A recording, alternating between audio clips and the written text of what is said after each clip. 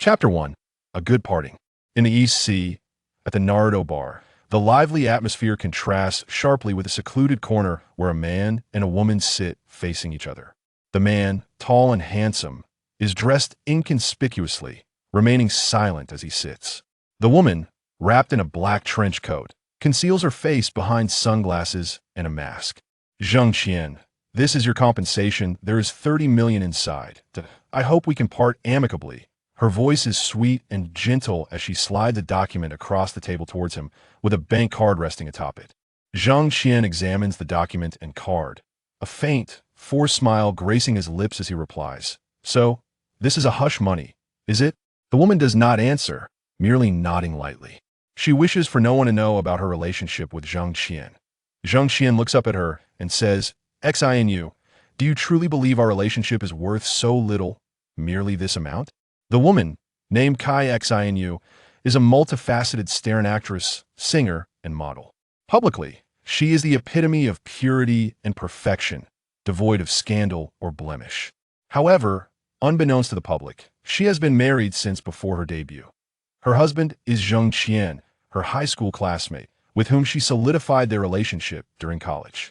After graduation, Jang Xien secured a position as a high school physical education teacher, while Kai Xinu struggled to find work and remained unemployed at home. During that time, they obtained their marriage certificate in the presence of a few family members and friends, forming a small household. Later, while shopping, Kai Xinu was discovered by a talent scout, debuting as a model and rapidly ascending in the entertainment industry due to her strikingly beautiful appearance that in just 5 years, she had become a rising star, on the cusp of becoming a superstar. As her fame grew, so did her commitments, leaving them with less and less time to meet. Jang Xien recalls that their last meeting was 6 months ago, a brief encounter that did not even include a meal, as Kai Xinu hurried to catch a flight to Yenjing. And now, this day has arrived. Beneath the bank card lies a document that reads divorce agreement, the words glaringly stark. Upon hearing Jang Xien's words, Kai Xinu is momentarily taken aback, then softly asks, "So how much do you want?" "Name a figure, and I will try my best before he can finish." A woman's voice interrupts from behind. "Jang Xien, 30 million is already quite generous. You, a high school physical education teacher, earn only 6 to 7,000 a month. 30 million is equivalent to hundreds of years of your salary. You could never earn this much in a lifetime." The woman is Chun Xiaomei, Kai Xinu's manager, one of the top agents at Xinhua Entertainment. It is she who has shaped Kai Xinu's career, as well as her own. With a disdainful glance at Jang Xien, Chun Xiaomei continues, "Jang Xien, you should understand that with Xinu's current status and influence, silencing someone is remarkably simple. With just a word from her, you would have no place in the East Sea. She is here because of the affection you two shared over the years, offering you this substantial sum, enough for a carefree life. Indeed, this money could entirely alter your existence."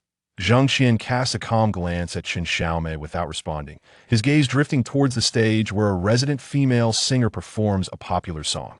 Does the entertainment industry truly change a person's nature? Jang Xien suddenly muses aloud.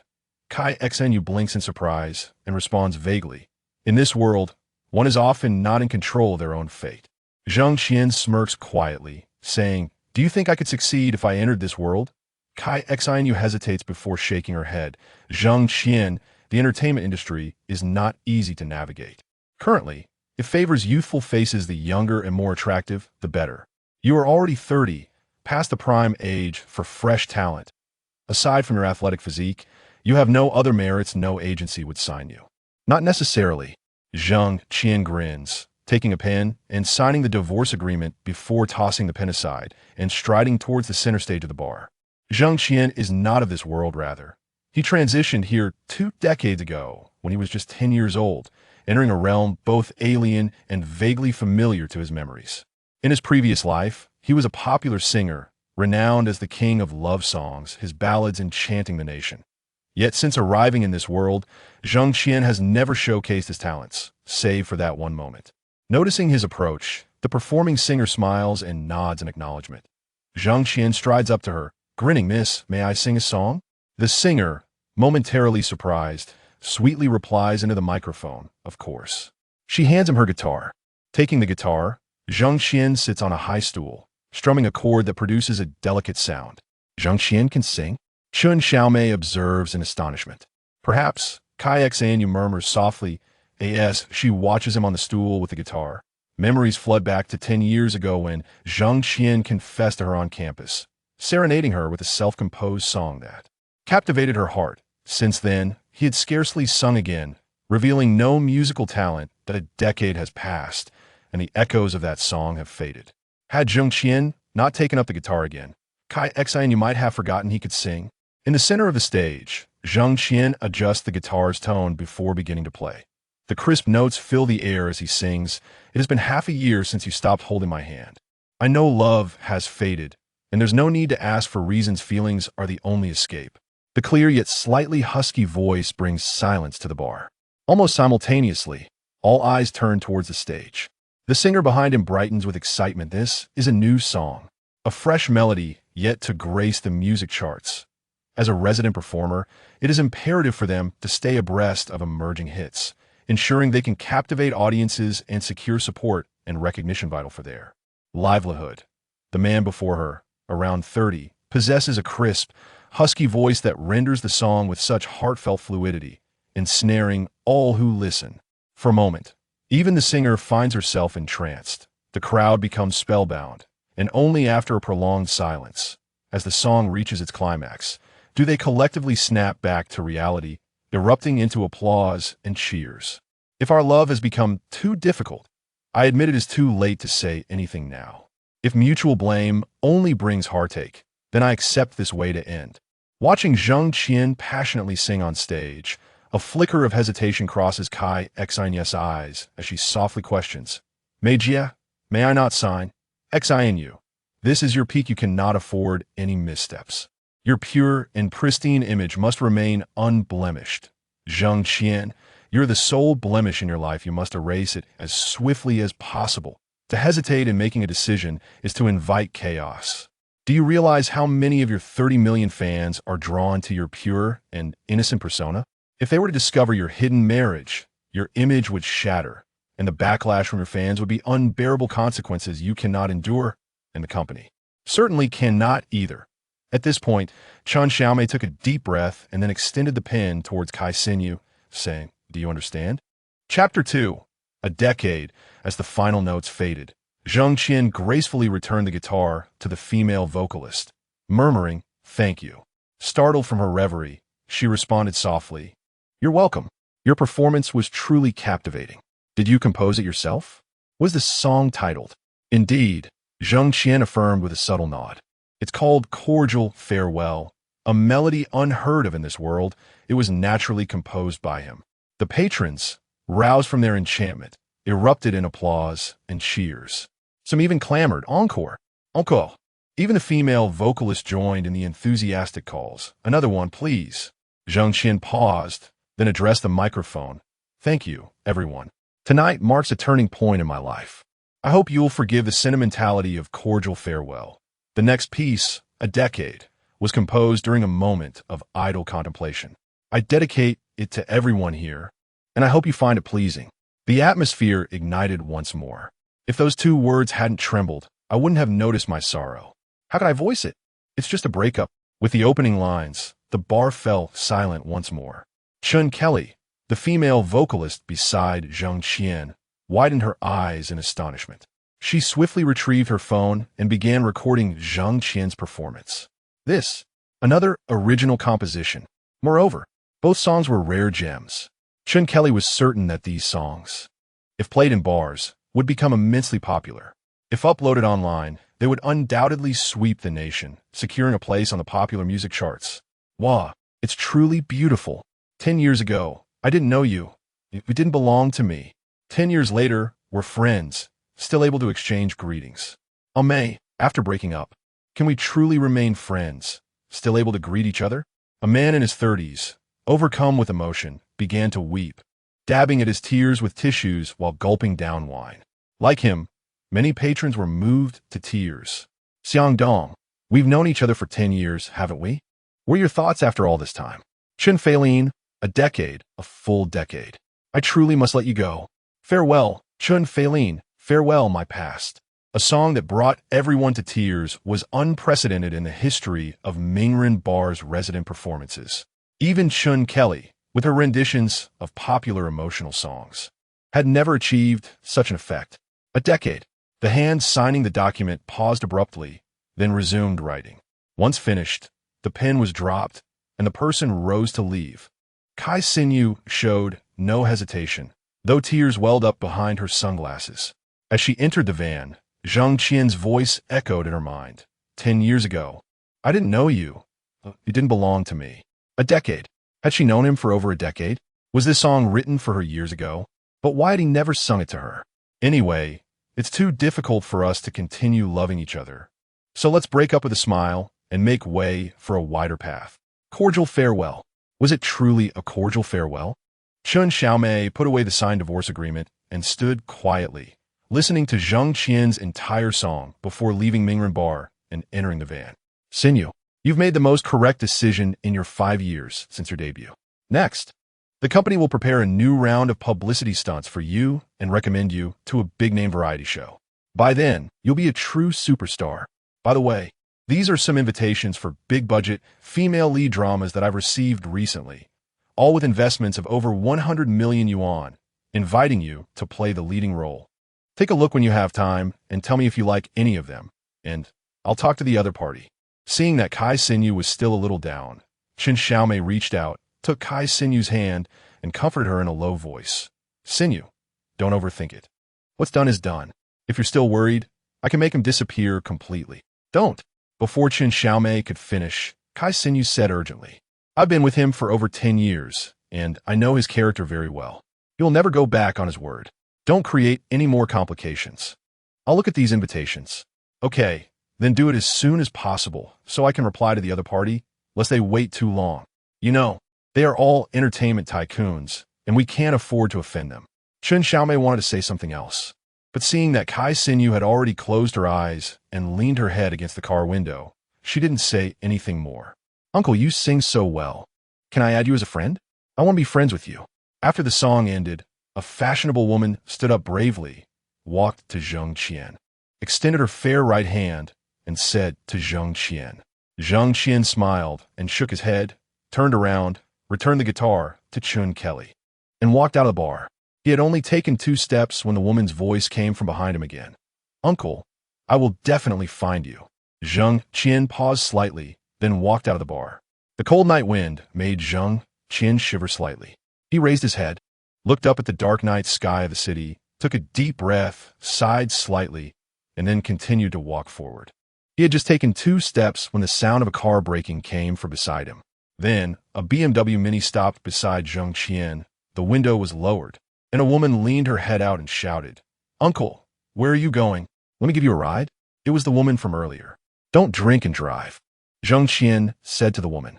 The woman smiled and said, Don't worry. I only drank juice just now. I didn't drink alcohol. Jang Xien was slightly stunned, ignored the woman, and continued to walk forward with his head down. Get in the car. Where are you going?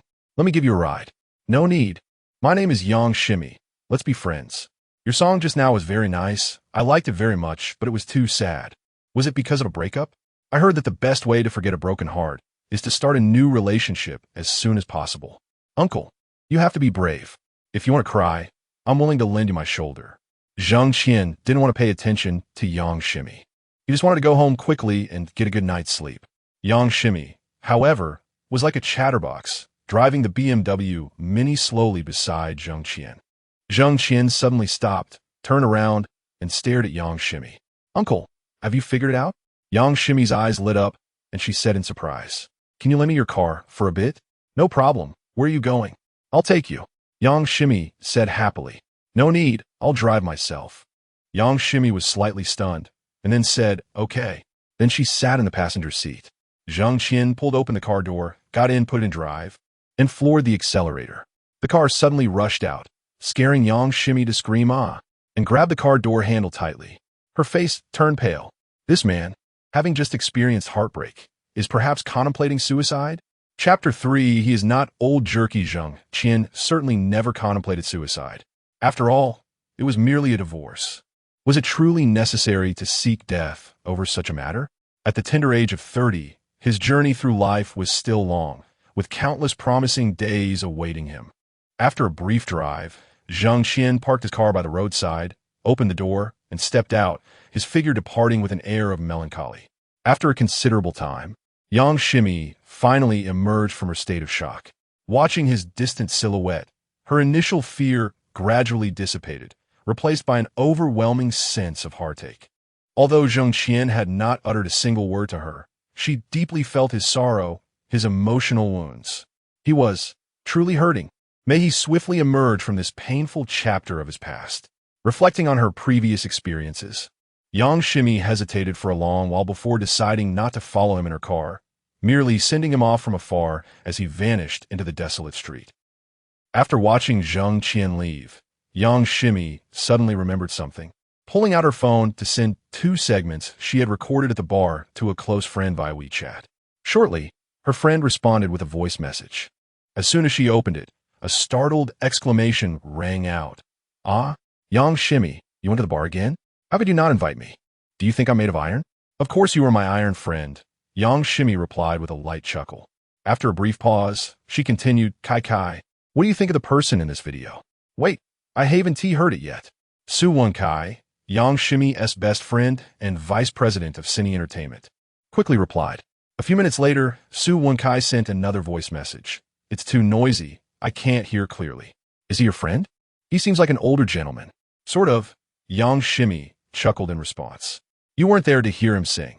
His songs are truly poignant and heart-wrenching. No love ballad can compare to these two. Moreover, both songs are his original compositions." Just as she sent her message, Su Kai initiated a video call, and Yang Shimi hurriedly answered. "Maisie, where are you? Are you still out? At this hour, aren't you worried about your significant other?" As soon as the call connected, Su Kai began to bombard her with questions. Yang Shimi laughed lightly and replied, "I've already moved out." "What? You've moved out? Are you running away from home?" "Impressive," Su Kai exclaimed in surprise. Yang Shimi smiled and then said, Kai, your family owns an entertainment company, right?" Su Kai nodded and then asked Maisie, "Who is this older gentleman? Are you recommending him for the industry? Isn't he a bit too old?" It's quite difficult to make a name for oneself in the entertainment circle at his age. Nowadays, it's all about the young, fresh faces. No one is willing to invest in the old jerky. He is not old jerky. He is a remarkably talented older gentleman, Yang Shimi said with a light laugh. Su Kai rolled her eyes. "I'm truly impressed by you. You make him sound like a rare gem. I think you've been enchanted by the old jerky." "He is not old jerky, all right, I get it. He is not old jerky. He is a gifted middle-aged gentleman. Is that acceptable?" In that case, bring him over tomorrow to the Ruishing CF. I'll give him a once-over. If he is as good as you say, I'll speak to my father and see if the company can sign him, giving him a chance. However, let us be clear, success is not guaranteed." "Thank you," Yang Shimi replied graciously, but her expression soon fell, a bitter smile forming as she said, "Could we postpone the meeting for a few days?" "What do you mean?" Su Kai asked, puzzled. "I don't even know where he lives." "No way." Su Kai's eyes widened in disbelief. "You didn't just meet him tonight, did you?" Yang Shimi nodded with a pained smile. "Do you have his contact information? Call him or send him a message." Yang Shimi offered another rueful smile. "Oh my, you've got to be kidding me," Su Kai exclaimed, elongating her words. "You met him for the first time, don't have his number, and yet you want me to consider him? Yang Shimi, what on earth are you thinking? You're not usually this irrational in love. Whatever happened to your usual cleverness?" A rapid-fire series of questions spilled from Su Kai's lips. Yang Shimi hurriedly assured. "Don't worry, I'll find him as soon as possible and get back to you." With that, she ended the video call. After hanging up, Yang Shimi drove her Mini slowly forward, glancing around as if searching for Jang Xien. Unfortunately, the empty street held no traces of him. Upon returning to her residence, Yang Shimi pondered for a moment before posting the 2 recorded segments on Weibo, accompanied by a text, encountered at the bar. "The heartbroken uncle deeply interprets a sorrowful love song. Now, you do not know me, and I do not belong to you. Will we be friends in 10 years? She also added the hashtag 10 years good parting. Yang Shimi's Weibo following was modest, comprising only a few thousand, predominantly her colleagues and acquaintances from the business community. After posting, she privately messaged her colleagues, urging them to share it. Consequently, the post quickly garnered nearly 1,000 shares, becoming a trending topic on Weibo. Simultaneously, the owner of Mingren Bar, resident singer Chen Kelly, uploaded a video of Jang Xien performing on Weibo. The bar owner also had a modest following, but Chen Kelly, due to her role as a resident singer, enjoyed a larger audience of over 30,000 followers. As soon as the video was posted, fans eagerly began to share and comment. Wow, Lily posted a video? Liking it before watching. Wait, this ISNT Lily singing. Who is this old jerky? Lily, where are you? Hurry and explain who this old jerky is. By the way, this old jerky's singing seems quite good. It's so emotional. I suddenly found myself in tears while listening. 10 years ago, I didn't know you. You didn't belong to me. 10 years later, we lost contact. It's been 10 years. Are you doing well? I don't want a good parting. I only want to gather, not to part. Li Wei, promise me we will never separate, okay? Chapter 4. 10 years to make your debut upon awakening. It was already 11 o'clock in the morning. There were 2 missed calls on his phone, both from Kai Xinyu. Jang Xien glanced at the screen and dialed one back. As soon as the call connected, he heard Chen Xiaomei, Kai Xinyu's manager, on the line. Jang Xien, are you having second thoughts? If you are, we can increase the offer, 40 million. Once we reach the Civil Affairs Bureau, it will be immediately available. Is 40 million a substantial amount? Jang Xien replied nonchalantly. I'll see you at the Civil Affairs Bureau in half an hour. With that, he hung up the phone.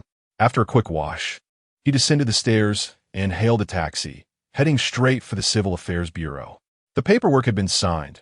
Now, all that remained was to collect the divorce certificate. Within half an hour, Jang Xien arrived at the Civil Affairs Bureau.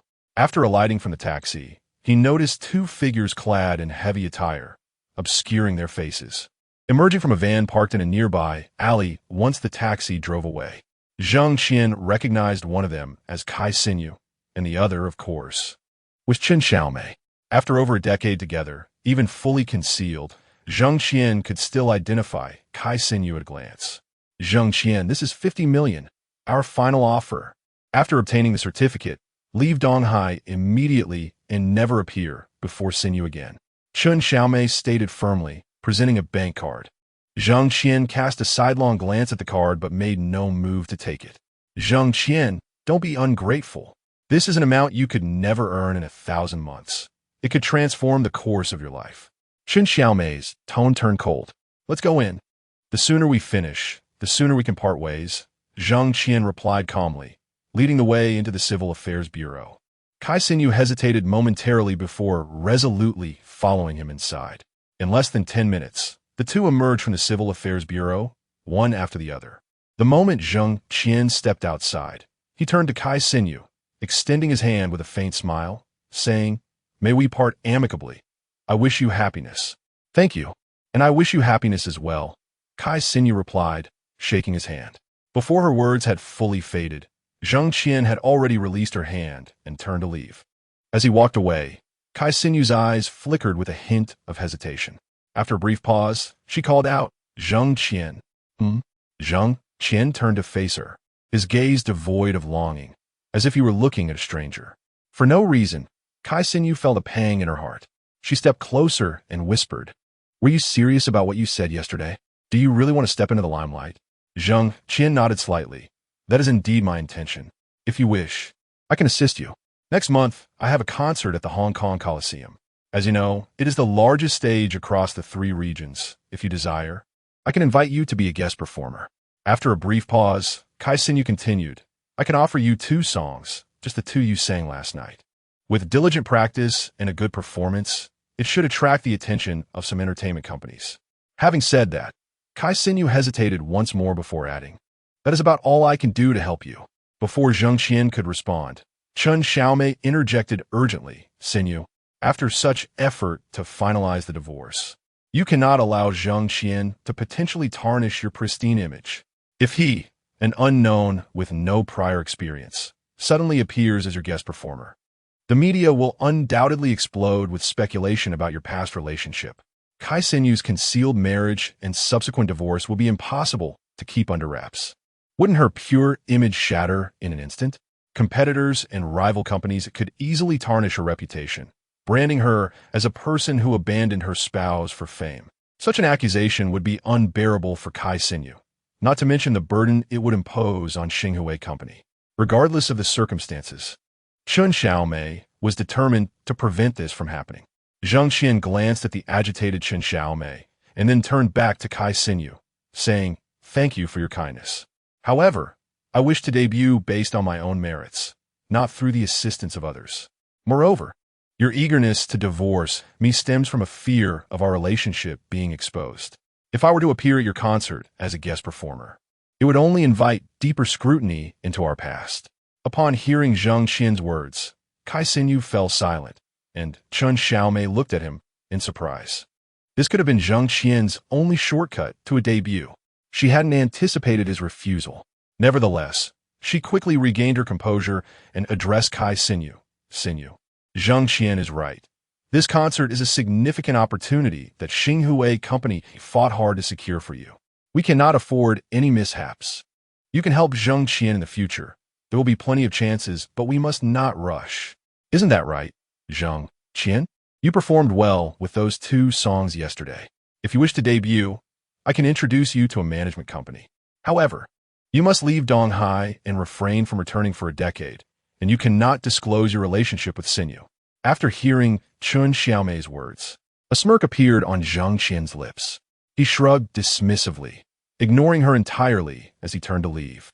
Seeing Jang Xien walk away again, Kai Sinyu opened her mouth but ultimately refrained from calling out. Unappreciative, Chun Xiaomei spat, watching Jang Xien's retreating figure. "With your lack of connections and relationships, you won't make it in this industry, even with 10 years' time." Kai Sinyu attempted to respond, but found herself at a loss for words. The entertainment industry is indeed a tightly knit circle. Without connections, outsiders will forever remain on the periphery. Though Kai Sinyu currently flourished in her multifaceted career, only she knew the struggles she faced when she first entered the industry, stories that could never be shared, not even with her closest confidant. Chapter 5. The Sister Who Never Grows Up. Upon departing from the Civil Affairs Bureau, Jang Xien hailed a taxi and made his way to the Old Place Entertainment Company.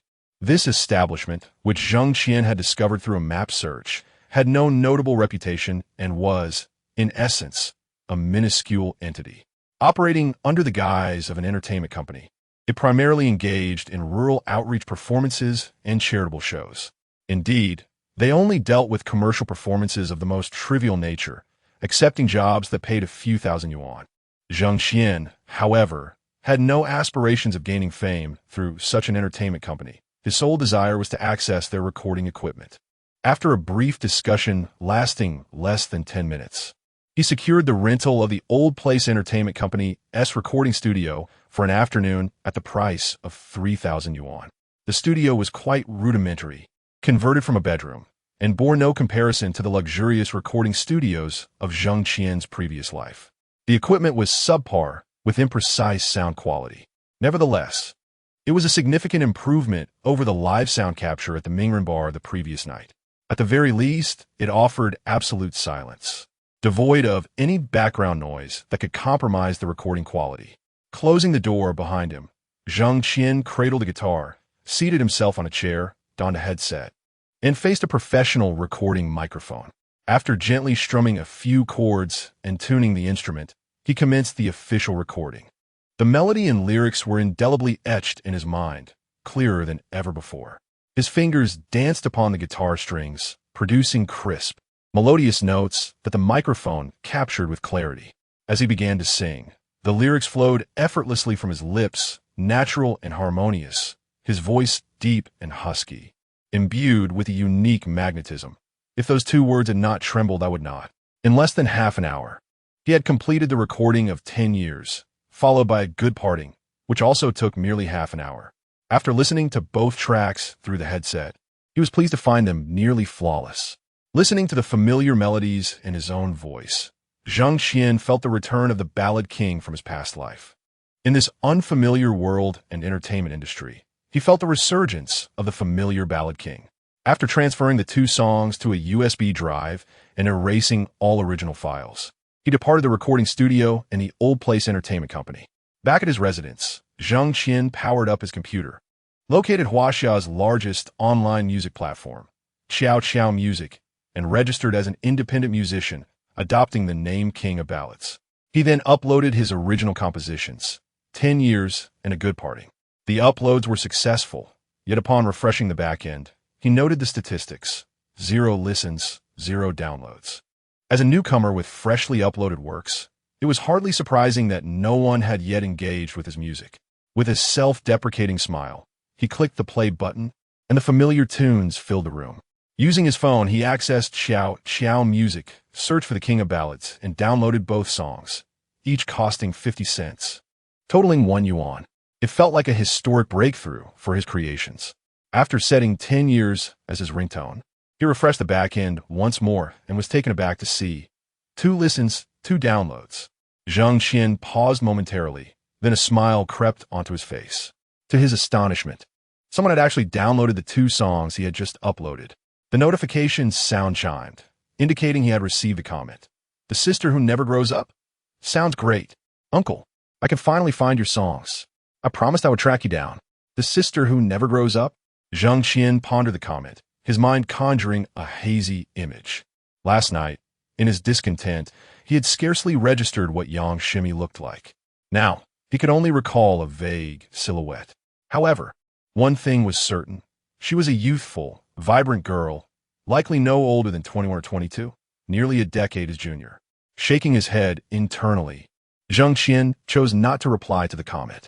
Just then, another notification chimed from Xiao Xiao Music, indicating a private message. Opening it, he discovered it was from his sister who never grows up. "Uncle, do you remember me?" After a moment's hesitation, Jang Xien responded, "I remember. You're the girl from last night." A small chime signaled another message, revealing an animated dancing penguin emoji. Following that, another message appeared. "The sister who never grows up? That's wonderful. You still remember me. I absolutely love your songs. I just recommended them to my friends. King of Ballads. Thank you," Jang Xien replied succinctly. Refreshing the backend again, he was astounded to find the numbers had surged. 325 listens, 325 downloads. King of Ballads. Just how many friends do you have? Jang Xien was momentarily taken aback as he composed a message. Just as he was about to send it, his phone suddenly rang, playing the familiar melody. If those 2 words had not trembled, I would not have realized my distress. Startled, he grabbed the phone, glancing at the unfamiliar number. After a brief hesitation, he answered, "Hello? Is this Jang Xien?" A strange voice inquired from the other end. Jang Xien hesitated momentarily before responding. "Yes, who is this? Allow me to introduce myself. My name is Wang Xingkai, the owner of Hongxing Entertainment." Jang Xien was taken aback and asked, "What can I do for you?" Wang Xingkai's irritation was palpable through the phone, and after a brief pause, he continued, "I heard you wish to debut?" Jang Xien was momentarily stunned before replying. "Who did you hear that from?" After a brief silence, he added, "Kai Sinyu?" Aside from Kai Sinyu, it seemed no one else was aware of his aspirations. Indeed, Wang Xingkai affirmed, his annoyance growing at Jang Qian's familiarity with Kai Sinyu's name. After a few seconds of silence, Wang Xingkai continued, "You are fortunate to know Miss Kai, who personally called to recommend you to me. She is a rising star in the industry, and I must extend her this courtesy. Tomorrow morning at 8, bring your works and your old guitar to Hongxing Entertainment. Given Miss Kai's endorsement, I can offer you an opportunity and a chance to earn your keep." He paused briefly before adding, "Were it not for Miss Kai's intervention, I would never consider signing you." A man in his 30s attempting to enter the entertainment industry is nothing short of a fantasy. If not for her personal plea, this opportunity would not exist. After all, I am not a charitable organization. Upon hearing Wang Xingkai's words, Jang Xien could not help but chuckle, replying, "Thank you. However, I do not require charity from anyone. Please convey to Kai Sinyu that I appreciate her kindness, but she need not concern herself with such trivial matters on my behalf." "You," Wang Xingkai shouted in anger, pausing momentarily before continuing with indignation. "Jang Xien, do not be ungrateful. Do you think I am keen to make this call to you? If it were not for Miss Kai personally reaching out to me, who do you think you are that I would bother to call you?" Oomph. A man in his 30s, a relic of the past, aspires to tread the waters of the entertainment industry? Have you even considered your own worth? Regardless, I have made the call, and I have fulfilled Ms. Kai's request. I have my own accountability now. There is but one opportunity. Whether you choose to seize it or not is of no consequence to me. With that, Wang Xingkai abruptly ended the call.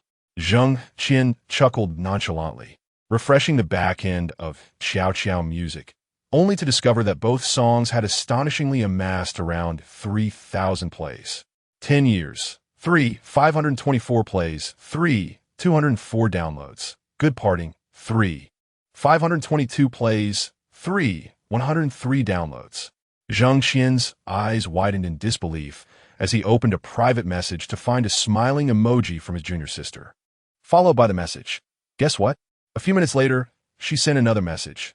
Uncle, have you logged off? Jang Xien glanced at the message, but chose not to respond, despite being influenced by his junior sister. The fact that both songs had garnered over 3,000 plays and downloads in a mere matter of minutes was nothing short of astonishing. At the very least, within his junior sister's circle of friends, these two songs had undeniably gone viral. Chapter 6, Is This Really His Song? 10 years ago, I did not know you, and you did not belong to me. We were merely two strangers. The Yamaha speakers played 10 years on repeat.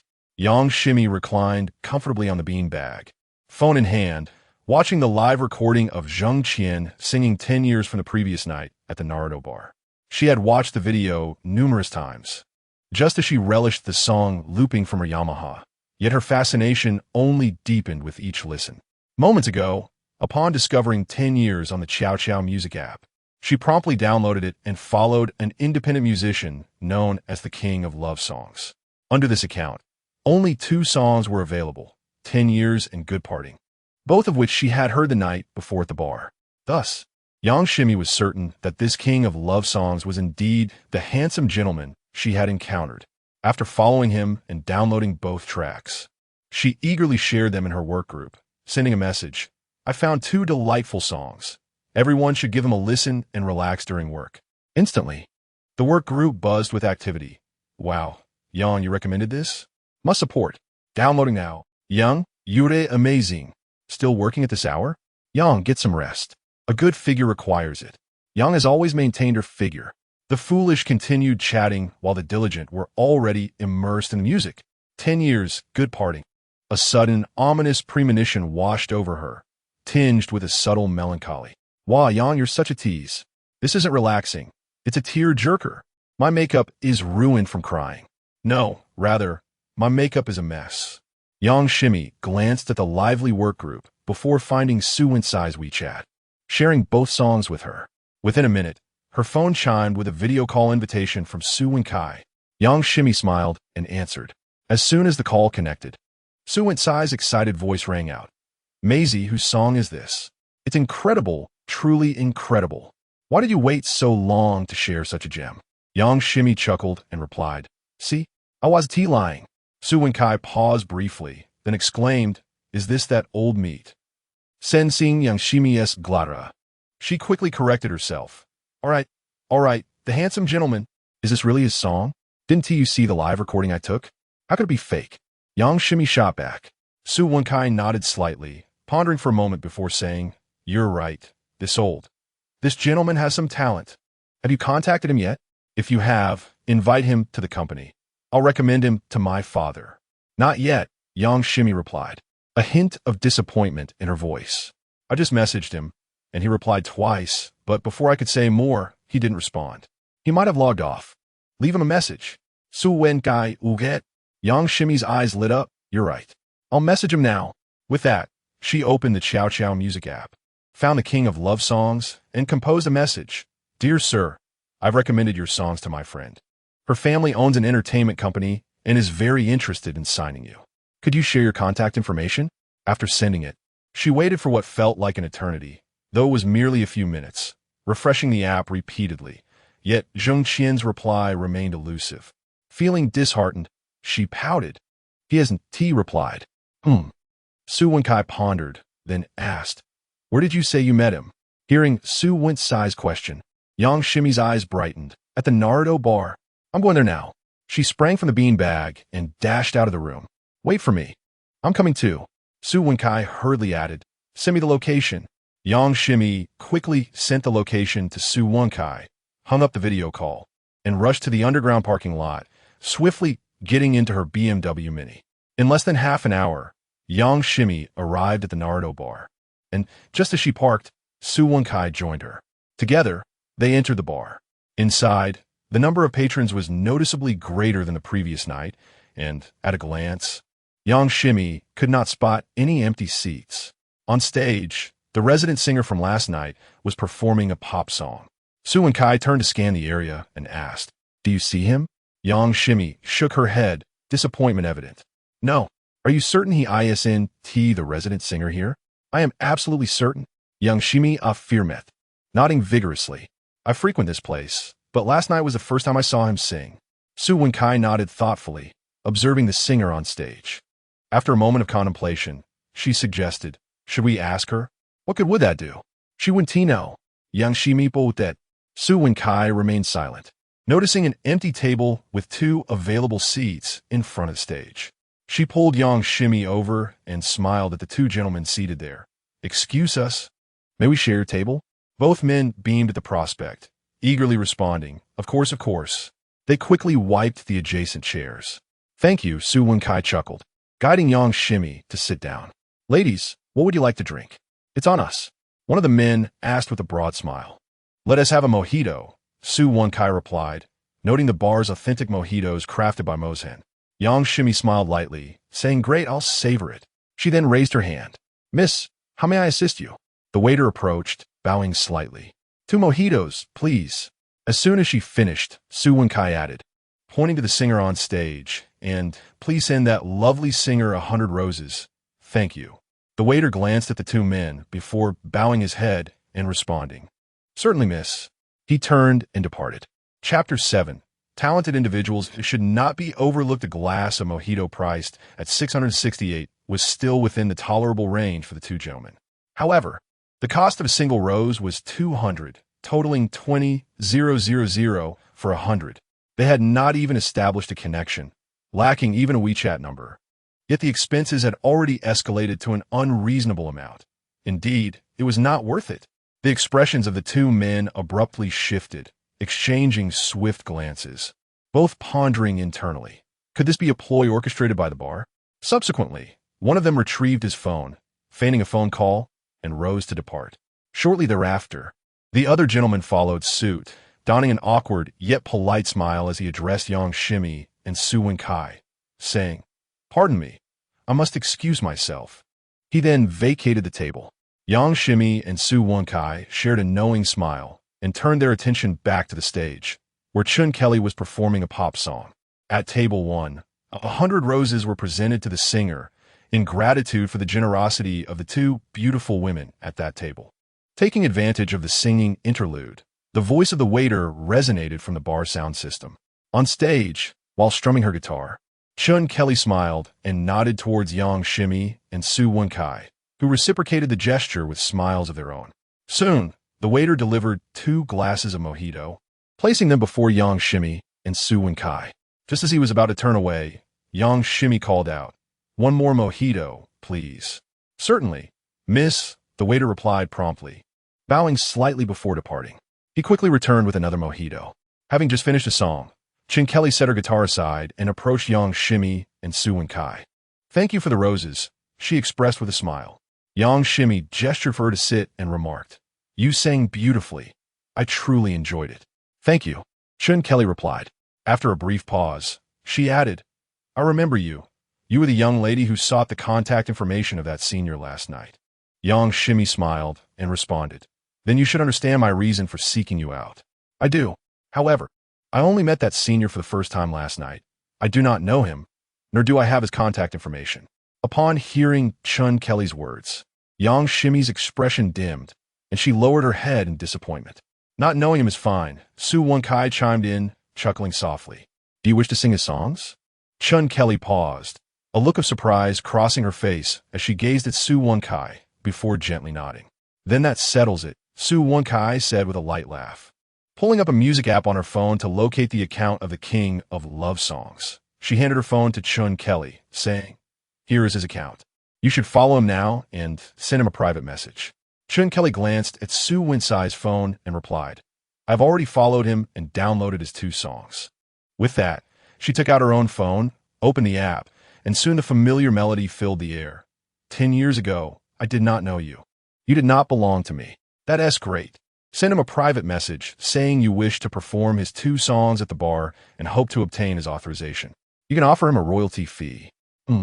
10,000 for each song, Su Wenkai specified. Chun Kelly appeared taken aback, shaking her head as she replied, "I cannot afford such a high fee for the rights." "No worries, just send the message. We will handle the rest. I believe if you perform those songs here, your earnings should see a significant boost. Wouldn't you agree? This could be a win-win situation for both you and us," Su Wenkai said with a gentle smile. Chun Kelly regarded Su Wenkai thoughtfully for a moment before asking, "May I inquire what you are seeking from him?" Su Wenkai produced a business card and slid it across the table to Chun Kelly, smiling as she said, "I'm the vice president of Xinli Entertainment. I believe you may have heard of us." Chun Kelly picked up the card, glanced at it, and nodded. "I have heard of you. I even submitted my resume to your company, but it was not accepted."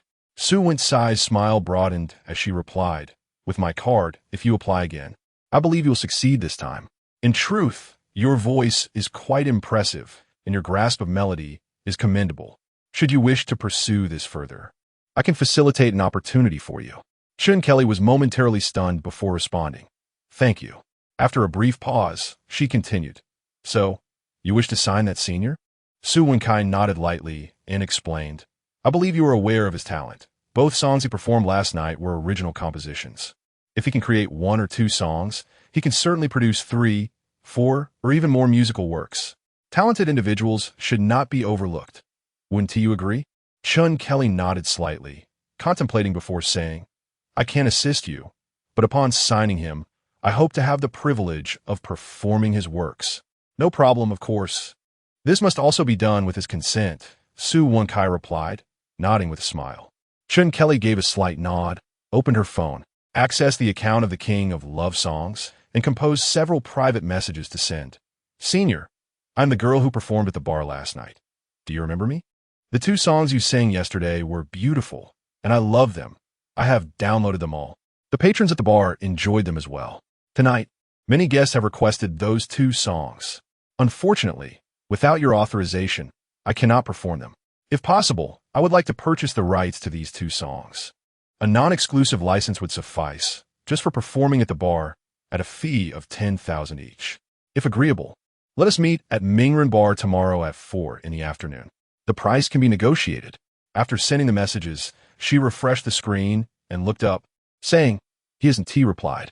A hint of disappointment flickered across Yang Xien's face, and Su Wenkai reached under the table to gently grasp her hand in silent comfort, then said, "Let us wait and see." Chun Kelly nodded slightly and added, "I will go sing now." With that, she rose and made her way back to the stage. Once on stage, she resumed her seat on the high stool, picked up her guitar, and addressed the microphone. "This next song is dedicated to my 2 newly acquainted friends. The title is Cheers to Friends. I hope you enjoy it." Chapter 8. I think he is quite nice in the early hours, past 1 o'clock, as the bar neared closing time. Yang Xien and Su Wenkai had yet to receive a reply from Jang Xien. "Never mind, he must be asleep by now. Perhaps we should come back tomorrow?" Xien mused, recalling that she had told him they would meet here at 4 in the afternoon. If he is interested, he will naturally come. Yawning, she remarked to Su Wenkai. Su Wenkai nodded slightly. "That sounds fine. It is already past 1. Are you okay to head back?" "I'm indifferent. I've already moved out. But you, on the other hand, might have a different situation." Xien chuckled lightly. Wenkai shot her a sharp glare, retorting through gritted teeth, "What are you so pleased about?" "I'll move out tomorrow too." "Huh, talk is cheap." Wenkai glared at Xien once more, choosing not to elaborate further. Despite both ordering drinks, neither took a sip. Upon leaving the bar, they each drove away, returning home. By the time Su Wenkai arrived, it was nearly 2 o'clock. Gently opening the door, she tiptoed upstairs, only to be greeted by the voice of a middle-aged woman from behind. "You're back? Mom, it's so late, and you're still awake?" Su Wenkai turned with a smile to her mother, Yang Huali, who had just opened the door to her room. "I've already had a nap. Unlike you, who doesn't even check the time," Huali replied with a disapproving glance. Well, Mom, I've been busy with work, Su Wenkai said with a smile, walking over to lightly massage Huali's shoulder. It's getting late. You should rest early. You have work tomorrow, after all. You know you have work tomorrow? Then why didn't you come back sooner? Tell me, do you have a boyfriend? If you do, bring him home to meet me and your father. We're not old-fashioned. As long as he is a good person, we won't object. No, absolutely not. Su Wenkai quickly interjected, swearing to the heavens. Then why are you back so late? Mom, I told you. I was busy with work. I was with Maisie all night. You can call her right now to ask. Really? Huali replied, skeptical. Absolutely true. Not a word of exaggeration. Su Wenkai in seat. Huali scrutinized her daughter for several seconds, and seeing her remain composed, she finally said, All right. It's getting late. You should also rest. Okay, good night, Mom. Su Wenkai hurriedly replied, gently pushing Huali into her room. After closing the door, she rushed back to her own room and shut it behind her. Lying languidly on her bed, Su Wenkai gazed at the white ceiling, lost in thought for a moment. Rolling over, she reached for the remote on her nightstand and pressed a button. A white screen slowly descended, and the projector whirred to life, displaying a somewhat blurry image. From the speakers, a familiar melody resonated. 10 years ago, I didn't know you. You didn't belong to me.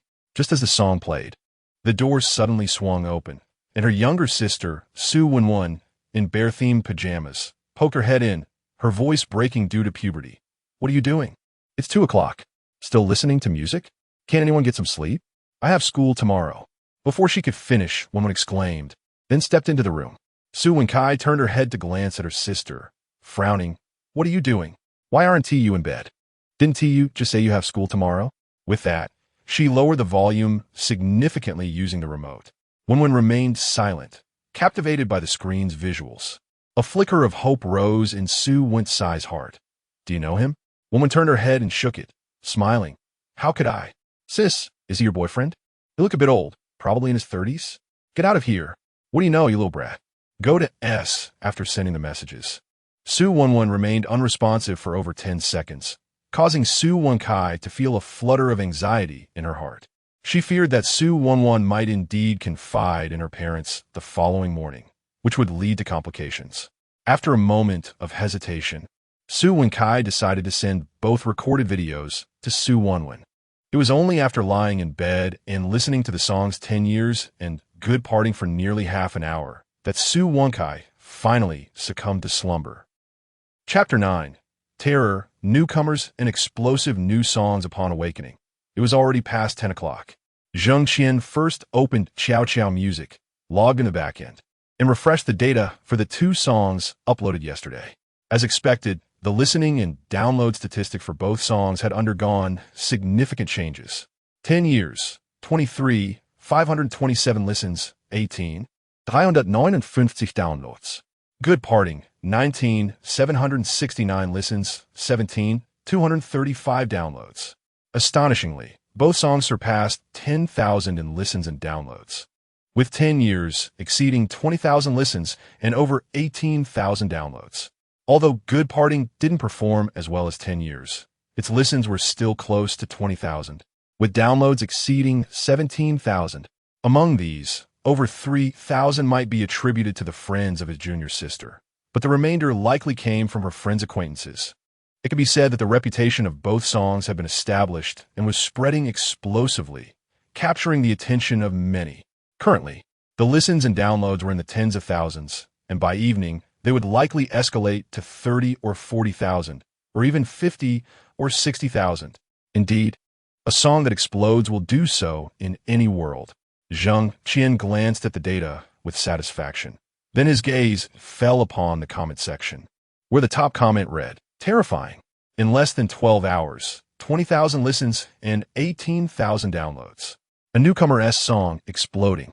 This comment had garnered over 1,000 likes, with replies exceeding 200. So beautiful. So beautiful. Upstairs 1. It sounds quite melancholic. As a man, I ended up in tears. I never imagined a song could be so poignant. It's as if I can see the singer in utter sorrow. The lyricist is immensely talented. The words resonate with my past relationship. 10 years have passed. Xiaowei, how have you been? Similarly, Good Parting received hundreds of comments. Jang Xien briefly scanned through them before clicking on his private messages. Apart from an official message, he found several from his junior sister, When Kai Fei Ran, and Chocolate Girl. Junior sister, Uncle, are you offline? Junior sister, Uncle, I went to Naruto bar again, but sadly you weren't there. Junior sister, Uncle, I'm home now. I listened to your songs all the way.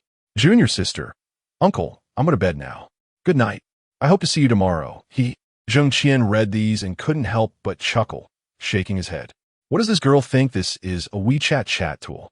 Just as he was about to reply to Junior sister, a notification pinged on his computer. Junior sister, Uncle, are you awake?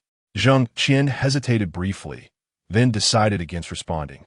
Otherwise, she might cling to him, chattering incessantly. After closing Junior sister's chat, he opened the message from When Kai Fei Ran, which contained only 2 lines. When Kai Fei Ran. The songs are wonderful. When Kai Fei Ran. I work for an entertainment company and would like to discuss something with you. Could you share your contact information? Seeing these messages, Jang Xien was momentarily taken aback, then promptly closed When Kai Fei Ran's chat window. He had only uploaded 2 songs and was still a newcomer on the Xiao Xiao music platform, despite the decent listens and downloads after a night's fermentation. It was merely decent. How could such a brief time frame attract the attention of an entertainment company? Moreover, why would they proactively reach out for contact details? This must be another ploy from Kai Sinu's connections, wanting to assist him, given that they were already divorced. Jang Xien had no desire to maintain any ties with Kai Sinu. Moreover, he would not accept any form of charity. After dismissing When Kai Fei Ran's message, Jang Xien clicked on the message from Chocolate Girl, who had sent several, almost rivaling Junior sister. Chocolate Girl, Senior. I'm the girl who performed at the bar last night. Do you remember me?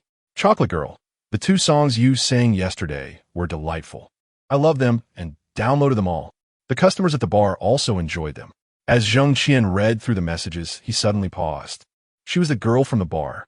She wanted to purchase the rights to his songs for performance at the bar, and it was a non-exclusive agreement. 1 song for 100,000. That figure was considerable, especially for a newcomer. After a brief hesitation, Jang Xien decided to reply. King of Love Songs, I have matters to attend to this afternoon. Let us meet at 7 at Naruto bar. After sending the message, he waited a moment but received no reply, so he closed the private message window and opened the message from Debeo. Brother, hello. I'm Zhou Wuhai, the owner of Naruto bar. Debeo, could you come in Naruto bar? I would like to discuss the 2 songs you sang yesterday. Debeo, if possible. I'd like to purchase those 2 songs. Ah, another interested buyer. A smile crept onto Jang Xien's face as he replied. King of Love Songs. If you wish to buy the rights, there's no need for discussion. I want to sell. After pondering, he added, King of Love Songs. If you're seeking the right to cover the songs, we can negotiate, but it will be non-exclusive. Closing the private message window, Jang Xien glanced at the remaining messages, finding nothing worth replying to. He then exited Xiao Xiao Music, got out of bed, and headed to the washroom to freshen up. Before finishing, Jang Xien's phone, which lay on the bed, rang again. He quickly rinsed his mouth, wiped away the toothpaste foam, and stepped out of the washroom. Picking up the phone, he noticed a call from an unfamiliar number. Jang Xien hesitated briefly before answering. Hello? Jang Xien, it's me. The voice on the line belonged to Chun Xiaomei, Kai Sinu's manager. Jang Xien was momentarily taken aback before asking, What's the matter? Yes, there's something. Do you recognize my voice? I'm Chun Xiaomei, currently representing Xinghue Entertainment in this conversation. You sang those 2 songs at the bar the other day, and I have already recommended them to the company. After careful discussion, they have decided to purchase the rights to your 2 songs. Name your price. Sorry. But I want to sell. Jang Xien replied coldly. He would sell his songs to anyone, but not to Xinghue Entertainment. Jang Xien, are you still hoping to debut with these 2 songs? I want to deny that they have potential, but that's all they are, potential. The entertainment industry is not as simple as you imagine. Not everyone can enter, especially not a middle-aged man like you. Don't forget, you're already in your 30s. On my recommendation, considering Sinu's reputation, the company is willing to offer 200,000 per song for full rights. Don't be ungrateful. 200,000? Jang Xien chuckled coldly, responding, "Is 200,000 a lot?" "You!" Chen Xiaomei exclaimed urgently, pausing momentarily before continuing. 200,000 is not a trivial sum. Previously, our company even resolved to offer you 50 million as a hush payment. But do not forget, that was because you were Sinyu's husband. Yet now, you are merely Sinyu's ex-husband, an older man who has experienced divorce, merely a schoolteacher with no remarkable skills, earning a meager salary of just a few thousand each month. 200,000. No, it should be 400,000. How long will it take you to earn that? 5 years? Or even 10 years? And how many more decades do you believe you have left? After a slight pause, Chen Xiaomei continued, "You may inquire, but for an ordinary individual, selling a song for 200,000 is already an astronomical figure. Miss this opportunity, and it may never come again. You would do well to contemplate this carefully." As she spoke, Chen Xiaomei intended to offer Jang Xien further persuasion, but unexpectedly, the line abruptly cut to a busy signal. She set her phone down, staring blankly at the screen for several moments before realizing that Jang Xien had hung up. Curse be it! How dare he terminate my call? A flicker of anger crossed Chen Xiaomei's face as she turned and strode towards the office. Chapter 10. A Small Wish. Today is Wednesday, and Jang Xien has classes this afternoon, all of them for the senior year. The group of senior students has seen their physical education classes monopolized by various subject teachers, leaving them with only 2 precious sessions of physical education each month. Thus, these senior students are filled with excitement and anticipation for their sole physical education classes. Unlike other grades, where they can skip classes as numerous teachers are willing to take over, missing a session in the senior year would lead to complaints from the students. Having quickly freshened up, Jang Xien left home just before 11 o'clock, heading to a small restaurant in the commercial street downstairs. He ordered a rice bowl, took a few bites, and then leisurely rode a shared electric bike toward Donghai Experimental Foreign Language School. The school does have dormitories for teachers, with each educator able to apply for one, making commuting convenient. However, after Jang Xien and Kai Sinyu formed their little family, they surrendered their school housing and moved out. Moreover, with Kai Sinyu's rising fame, their residence has become increasingly distant from the school and Jang Xien's circle of acquaintances. Now, his commute takes 30 to 40 minutes, leading him to contemplate whether he should reapply for a teacher's dormitory at the school. At 2:20 p.m., it was time for the second class of senior year physical education. With a whistle around his neck and a clipboard in hand containing the student roster, Jang Xien entered the playground. The students of Class 2 in the senior year were gathered in small clusters, engrossed in their phones or tablets, some even sharing a laugh. Noticing Jang Xien approaching from a distance, the class monitor, Yu Dongdong, promptly cleared his throat. Immediately, all the students put away their devices and lined up. As Jang Xien reached the front of the class, the students, led by Yu Dongdong, bowed and greeted him in unison. "Hello, teacher." "Hello, students," Jang Xien replied. But before he could finish, he noticed a few girls in the lineup stifling giggles as they looked at him. Confused, he glanced at those girls and then down at his attire. A short-sleeved t-shirt, sports pants, and sneakers. Nothing seemed amiss. "What are you laughing at? Be serious," Jang Xien said sternly. To his surprise, his words only triggered a wave of laughter from the entire class. "You all," Jang Xien said, bemused. But before he could finish, a girl called out, "Teacher, today is June 1st, and with the college entrance examinations approaching, this might be our last physical education class. Could you let us have some free time?" Jang Xien rolled his eyes at the girl and replied, "You want free time, do you?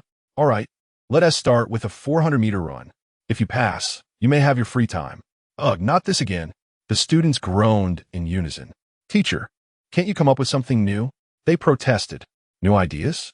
Is that what you seek?" Jang Xien raised an eyebrow, and all the students nodded eagerly. "Then run the 400 meters first." "Ugh!" The students collectively sighed in exasperation. Then another girl raised her hand, saying, "Teacher, since we are graduating soon, and this is our last physical education class, could you fulfill a small wish of ours?" "What wish?" Jang Xien inquired, wary of their intentions. "This is the last Children's Day of our youth. Please grant us this small wish," one girl pleaded, gesturing with her fingers. "What wish? Speak up. I won't agree to anything I cannot fulfill." Don't worry, teacher. You can definitely do it. The students chimed in unison. Jang Xien hesitated for a moment and then said, All right, go ahead. Teacher, I want to hear you sing. As soon as she finished, the class monitor, Su Wenwen, raised her hand, a song dedicated to us. And it must be an original. Another girl shouted. Yes, it must be original. We want to listen otherwise. Jang Xien stared in astonishment, exclaiming, Is this truly a small wish? What are your grand wishes then? Our grand wish is to hear you sing. Su Wenwen insisted. Indeed, we just want to hear you sing. Jang Xien shot a disapproving glare at Su Wenwen, who seemed to relish in citing the crowd. Well, I must say, I'm not a good singer. You're lying, teacher. Yes, you're lying. We've heard you sing. At the bar. Ah. Jang Xien was taken aback. You went to a bar? What's your name? I'll inform your parents. Teacher, you can't change the subject. We saw the video of you singing at the bar. Yes, we all watched it. Jang Xien found himself at a loss for words. How did his students even know about his brief performances at the bar? Well, we're in class right now, and besides, there's no guitar or instruments here, right? Perhaps next time? Before he could finish, Yu Dongdong cheekily wandered away. Jang Xien turned to see him emerging from the greenery with a guitar in hand. With a grin plastered on his face, Yu Dongdong approached Jang Xien, saying, Here you go, teacher. This little rascal. The audacity to betray me. A traitor. Jang Xien glared fiercely at Yu Dongdong, who quickly ducked back into the line, hiding behind Su Wenwen. Ah, Su Wenwen, you're the real instigator. Jang Xien shot her a glare before declaring, Fine, since you're graduating soon, I will sing a song for you as a graduation gift.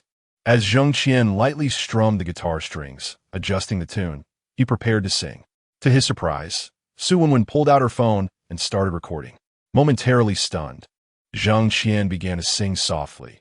When the gardenia blooms, so beautiful, so white, this is a season when we shall part, reluctant to leave you, my shy girl.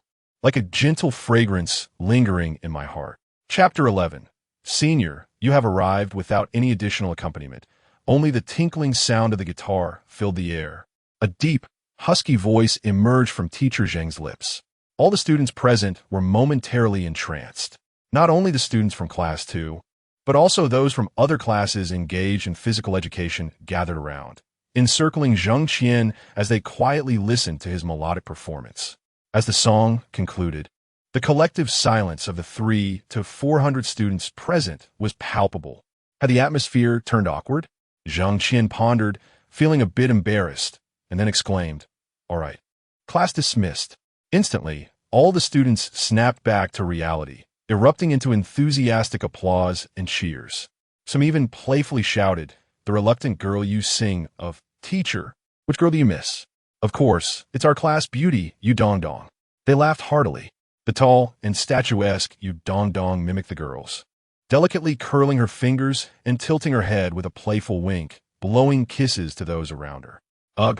The surrounding students feigned disgust, bursting into laughter. Teacher, did you write this song? Su Wenwen inquired, her face beaming as she gazed at Jang Xien. I wrote a long time ago. Back then, I had just graduated. Jang Xien replied, a nostalgic expression crossing his face. So, that girl you miss, is she with you now? Teacher, are you married? The students became animated at the mention of this topic, engaging in a lively discussion.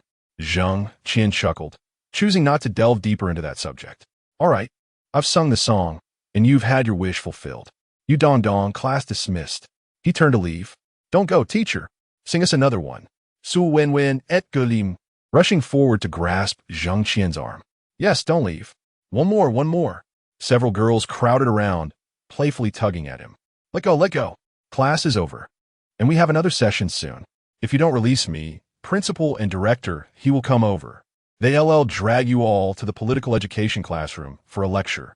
Teacher, will you sing for us at graduation? We'll see then. It's settled then. Teacher, you must come. Su Wenwen said, her face radiant with joy. Did I agree to anything? Is it settled then? Jang Xien thought to himself, bemused. Thankfully, the students, somewhat intimidated by Director He from the Political Education Office, ceased their antics, allowing Jang Xien to escape. After work that afternoon, Jang Xien rented a shared electric bike and headed to the Old Place Entertainment Company, spending 1,000 yuan to book a recording studio for 2 hours. Having visited before, he easily persuaded the owner, Park Hua, to accommodate him at that price, promising to return more frequently. The rate of 500 yuan per hour was indeed steep. Yet, given the success of the 2 songs he had released on Xiao Xiao Music, which earned him a substantial share, he felt justified in this expense. Having already sung Jasmine Blossoms in front of his students, he decided to record it, along with another song he had performed a decade ago in college. A Lifetime with You. Both tracks were completed in just over an hour, flawlessly recorded in a single take.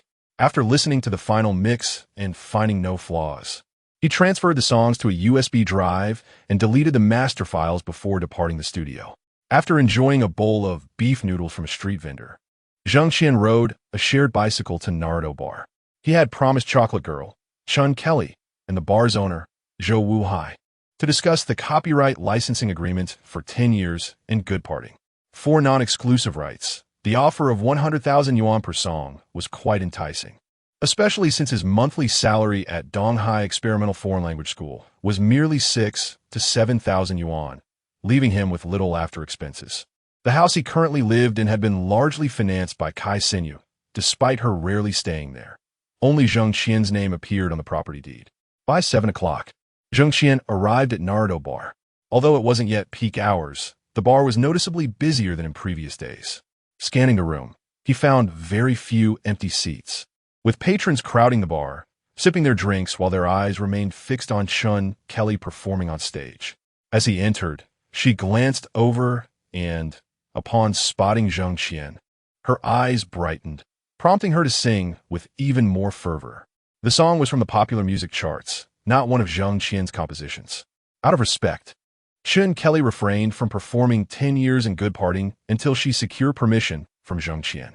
After finishing a song, she passed the guitar to another performer and approached Jang Xien. Standing before him, she spoke a bit shyly, "Senior, you have arrived." Since hearing Jang Xien's songs 2 nights prior, Chun Kelly had firmly believed him to be a senior figure in the industry. Hence her continued use of the terms senior and respectful address. Yes, Jang Xien nodded slightly and inquired, "You wish to discuss the copyright licensing agreement?" Chun Kelly nodded and replied, "Senior, it's too noisy here. There's a lounge upstairs. Let us talk there." "All right," Jang Xien agreed, noting that the bar was indeed crowded and not conducive for a serious conversation. Chapter 12, Call Me Sister. And I shall tell you as Jang Xien followed Chun Kelly up the stairs and approached a room. He paused momentarily upon hearing a somewhat distorted melody emanating from within. The gardenia's bloom and blossom, a gentle reflection of youth and pure love. A wave of recognition washed over him. This was the very song he had sung during his afternoon class with the students of Class 2, Senior 3. How could it possibly be playing here? Was it conceivable that one of his students was present in this bar? Before he could fully process this thought, a familiar female voice resonated from the room. "Is this a new song? Where did it come from?" "Ah, where it came from is of no concern to you. Just tell me, what do you think of this song?" replied another woman's voice. Both voices were mature, far removed from the adolescent timbre of high school students, which eased Jang Xien's apprehension slightly. Yet, he was left wondering, if they were not his students, then from whence did this song originate? Perhaps it was a parent or an older sister of a student. "Indeed, it is quite beautiful. It feels reminiscent of school days," one of the women continued. "You mean to say he composed and performed this song?" The familiar voice interjected once more. "Of course. Do you have any idea what sacrifices I made for this piece?" "Oh, what sacrifices?" "A Yamaha LLTA. Yamaha, over 70,000? The familiar voice exclaimed again. "Indeed, but the investment was worthwhile. I have finally grasped his background, including his contact information. How about it? If you call me Sister Kai, I will share it with you. You think you can call me your sister? Not a chance. Let's not forget, you are but a day younger than I. Even a day younger counts. Of course, even a minute younger makes you younger." The familiar voice chimed in once more. Jang Xien recognized the owner of that voice. It was Yang Shimi, the woman from the previous night. "Senior, what is it?" Chun Kelly asked, noticing Jang Xien's hesitation at the threshold. No sooner had she spoken than a chorus of excited shrieks erupted from within the room. "Uncle! Teacher Zhang!" In an instant, Yang Shimi burst forth from the room like a cannonball, halting abruptly before Jang Xien, hands clasped shyly over her abdomen, her head bowed in bashfulness. Since she had already discovered him, Jang Xien felt it would be inappropriate to turn and leave, although he longed to escape. Not wanting to entangle himself further with Yang Shimi, who had recently emerged from a failed marriage, he felt a sense of obligation. After all, she had played a pivotal role in the success of his songs 10 Years and Good Parting that had exploded in popularity within a single day. Reluctantly, he offered an awkward yet polite smile and waved, saying, "Hello again. What was your name again?" "Yang Shimi," she responded eagerly. "Ah, yes, Miss Yang." Jang Xien adopted a formal tone. Upon hearing this, Yang Shimi's expression dimmed. The more formal the address, the more distant their relationship seemed. She yearned for intimacy, to draw closer to him. After a brief pause, Jang Xien continued, "By the way, I must thank Miss Yang for promoting my new songs." "No need for thanks. Those 2 songs are lovely, and I simply share them with my friends as a minor effort," she replied modestly. "Regardless, I still wish to express my gratitude," Jang Xien said with a light chuckle, turning to the woman beside Yang Shimi. "And who might this be?" "This is Su Wenkai, my best friend," Yang Shimi quickly introduced. As soon as the words left her lips, Su Wenkai smiled and extended her right hand towards Jang Xien, saying, "Teacher Zhang, it's a pleasure to meet you." Jang Xien was taken aback. This was the second time she had addressed him so. He recalled not having shared his name or profession with Yang Shimi. Thus, she must have learned of his identity from her sister. Feeling a spark of curiosity, he asked, "You are Su Wenkai. Is Su Wen your sister?" Su Wenkai chuckled and nodded. "Woman didn't cause you any trouble at school, did she?" Jang Xien couldn't help but smirk. She had been the most boisterous of the lot this afternoon. In fact, he suspected that she had orchestrated the entire ruckus. With a resigned smile, he replied, "She's quite the lively one. This afternoon, she seemed intent on making things difficult for me." His voice trailed off, pondering whether they had indeed set out to embarrass him. "Teacher Zhang is right. She is rather restless at home." Su Wenkai laughed lightly. "Just last night, she was thumping her chest, claiming she did not know you, and said you were old." Realizing she had nearly let slip something inappropriate, Su Wenkai quickly swallowed the remainder of her words. "What did she say? That I am old meat, perhaps?" Jang Xien chuckled lightly. "In their eyes? Am I not simply old meat?" "No, no." Su Wenkai hastily shook her head. "Woman really admires you. She loves your songs. But she especially adores this one, the Gardenia's Bloom. Is that so?" Jang Xien smiled at her enthusiasm. "I truly love it." Yang Shimi interjected, eager to join the conversation. "Thank you." Zhang Qian nodded at Yang Shimi. "I genuinely do love it," Yang Shimi insisted, as though fearing Zhang Qian might doubt her sincerity. "I adore all your songs, 10 Years, Good Parting, and this one, The Gardenia's Bloom. I've already listened to it numerous times. However, 10 Years and Good Parting are so melancholic, they nearly bring me to tears. This song, The Gardenia's Bloom, is much more uplifting. Not that it lacks sadness, but it conveys a subtle wistfulness, a sense of longing at parting." "Uncle, Teacher Zhang, when will you upload The Gardenia's Bloom? I want to download it and listen." Jang Xien paused for a moment, then replied later, "The song is recorded and will be uploaded tonight." "Really?" Yang Shimi, Su Wenkai, and Chin Kelly exclaimed simultaneously, their eyes wide with excitement. "Indeed," Zhang Qian smiled and nodded, then turned to Chin Kelly. "Kelly, weren't you saying you wanted to cover my songs 10 Years in Good Parting?" Chapter 13. Do you really wish to sign me? Before Chin Kelly could utter a word, Su Wenkai, with a smile, suggested, "Teacher Zhang, it's rather noisy outside. Shall we move inside and sit down for a more leisurely chat?" "That sounds good." Zhang Qian nodded in agreement. Upon entering the private room and taking their seats, Su Wenkai produced a business card and handed it to Jang Xien, saying, "Teacher Zhang, please don't blame Chin Kelly. It was actually Maisie and I who arranged this meeting with you. Both Maisie and I are ardent admirers of your music, but we struggled to reach you due to the lack of your contact information. Out of desperation, we resorted to this approach, and I hope you can understand. I am the vice president of Xinli Entertainment, and I wish to discuss a potential collaboration with you." "Collaboration? You wish to sign me?" Zhang Qian raised an eyebrow. Su Wenkai nodded with a smile, responding, "Teacher Zhang, I have listened to all 3 of your songs. They are truly exceptional works, possessing the potential to become immensely popular. With just a bit of promotion, they could ignite the entire entertainment industry. Therefore, I hope you will grant me an opportunity, allowing Xinli Entertainment to provide a platform for mutual growth and success. What do you think? Xinli Entertainment is not the largest company in the industry, nor does it even rank among the top-tier companies. However, I can assure you that if you join us, we will exert every effort to promote you and help you break into the limelight swiftly. After hearing Su Wencai's words, Jang Xien felt a flicker of interest. He pondered for a moment before saying, "Some have told me that I am too old to break into the scene now, that no one is willing to sign me, and that fans 1T support me. Do you truly wish to sign me? Are you not afraid I might be a burden?" Su Wencai chuckled lightly, replying, "Teacher Zheng, you may not fully grasp the philosophy that Maisie and I adhere to. We diverge from the current trends of the entertainment industry.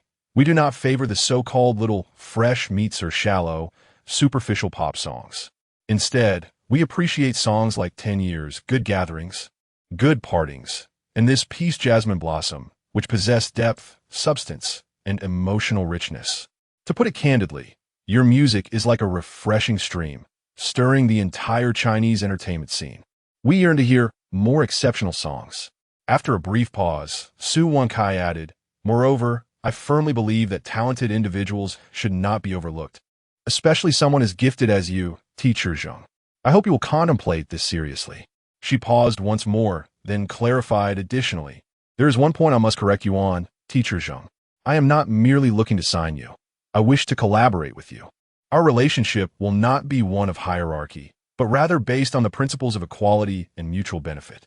I must emphasize this. With your talent, Xinli Entertainment cannot fully encompass you. We can only serve as a platform to help you soar, while also benefiting from your success." Yang Shimi chimed in, "Teacher Zheng, what Kai said is absolutely true. We genuinely come to you with great sincerity. Don't you wish to debut? Although Xinli is not the largest, it is certainly the most suitable for your development. At the very least, at this stage, it can offer you the necessary support. We hope you will give it thoughtful consideration." Jang Xien contemplated for a moment before nodding. "All right, I am open to it. Do you have a collaboration agreement? Please bring it for me to review." "I truly apologize, Teacher Zheng. We came in such haste today that I didn't manage to bring the collaboration agreement." Su Wencai admitted, somewhat embarrassed. Jang Xien and Yang Shimi exchanged glances, surprised. "No collaboration agreement? How lacking in sincerity." Yang Shimi whispered, "Tai. Didn't you bring the agreement? That was for signing ordinary artists. Do you think it is appropriate for Teacher Zheng? Had I not seen the video sent by Wenwen, I might have dared to present it. Now, to bring it out would be akin to slapping Teacher Zheng's face."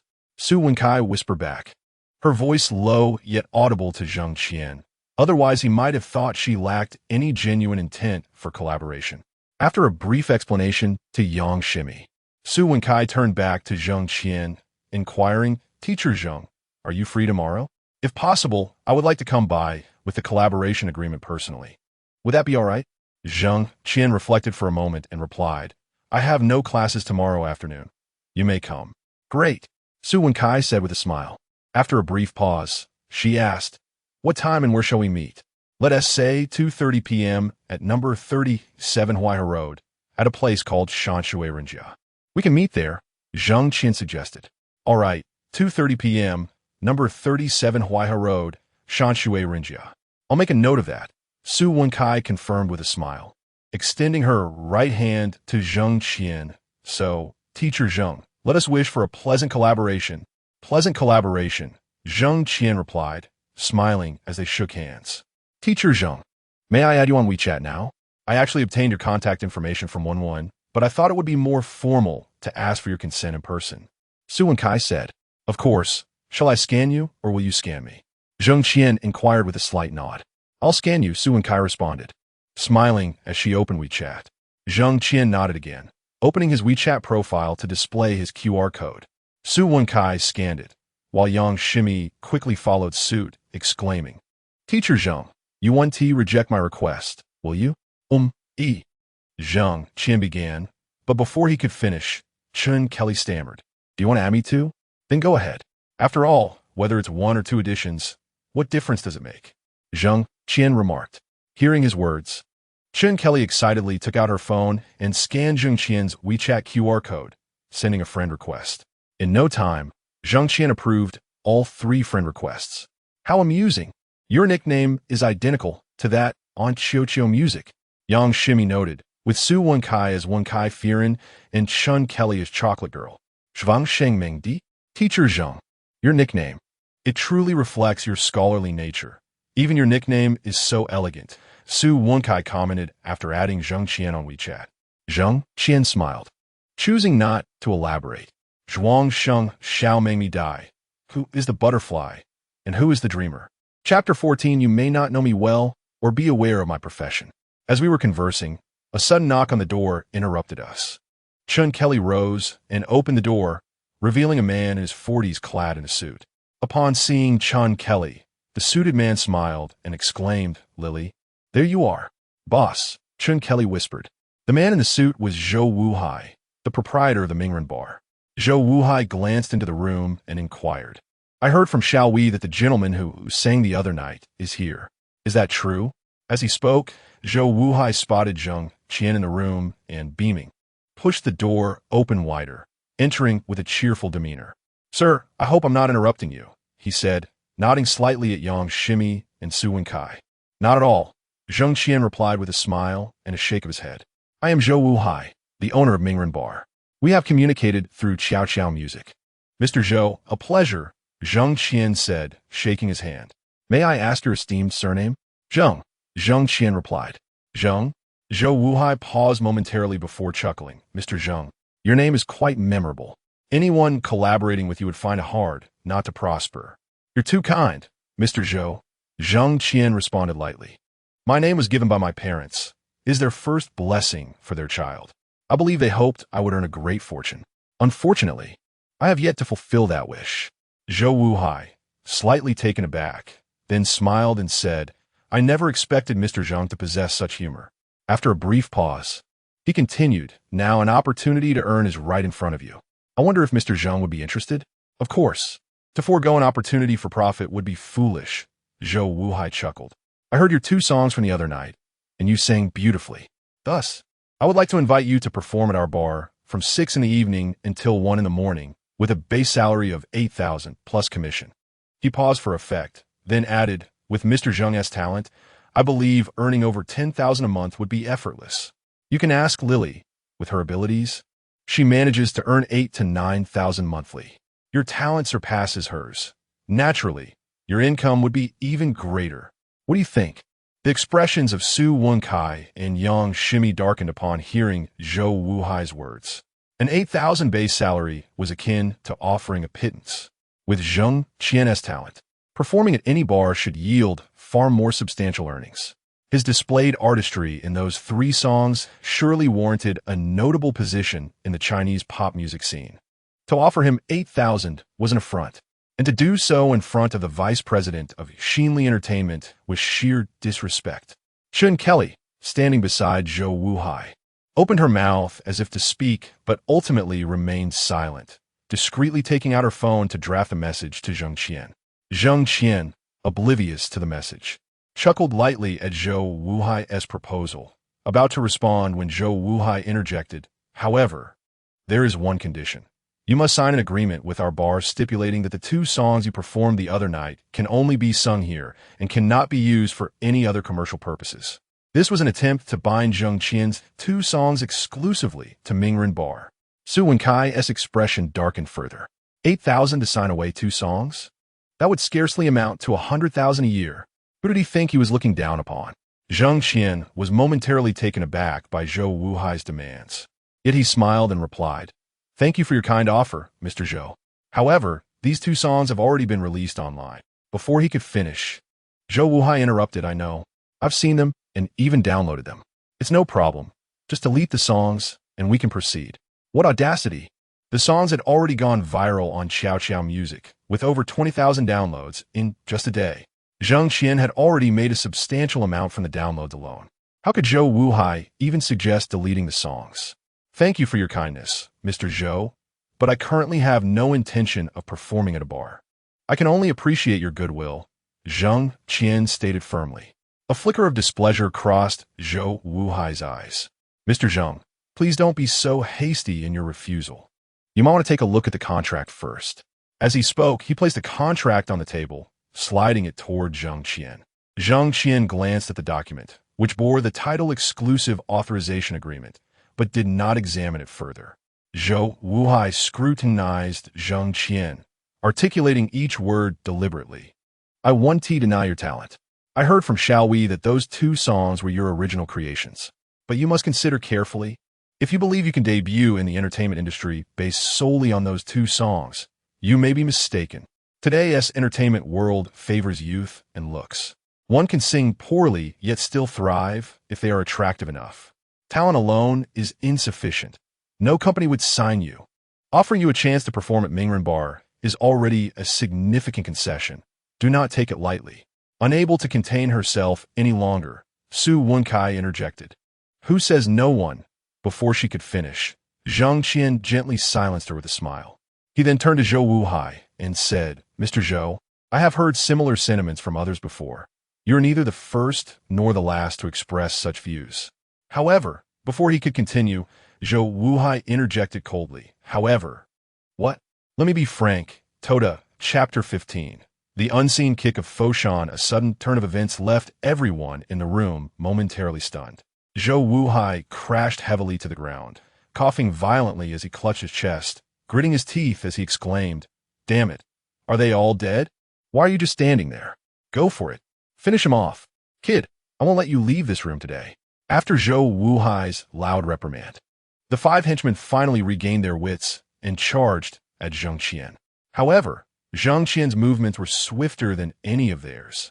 Standing on one leg, he executed rapid kicks, and within 30 seconds, he had sent all 5 henchmen sprawling across the floor. After dispatching the henchmen, Jang Xien coolly wiped his brow and proclaimed, This is the unseen kick of Foshan. At that moment, Yang Shimi, Su Wenkai, and Shin Kelly finally snapped out of their astonishment, their eyes wide with excitement as they exclaimed, Wow, so impressive. How cool. Teacher Zhang, you actually know martial arts. Hee. I did mention I'm a physical education teacher. Zhang Qin chuckled lightly. Casting a glance at the 5 henchmen, who were struggling to rise from the ground, Zhang Xian took a few steps forward toward Zhou Wuhai. What? What do you want? Zhou Wuhai stammered in fear. You don't come any closer. The physical education teacher's prowess was astonishing. The 5 henchmen he paid tens of thousands each month to guard him were no match for Zhang Xian. Zhou Wuhai couldn't fathom that today's physical education teachers could be so formidable. Unbeknownst to Zhou Wuhai, Zhang Xian was not merely a physical education teacher. He also worked part-time as a boxing coach at a fitness club. Zhang Xian advanced a few more steps, standing before Zhou Wuhai. Placing a foot on him and leaning down with a cold gaze, he stated, Boss Zhou, you might not understand my principles. If one does not offend me, I shall not offend them. But if one offends me, I shall return the favor 100-fold, 1,000-fold. If you don't believe me, you can try. I am unafraid of those who wear shoes. But you, with such a large bar here, let us see who can outplay whom. If you wish to play, I shall accompany you to the end. I. Zhou Wuhai was genuinely frightened by Zhang Qian's words, unable to articulate a complete thought. Teacher Zhang. Chun Kelly whispered from the side. Yes. Have I frightened you? Zhang Qian turned to inquire. Chun Kelly shook her head, speaking softly. Teacher Zhang, I wish to ask you for a favor. What is it? I was coerced into signing a contract, nearly selling myself to the bar, and I wished. Chun Kelly's voice trailed off, but Zhang Qian understood, turning to glare at Zhou Wuhai, demanding, Where's the contract? It's in the office. Zhou Wuhai stuttered. Call someone to bring it here. Okay. Zhou Wuhai trembled as he fumbled for his phone, dialing a number, Xiaowei. Bring Lily's contract to room 202 on the 2nd floor. Before he could finish, Zhang Qian snatched the phone away, glancing at the screen to confirm it was indeed a call to Xiaowei, and promptly hung up. Moments later, there was a knock at the door, followed by a sweet voice. Mr. Zhou, are you in? I'm coming in. The door swung open before she could finish her sentence. Xiaowei paused momentarily upon entering, taken aback to find her boss, Zhou Wuhai, on the floor, trampled underfoot. All 5 henchmen were sprawled out as well. Was this a dream? Her boss's henchmen, all of whom were tough characters, had been taken down? Startled, Xiao Hui instinctively turned to flee. Just as she did, a figure blocked her path. Yang Xien. Jang Xien glanced at Yang Xien in surprise, not expecting her to be so brave. Mr. Zhou, I have brought the contract you requested, Xiao Hui said, forcing a smile as she nervously approached, handing the contract to Zhou Wuhai, who was pinned beneath Jang Xien's foot. Zhou Wuhai, however, dare not reach for it. In fact, he could hardly move. This physical education teacher possessed immense strength. It felt as if a boulder was pressing down on him, making it nearly impossible to breathe. Jang Xien took the contract, and upon inspection, confirmed it was indeed an exploitative contract, akin to a servitude agreement. He was astonished to find such a predatory contract still existed in society today. Without hesitation, he handed the contract to Chun Kelly. She examined it closely, then hugged it tightly to her chest, bowing deeply to Jang Xien, her voice filled with emotion. Thank you, Teacher Zhang. Thank you. No need for thanks. It was but a small effort, Jang Xien replied nonchalantly, then turned his cold gaze back to Zhou Wuhai, stating, Boss Zhou, you didn't keep a copy of this contract, did you? And no, absolutely not. Zhou Wuhai hastily replied. What about photographs? And neither, none. Zhou Wuhai quickly added. Good then. Jang Xien was about to continue when Su Wenkai interjected, Teacher Zhang, let me record a video of him saying a few words for evidence. Jang Xien paused, then realized her intention. He lifted Zhou Wuhai from the ground, bringing him to the table and forcing him to sit, brushing off the dust from his clothes and footprints, and said, Boss Zhou, you know what to say, right? And no, I don't need to. Zhou Wuhai trembled. Very well, Jang Xien smiled, stepping aside. Su Wenkai raised her phone, aiming it at Zhou Wuhai. With a quivering voice, Chapter 16 Teacher Zhang, what about the promised new song? After warning Zhou Wuhai a few times, Jang Xien took Yang Xien, Su Wenkai, and Chun Kelly and departed from the Mingren bar. As they left, Jang Xien glanced back at the bar sign, which featured the image of Naruto Uzumaki. Casting a cold eye over the sign, he then entered Su Wenkai's car. Chun Kelly had already taken her seat, with Yang Xien beside her, silently offering comfort by holding her hand. As Su Wenkai drove away from the bar, she glanced at Chun Kelly through the rearview mirror and said, Chun Kelly, what I told you yesterday still stands. You are now free. Come to Xinli Entertainment tomorrow, and I can secure a contract for you as a third-tier artist. Once you achieve some success, we can renegotiate. Is that agreeable? Thank you, President Su. Chun Kelly nodded slightly in response. Su Wenkai looked at her again through the mirror and added, also, do not return to your residence just yet. That Zhou fellow, having failed to sign Teacher Zhang and losing you, a valuable asset, will certainly not rest easy. He cannot harm Teacher Zhang, but he may resort to harsh measures against you. Your current living situation is no longer safe. Find a hotel to stay in for a few days. The situation will settle down, and you will be secure. You are so considerate, Kai. Just stay with me for a few days. I have an extra room. I would appreciate the company, Yang Xien said, holding Chun Kelly's hand. Yang Jia, that seems too troublesome, Chun Kelly replied, feeling touched. She had only known Yang Xien and President Su for a mere 2 to 3 days, yet they were willing to help her so readily. It's no trouble at all. As I said, I live alone. As long as you don't mind my small space, Yang Xien smiled. Not at all. As long as there is a place to rest, I would be grateful to sleep on the sofa or even on the floor. Chun Kelly quickly shook her head. Initially, Su Wenkai and the others intended to drop Chun Kelly off, but since she had accepted Yang Xien's offer, there was no need for that. Thus, they first drove Jang Xien home before heading to Yang Xien's place. Finally, Su Wenkai returned to her own residence. Upon entering, she spotted her father, Su Yi, sitting on the sofa, engrossed in a newspaper. Without turning his head, he inquired, back already? Yes, Dad, reading the newspaper. Su Wenkai zipped, hanging her bag on the coat rack by the door. She approached her father from behind, draping her arms around his neck in a playful manner, and said, Dad, can I discuss something with you? Su, he turned to look at her and replied, sit down. I have something to discuss with you as well. Su Wenkai was momentarily taken aback. Then she settled on the sofa beside him and asked, what is it, Dad? You seem serious. Do you have any plans for tomorrow? Sui asked. Tomorrow? I have a meeting with someone in the afternoon. Hmm? Sui raised his eyebrows slightly and inquired. Who is it? Someone who can help the company soar to new heights. Sui was momentarily stunned by her response, then said, Oh, already know? Fine, go ahead. Su Wenkai was momentarily flabbergasted, then questioned Dad, Didn't you say you had something to tell me? Not anymore. Sui replied, picking up his newspaper again. Oh. Su Wenkai responded, her confusion deepening. After a few steps, she turned back and said, Dad, so you agree? Yes, I agree. As long as it benefits the company. You can pursue whatever you wish. You're the best dad. The greatest dad in the world. Su Wenkai exclaimed, excitedly hugging Sui and kissing his cheek before bouncing upstairs. This child is about to discuss marriage, and yet remains so impulsive. Sui thought, shaking his head with a wry smile. As Su Wenkai reached the upstairs, she hadn't entered her room when she heard music and singing from the adjacent room belonging to Su Wenwen.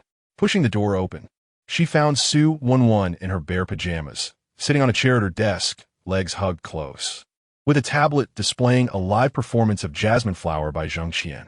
Su Wenkai approached and placed a hand on Su Wenwen's shoulder, whispering, Did you tell Dad? What? Su Wenwen looked up in confusion. Su Wenkai nodded towards the tablet, showing Jang Xien. Impossible, Su Wenwen vehemently denied. However, having learned from past experiences, Su Wenkai was not inclined to believe her. If she hadn't said anything, how would Dad know? Laughing, she patted Su Wenwen on the shoulder and said, Get some rest. Don't stay up too late. You have your college entrance exams in a few days. Once they're over, you can play to your heart's content. And Mom and Dad won't bother you anymore. With that, Su Wenkai turned to leave but paused, saying, By the way, have you been following Teacher Zheng's Weibo? Send it to me. Oh, Su Wenwen replied, a bit puzzled by her sister's cheerful demeanor. Was it due to Teacher Zheng? After Su Wenkai left the room, Su Wenwen grabbed her phone, located Jang Xien's Weibo account, and forwarded it to Su Wenkai. Upon seeing the Weibo handle, Su Wenkai promptly opened it and followed him. Just like on WeChat, Jang Xien's Weibo name was equally poetic. Huashan Luanjian. Huashan Luanjian. What a distinctive moniker. Su Wenkai Juke Sopti. Then posted a Weibo message. Teacher Zheng, wishing us a pleasant collaboration. She tagged Huashan Luanjian and added the hashtag 10 years good parting. Within 2 minutes of posting, Yang Shimi liked and commented on Su Wenkai's Weibo, then privately messaged her, asking, Kai, is Huashan Luanjian really Teacher Zheng's Weibo? Why else would it be? Su Wenkai retorted, Got it, following him now. Yang Shimi replied, then clicked on Huashan Luanjian's Weibo account to follow. Next, Yang Shimi posted her own Weibo, finally found the real deal. Teacher Zheng, what about the promised new song? She tagged Jang Xien and added the hashtag 10 years good parting. As soon as she posted, Yang Shimi shared the Weibo to the workgroup without a word. Yet, the group quickly erupted with excitement. Teacher Zheng, new song, 10 years. Good parting, the king of love songs. The king of love songs is Teacher Zheng. His songs are so beautiful. I'm going to follow Teacher Zheng's Weibo right now to ask about the new song. Chapter 17. The terrifying conversion rate at the headquarters of Qiuqiu Music in Yuezhou. Wang Ruoming, the music supervisor of the Qiuqiu Music platform, sat behind his desk, gazing at the data displayed on his computer screen, his hand resting thoughtfully on his chin. The figures were astonishingly unusual. Indeed, they were too extraordinary. A newcomer with 2 new songs, uploaded merely 20 hours ago, within less than a day. These 2 songs had garnered over 50,000 listens and downloads. Moreover, the listening and downloading figures for both songs were almost indistinguishable. Typically, there exists a significant disparity between the listens and downloads of a single song. After all, listening is free, whereas each download incurs a charge of 50 cents. Achieving 1 download for every 100 listens is already remarkable. A conversion rate of 1% would ensure the songwriter and the platform reaped substantial profits. With sufficient traffic and backing, becoming a hit is entirely plausible. If the conversion rate could reach 2%, meaning 1 download for every 50 listens, it would undoubtedly become a sensational success, potentially exploding without further assistance. As for a conversion rate of 10%, Such a feat is nearly unimaginable. One would be fortunate to witness even one or two such blockbuster songs in a year. Each of these classics could claim millions, if not billions, of paid downloads nationwide, with the original artist achieving legendary status, propelled to stardom by a single song. The notion of a song providing lifelong sustenance is far from mere hyperbole. Yet now, the two songs uploaded by the King of Love Songs had only seen over 50,000 listens. This implies that at most, only 50,000 individuals had encountered these songs. Yet the downloads astonishingly exceeded 50,000. The conversion rate soared to a staggering 90% or more. Such a conversion rate is exceedingly rare, even among the chart-topping hits of renowned pop icons in the Chinese music scene. Of course, it is possible for the new releases of these superstars to surpass the number of listens with downloads in the immediate aftermath of their release. After all, each superstar possesses a fan base that numbers in the astronomical range, and there are certainly die-hard fans who download without even listening. However, for a newcomer, an individual with virtually no fan base, such a conversion rate is undeniably frightening. Since the establishment of Qiuqiu music, such an occurrence seems unprecedented. Upon first seeing the data, Wang Ruoming instinctively suspected a system glitch had caused the anomalies. However, after consulting with colleagues in the engineering data department, he discovered that the system exhibited no faults, and the data was entirely accurate.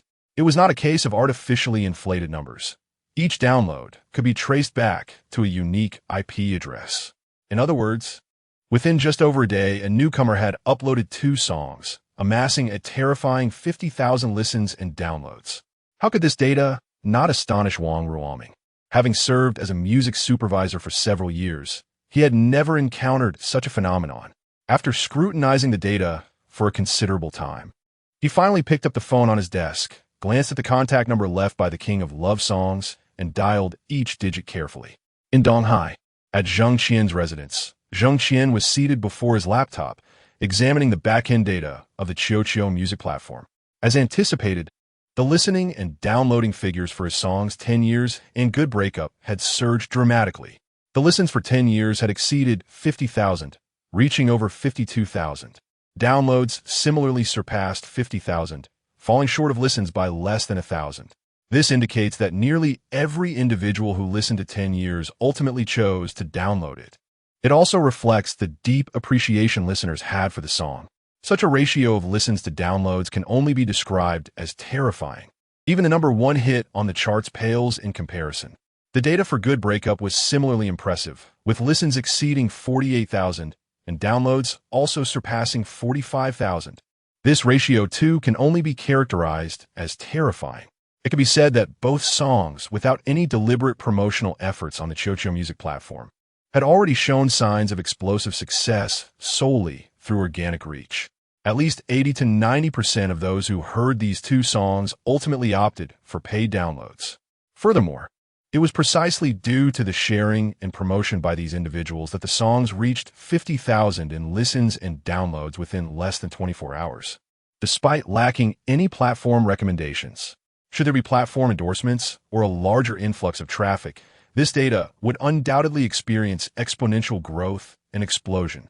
Regrettably, Jang Xien remained merely a newcomer. The organic reach had already propelled both songs to the 50,000 mark in listens and downloads. Yet for Qiuqiu music, such figures still fell short. Even if the platform's administrators noticed these 2 songs, it is unlikely they would devote significant resources to them. The time and effort required to nurture and develop a newcomer, as well as the speed of investment and return, pales in comparison to the ease and quickness of promoting an already established star with recognition and popularity. The investment-to-return ratio between the two is not even comparable. Moreover, even if that newcomer possesses the potential of a superstar, the journey from newcomer to stardom is exceedingly protracted, demanding substantial time and effort. With that time and effort, the platform could easily promote 2 or 3, or even more, established stars, creating additional hit songs. Qiuqiu Music is not a charitable organization. It lacks the time and resources to elevate a newcomer. Therefore, it is entirely reasonable that Jang Xien would not receive recommendations from the Qiuqiu Music platform. He had long since mentally prepared for this possibility. Just as he was contemplating this, his phone, resting beside his laptop, rang. Jang Xien glanced at the screen. It was an unfamiliar number. Frowning slightly, he picked up the phone and answered with a simple greeting. "May I ask, is this Mr. Jang Xien?" The original singer registered with Showdown Music, known as the King of Love Songs? On the other end of the line, Wang Ruoming endeavored to maintain a calm tone. "Yes, this is he. Who is this?" "Hello, Mr. Zhang. I am Wang Ruoming, the music supervisor at Showdown Music." Taking a deep breath, Wang Ruoming continued. "It is regarding the 2 songs you uploaded, 10 Years and Good Breakup. Are both of these songs originally sung by you?" Chapter 18. Teacher Zhang. "You are not going to ask me for copyright fees, are you? Have you heard anyone else sing?" Jang Xien inquired, somewhat irked. Mr. Zhang, I merely wish to confirm a few details. Furthermore, I would like to discuss copyright matters with you." Wang Ruoming hurriedly responded. "The quality of the 2 songs you uploaded is quite commendable. Despite certain imperfections, they are still acceptable. Currently, these songs have achieved a degree of success on the platform. Therefore, we would like to purchase the copyrights to these 2 songs to enhance our platform's library. If you agree, we will offer you a total of 200,000 in copyright fees, which is quite substantial for a newcomer and their songs." Before Wang Ruoming could finish, Jang Xien let out a cold laugh and replied curtly, "I am not interested." With that, he abruptly hung up the phone. A mere 200,000 for the rights to 2 songs? Did he consider my music to be as inconsequential as street-side cabbage? On the other side, Xinghui had already reached 200,000 for a single song. After ending the call, Jang Xien glanced at the data for 10 years and Good Parting before uploading Jasmine Blossom and A Lifetime with You to Qiqiao Music Platform. Despite his dissatisfaction with the platform's attitude towards him, Jang Xien found himself with no alternatives. At present, Qiqiao Music Platform reigned supreme. If he wished to release music, he had no choice but to do so there. Other platforms collectively held less than 1/3 of Qiqiao's market share, rendering them almost negligible. Thus, Jang Xien had to rely solely on Qiqiao Music for his musical endeavors. At least for now, there were no other options. After successfully uploading, Jang Xien habitually refreshed the backend. To his surprise, within less than 10 seconds of the upload, data had already appeared. Jasmine Blossom, 0 listens, 5 downloads. A Lifetime with You, 5 listens, 5 downloads. Astonishingly, Jasmine Blossom had received 5 downloads without a single listen. Meanwhile, A Lifetime with You had an impressive ratio of listens to downloads, 5 listens, 5 downloads. This indicated that there were at least 5 individuals waiting online for his new songs on Qiqiao Music. Yang Shimi, Su Wenkai, and Chen Kelly might be online. What about the other 2? Upon refreshing the page again, he was taken aback by the new changes in the data. Jasmine Blossom, 0 listens, 157 downloads. A Lifetime with You, 115 listens, 115 downloads. The download ratio for A Lifetime with You remained an impressive 100%. The number of listens equaled the number of downloads. Moreover, both songs had garnered numerous comments, over a dozen for each. The comments for A Lifetime with You even surpassed those for Jasmine Blossom. Such a beautiful song. Finally, I have been waiting for Teacher Zhang's new release. I must support this. Both songs released simultaneously. What a treat. Wow, A Lifetime with You is absolutely mesmerizing. I must share it with my wife immediately. Because I dreamt of your departure, I awoke from tears. I feel like I might be able to sing this. With the holidays approaching, I must learn this song as quickly as possible to perform it for Xiaofang beneath her dormitory. Noticing these comments, Jang Xien couldn't help but chuckle softly. He casually liked the comment about copyright fees and replied, "Keep it up. I believe Xiaofang is eagerly awaiting your performance of this song. Wishing you success." Wow. Teacher Zhang has graced the comment section. Come and see. Teacher Zhang, I added you on Weibo. Could you please notify us when you release new songs on Weibo? Teacher Zhang, your Weibo topics are trending. 10 Years and Good Parting both have garnered 2,000 followers. Upon reading these comments, Jang Xien found himself speechless. Am I regarded as a fool? He picked up his phone and checked the notification bar, where a staggering 99 appeared for Weibo messages. It seemed his Weibo had accumulated quite a number of messages. Jang Xien rarely used Weibo, He had created an account back in university when many classmates were enamored with martial arts novels. Reluctantly, he was persuaded by his roommate to read one, but after just a few pages, he found it unbearable, like being force-fed something distasteful. Frustrated, he recalled the martial arts novels of his previous life, impulsively changed his Weibo username to Hua Shan Luanjian, and had used it ever since. Having registered over 10 years ago, his followers had remained modest, merely a few hundred, primarily comprising former classmates, current colleagues, and students. Beyond these familiar faces, the genuine followers of his Weibo could be counted on one hand. The last time he opened Weibo was about 6 months ago, when Kai Xinyu had just returned from a promotional event, prompting Jang Xien to check his account due to fans calling for a welcome at the airport. Since then, he had not revisited Weibo. Notifications from Weibo were typically scarce, mostly consisting of advertisements, which he had long ignored, not even bothering to click on them. Yet today, his Weibo notifications had surged to an astonishing 99. Who knew how many new followers and messages awaited him? Upon opening Weibo, Jang Xien's phone erupted with a flurry of notification sounds.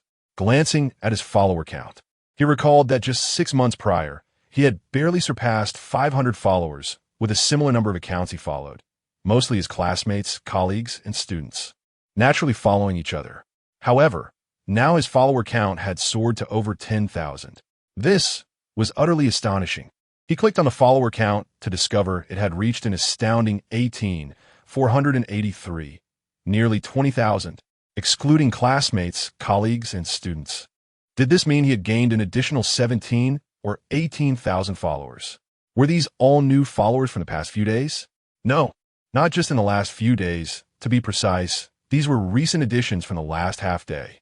Jang Xien examined the system notifications, noting that the earliest new follower had joined at 5 o'clock in the afternoon. Anything earlier dated back a year. Thus, over 17,000 new followers had joined since after 5 o'clock. This growth rate was rather remarkable, wasn't it? In addition to the new followers, he also received a plethora of private messages and mentions on Weibo tagged with his username Huashan Luanjian. Chapter 19. The talkative and clingy Jang Xien glanced at the Weibo users discussing Huashan Luanjian and instantly recognized Yang Shimi, Su Wenkai, Chun Kelly, and Su Wenwen among them. He had long been following Su Wenwen and Yu Dongdong, while Yang Shimi, Su Wenkai, and Chun Kelly were new additions to his list. The three were astonishingly lazy, sharing identical nicknames across Weibo, WeChat, and Qiuqiu Music, with not a single punctuation mark altered. This was the primary reason Jang Xien could effortlessly identify these three amidst the influx of nearly 18,000 new followers. After following the trio, Jang Xien opened Yang Shimi's post on Huashan Luanjian. Shimi Chang Buddha. Super topic: A Lifetime with You. Huashan Luanjian. Teacher Zhang's new song A Lifetime with You is a heartfelt rendition that encapsulates the essence of love and enduring affection. Those who cherish love must not miss this. A Lifetime with You is available on Qiuqiu Music, King of Love Songs. Jang Xien couldn't help but smile faintly, his lips curling upward as he liked and retweeted. Huashan Luanjian. Thank you, Shimi Chang Buddha, for sharing the super topic A Lifetime with You. Huashan Luanjian. He then clicked on Su Wensai's post, Wenkai Firen, anticipating Huashan Luanjian. A few minutes later, Su Wenkai posted again, Wenkai Firen. Super topic A Lifetime with You. Huashan Luanjian. Teacher Zhang's song speaks for itself, doesn't he? Those who listen will understand. 10 years, parting on good terms, expressing melancholic ballads that bring sorrow to listeners and tears to hearers. The blooming gardenia signifies youthful innocence and pure love. A lifetime with you. When the day comes for us to grow old, will you still be by my side? Watching those vows and lies gradually dissipate with the past.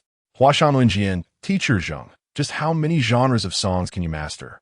Not long after, Su Wenkai posted a third time, Wenkai Firen. Super topic: A Lifetime with You. Huashan Luanjian. After listening to Teacher Zhang's song's Gardenia in Bloom in A Lifetime with You.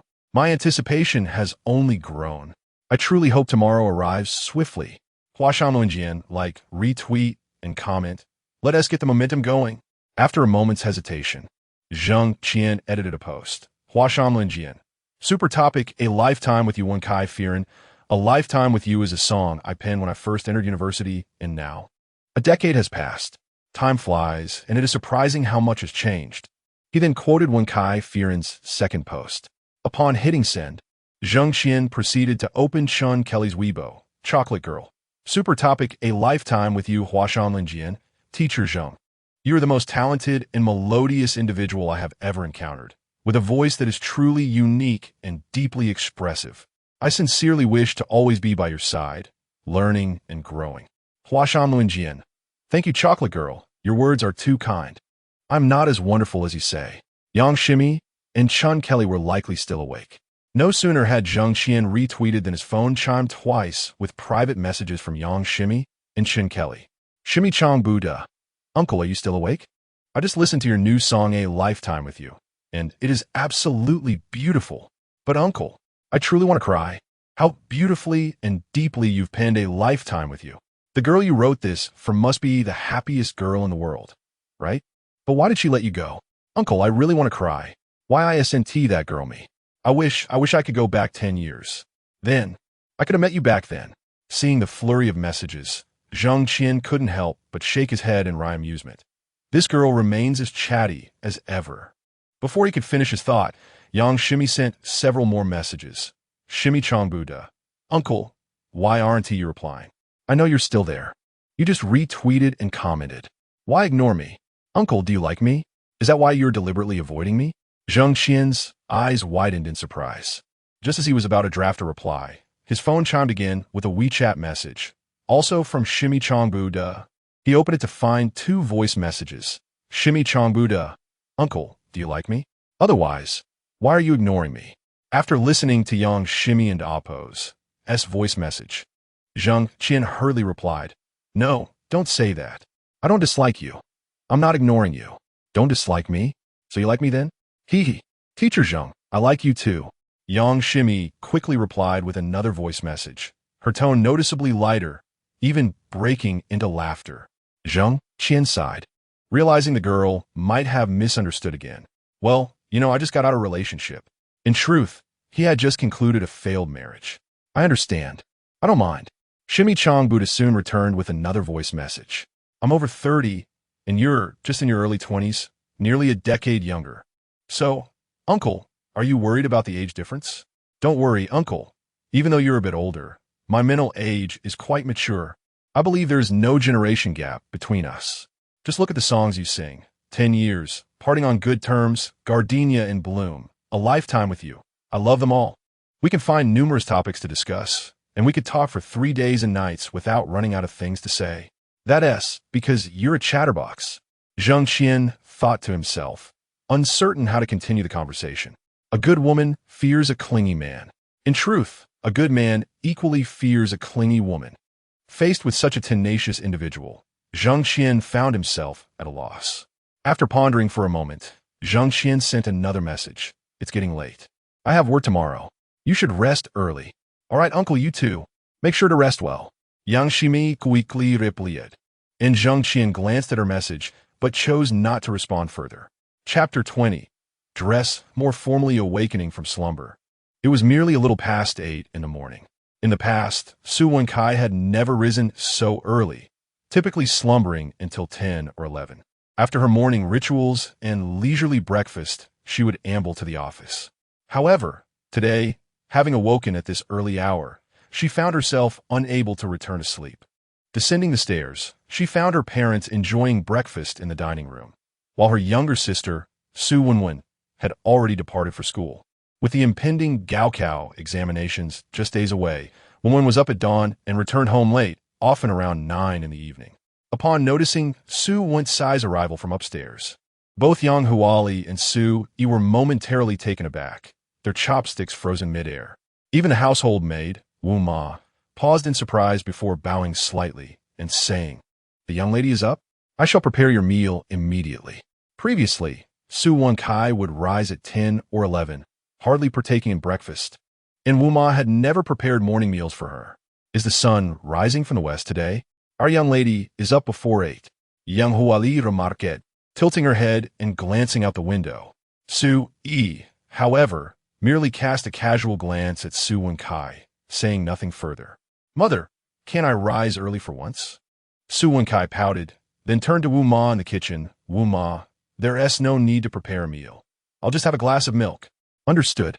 Young lady, Wu Ma replied, emerging from the kitchen with a glass of milk, placing it before Su Wenkai. As she took a sip, her father, Su Yi, set down his chopsticks, dabbed at his mouth with a napkin, and instructed, make sure to dress more formally. Taken aback by her father's attentiveness, Su Wenkai quickly nodded. She hadn't anticipated such consideration, especially since she needed to present herself properly for the contract signing with teacher Zheng, unlike her rather casual attire from the previous evening. Would you like to accompany me to the office? Su Yi inquired after a moment. No, I'll drive myself, she quickly replied, waving her hands dismissively. Su Yi nodded slightly, then reminded her, remember to be mindful of your time. Okay, she affirmed, giving an okay gesture and nodding enthusiastically. With all necessary reminders given, Su Yi rose and left the villa, where the driver was already waiting in a Bugatti Veyron. Upon seeing Su Yi emerge, the driver promptly opened the door, cautioning, Mr. Su, watch your head. Bending slightly, Su Yi entered the car, the driver gently closing the door before taking his place in the driver's seat. After fastening his seatbelt, the driver asked Mr. Su to the office. Su Yi pondered briefly before responding, let us go directly to the Citibank instead. Understood, Mr. Su, the driver replied, swiftly departing the villa. After meticulously selecting a light red dress and pairing it with red high heels, Su Wenkai finally made her way downstairs. Her mother, Yang Huali, had already left for work. She was a clerk at the Municipal Labor Union and also served as the vice president of the Municipal Charity Federation, often leaving before 9 due to her busy schedule. Only Su Wenkai had the luxury of indulging in sleep, free to rise whenever she pleased, with no pressing need to go to the office. Wuma, I'm heading out, Su Wenkai called as she exited. Take care, young lady, drive slowly. And don't wear high heels while driving, Wu Ma shouted from the kitchen. I know, Su Wenkai replied, rushing to her red Audi, opening the door, slipping on a pair of comfortable shoes, and then driving away from the villa. By 10 o'clock, Su Wenkai had already arrived at Xinli Entertainment, dressed in a striking red dress and high heels, with a bold shade of lipstick and large earrings. She walked with an air of confidence. The moment she stepped from the parking lot to the reception, she garnered nearly unanimous attention. Even the receptionist was so astonished that she stood up, wide-eyed, forgetting to greet her. Entering the vice president's office, she found her secretary, Xiao Li, distracted by her phone. Upon Su Wencai's entrance, Xiao Li was startled. Dropping her phone to the floor, not daring to retrieve it, she hastily stood and greeted, Good morning, Vice President Su. Good morning, Su Wencai Zipli, striding into the inner office. Pausing at the door, she turned and asked, Xiao Li, has Lawyer Chun from the legal department arrived? Xiao Li hesitated for a moment before responding, I'll check right away. Yes, if he has arrived, please send him to my office. Of course, Vice President Su. Xiao Li quickly agreed, and, once Su Wenkai entered her office, she picked up the phone to contact the legal department. Lawyer Chen soon arrived, having been notified by Xiao Li. She gently knocked before entering. Inside the office, Su Wenkai was engrossed in a video on her computer, music playing loudly in the background. Xiao Li approached her and, with a slight bow, announced, Vice President Su, Lawyer Chun is here. Please let him in, Su Wenkai responded, hastily pausing the video and rising. Vice President, you called for me? Lawyer Chun Xienting entered, nodding slightly in Su Wencai's direction. Please, take a seat, Su Wenkai gestured for him to sit, moving toward the sofa in the office. Thank you, Vice President. Once Su Wenkai was seated, Chen Xienting followed suit on the adjacent sofa. Shortly after, Xiao Li entered with 2 cups of tea, placing them before Su Wenkai and Chen Xienting. Thank you, Chen Xienting acknowledged with a nod. Xiao Li smiled and exited the office. Vice President, may I inquire why you summoned me? Chen Xienting asked. Has old Su not informed you? Su Wenkai replied with a light chuckle. Excuse me? Chen Xienting looked puzzled. The matter of the partnership contract, Su Wenkai exclaimed, her eyes widening. Ah! Chen Xienting was taken aback. Hasn't old Su mentioned the addition of a new partner? The contract needs to be signed this afternoon, Su Wenkai insisted, her surprise growing. What is going on with my father? He agreed to everything so thoroughly last night and even reminded me this morning to dress formally and not to be late. Why hasn't he communicated such an important matter to the legal department? Noticing the continued confusion on Jang Xien's face, Su Wenkai declared, "I'm calling old Su right now. Where's he?" Chapter 21. Infuriating the president has yet to arrive at the company, Jang Xien murmured.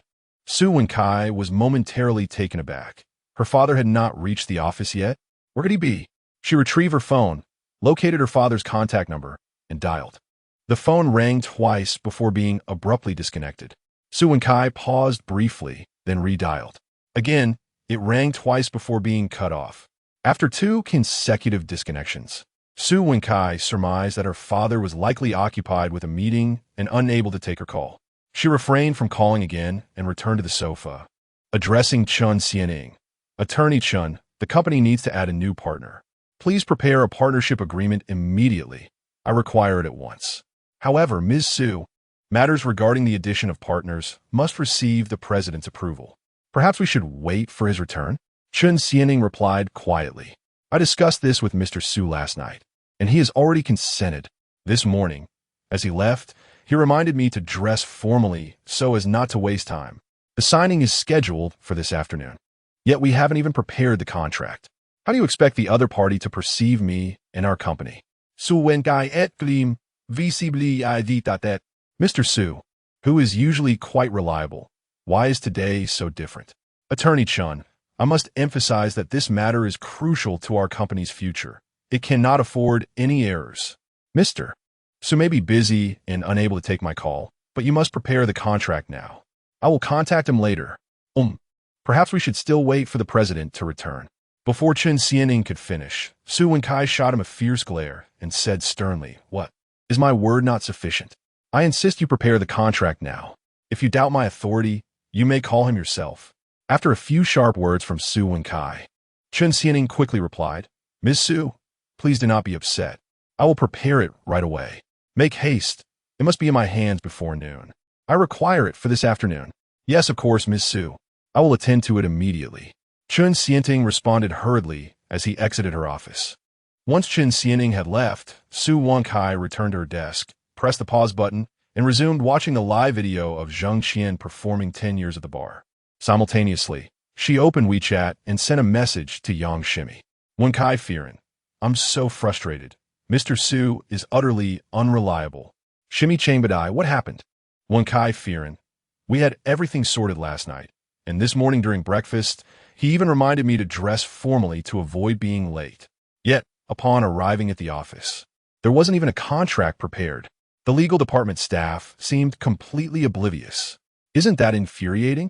"Shimi Changbadai, After a brief pause, Yang Shimi replied, "Could there be a misunderstanding?" "Wenkai Firen, a misunderstanding? What misunderstanding could there be? I specifically asked Xiao Wenwen last night, and she had already informed Mr. Su about Zheng Laoshi. There could not possibly be any misunderstanding. This is truly maddening. Mr. Su is unreliable, and so is the legal department. It's just a contract. Why must it be so complicated? They insist on Mr. Su's approval. Am I not the vice president? Is my authority not valid?" "Shimi Changbadai, all right, calm down. You still need to meet with the uncle this afternoon. Are you planning to bring your emotions into that meeting?" "Wenkai Firen, you're right. I cannot let my emotions affect my meeting with Zheng Laoshi. I must remain composed. I will check in with the legal department and urge them to expedite the contract." "Shimi Changbadai, yes, I have an important meeting at my company this afternoon, so I cannot accompany you. In the evening, I will reserve a table at the rooftop garden to celebrate your collaboration with the uncle, leading Xinli Entertainment to new heights. Beyond Donghai, beyond Huaxia, towards the world. Wenkai Firen, haha. Mei Zi, I cannot let you bear the expense. I will make the reservation." "Shimi Changbadai, it doesn't matter who reserves it. It will be the same. It's settled then. After the signing this afternoon, send me a message. I will let you know once the table is booked." "Wenkai Firen, I will check on the legal department again. Those individuals tend to slack off if not monitored. If I don't keep an eye on them, it could drag on for half a month. That would be disastrous." "Shimi Changbadai, go ahead." After concluding the chat, Su Wenkai instructed Xiao Li to check on the legal department, receiving confirmation that they were in the process of preparing the contract. Subsequently, Su Wenkai periodically had Xiao follow up, and finally, just before noon, the contract was completed. Upon receiving the news, Su Wenkai hurried to the legal department, glanced over the contract, found no issues, and prepared to tuck it into her bag. Seeing this, Jang Xien called out Ms. Su. "Enough, I know. I will call Mr. Su now." Su Wenkai replied as she took out her phone to call Su Yi. After several rings, there was no answer. "You must still be busy," Su Wenkai shrugged, just as her phone rang again. It was her father returning her call, and she quickly answered. "Mr. Su, your unreliability is astonishing." "What is it?" Su Yi hesitated before responding. "I'm not referring to that. I mean last night's conversation. We had everything arranged. And this morning you specifically reminded me to dress formally and not waste time. Yet, here I am, and not even a contract is prepared. How am I supposed to meet with the other party?" "Contract? What contract?"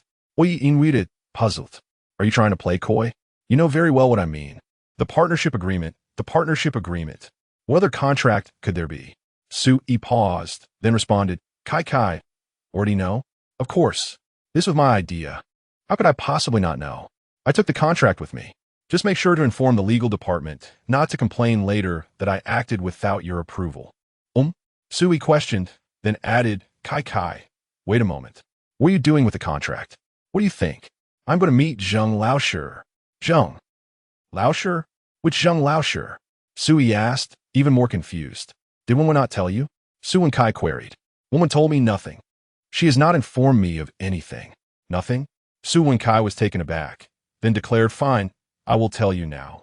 Old Su, I have discovered a remarkably talented singer, and I wish to sign him as a partner with Xinli Entertainment, guiding us beyond Donghai, beyond Huaxia, towards the world. What you responded, Beijing did it. Woman did not inform you? Well, now you know. I'm going to meet Zheng Laoshi now, so just wait for my good news. With that, Su Wenkai was about to end the call.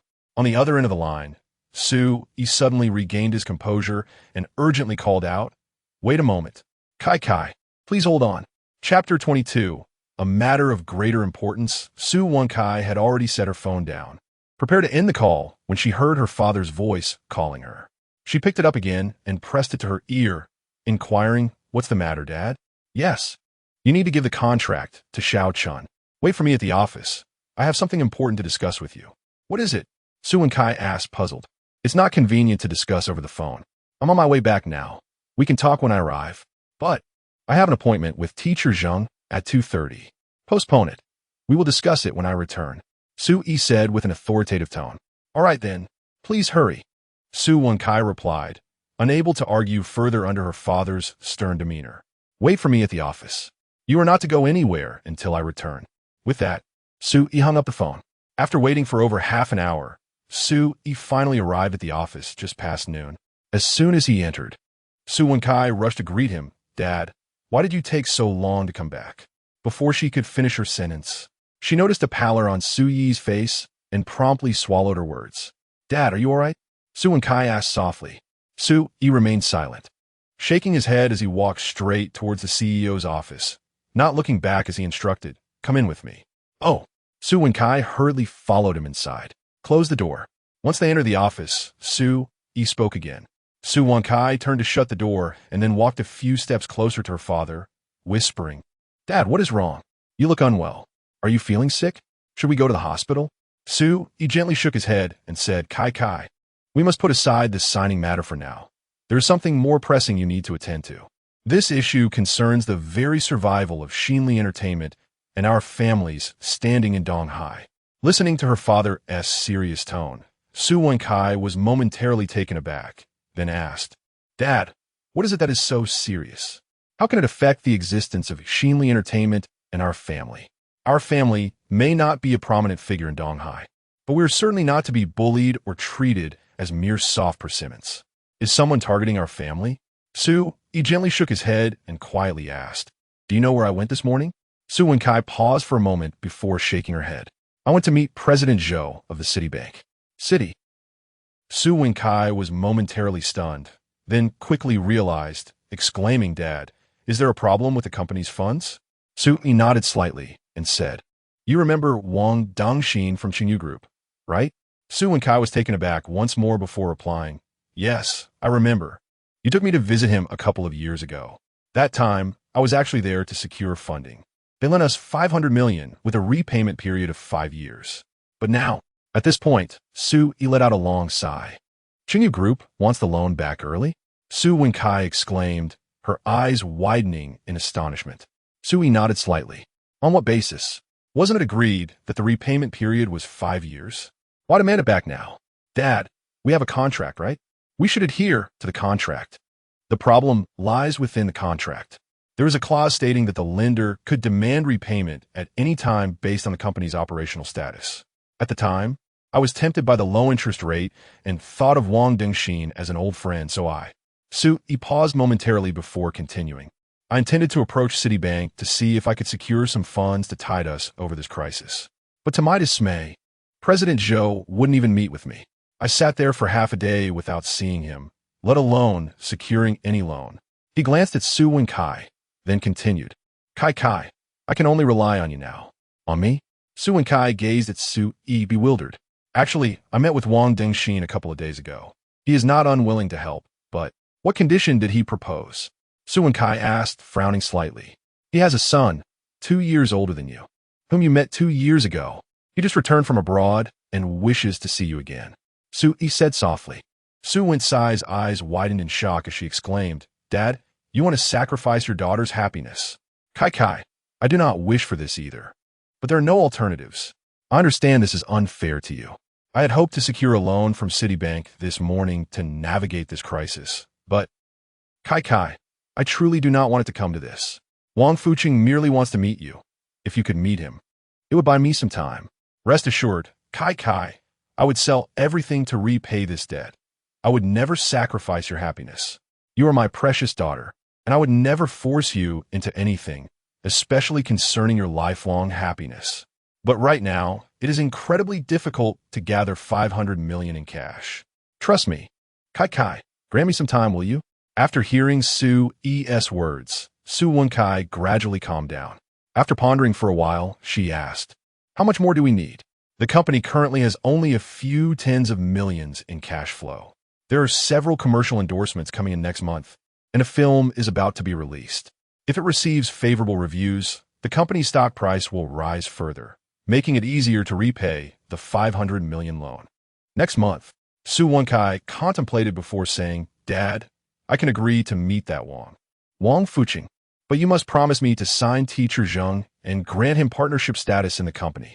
Otherwise, I will not meet with that Wang Fuqing. Absolutely, I promise you. Oyi nodded vigorously. Before he could finish speaking, Su Wenkai had already taken out the contract and pushed it towards Su Yi, stating, Words alone are not enough, Dad. You need to seal it now. Su Yi opened the drawer, retrieved the official seal of Xinli Entertainment, flipped to the last page of the contract, and stamped it. He then added, By the way, what time is your appointment with that Zheng? Teacher Zheng. Yes, what time? 2:30. 2:30? That timing is a bit conflicting. How about this? I will personally meet Teacher Zheng, and you go to New Moon CAF at 57Xin and Li at 2 o'clock to meet Wang Fuqing. By the time you return, Teacher Zheng will have become our company's partner. How does that sound? Chapter 23. President Su is busy and cannot meet you at 12:30 after having lunch in the school canteen. Jang Xien left the school. With no classes scheduled for the afternoon and the imminent college entrance examination, all his physical education classes for the senior year had been borrowed by teachers from other subjects, leaving him with virtually no lessons to teach. As long as he had no classes, Jang Xien could leave school early, as no one would mind. Being a physical education teacher certainly had its advantages. He had only a few classes each week, leaving him ample free time to pursue part-time work. In addition to teaching, Jang Xien worked as a boxing coach at a fitness club. This was one of the primary reasons he could effortlessly manage a few underlings. In his previous life, Jang Xien had also been involved in the entertainment industry, developing a career in film, television, and music. However, due to a lack of exercise and being immersed in the entertainment world, his health deteriorated at a young age, and he tragically passed away before reaching 40. Now, having been given a second chance at life, Jang Xien was determined not to let his health lead him to an early demise again. Since his rebirth, He had been diligent about exercising, consistently engaging in long-distance running and boxing. After graduating from university, he became a physical education teacher and continued to train at the gym, eventually transitioning into a part-time coaching role, which he maintained until now. With no classes that afternoon, Jang Xien realized it had been several days since his last visit to the fitness club. As his schedule became busier, it seemed likely that his opportunities to train would diminish even further.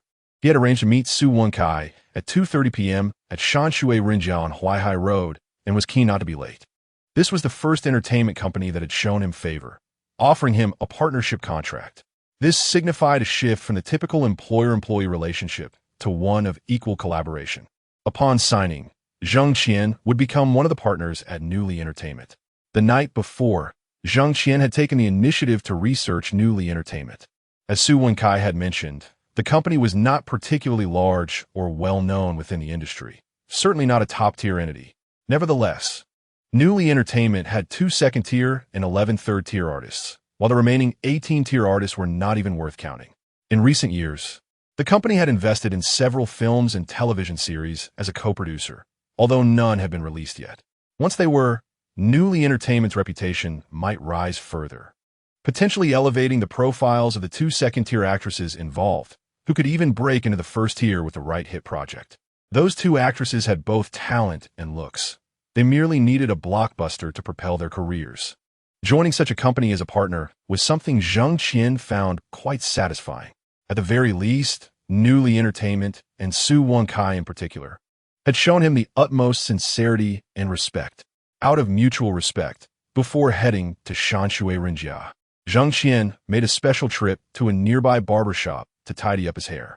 While he was getting his hair done, Jang Xien received a message from Su Wenkai. Wenkai Fearon, I'm sorry, Teacher Zhang, but I may not be able to meet you in person at Shanshui Rinjia. However, my father, the president of Newly Entertainment, will be coming to meet you personally to sign the partnership contract. Teacher Zhang, you need not thank me too profusely. My father is quite reliable. Teacher Zhang, see you at 2:30, don't be late. Upon reading Su Wencai's message, Jang Xien couldn't help but chuckle lightly. It turned out that the president of Newly Entertainment, Su Yi, would be the one coming to see him. This indicated that Newly Entertainment truly valued him. After tidying his hair, Jang Xien decided it was prudent to change into a suit. Originally, he had intended to meet Su Wenkai, and though he was several years older than her, they were both young and there was no need for overly formal attire. However, the situation had changed. He was now to meet the president of Newly Entertainment, Su Wencai's father. Jang Xien felt it necessary to dress a bit more formally. He donned a suit, as it would be disrespectful not to acknowledge the significance of Su Wenkai and Su Yi's attention towards him. Respect between individuals is paramount. If one extends courtesy, the other should reciprocate in kind. Thus, after leaving the barbershop, Jang Xien returned home to change into a suit before hailing a taxi to Shanshui Rinjia at 37 Huaihai Road. Shanshui Rinjia was a leisure resort, offering a plethora of dining and entertainment options. It featured private dining rooms, game rooms, and areas for tea and relaxation, all within a tranquil and elegant setting. A wonderful place for leisure and entertainment. Upon arrival, it was already 2:20 p.m., and thankfully he was not late. Before coming, Jang Xien had received a message from Su Wenkai, indicating that her father had already reserved a table and that he should simply mention President Su's name upon arrival. Upon entering Shanshui Rinjia, Jang Xien approached a server and said, I am looking for President Su. He has a reservation here. The server paused for a moment before responding. For Newly Entertainment, correct? Jang Xien nodded slightly. Very well, sir. This way, please, the server replied, bowing slightly and gesturing for Jang Xien to follow. They proceeded to a private room at the back, where the server gently knocked on the door and whispered, Sir, your guest has arrived. Please let him in. Came a young man's voice from inside. Jang Xien frowned slightly, then walked into the room as the server opened the door. Inside, he found only a young man in his 30s. Jang Xien scanned the room and furrowed his brow slightly before saying, I'm sorry. I must have walked into the wrong room. He turned to leave. Just as he was about to exit, the young man called out, You must be Teacher Zhang, right? You Haven T walked into the wrong room.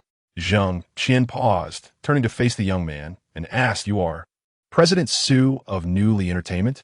The young man chuckled softly, shaking his head, and gestured for Jang Xien to sit down. "Teacher Zhang, let us have a chat. It is President Su who arranged for me to meet you. Since you are not him, there is no need for us to converse further." With that, Jang Xien turned to leave again. Just as he did, the young man raised his voice, saying, "President Su is quite busy and cannot meet you. So he sent me to represent him in New Lee Entertainment." He then tossed a document onto the table, which landed with a soft thud. Jang Xien frowned once more, glancing at the document before looking back at the young man. "Which President Su are you referring to? Is there a difference?" The young man smiled and countered. "Is there a difference? Well, yes, the old President Su and the young President Su are certainly not the same. However, since they are father and daughter, the young President Su must still heed the old President Su's guidance. This document contains the terms laid out for you by President Su. Don't you want to take a look? The young President Su mentioned that you aspire to enter the entertainment industry. This might be your last opportunity. Are you really not interested in seeing it?" Chapter 24. The arrogant youngster Jang Xien returned to the table and picked up the contract with a smile, saying, "I presume this document is not a partnership agreement, is it?" "Partnership?" The young man's eyes widened in disbelief as he stared at Jang Xien. Jang Xien continued, "If it's not, then what difference does it make whether I read it or not?" With that, he gently released his grip, and the contract fell back onto the table. The young man stared at Jang Xien in astonishment, and after a moment, he couldn't help but let out a cold laugh. "A partnership agreement? You think you can become a partner at Xinli Entertainment with your credentials? Do you know how many partners we have at Xinli Entertainment? How many original shareholders? Let me tell you, Xinli Entertainment has not a single partner to date, and there are only 3 original shareholders. And you, with your demeanor, think you can join us? Who do you think you are? Liu Xueqing, the king of film and music? Or Zhou Xingxing, the king of comedy?" With a disdainful glance at Jang Xien, the young man scoffed, "Humph, you an old man in your 30s? Wish to mingle in the entertainment circle and demand a partnership agreement from Xinli Entertainment? How laughable! If it weren't for General Su's favor, I doubt he would even grant you this trainee contract. Now that General Su is willing to give you this opportunity, consider it a tremendous grace. Yet you still have the audacity to be picky about a partnership agreement? The day hasn't even darkened, and you're already daydreaming. Are you finished?" Jang Xien maintained a faint smile as he looked at the young man. "Finished," the young man replied, slightly taken aback, then lifted the coffee cup from the table and took several large gulps. "Then may I take my leave?" Jang Xien continued to smile, turning to walk out of the private room.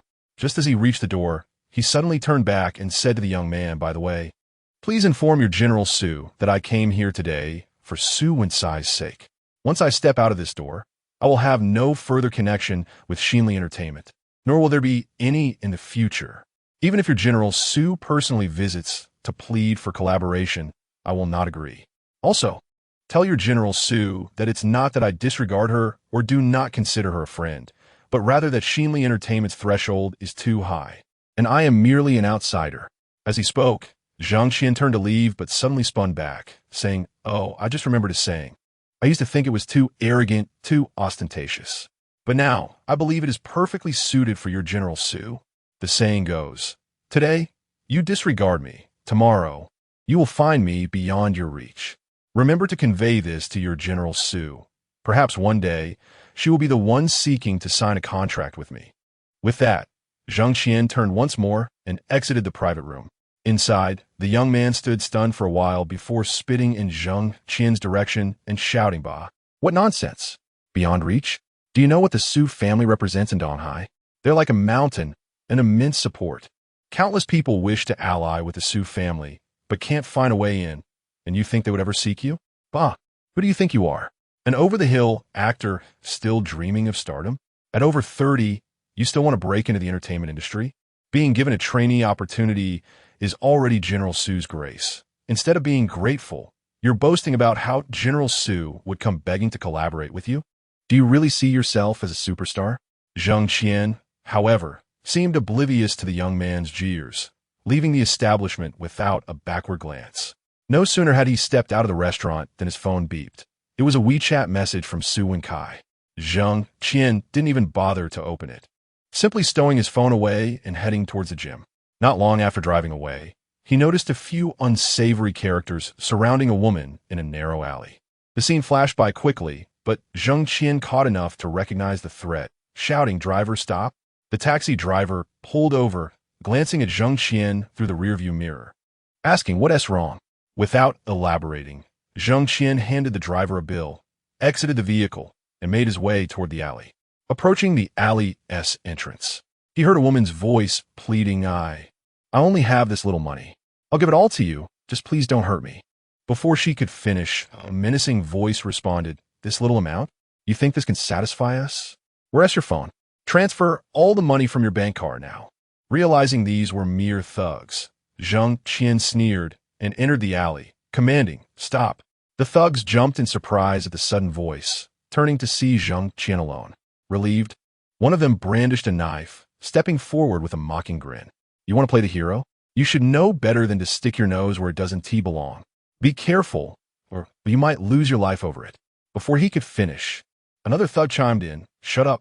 Let us take everything he has." They began to encircle Jang Xien. Feeling irritated by their presence, Jang Xien smirked and coldly replied, "You want my money? Let us see if you have the capability to take it. Huh? You think we're just decorations? Do you want to see red?" The thug lunged at Jang, still recovering from the shock. Jang Xien took a decisive step forward, delivering blows with precision and force, knocking the henchmen down as if they were mere punching bags. In less than a minute, all 7 thugs lay sprawled on the ground, groaning in agony. After dispatching the 7 assailants, Jang Xien felt a modicum of relief and turned to the astonished woman beside him, inquiring, "Are you not going to call the police?" With that, he turned on his heel and strode out of the alley. Chapter 25. I do not believe in love at first sight, Teacher Zhang. Have you seen my father? Has the contract been signed? At 2:30, in the new moon CAF, Su Wenkai clutched her phone and sent 2 messages to Jang Xien, after which she kept her phone close, glancing at the screen every few seconds. A cup of Americano sat before her, and across the table sat a young man in his 30s, impeccably dressed in a suit and tie.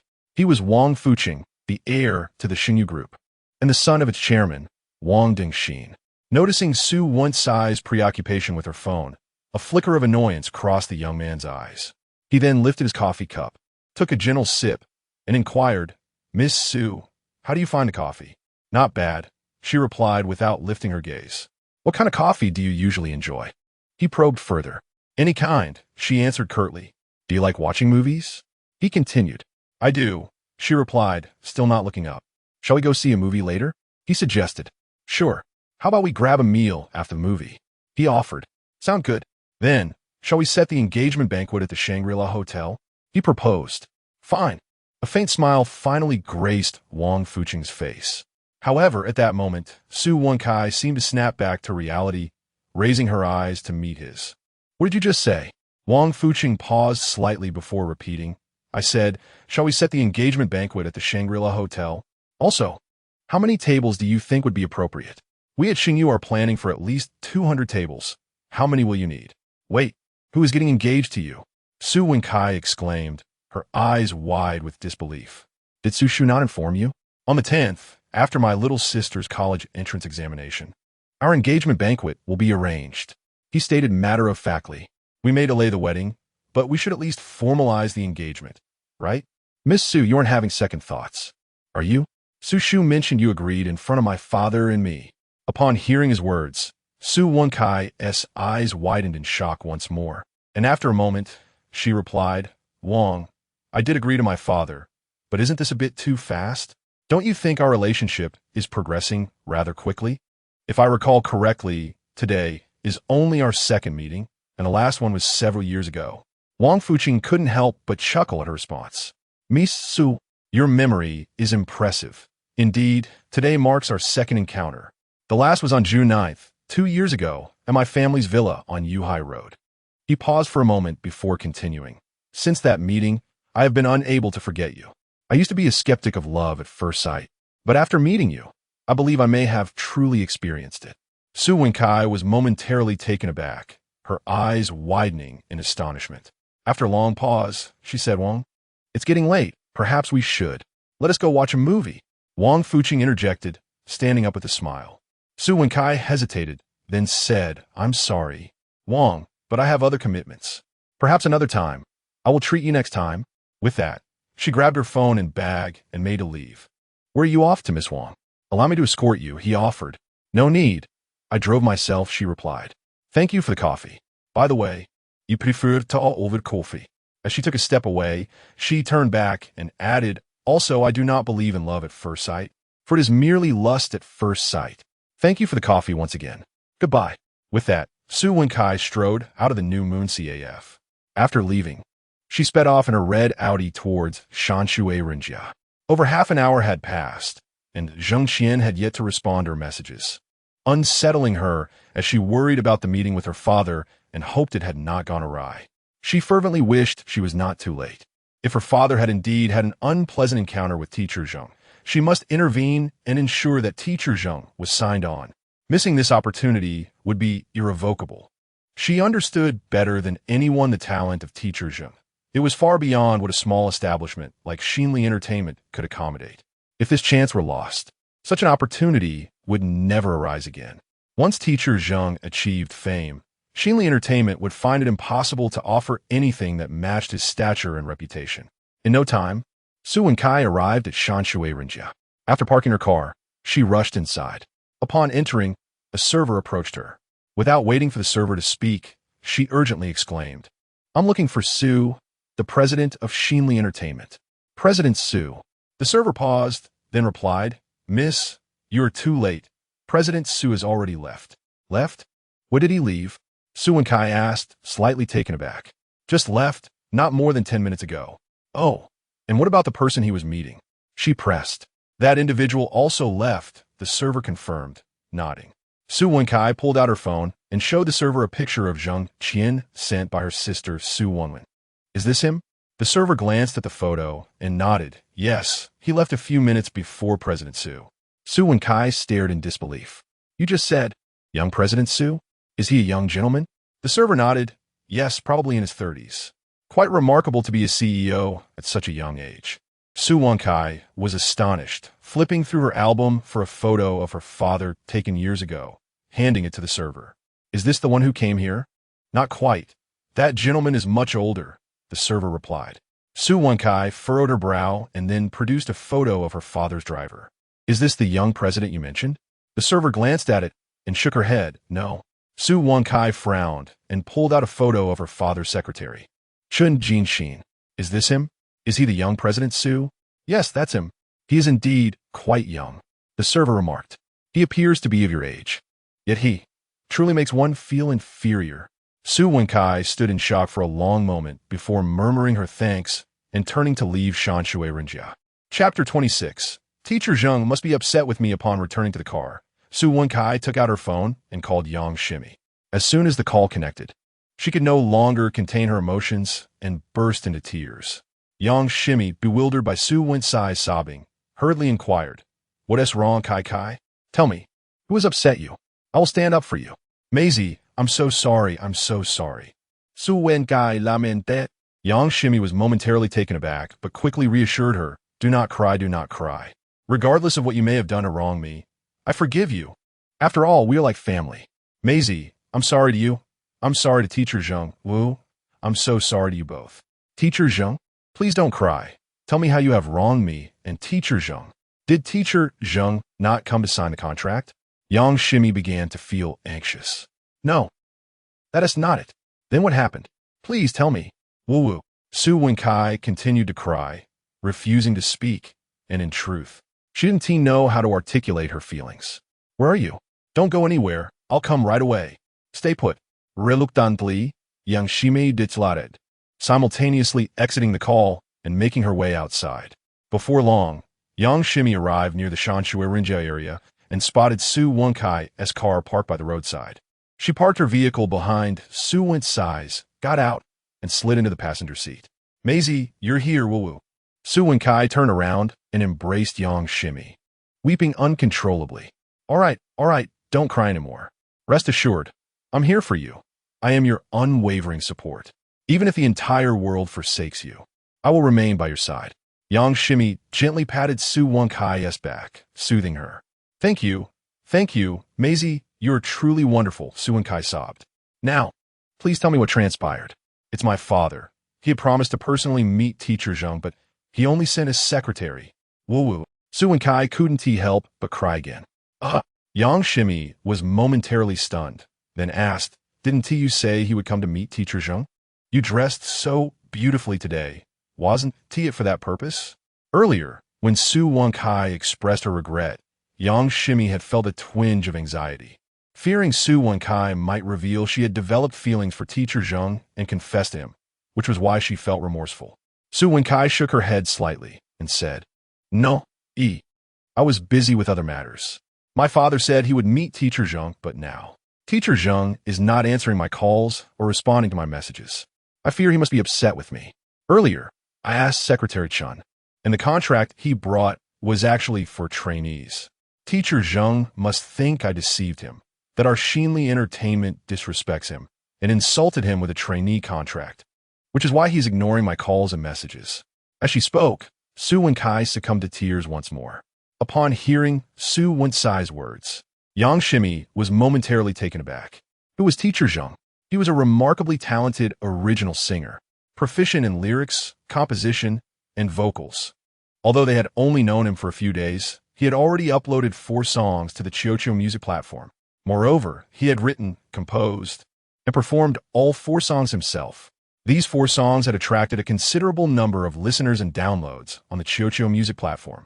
The latest uploads, Jasmine Blossoms and A Lifetime with You, had amassed over 20,000 listens and downloads in under 24 hours. The songs 10 Years and Goodbye, uploaded 2 days prior, had surpassed 50,000 listens and downloads in less than 48 hours, racing towards the 100,000 mark. It was believed that in less than 4 days, the listens and downloads for both songs would likely exceed 100,000. Similarly, Teacher Zhang had registered as an independent musician on Qiuqiu Music only 2 days ago, and his follower count had surged from 0 to over 30,000. Such a rapid growth rate could only be described as astonishing. This remarkable increase also confirmed that Teacher Zhang was indeed exceptionally gifted in music. To think that such a talented original singer, who had amassed over 30,000 fans on Qiuqiu Music and the same number on Weibo, could be dismissed with a trainee contract. Anyone would find that intolerable. Moreover, Teacher Zhang was a proud individual. At over 30 years of age, he faced inherent disadvantages, with age already placing significant pressure upon him. More than one person had advised him that at his age, aspiring to debut in the entertainment industry was a mere fantasy. Utterly impossible. Now, with Xinli Entertainment creating such a scene, initially promising to invite Teacher Zhang as a partner, only to present him with a trainee contract at the last moment, would only deepen Teacher Zhang's belief that Xinli Entertainment was mocking him, deliberately putting him in a difficult position, even insulting him. It would be unreasonable for Teacher Zhang not to be angered. After crying for a while, Su Wenkai said, Maisie, what should I do? What should I do? How can Teacher Zhang forgive me? Will he forgive me? He will forgive me, right? Amidst her words, Su Wenkai's despair was evident, and her thoughts became disjointed. Yang Shimi gently patted Su Wenkai's back, comforting her softly. He will. Teacher Zhang will surely forgive you. Do not fret, I will call him right now. Saying this, Yang Shimi took out her phone and dialed Jang Xien. At that moment, Jang Xien was engrossed in a boxing workout at the gym, with his phone resting in his locker, making it impossible for him to hear. While Yang Shimi attempted to reach him, Su Wenkai, with her swollen eyes from crying, looked at her with a pitiful expression. The phone rang for quite some time, yet there was no answer, leaving Yang Shimi at a loss for what to do. Could it be that Teacher Zhang would not hold it against Su Wenkai and Xinli Entertainment, having blocked them completely? What is happening? Did Teacher Zhang answer? Su Wenkai asked, her face filled with hope as she looked at Yang Shimi. Yang Shimi shook her head slightly and said, Kai, don't worry. I'll send him a voice message. It won't help. I've already sent him countless voice messages, and he hasn't replied. Su Wenkai shook her head in despair. I'll send one too, Yang Shimi declared, refusing to give up. She grabbed her phone, opened WeChat, and tapped on Jang Qien's contact, saying, Teacher Zhang, regarding today, incident, Kai is at fault, but it was unintentional. This was entirely her father's decision. She was kept in the dark until now. Kai has been crying incessantly, feeling remorseful, and is sincerely apologizing for this matter. Your silence on the phone and lack of response on WeChat. What does that signify? Did you not feel the sincerity Kai expressed when we met yesterday? Both Kai and I have always regarded you as a friend, never once looking down upon you. After a flurry of words, Jang Xien finally cast her phone aside, disregarding it completely. Chapter 27. The madman's ran at 4 in the afternoon. Su-yi remained in his office, engaged in phone conversations with acquaintances. Suddenly, a series of knocks echoed from outside the door. Shortly thereafter, Secretary Jang Xien gently pushed the door open and, upon seeing Su-yi, bowed slightly and whispered, "President Su." Su-yi nodded slightly, continuing his dialogue for a moment longer before finally ending the call. Once he set down his phone, he turned to Jang Xien and inquired, "You're back. What is this teacher Zheng like?" Upon hearing Su-yi's question, Jang Xien hesitated momentarily, uncertain of how to respond. "What is it?" Su-yi asked, puzzled as he observed Jang Xien's demeanor. "President Su, teacher Zheng did not sign." Jang Xien replied softly. "Did not sign?" Su-yi paused, then pressed further. "Why?" He said that young President Su promised him a partnership contract. Jang Xien hesitated briefly before continuing in a hushed tone. "A partnership contract? That Zheng is simply dreaming." Oyi iklamit injadurosli.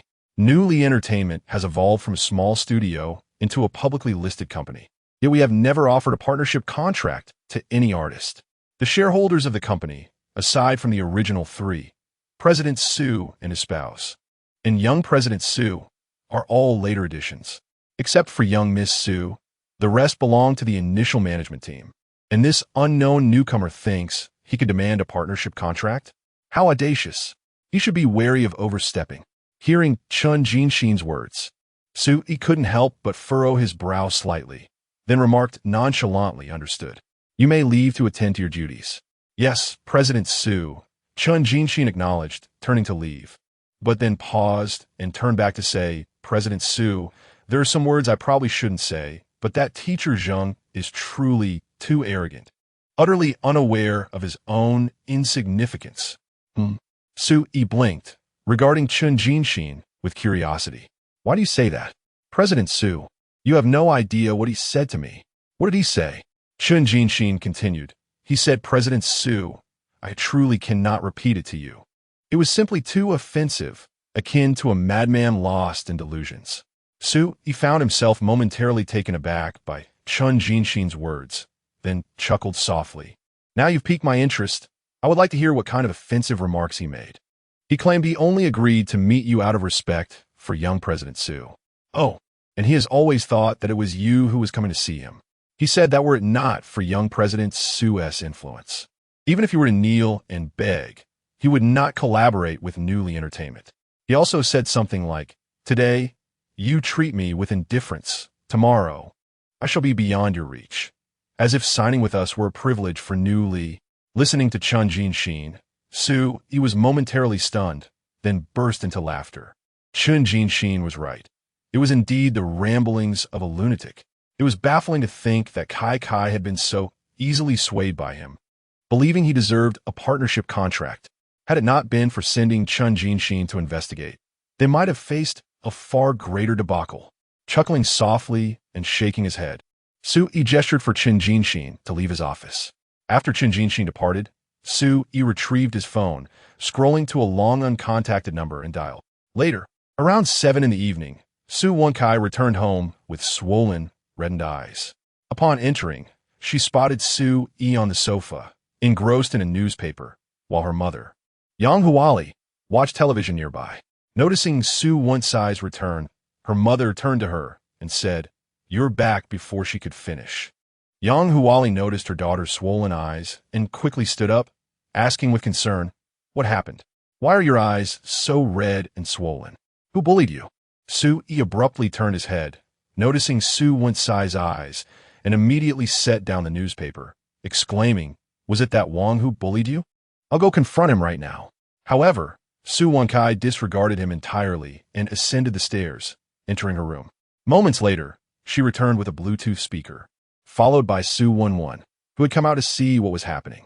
Su Wenkai placed the Bluetooth speaker on the coffee table, her voice filled with indignation as she declared, "Old Su, yes, I may be unreliable, spending my days idly and not taking my responsibilities seriously, bearing the title of vice president solely because I am your daughter. But this time, my desire to sign Teacher Jung is not a whim or a frivolous pursuit. Teacher Jung is undoubtedly the most talented singer I know. All of his songs are here. You, being in the entertainment industry, as the head of Newly Entertainment, should judge for yourself whether he is qualified for collaboration." With that, Su Wenkai turned on her heel and ascended the stairs once more. As she passed Su Wenwen, the latter tugged at her sleeve and whispered, "Sister, what is wrong?" "Ask Dad." Su Wenkai snapped back, freeing herself from Su Wenwen's grip as she continued upstairs. Downstairs, the living room fell silent, and the sound of Jang Xien's singing filled the air. 10 years ago, I did not know you. You did not belong to me." Unconsciously, Yang Huali lowered the volume of the television, eventually turning it off completely. She settled beside Su Yi, grasping his arm and softly inquired, "Old Su, what is happening? Why is Kai suddenly so furious? Who is this Teacher Jung?" "Mom, Teacher Jung is our physical education teacher," Su Wenwen interjected, taking a seat beside Yang Huali. "He sings beautifully, and all of his songs are original. Everyone in our class adores him. All 39 students in our class follow and have downloaded his songs. Unfortunately, we can only find 4 of his songs online." As she spoke, another song from Jang Xien began to play through the Bluetooth speaker. Recognizing the prelude, Su Wenwen exclaimed excitedly, "Oh, A Lifetime with You is my favorite." This song was written by Teacher Jung during his university days a decade ago. Before she could finish her sentence, Jang Xien's voice resonated through the speaker. "Because I dreamt of you leaving, I woke up from my tears." Su Wenwen even began to hum along softly. The melody of A Lifetime with You is upbeat, its lyrics simple and relatable. After listening to it a few times, it was easy to learn. For those who played the guitar, accompanying it was no challenge at all. Su Wenwen had listened to this song countless times and had naturally mastered it. Su Yi glanced sideways at Su Wenwen but remained silent, simply absorbing the music. Yang Huali, too, listened quietly, immersed in the atmosphere created by the song. Once the song concluded, Yang Huali turned to Su Yi and stated, "Old Su, I believe Kai is right. This teacher, Jung, indeed sings better than many contemporary artists. His songs rich in depth and emotional resonance, entirely distinct from the current trend of superficial pop songs. This teacher Jung is destined to make a name for himself in the entertainment industry. Currently, he is in the initial stages of his journey, and Newly Entertainment must not overlook him." Su Yi furrowed his brow slightly, pondering for a moment before finally picking up his phone, scrolling to Chun Jinxia's number, and dialing it. Chapter 28. Is the king of love songs Teacher Jung? The phone rang twice before it was answered, and the respectful voice of Chun Jinxin came through. Xiao Chun, are you still awake? I hope I'm not disturbing you." "No, not at all, Su Zong. Please let me know what you need." Chun Jinxin hurriedly replied. "Oh, it's nothing urgent. Do you have Teacher Jung's number?" "Teacher Jung?" Chun Jinxin hesitated for a moment before quietly asking. "The one from this afternoon, who seemed a bit eccentric?" "Xiao Chun, watch your language. He is my daughter's teacher." Su Yi frowned slightly and reminded him. "Oh."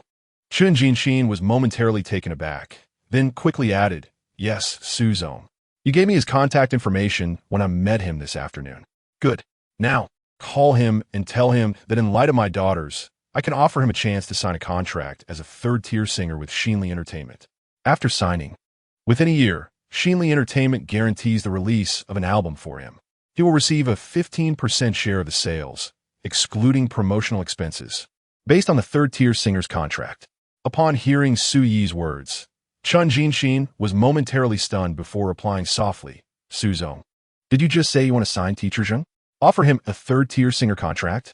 Sitting on the sofa beside Su Yi, Su Wenwen frowned slightly when she heard her father mention the third-tier singer contract. "Only a third tier? Teacher Zhang's songs are far superior to those of many third-tier singers." Su Yi shot Su Wenwen a glance before addressing the phone again. "You heard me correctly. I intend to offer him a third-tier singer contract."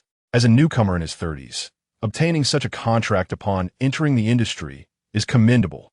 Tell him that young people should remain grounded and not assume that writing a few songs grants them superiority. Remember, there are always greater talents beyond one's own. These words were directed not only at Jang Xien, but also at Su Wenwen. Jang Xien was indeed Su Wenwen's teacher, and his singing was decent, a fact Su Yi could not deny. However, he would never elevate Jang Xien to a first-tier singer's status or agree to a partnership contract based solely on these reasons. Even if Jang Xien possessed such talent, Su Yi would not offer him such a contract, as it would leave him and Xinli Entertainment in a passive position without any room for negotiation. In future collaborations with Jang Xien, they would be entirely at his mercy, which was not a decision any businessman or owner would make. Even in ancient times, emperors would promote individuals gradually. It was impossible to elevate someone to a position of great power instantaneously when the time came to reward further accomplishments. How could they do so if they had already bestowed all honors? What options would the individual have besides usurpation? Although we are no longer in a dynastic era, the principle remains the same. Offering a first-tier contract or a partnership contract without due process would eliminate any motivation to inspire him further. Would he relinquish his position as chairman? Is that feasible? After hearing her father's words, Su Wenwen rolled her eyes and muttered, "I'm going to study," before heading upstairs. On the other end of the line, Jang Xien was momentarily taken aback, then responded, "Understood, Suzong. I will call him right away." Su Yi grunted affirmatively and hung up the phone.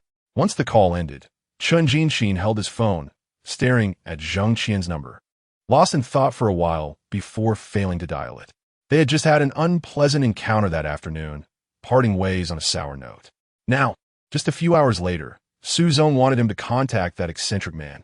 No, but Suzong had mentioned he was his daughter's teacher. How could he be considered eccentric? Can an eccentric truly be a teacher? No, a teacher is a teacher. Even if Jang Xien still thought of Jang Xien as an eccentric, a dreamer lost in his thoughts, Suzong referred to him as Teacher Zhang. And thus he was Teacher Zhang. Suzong had spoken, and regardless of how uncomfortable their previous encounter had been, Jang Xien had no choice but to muster the courage to call Jang Xien. After a considerable amount of time, Jang Xien finally pressed the number and dialed. The phone rang for quite some time, but went unanswered. When the automated voice of the mobile operator finally chimed in, Jang Xien snapped back to reality and lowered the phone. It connected, yet no one answered. What was happening? After a brief moment of confusion, Jang Xien redialed. The phone rang again, but still, no one picked up. After attempting twice with no response, he decided to abandon the effort, lying back on the sofa and listening to music. Earlier that afternoon, a colleague had shared a song from an original artist on a music platform called Xiao Xiao, claiming it was a new release that had gone viral among their friends within just 2 or 3 days. Indeed, it had gone viral. In Jang Xien's circle of 10 colleagues, all had shared the song of that original artist. He gently clicked on the shared link to 10 years, instantly redirected to the Xiao Xiao music platform, where the player interface appeared. Artist, King of Love Song's song. 10 years he clicked to listen, and an enchanting melody filled his phone. The music had some flaws, the noise was too loud, and the static was rather chaotic.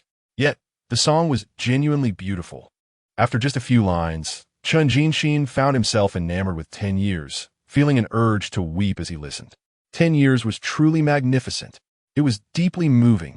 Yes, it was a tad sorrowful, evoking tears. As he listened, he glanced at the comments below. It seemed he was not alone in being moved to tears by the song. After listening to 10 years several times, Jang Xien then clicked on the King of Love Songs account and selected the second song, Good Parting, to listen to as well. He lost track of time, playing each song on repeat several times, downloading every track to his playlist, continuously playing them. Yet, no matter how many times he listened, he felt it was never enough. He longed to hear them again and again. He followed the King of Love Songs account and, based on the comments below, found their Weibo account, Huashan Luanjian, and clicked to follow. After following the Weibo account, Jang Xien scrolled through the comments. However, he soon noticed something odd. Many comments refer to the King of Love Songs as Teacher Zhang. Could it be that the King of Love Songs was that eccentric? No, that teacher Zheng? Chapter 29. You really need not apologize any further shortly after 8 in the evening, having concluded his boxing lesson. Jang Xien wiped the perspiration from his brow and made his way to the changing room. Upon reaching his locker, he opened it and glanced at his phone. The screen illuminated several messages from WeChat friends and 2 missed calls from an unknown number, devoid of any saved identity. Jang Xien examined the unfamiliar number but refrained from returning the call, reasoning that if the caller truly sought him out, they would undoubtedly attempt to reach him again. Returning to the home screen, he reviewed the WeChat messages, which were from Wen Kai-fei Ran, his junior sister Changbu Da, as well as the chocolate girl and Wen area. He paused momentarily, then shook his head with a wry smile. These individuals were, to varying degrees, connected to Su Wenkai, and their messages were naturally related to her, or more accurately, to their meeting earlier that afternoon. After reprimanding a few unruly individuals and sweating through a rigorous training session at the gym, Jang Xien had come to a realization. The afternoon's encounter could hardly be blamed on Su Wenkai. Based on their meeting the previous evening and the messages she had sent around 2:30 that afternoon, it was clear that she had approached him with genuine sincerity, even going so far as to uphold his dignity. Throughout their interactions, she had consistently referred to him as Teacher Zheng, truly wishing to partner with him to elevate his profile. However, her father, or rather, Xinli Entertainment, likely did not share the same regard for him. Otherwise, he would not have dispatched such an inconsequential figure to meet with Jang Xien, and the contract presented had shifted from a partnership agreement to that of a trainee contract. It seemed Su Wenkai had remained blissfully unaware of these developments, as evidenced by her messages sent shortly after 2 o'clock. Reflecting on this, Jang Xien shook his head again. Collaboration with Xinli Entertainment was out of the question. Even if Su Wenkai's father were to beg and kneel before him, reconciliation with the company seemed impossible. Yet, it would be unfair to place the blame solely on Su Wenkai. Jang Xien was not one to misunderstand the nuances of the situation, nor would he hold Su Wenkai accountable for the circumstances. Opening Su Wenkai's WeChat, Jang Xien typed a few messages. I apologize, Miss Su. I was quite busy earlier and left my phone in the locker, only just now seeing your messages. The events of this afternoon are in the past. Please do not be overly self-reproachful. I bear you no ill will, and you need not continue to apologize. You have already helped me immensely, for which I am truly grateful. There are those who say that the entertainment industry favors young talents. Yet at over 30, I have long passed the age of dreaming.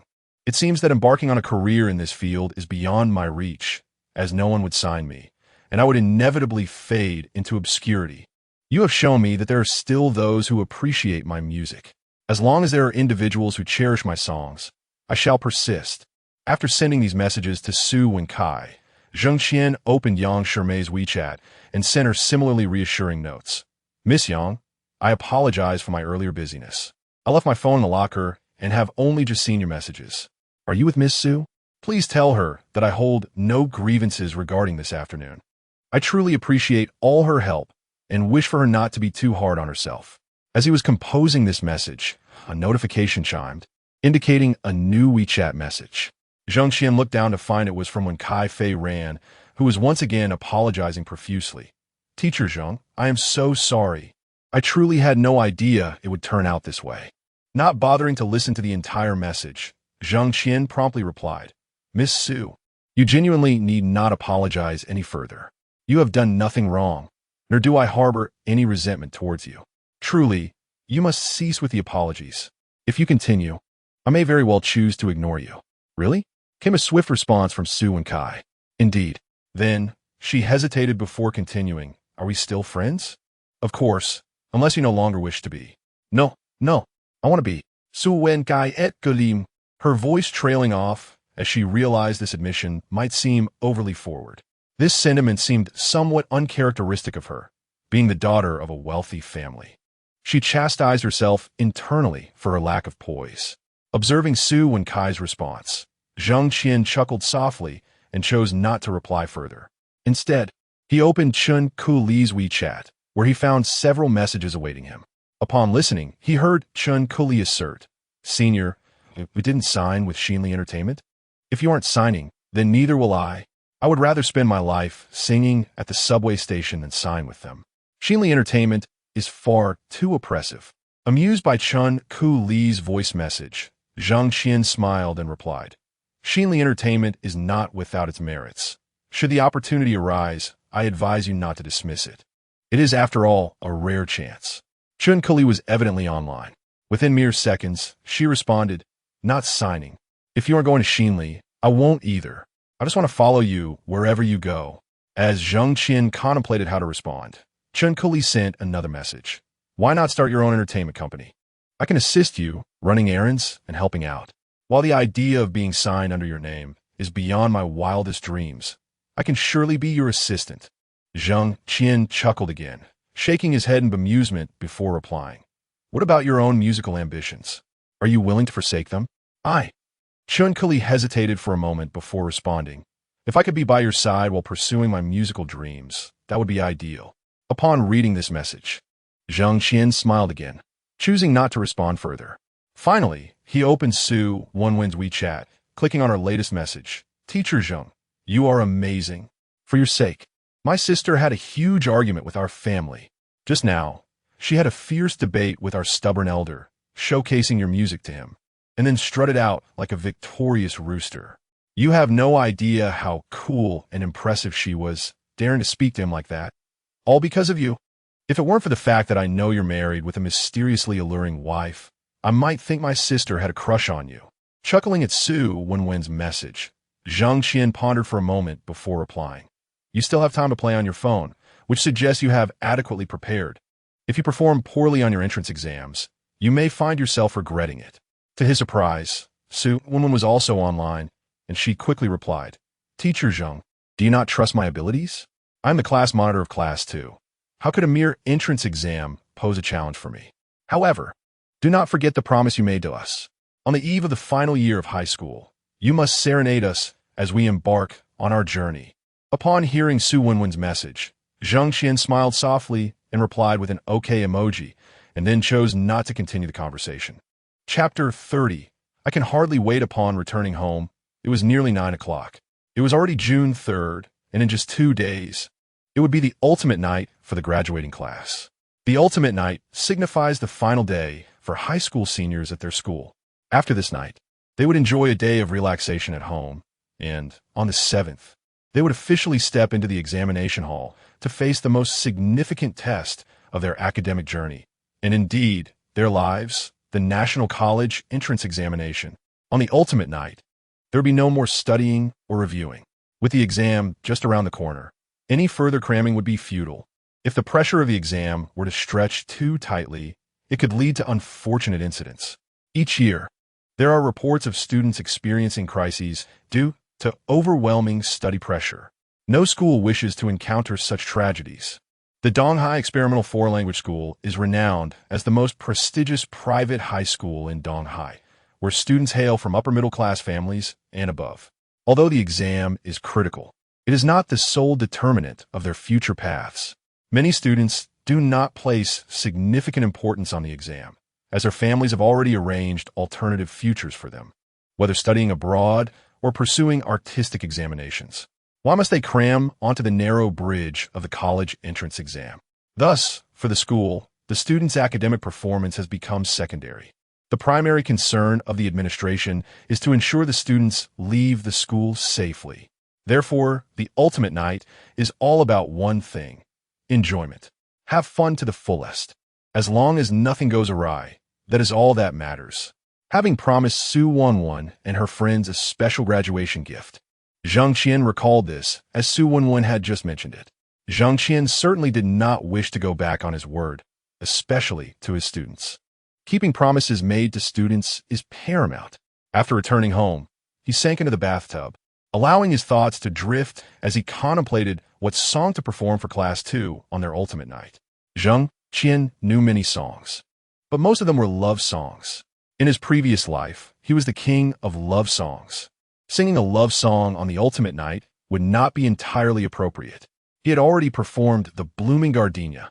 Moreover, the Blooming Gardenia is, strictly speaking, also a love song, imbued with a hint of unrequited affection. Eureka! He would sing it.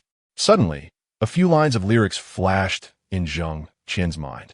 Immediately, he leaped out of the bathtub, wrapped himself in a towel, dashed into the bedroom, opened his computer, and retrieved the lyrics and melody from his memory, inputting them into the device.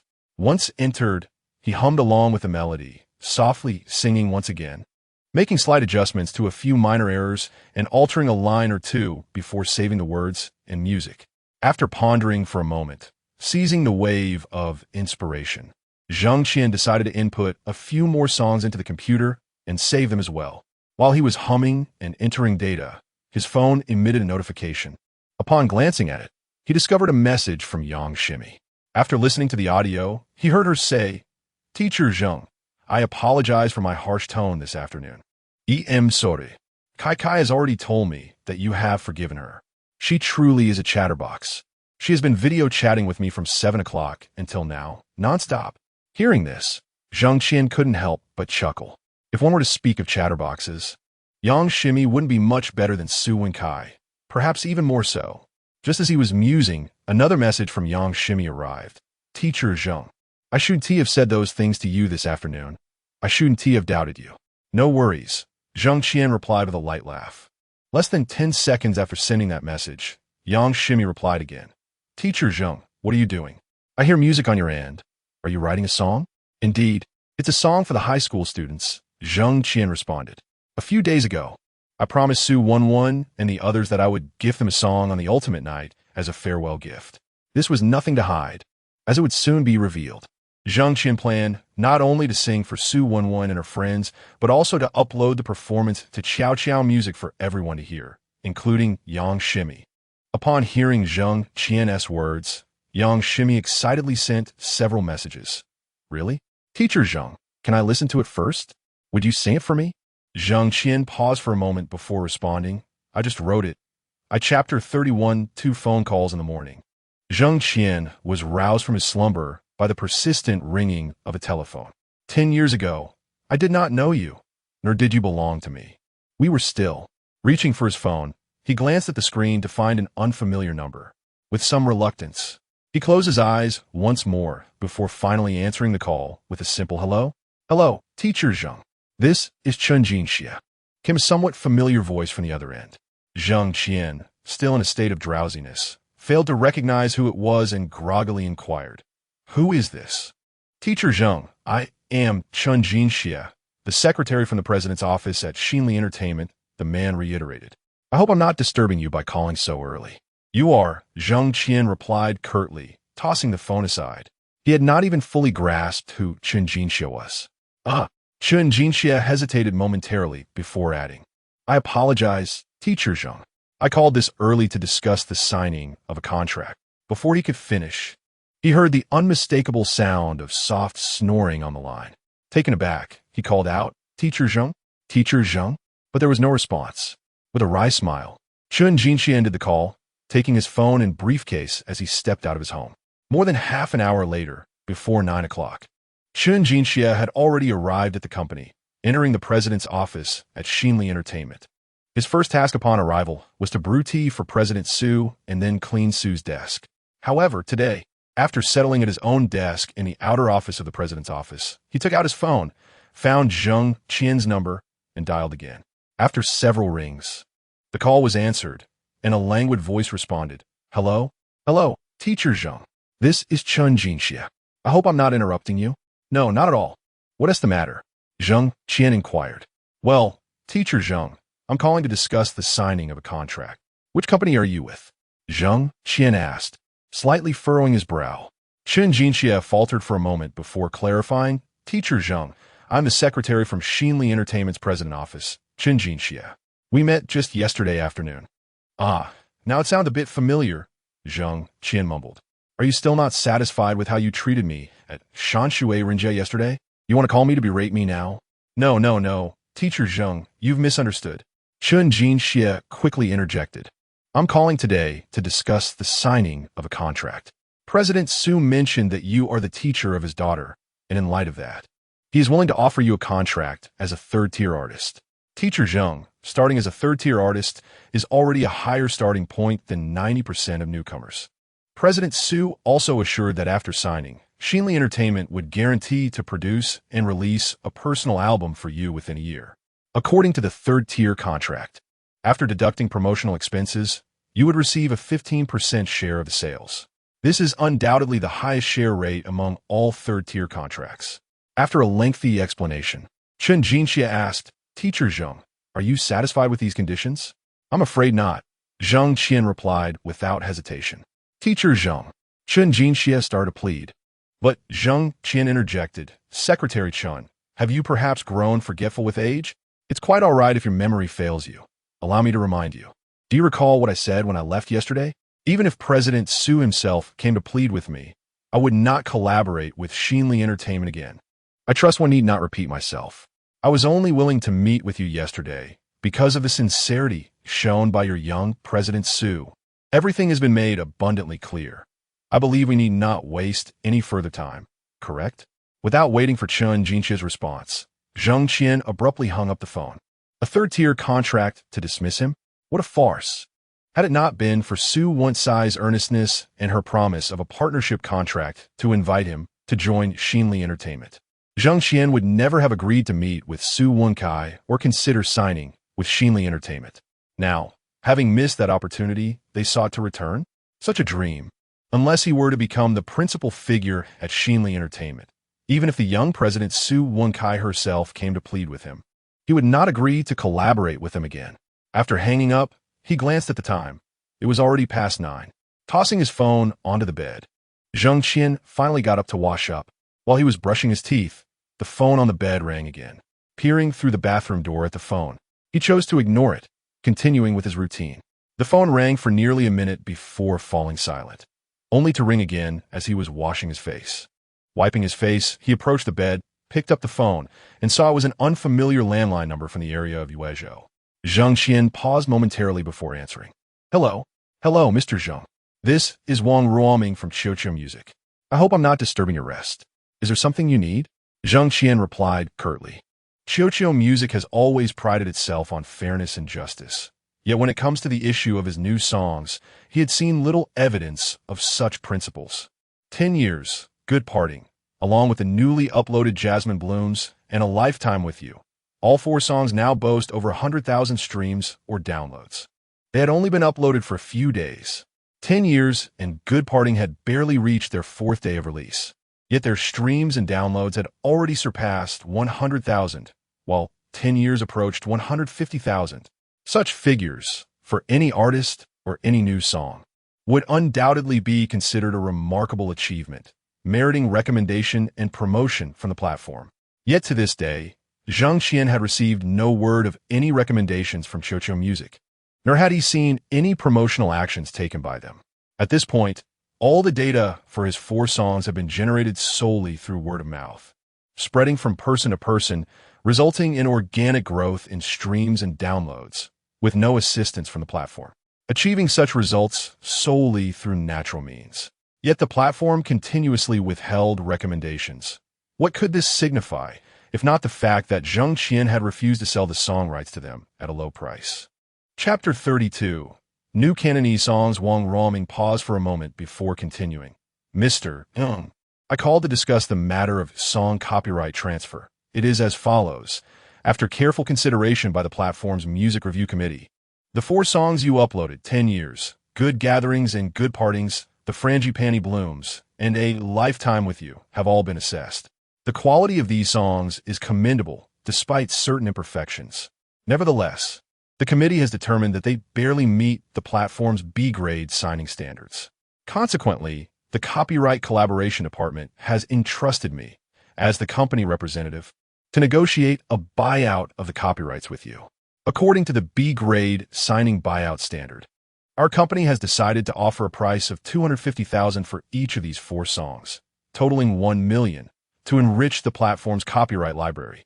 If you agree, we will proceed with the payment, which is quite substantial for a newcomer in the industry." Before Wang Ruoming could finish, Zhang Qian interjected, "I am sorry, but I cannot accept. Are the staff at Showdown Music fools? The last call proposed a mere 100,000 for 10 years in Good Gatherings and Good Partings, which I already declined. Now, they come back with 4 songs for only $1 million, intending to buy out the copyrights. Do they think I am a novice, unaware of the market? Each of these songs has millions of fans and is a classic pop hit. A single song can sustain a lifetime of success. Each artist has a signature song. They are not without merit. A paltry 1 million for such invaluable copyrights? They must be dreaming. Upon hearing Jang Xien's response, Wang Ruoming was momentarily taken aback before clarifying. Mr. Zhang, you might have misheard me. The offered copyright fee is 1 million. Not 50,000 nor 100,000, but 1 million. You registered your account just 4 days ago and uploaded 4 songs, and you could potentially receive 1 million in royalties. That is indeed extraordinary for a newcomer. Before Wang Ruoming could elaborate further, Jang Xien abruptly hung up the phone. 1 million? Was that too much? A ceiling? If this is the pinnacle for newcomers at Qiuqiu Music, then it is indeed a rather low one. Such a ceiling could be easily shattered. Jang Xien had no classes all day. As the end of the term approached, with high school graduation on the horizon, other grades would soon be on summer break, leaving Jang Xien as a physical education teacher. With virtually no classes. In a week, he might only have 2 lessons. The next day, with no classes scheduled, he awoke late, rising at 10 o'clock. After freshening up and having a meal, Jang Xien took a taxi to Old Place Entertainment Company. This was his 3rd visit to the company. The owner, Park Hua, greeted Jang Xien with a broad smile, as if he were the deity of wealth, calling out from afar. Hey, brother, you're here. Yes, I'm here. Still the same old routine, recording songs? Park Hua approached Jang Xien, extending his right hand with a smile. Yes, recording songs. Brother, I see you're always at it. Are you in the industry? Do you have a company? Would you like to join us at Old Place? I can't guarantee much, but 5,000 a month is absolutely feasible. We don't require professional talent. If you want to sing, we can provide you with an opportunity and a stage. Thank you, but no, Jang Xien replied with a light smile and a shake of his head. Well then, I won't disturb you. The usual 1,000 for 2 hours, Park Hua said, as Jang Xien nodded slightly and headed straight for the recording studio upstairs. Upon entering the room, Jang Xien closed the door, approached the recording studio, turned on the electronic keyboard, adjusted some settings, and tested other instruments before adjusting the soundboard. Once the preparations were complete, he adjusted the microphone's height, aimed it at the electronic keyboard, sat down, and began to play. As he played, he sang, "At parting, let us dance in this joyful classroom." In the adjacent room, Park Hua was wearing headphones, listening intently. After hearing just that line, his eyes widened in surprise. A Cantonese song. The fellow was singing a Cantonese song, and it seemed to be an original. Who composed the music? Who wrote the lyrics? As he continued to listen, Park Hwa's eyes grew wider, his astonishment palpable. This fellow sang remarkably well, better than the stars in his own company. Moreover, it was a Cantonese song. Cantonese music, or more precisely, the Cantonese music scene, once represented the pinnacle and trendsetter of China's music industry. For 30 years, the Cantonese music scene practically defined the entire Chinese music landscape. Whoever controlled the Cantonese music scene held dominion over the entire Chinese music market. All the prominent stars hailed from the Cantonese music scene and debuted singing Cantonese songs. The charts were dominated by Cantonese songs. However, with the meteoric rise of Mandarin music, Cantonese songs, being niche, naturally faced decline. They gradually faded from the Chinese music scene, becoming scarce. Even the stars of the Cantonese music scene have shifted to singing Mandarin songs, leading to an even greater scarcity of Cantonese songs. In the past decade, notable Cantonese songs have become exceedingly rare. Yet, in this modest recording studio at Old Place, to hear such a melodious Cantonese song was a moment of profound emotion for Park Hwa, his eyes glistening with unshed tears. After a considerable pause, he suddenly sprang into action, signaling his assistant to turn on the recording equipment. He was determined to capture the song being sung next door. Previously, Park Hwa had never installed additional recording equipment in the studio, nor had he considered listening to Jang Xien's performances. After all, Old Place was merely a trivial company. The term entertainment company was merely a facade to lend an air of sophistication. In reality, Old Place was no more than a rural theater group, willing to take on any job, paid or unpaid. The studio itself was as rudimentary as could be. Songs recorded here hardly stood a chance of making a mark. Therefore, Park Hwa had never thought to listen to Jang Xien's performances until his assistant informed him that Jang Xien had deleted all master copies after using the studio and had formatted the system multiple times, creating new documents repeatedly and overwriting everything. Such a method of formatting indicated that the files were of utmost importance. Files that one wished to keep for being recovered at all. Chapter 33. Serving only you out of sheer curiosity. Park Hwa had a set of recording equipment installed in the studio, in addition to the existing microphone. The equipment was of modest quality. The esteemed Old Place Entertainment Company could hardly afford high-end gear, and thus the sound quality was subpar, filled with noise and even electrical hums. Moreover, they had only managed to record a fraction of the song. Yet, even this incomplete recording was enough to leave Park Hwa and his surrounding assistants utterly astonished. It was undoubtedly a track poised to ascend the Cantonese music charts. To have such a new song emerge from their humble, anonymous entertainment firm's makeshift studio was nothing short of miraculous.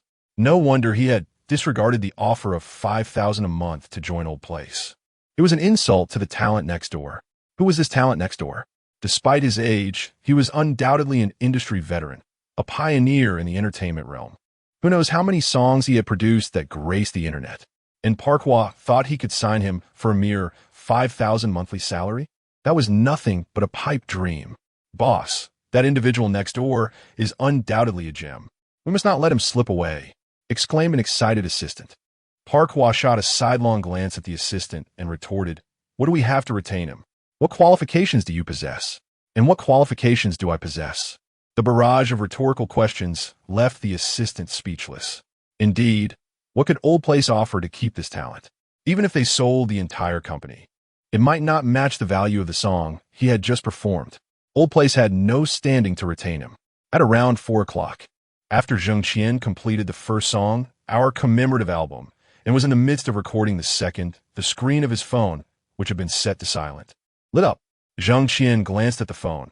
It was a call from Kai Sinyu, still labeled his wife. A few days prior, he had contemplated changing it, but had forgotten amidst the busyness. After a brief hesitation, he answered with a simple hello. "Jang Xien, it's me, Chun Xiaomei," came the voice of Kai Sinyu's manager from the other end. "Yes, what is it?" Jang Xien inquired directly.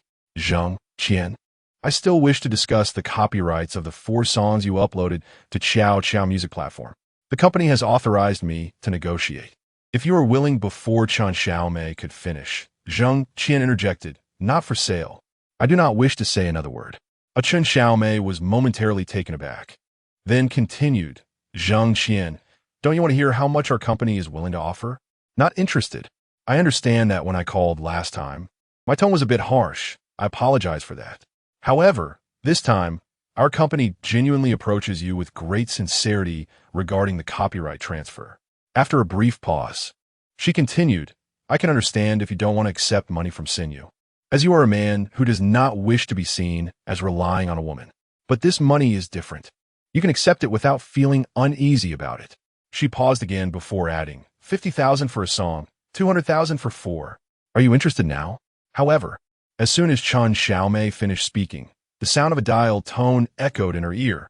Jang Xien had hung up, stunned by the sudden disconnection. Chun Xiaomei took a moment to regain her composure. "This guy just hung up on me again. 50,000 per song, isn't enough? What does he want? $1 million or 2? Beside her, Kai Sinyu wore a wry smile and remarked, "I told you he wouldn't bow down for such a trifling sum. Your call was nothing but self-degradation." Upon hearing Kai Sinyu's words, Chun Xiaomei found herself disbelieving, promptly dialing again.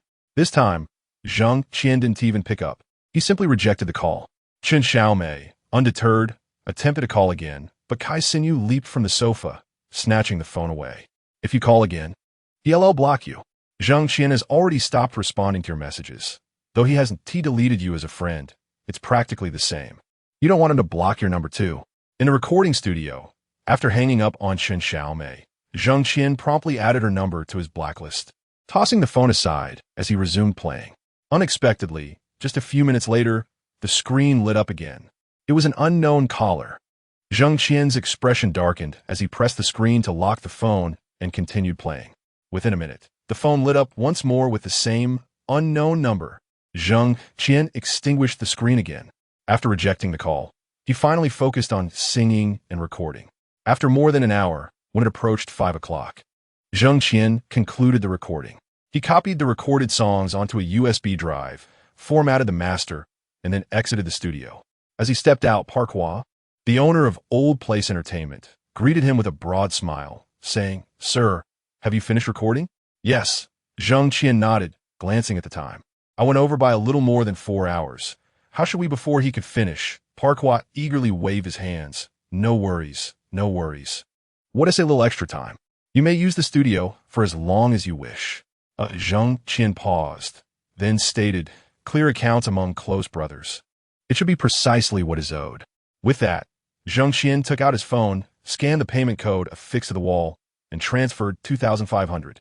Upon hearing the notification, Park Hwa was taken aback and quickly said, "Sir, that's too much.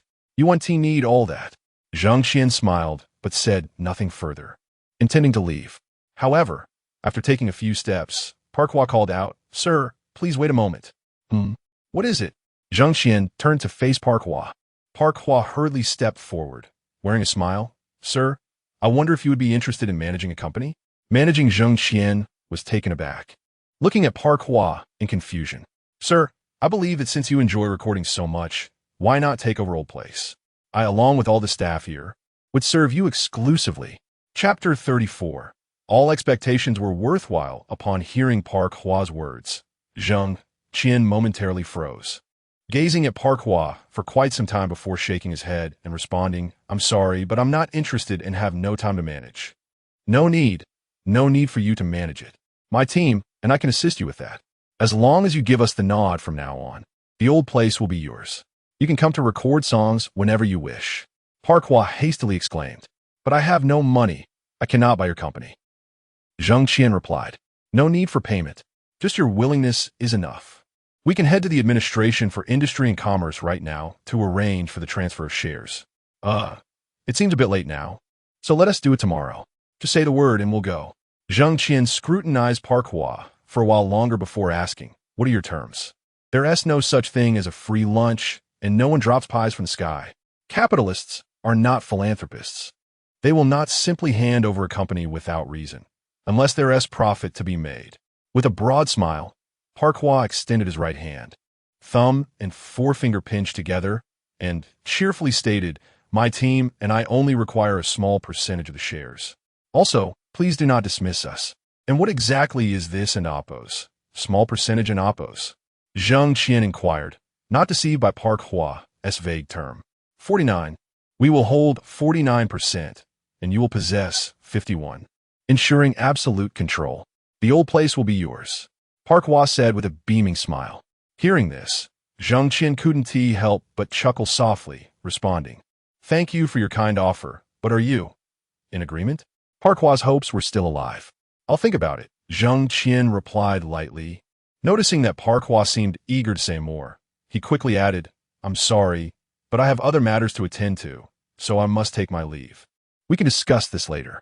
To think that by transferring a mere 51% of the shares, one could bind themselves to the Old Place Entertainment Company. Park Hwa's calculations were rather astute. Of course, if it were any other entertainment company, like Newly Entertainment, such an offer might warrant consideration. However, for the Old Place, it was best to pass. With the meager assets and connections Old Place had, did it even have any standing in the entertainment industry? Absolutely not. Lacking relationships and connections, it was merely a shabby rural stage, a shell of a company, attempting to attach itself to him. Enough of that. It was getting late, and he should head home, wash up, and sleep. Upon returning home, Jang Xien did not upload the 2 songs recorded that afternoon to Chiu music platform. Instead, he logged in to check the back-end data. The 4 songs, 10 Years and Parting with Goodwill, had been uploaded for nearly 72 hours, and their data was nearing or surpassing the 200,000 mark. 10 Years had over 220,000 listens and 21,000 downloads, with an increase of 60 to 70,000 downloads within a day. Moreover, the disparity between listens and downloads was almost negligible. This indicated that out of every 10 listeners of 10 Years, more than 9 chose to download it. In other words, Out of every 10 who encountered 10 years, at most one person did not like it. The rest adored the song. 10 years was indeed a classic. Parting with Goodwill also had impressive data, with over 180,000 listens and surpassing 150,000 downloads, at 15,000 and counting. Although the figures were not as staggering as 10 years, they were still quite impressive. Without any deliberate traffic generation, the most significant contributors were Jang Xien and Su Wenkai, who had slightly pushed it forward. Given their influence, they couldn't possibly rally tens of thousands to listen to and download their music, as they were not internet celebrities with millions of fans. Therefore, most of the listeners and downloaders were likely drawn in through friends and acquaintances, little by little. With no dedicated traffic source, this was organic growth. It was no wonder Chio Music Platform was eager to buy the rights to his 4 songs. They were akin to 4 golden egg-laying hens. Jasmine Blossoms and A Lifetime with You had also been uploaded for less than 48 hours. Yet their listens and downloads had likewise surpassed 100,000. Similarly, Jang Xien's account on Chio Music Platform, known as the King of Love Songs, had garnered over 100,000 followers. In just 4 days, through organic growth, he attracted an impressive 10,000 fans. If he were the administrator of Chio Music Platform, he too would be unable to remain idle. Acquiring the 4 songs rights, regardless of whether it was 1 million, 2 million, 4 million, or even 10 million, would undoubtedly yield substantial profits. Unfortunately, Jang Xien was neither a novice nor a strict musical amateur. In his previous life, the value of these 4 songs had already been well established through their vast audience. To think Chio Music would dream of obtaining the rights to these 4 songs for a mere 1 million was utterly unrealistic. Even the offer of 500,000 per song from Xinhui Entertainment was far from sufficient. That amount was insufficient even to secure the rights to cover the songs. Jang Xien would never and could not sell the rights to these songs at a loss. For any entertainment company, these songs were golden geese. And they were no different for Jang Xien.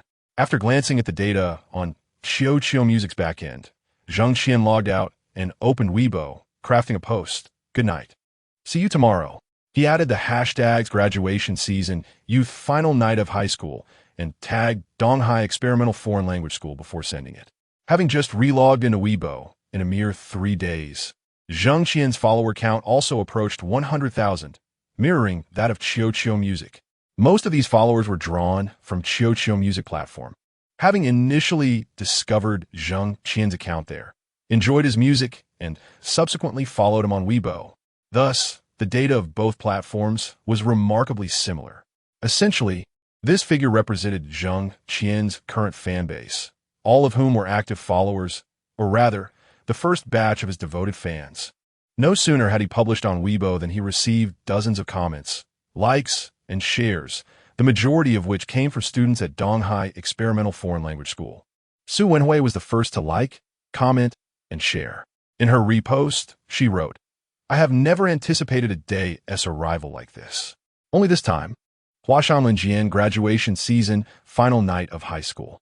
Shortly after Su Wenhui's comment, Jang Xien chimed in.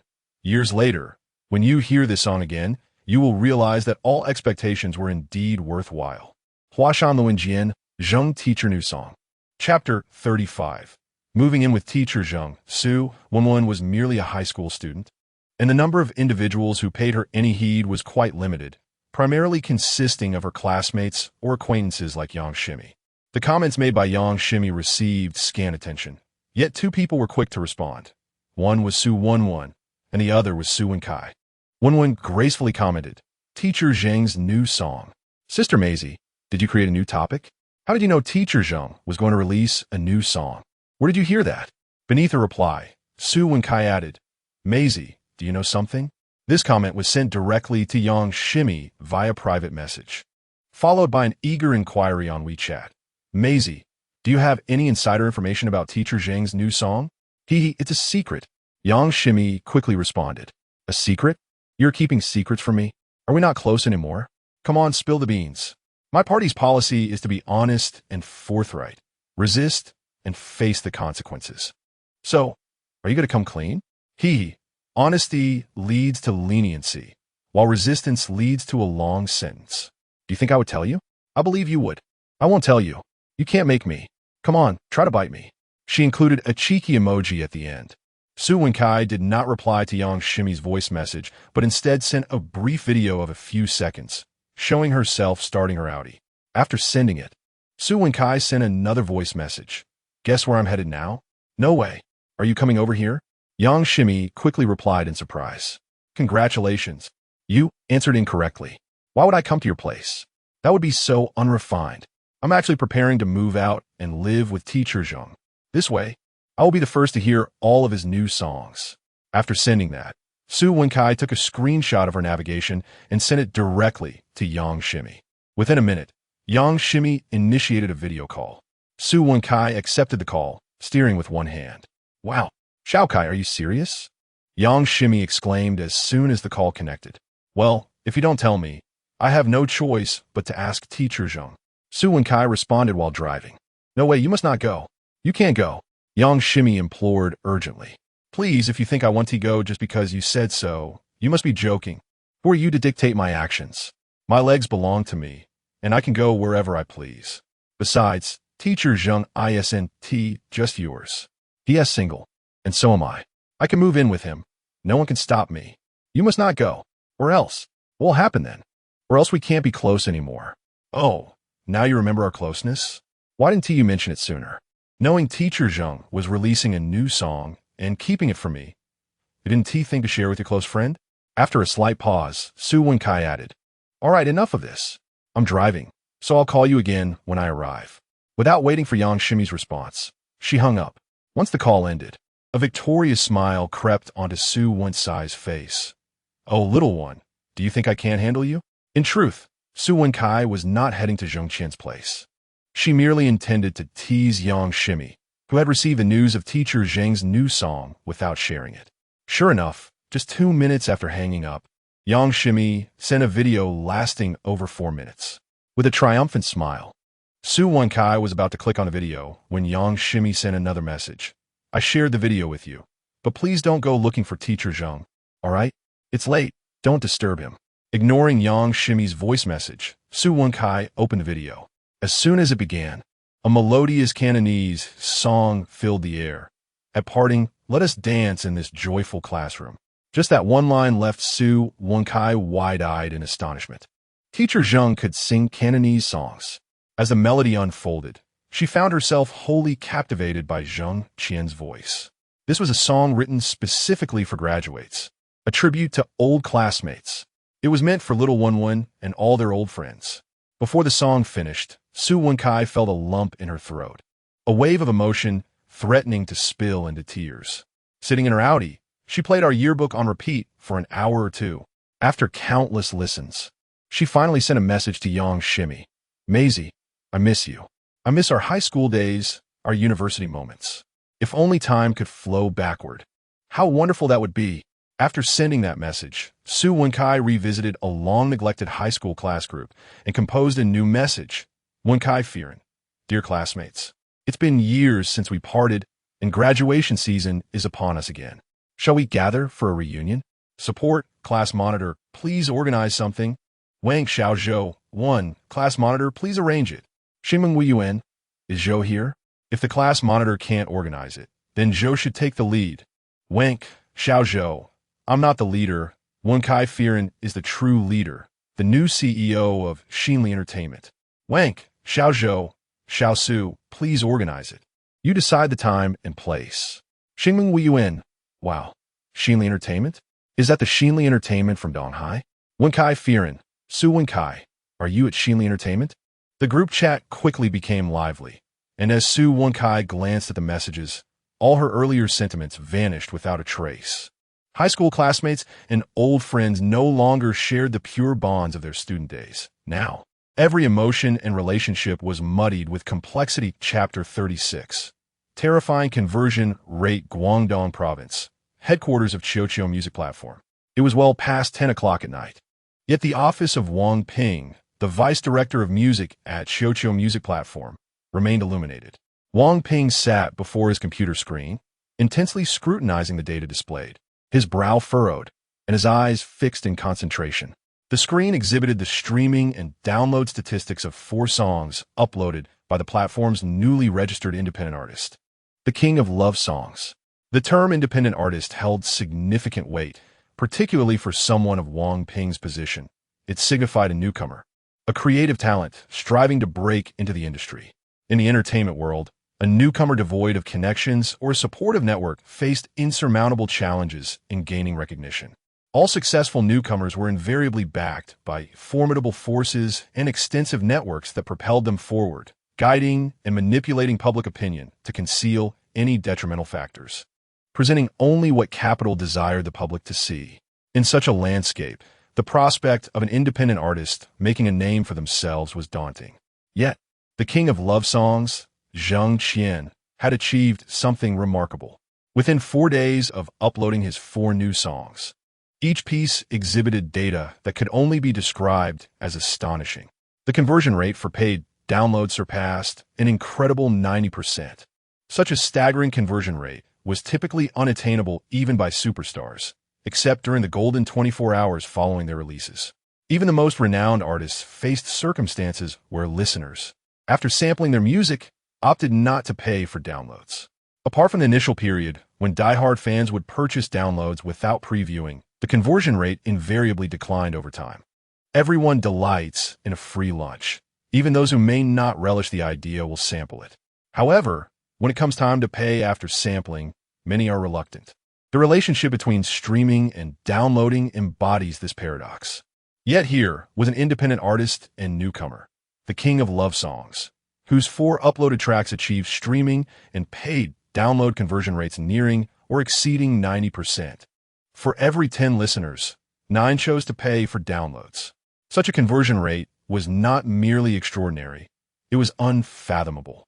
Were it not for the empirical evidence before him, few would believe that a newcomer could attain such a remarkable conversion rate with their original songs. Even more alarming was the fact that 2 of the songs, 10 Years and Good Gatherings, Good Partings, had maintained this conversion rate after 4 days since their upload. Should this trend continue, Wang Ping could scarcely fathom the implications of the data.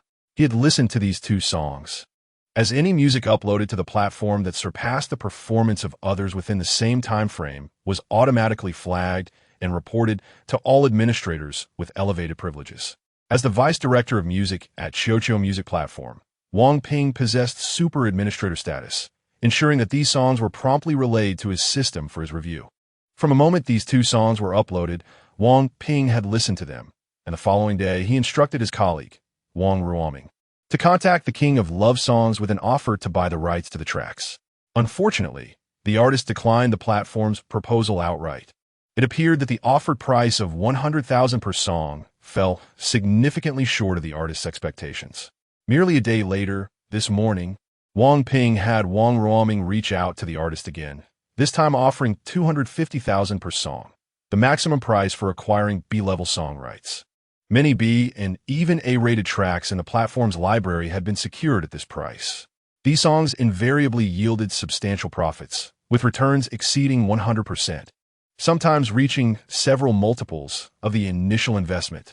The platform's growth had been predicated on acquiring songs at lower prices and then promoting them to generate considerable returns, a strategy they had successfully employed in the past and would continue to do so. The professional evaluation committee of the company had undoubtedly rated the King of Love Songs' 4 tracks higher than mere B level, though Wang Ping lacked the authority to view the committee's assessment.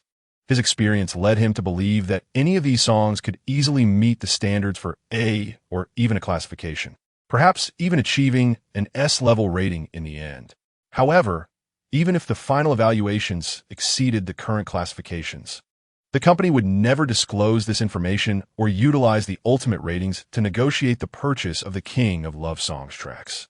The platform was not a charitable organization. Its owner was no benevolent figure, and capital was hardly a docile lamb. Maximizing profits was, and would always be, their foremost objective. Acquiring these songs at a lower price would yield more lucrative returns for the company and its owner. Regrettably, the company had evidently underestimated the artist's valuation of these 4 songs. The $1 million buyout offer was dismissed without a second thought. Consequently, When Wang Ruoming attempted to contact the artist again in the afternoon, he found that his calls went unanswered. Despite multiple attempts, the artist did not pick up, even hanging up the phone without granting Wang Ruoming the opportunity to speak. In essence, Wang Ruoming had been sidelined in the negotiations for the rights to the 4 songs. Any further attempts to contact the King of Love Songs were rendered futile. The artist was clearly awaiting a higher-ranking representative from a platform to engage in discussions and present a more enticing offer. Thus, the responsibility of negotiating with Jang Xien, the King of Love Songs, now fell upon Wang Ping. He was reluctant to shoulder this burden. In his view, a B-level rating was insufficient, and even an A-level assessment would not accurately reflect the true value of these 4 songs. In other words, negotiating a buyout with the artist was nearly an impossible task. Yet, given that the director had expressly tasked him with this responsibility, how could he decline? Initially, Wang Ping had intended to make the call to the King of Love Songs the following day. However, the rapid and alarming increase in data for these 4 songs was undeniable. Without any promotional guidance, the hourly growth figures reached into the thousands. This remarkable rate of increase far surpassed that of all other songs released within the same time frame. The longer he delayed, the more the platform would find itself at a disadvantage. Who could predict what the data would reveal by morning? What price would the artist demand upon witnessing the figures? Casting one last glance at the ever-changing statistics, Wang Ping could no longer afford to hesitate. He picked up his phone, entered the contact number left by Jang Xien in the back end, and dialed. Chapter 37. A beauty delivering takeout. Jang Xien lay languidly on his bed, engrossed in his mobile device, when suddenly the screen darkened momentarily, followed by an incoming call from an unfamiliar number. Jang Xien paused for a moment before answering the call with a casual hello. Mr. Zheng, good day. This is Wang Ping, the music supervisor from the Chow Chow music platform. I'm reaching out to discuss the copyright of your songs. Before Wang Ping could finish his statement, Zheng Qian interrupted brusquely. I'm not interested. With that, he attempted to terminate the call. Wait, Mr. Zheng, Wang Ping exclaimed, sensing Zheng Qian's intent to hang up. Is there something else? Mr. Zheng, I understand that my colleague has previously contacted you. He is quite new to handling music copyrights and may not have approached you appropriately. I hope you can forgive him. Well, if that is all you wish to say, then spare me, Zheng Qian replied, his impatience evident. No, Mr. Zheng. I merely wish to extend an apology on behalf of my colleague and hope for your understanding, Wang Ping hastily clarified. After a slight pause, he continued. Regarding the 4 songs you uploaded to our Chow Chow music platform, our platform's grading review committee has assessed them and determined that they have achieved an A-level rating. Therefore, we are prepared to purchase the copyrights for these 7 songs at the price designated for A-level original music to enhance our platform's original music library. May I inquire about your thoughts on this offer? Wang Ping dared not mention the B-level assessment his colleague had previously communicated, which had resulted in Zheng Qian abruptly hanging up. He wished to avoid a similar fate and decided to elevate the rating. As the platform's deputy director of music, he held enough authority to make this adjustment, with the possibility of reporting to his superior the following day. He believed that upon reviewing the new data for the songs by the King of Love Songs, Zheng Qian, his superior would have no objections. These 4 songs were undoubtedly worthy of such a classification. Just an A-level? Zheng Qian smirked subtly, suppressing a derisive laugh before countering. Mr. Wang, you may not be aware, but our platform maintains a stringent and even harsh grading system, overseen by a specialized committee of experts. Among the over 30 million original songs in our library, barely 1 in 10,000 achieves an A-level rating. The pricing will undoubtedly meet your satisfaction, Wang Ping added, pausing momentarily before continuing. For A-level songs, the buyout price for copyrights is 1 million per song. Since all 4 of your songs have reached A-level status, our platform is willing to offer 4 million for the complete rights to your works. He waited a few moments, then asked, Mr. Zheng, does this price? Before he could finish, the unmistakable sound of disconnection echoed through the phone. After a few seconds of disbelief, Wang Ping glanced at the screen, which displayed the terminated call, and couldn't help but let out a wry smile. 1 million per song, and he is still unsatisfied. What could he possibly want? 2 million? Or perhaps 5 million? After a brief moment of self-deprecating laughter, Wang Ping redialed. However, this time the call rang twice before being abruptly disconnected. A second attempt met with the same fate, and Wang Ping, wary of provoking further irritation, refrained from calling again. He placed his phone on the desk with a resigned shake of his head. It seemed that further communication this evening was futile.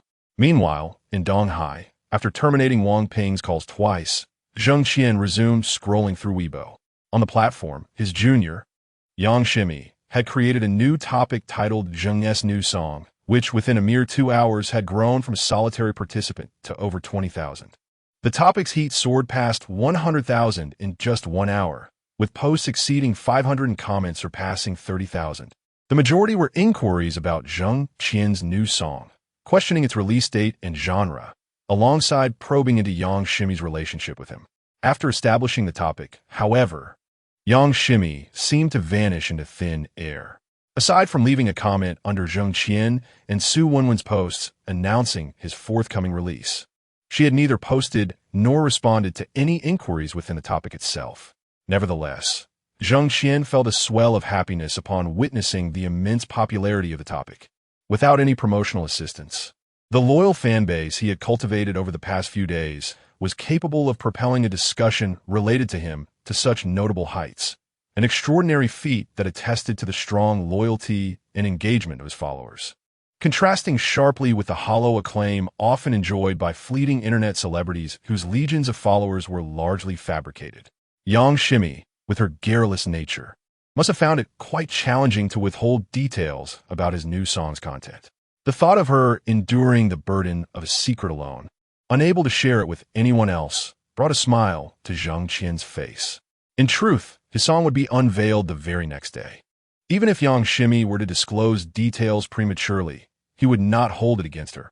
He might even express gratitude for her inadvertent promotion. Lost in contemplation, Jang Xien was suddenly jolted by a faint knocking sound from outside his room. He momentarily hesitated, then smiled ruefully. It was past 11. Who would be knocking at this hour? Surely, he must have misheard. Yet, the knocking persisted, growing more discernible. Was someone genuinely at the door? Jang Xien rose, approached the door, and listened intently. Indeed, the knocking continued, unmistakably emanating from right outside his room. He opened the door and, crossing the living room, peered through the peephole, only to be taken aback. Standing outside was none other than Yang Xien. What could she possibly want at this hour? As he pondered this, Yang Xien gently rapped at the door once more. What on earth are you knocking for at such an hour? Jang Xien thought, still hesitating to open the door. Just then, the door to the adjacent room swung open, revealing a burly man clad only in his undershirt. He stepped out, his voice brimming with irritation. What's all this knocking about? Before he could finish his sentence, the man caught sight of Yang Xien, and his demeanor transformed, his eyes lighting up with delight. Hey there, beauty. Delivering takeout? I just happen to be awake. Come on in. I'll pay you extra. Upon hearing this, Jang Xien swiftly opened the door, pulling Yang Xien protectively behind him, and glared at the man. Brother, what are you saying? This is my friend. Keep your language respectable. The man cast a few glances at Jang Xien before falling silent, then turned to close the door behind him. Chapter 38. Beautiful lady, is it over so soon? After ushering Yang Xien into the room and closing the door, Jang Xien turned to her and inquired, Miss Yang, what brings you here? Please have a seat. I shall pour you a glass of water. As he spoke, Jang Xien approached the water dispenser, filled a cup, and turned to find Yang Xien peering around, seemingly searching for something. Following her gaze, he asked curiously, What are you looking for? It's nothing, Yang Xien replied softly, her cheeks slightly flushed. After a brief pause, she continued, Teacher Zhang, do you only have one bedroom? Well, I live alone, so one bedroom is sufficient, Jang Xien replied, momentarily taken aback.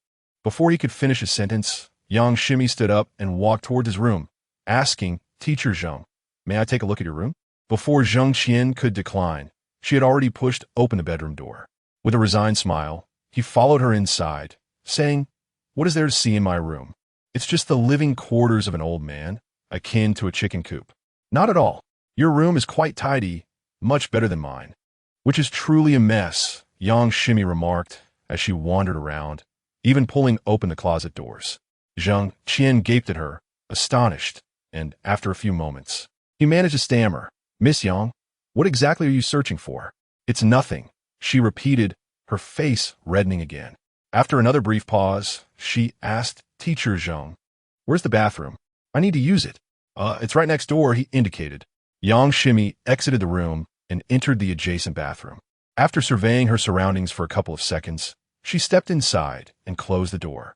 Taking out her phone, Yang Shimi opened Su Wencai's WeChat and typed a message, "You deceitful scammer. Su Wencai, you big fraud," followed by several furious emoji. After waiting for a few minutes, she realized that Su Wencai had likely fallen asleep, leaving her in a quandary. In a moment of impulsivity, she had hurried here, worried that Su Wencai might disturb Jang Xien. Now it seemed she had unwittingly caused the disturbance herself. Just then, Jang Xien's voice broke through her thoughts. "Miss Yang, are you all right?" "I'm fine," she responded, a hint of panic in her voice. After a minute or two, she opened the bathroom door and stepped out, her head bowed. Jang Xien looked at her and asked again, "Miss Yang, are you truly okay?" Yang Shimi shook her head, then murmured, "Teacher Zhang, I'm really sorry for bothering you at such a late hour." "It's no trouble. I haven't fallen asleep yet." Zhang Qian chuckled lightly, shaking his head. "Miss Yang, please, just call me Yang Shimi.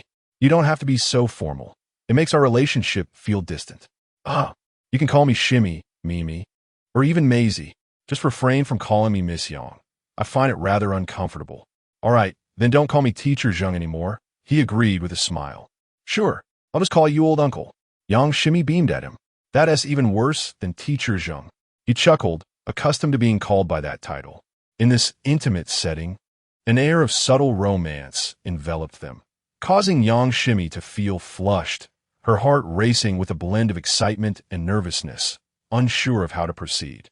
After a moment of silence, she finally mustered the courage to say, "Old uncle, I should get going," though her heart longed to stay. "How about staying a bit longer?" Zhang Qian suggested politely. "Okay." Yang Shimi eagerly accepted, adding, "Perhaps I won't leave tonight?" Zhang Qian hesitated. But before he could finish, Yang Shimi's expression turned fierce, prompting him to quickly amend, "Maisie, I only have one room, so." "It's fine. I can sleep on the sofa." She promptly laid down on the couch. Zhang Qian was momentarily taken aback, but quickly proposed, "I should really escort you home." "Oh."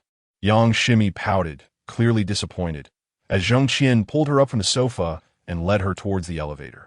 Just a few steps away, the door to the neighboring room swung open abruptly, revealing a shirtless man who called out, "Beautiful lady, is it over so soon?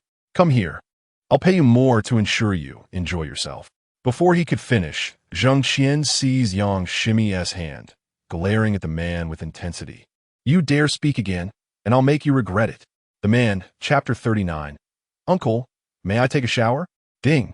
The elevator doors opened, and Yang Shimi, who was hanging onto Zhang Qian, sprang away as if she had been stepped on. A late-night returee appeared at the elevator entrance, and, upon seeing Zhang Qian and Yang Shimi, momentarily paused, foot raised halfway to enter, only to halt abruptly. Zhang Qian grasped Yang Shimi's hand and hastily exited the elevator. Once outside the community, Zhang Qian released Yang Shimi's hand and turned to ask, "Where's your car?" I didn't drive," she stammered. My car is in for maintenance at the dealership. I couldn't bring it." "Then how did you get here?" "I took a taxi." Zhang Qian was momentarily taken aback, checking the time on his phone. "It's so late now. It must be hard to get a taxi at this hour." Yes. How about you let me stay at your place for the night?" Yang Shimi hurriedly suggested. "I can sleep on the couch." Zhang Qian remained silent as he opened a ride-hailing app and requested a car. However, after several minutes of waiting without a driver accepting the request, he reluctantly said, "Let's walk a bit further. I refuse to believe we can't find a taxi." As he led the way, Yang Shimi followed, pouting and expressing her displeasure. "You silly uncle. Thick-headed. It's so late. Why must you insist on sending me home?" As they walked, two drunken men appeared ahead, leaning on each other as they staggered toward them. Zhang Qian stepped aside to allow them to pass, but after taking a couple of steps forward, he heard Yang Shimi's sudden scream from behind. Whirling around, he found the two drunks blocking her path. In a panic, Jang Xien strode forward, shoving the two drunks aside as he grasped Yang Shimi's arm, angrily demanding, "What are you doing?" The two drunks toppled to the ground and struggled for a long while, unable to rise. "Uncle, I'm scared," Yang Shimi whispered behind Jang Xien, appearing quite pitiful. He glanced back at her, and after a few seconds, said, "Let's go. There's a budget hotel nearby where you can stay for the night." Ah! Yang Shimi's eyes widened in disbelief. As she saw Jang Xien take a few steps ahead, she hurriedly followed, exclaiming, "Uncle, you want to stay at a budget hotel? Are you really taking me to a room? I don't have my ID. What's with this taking a room talk? Is that what you call it?" Jang Xien felt a cold sweat bead on his forehead as he stopped and turned to Yang Shimi. "You don't carry your ID when you go out? Who brings that thing for no reason?" She pouted. "Even if you had it, you'd probably claim you didn't have it now." Jang Xien scrutinized her face for several seconds, seemingly searching for any signs of deceit. "What's wrong, uncle? Do I have something on me?" Yang Shimi wondered, glancing down at her outfit. "Nothing." Jang Xien sighed, lightly before suggesting, "If you're comfortable sleeping on the couch, then stay at my place for the night." "Yes, I'm comfortable. I'm comfortable." Yang Shimi and Amp Appo's face lit up with joy as she nodded enthusiastically. Seeing this, Jang Xien felt a sense of being taken advantage of. Once home, just as he closed the door, Yang Shimi asked, "Uncle, may I take a shower? I can't sleep without one." Jang Xien hesitated for a moment, then nodded. Upon seeing his approval, Yang Shimi squealed with delight and dashed into the bathroom. "No peeking, uncle," she shouted. Soon, the sound of running water filled the bathroom. "Uncle, do you have a change of clothes? I forgot to bring any." Yang Shimi's voice echoed from within after more than half an hour. However, there was no response from outside. "Uncle, uncle," she called several times, but received no answer. "What is that silly uncle doing?" Wrapped in a towel, Yang Shimi gently twisted the bathroom doorknob, opening it a crack, and softly called out, "Uncle?" Still no response. Yang Shimi felt a flicker of fear as she stepped out, wearing slippers and clutching the towel to her chest, calling, "Uncle, uncle?" The living room was empty, and so was the bedroom. Where did that silly uncle go? After searching the room, without finding Jang Xien, she pouted in frustration. He wouldn't just leave me here alone, would he? Ding! The sound of the fingerprint lock unlocking came from behind her. Yang Shimi turned sharply, only to see Jang Xien appear at the door, carrying a bag. Time seemed to freeze as both of them stood there, stunned. After several seconds, Yang Shimi suddenly snapped back to reality, let out a shriek, and bolted into the bathroom. Slamming the door shut, Jang Xien, too, regained his senses and instinctively took a step back, closing the door behind him. Once the door was secured, he pondered his feelings of apprehension. Why am I feeling shy? I'm not the one at loss here. Besides, it's my home. With that thought, Jang Xien pressed the fingerprint lock to open the door again and stepped inside. He closed the door and grabbed a stool from the living room, placing it at the bathroom door before setting the bag on top of it. He then gently knocked on the bathroom door. What is it?" came Yang Shimi's uncertain voice from within. After waiting several seconds without a reply, he pressed his ear against the door, listening intently. Not hearing any further movement, Yang Shimi felt her heart race with anxiety as she cautiously opened the bathroom door crack. Through the gap, she noticed a chair placed at the bathroom entrance, upon which rested a bag containing a set of pajamas. The tags had yet to be torn off, indicating that Jang Xien had just bought them from the convenience store in the community. Yet, the timing of his return seemed rather inappropriate. Or perhaps, it was perfectly timed? Recalling the earlier scene, Yang Shimi felt her face flush, quickly snatching the pajamas and shutting the bathroom door once more.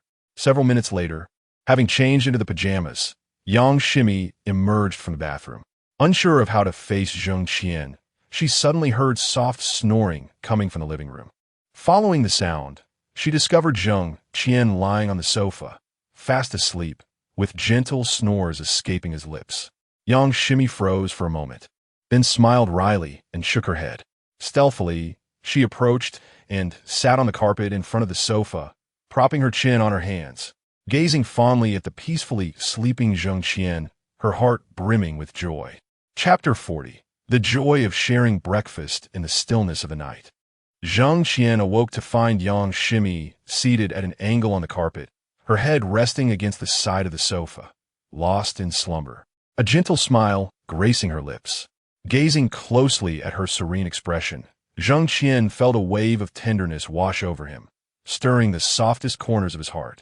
Reminiscent of a time long past, he found himself lost in the sight of her smile for what felt like an eternity, until he noticed her head beginning to slip toward the floor. In a moment of urgency, he reached out to support her head, carefully lifting her into his arms and carrying her into the room. After tucking her in, he quietly stepped back out, returning to the sofa to occupy himself with his phone. After a considerable time, Jang Xien succumbed to sleep once more. It was unclear how long he had been resting when the enticing aroma of millet porridge roused him from his slumber. As he blinked awake, he was greeted by the sight of a radiant smile, so close it felt within reach. "Uncle, you're awake. Come, have breakfast." Yang Shimei Biamed, a bowl of millet porridge in her hands. Jang Xien stared in mild astonishment, then lifted his gaze to the dining table where an array of breakfast items awaited: steamed buns, fried dough sticks, and more. "Did you prepare all this?" he inquired, a hint of disbelief in his tone, as he realized it had been ages since anyone had shared breakfast with him. "No, I can't cook," Yang Shimi replied, a blush creeping onto her cheeks as she looked down shyly. "I ordered takeout." After a brief pause, she added, "If you'd like, I can learn to cook and make meals for you in the future. Why go through the trouble?" Jang Qian replied, taking a seat at the table and reaching for a bun, stuffing it into his mouth as he spoke. "Sit down. Why stand there? You bought so much food. I can't possibly finish it all alone. What a waste if it goes uneaten." With a light laugh, Yang Shimi settled beside him, expressing her gratitude. "Uncle, thank you for taking me in last night." "No need for thanks. You'll have to take a taxi back on your own. I can't drive you," Jang Qian replied, his tone nonchalant. Yang Shimi smiled, but said nothing, instead taking a small dumpling and savoring it bite by bite. After they finished their meal, Yang Shimi departed, and Jang Qian returned to his room, intent on catching a few more hours of sleep. He had hardly slept 4 hours after a night of revelry, and with the impending chaos of the final night of senior year celebrations, he knew he needed to rest while he could. However, as he lay on the bed, the lingering scent of Yang Shimi enveloped him, a gentle reminder that it had been years since a woman had shared this space. The fragrance danced in his nostrils, stirring memories that kept sleep at bay.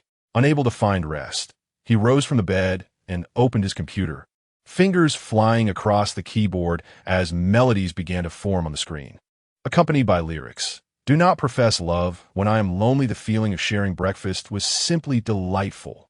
He crafted a message to accompany a photo of the breakfast spread, 2 pairs of chopsticks poised at the table. Later, as Yang Shimi settled into her BMW Mini parked in the community garden, she posted the morning snapshots to Weibo, adding a caption. In under a minute, a comment appeared. Su Wen's sighs, dripping with disdain. "What is the big deal about having breakfast with Chun Kelly? Maybe all those dishes were just bought by him." Su Wen Kai, lying in bed, scoffed as she read Yang Shimi and Oppo's Weibo post, leaving a dismissive comment. Yang Shimi merely chuckled at the remark, choosing not to engage.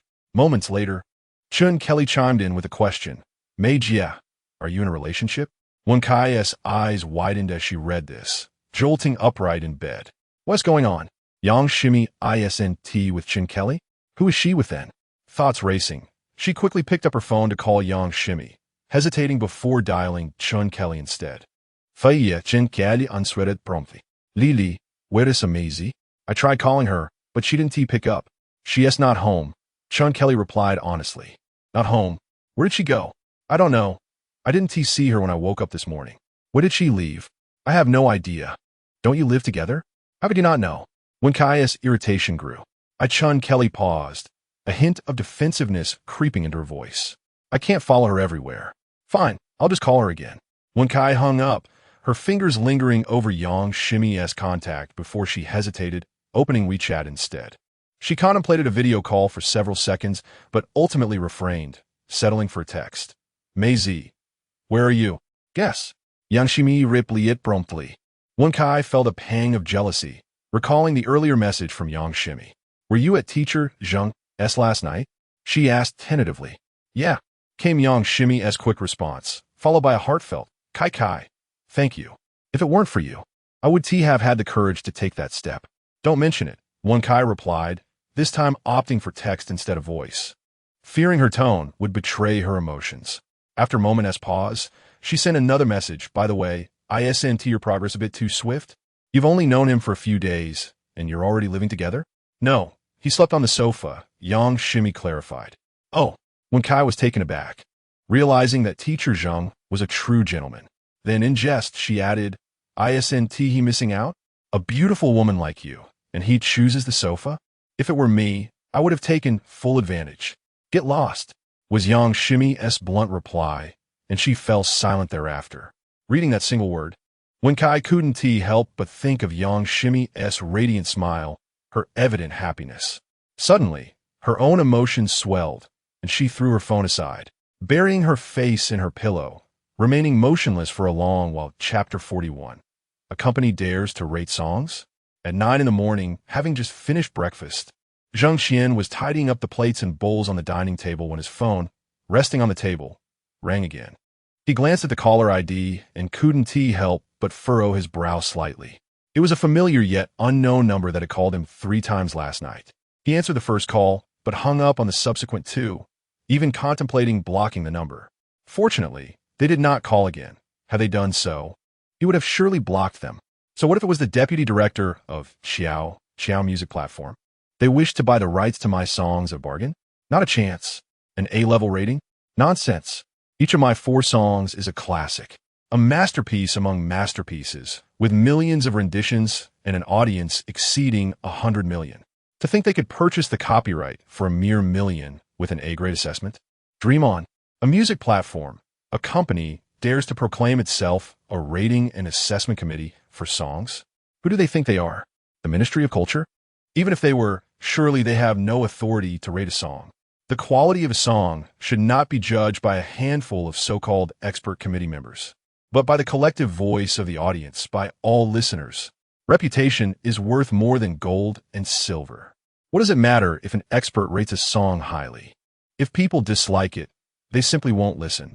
Can they force it into their ears? Currently, the prevalence of bland songs is due to a lack of good music. People have no choice but to be force-fed mediocrity. At least, they still have the freedom to choose whether to listen or not.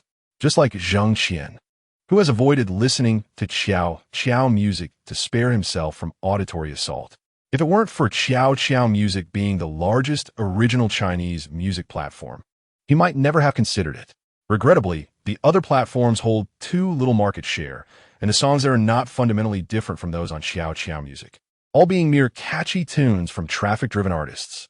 Lacking depth, thought, or substance, listening to such drivel is a waste of time. Picking up his phone, Jang Xien did not answer the call and simply hung up, tossing the device back onto the table. Who is it? Why didn't you answer?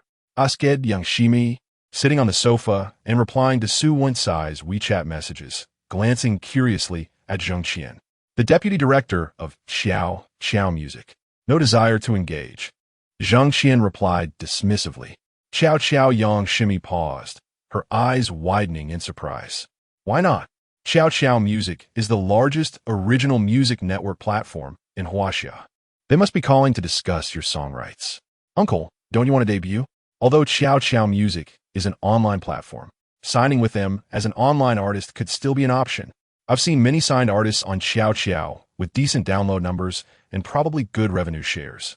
Your songs are so melodious. If you signed with Xiao, your income would undoubtedly surpass that of those online artists before she could finish. Jang Xien chuckled lightly, shaking his head. It's simple. Their offer is too low. Signing would be pointless. Then, Yang Xien hesitated for a moment before continuing. What about Cine Entertainment from Kai's family? Have you really ruled it out? In Donghai, Su's Cine Entertainment is somewhat reputable. If you could sign with Cine, debuting wouldn't be difficult. I heard Kai say her father has already promised that if you sign with Cine, you'll have a personal album released within a year. For a newcomer, that's quite favorable. It could quickly enhance your visibility. Jang Xien merely smiled again, saying, let us see. Signing with Cine is certainly possible. However, the conditions they offered fall far short of my expectations. At the very least, Su Wenkai, as the vice president of Cine Entertainment, must deliver on her promises. What is the point of joining an entertainment company in Donghai without any partnership status? Upon hearing Jang Xien's words, Yang Shimi paused, then chuckled softly. All right then, uncle, whatever decision you make, I will support you. In Yuezhou, at the headquarters of Chow Chow Music, in the deputy director's office, Wang Ping wore a wry smile as he slowly set his phone down. Did he hang up? Chen Chuanxia, the music director of Chow Chow Music and Wang Ping's superior, asked, noticing his expression. Wang Ping nodded with a bitter smile. Chen Chuanxia frowned slightly, contemplating. Wang Ping whispered, Director Chen, perhaps we should raise the offer? $1 million might not meet his expectations, especially since the data speaks for itself. Just a few hours, less than 10 since last night. Jang Xien's 4 uploaded songs have already seen a substantial increase in downloads, with the highest a decade surpassing 250. 000 downloads. Following closely is A Lifetime with You, which has reached 220,000 downloads.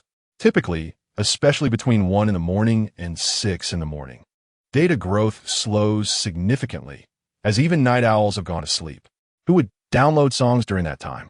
Yet from last night until now, the data for these 4 songs continues to climb by tens of thousands, averaging nearly 10,000 downloads each hour. This growth rate is astonishing. This is why, as soon as the workday began, my superior personally came to my office to urge me to call Jang Xien again. Despite Wang Ping's comments, Chen Chuanxia remained silent. Aware of her authority, he refrained from saying more. After a prolonged silence, Chen Chuanxia turned to Wang Ping and said, Make another call. Raise the offer. 2 million.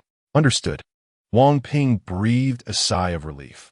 Doubling the offer should satisfy Mr. Zhang, right? He then picked up his phone and dialed the number Jang Xien had provided on the platform.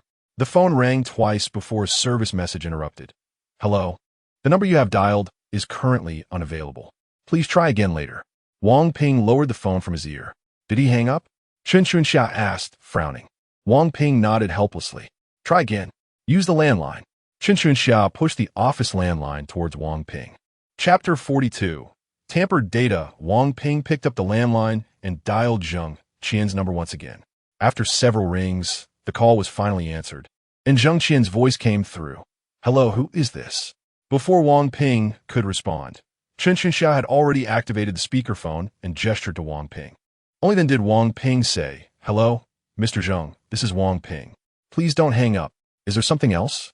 Jang Xien asked, somewhat impatiently. Yes, it's about copyright, Wang Ping hurriedly replied. I'm sorry, I don't wish to hear it, Jang Xien said, preparing to hang up. 200,000. 200,000. Wang Ping exclaimed urgently, Mr. Zhang, what do you think? Before he could finish, the line went dead with a busy tone. Wang Ping's hand holding the receiver froze in midair, and after a few seconds, he slowly raised his head to look at Chen Chuanxia. Chen Chuanxia frowned slightly, not uttering another word, and directly stood up to walk out of the office. Chen, President Chen, Wang Ping called after her. But Chen Chuanxia did not turn back, merely waving her hand dismissively, saying, There's no need to call anymore. I will handle this. With that, Chen Chuanxia strode out of the office. Wang Ping was momentarily taken aback, then acquiesced with a quiet yes.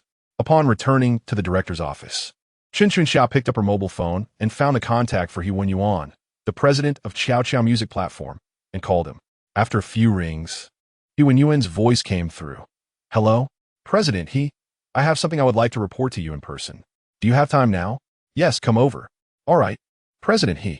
After hanging up, Chen Chuanxia gathered the relevant materials concerning the singer Jang Xien, known as the king of love songs and the platform song data, and exited the office, taking the elevator to the director and amp, Oppo's office on the upper floor of Chow Chow Music Platform.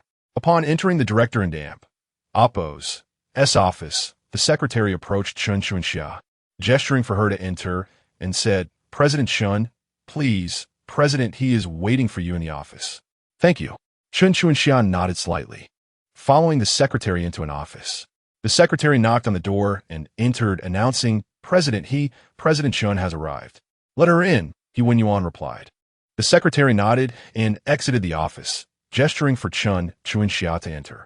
Chen Chuanxia acknowledged the secretary with a slight nod and stepped into He Wenyuan's office. Xiao Chun, welcome. Please have a seat, He Yuan said, rising and walking to the sofa in the office, gesturing for Chun Chunxiao to sit. Thank you, President He. Chun Chunxiao bowed slightly, waiting for He Yuan to take his seat before sitting beside him on the sofa. The secretary brought in 2 cups of tea, placing them in front of He Yuan and Chun Chunxiao. Chun Chunxiao nodded to the secretary again, expressing her gratitude. The secretary smiled and exited the office, closing the door behind her. Xiao Chun, what brings you here? Please, speak freely, He Yuan said, reclining on the sofa, his legs crossed as he regarded Chun Chunxiao. Chun Chunxiao placed the materials on the coffee table and began, President He, it's still about the original singer on our platform, the king of love songs, Jang Xien. He Yuan glanced at the materials on the table without reaching for them, then inquired, what is the matter? Have you encountered some difficulties? Yes, Chun Chunxiao affirmed before continuing. To this day, he still refuses to sign the contract and transfer the copyrights of the 4 songs he has uploaded. Upon hearing Chun Chunxiao's words, He Yuan frowned slightly and remarked, I've heard that the songs he uploaded have performed well, with the most successful one nearing 300,000 downloads? Chun Chunxiao paused for a moment before replying, President He, that figure is what the platform presents to the singers and users. The actual data is contained within these documents. As she spoke, Chun Chunxiao pointed to the materials on the table. He Yuan frowned again, picking up the documents and flipping to the back where the song listening and download data was displayed. After a glance, his expression tightened in surprise as he exclaimed, So many? The data indicated that Jang Xien songs had surpassed 1 million in listening and download figures, with 10 years and a lifetime with you even exceeding 150,000 downloads. However, in the other data presented to singers and users, these figures had drastically diminished. The altered data for a lifetime with you had been tampered with, erasing over 1 million downloads. A staggering 120,000 downloads had been removed, leaving less than 1/5 of the original data displayed to singers and users. Similarly, Goodbye and Goodbye and Jasmine Blossoms had their data similarly manipulated, with nearly or exceeding 1 million downloads removed, resulting in only about 1/5 of the original figures being shown. Even the number of followers for the King of Love songs had been deliberately altered.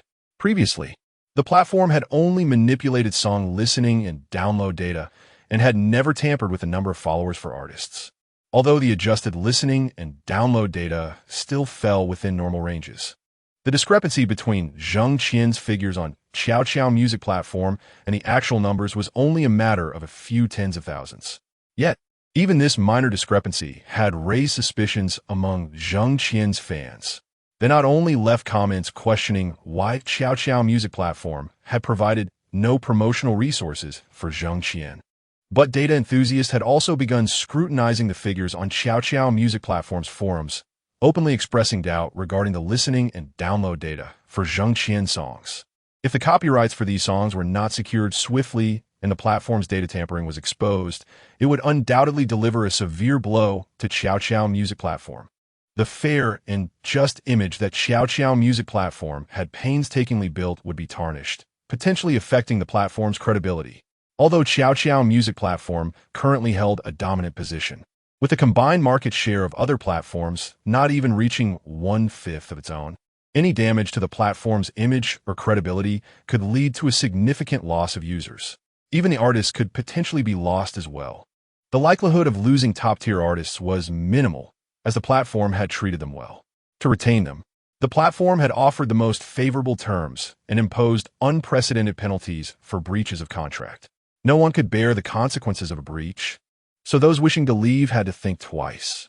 However, for artists below the top tier, such contractual constraints were considerably weaker, especially for newcomers like Jang Xien, who had only signed a public version of an electronic contract. There were virtually no binding clauses. In an effort to attract as many new artists as possible to Xiao music platform, the public version of the electronic contract had almost no barriers. Anyone who simply enjoyed singing could apply for a self-signed contract, whether as an original artist or a cover singer. Chapter 43, it is likely that the numbers have significantly increased again. Any entertainment company places a far greater emphasis on leading artists and stars than on those who are considered second or third tier.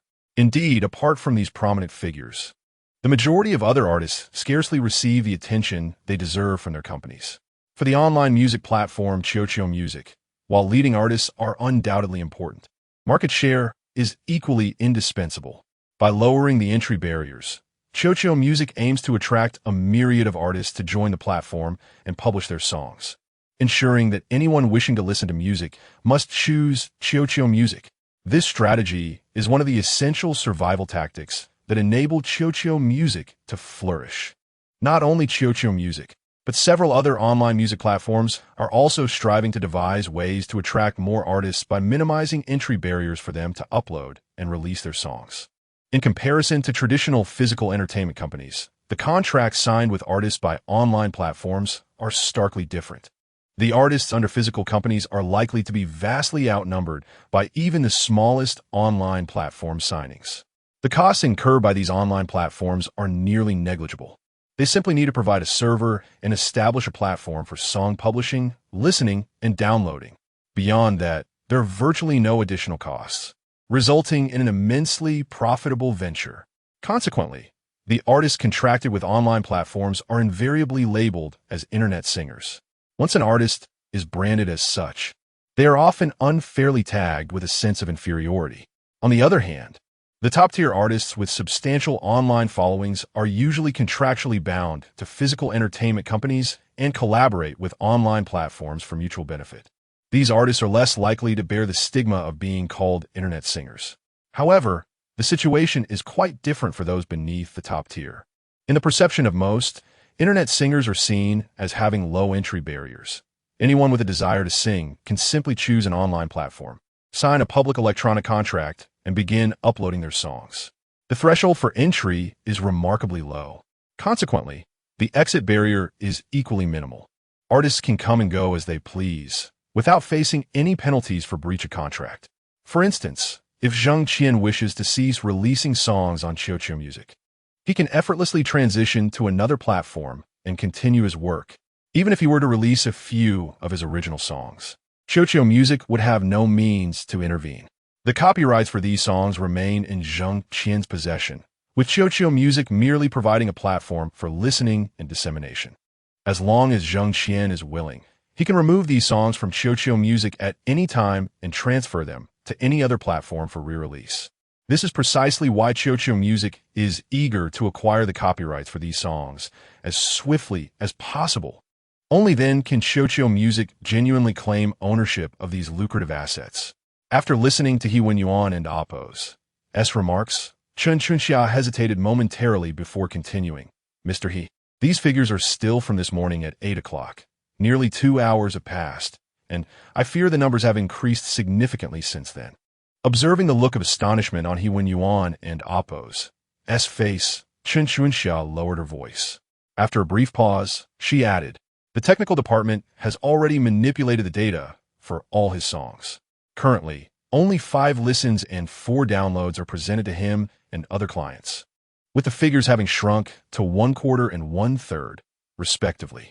At this juncture, Chen Chunxia paused again before stating, however, employing technical means to manipulate data is not a long-term solution, and it can only deceive for a limited time. If the flaws are discovered and concrete evidence is found. Her words trailed off, but He Wen Yuan understood all too well the implications. The manipulation of data by technical means had not been a novel practice for QQ Music.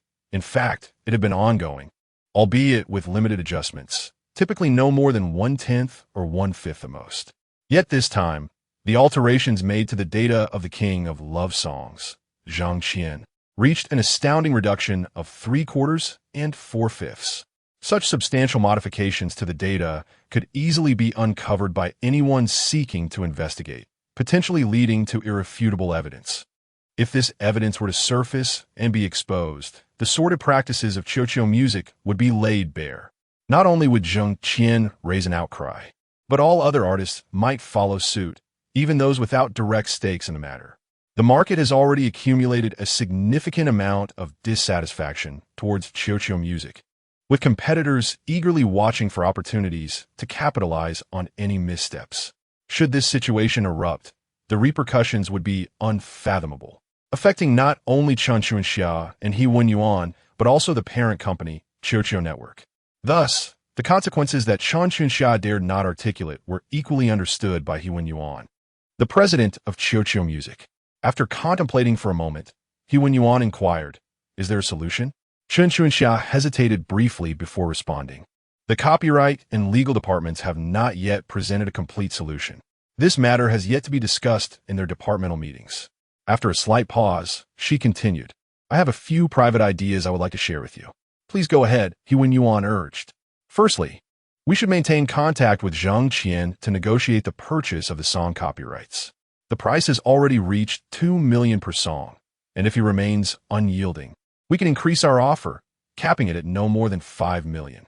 He Wenyuan listened attentively, stroking his chin thoughtfully, and then he prompted, "Additionally, we could create discussions online to incite a rivalry between him and other artists." After a brief pause, Chen Chuanxia added, "If we can find evidence of him manipulating data or any allegations of plagiarism, we would be in an unassailable position." Chapter 44, The King of Love Songs. Such audacity, He Wenyuan nodded slightly, contemplating for a moment before inquiring, "Is there anything else?" He continued, "If feasible, engage a few top-tier or even super top-tier singers to release new songs and promote them vigorously. Utilize the power of public opinion and the fan base of these leading artists to diminish his popularity, submerging all his song data beneath a deluge of other tracks, thereby alleviating the pressure from the technical department."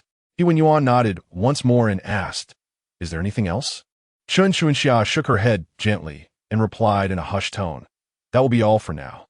If necessary, we could collaborate with the copyright department, the legal department, and even the planning department to convene a departmental meeting about this matter." Before she could finish, He Wenyuan raised his hand to interrupt her, speaking firmly, "This matter must not be discussed in any departmental meeting.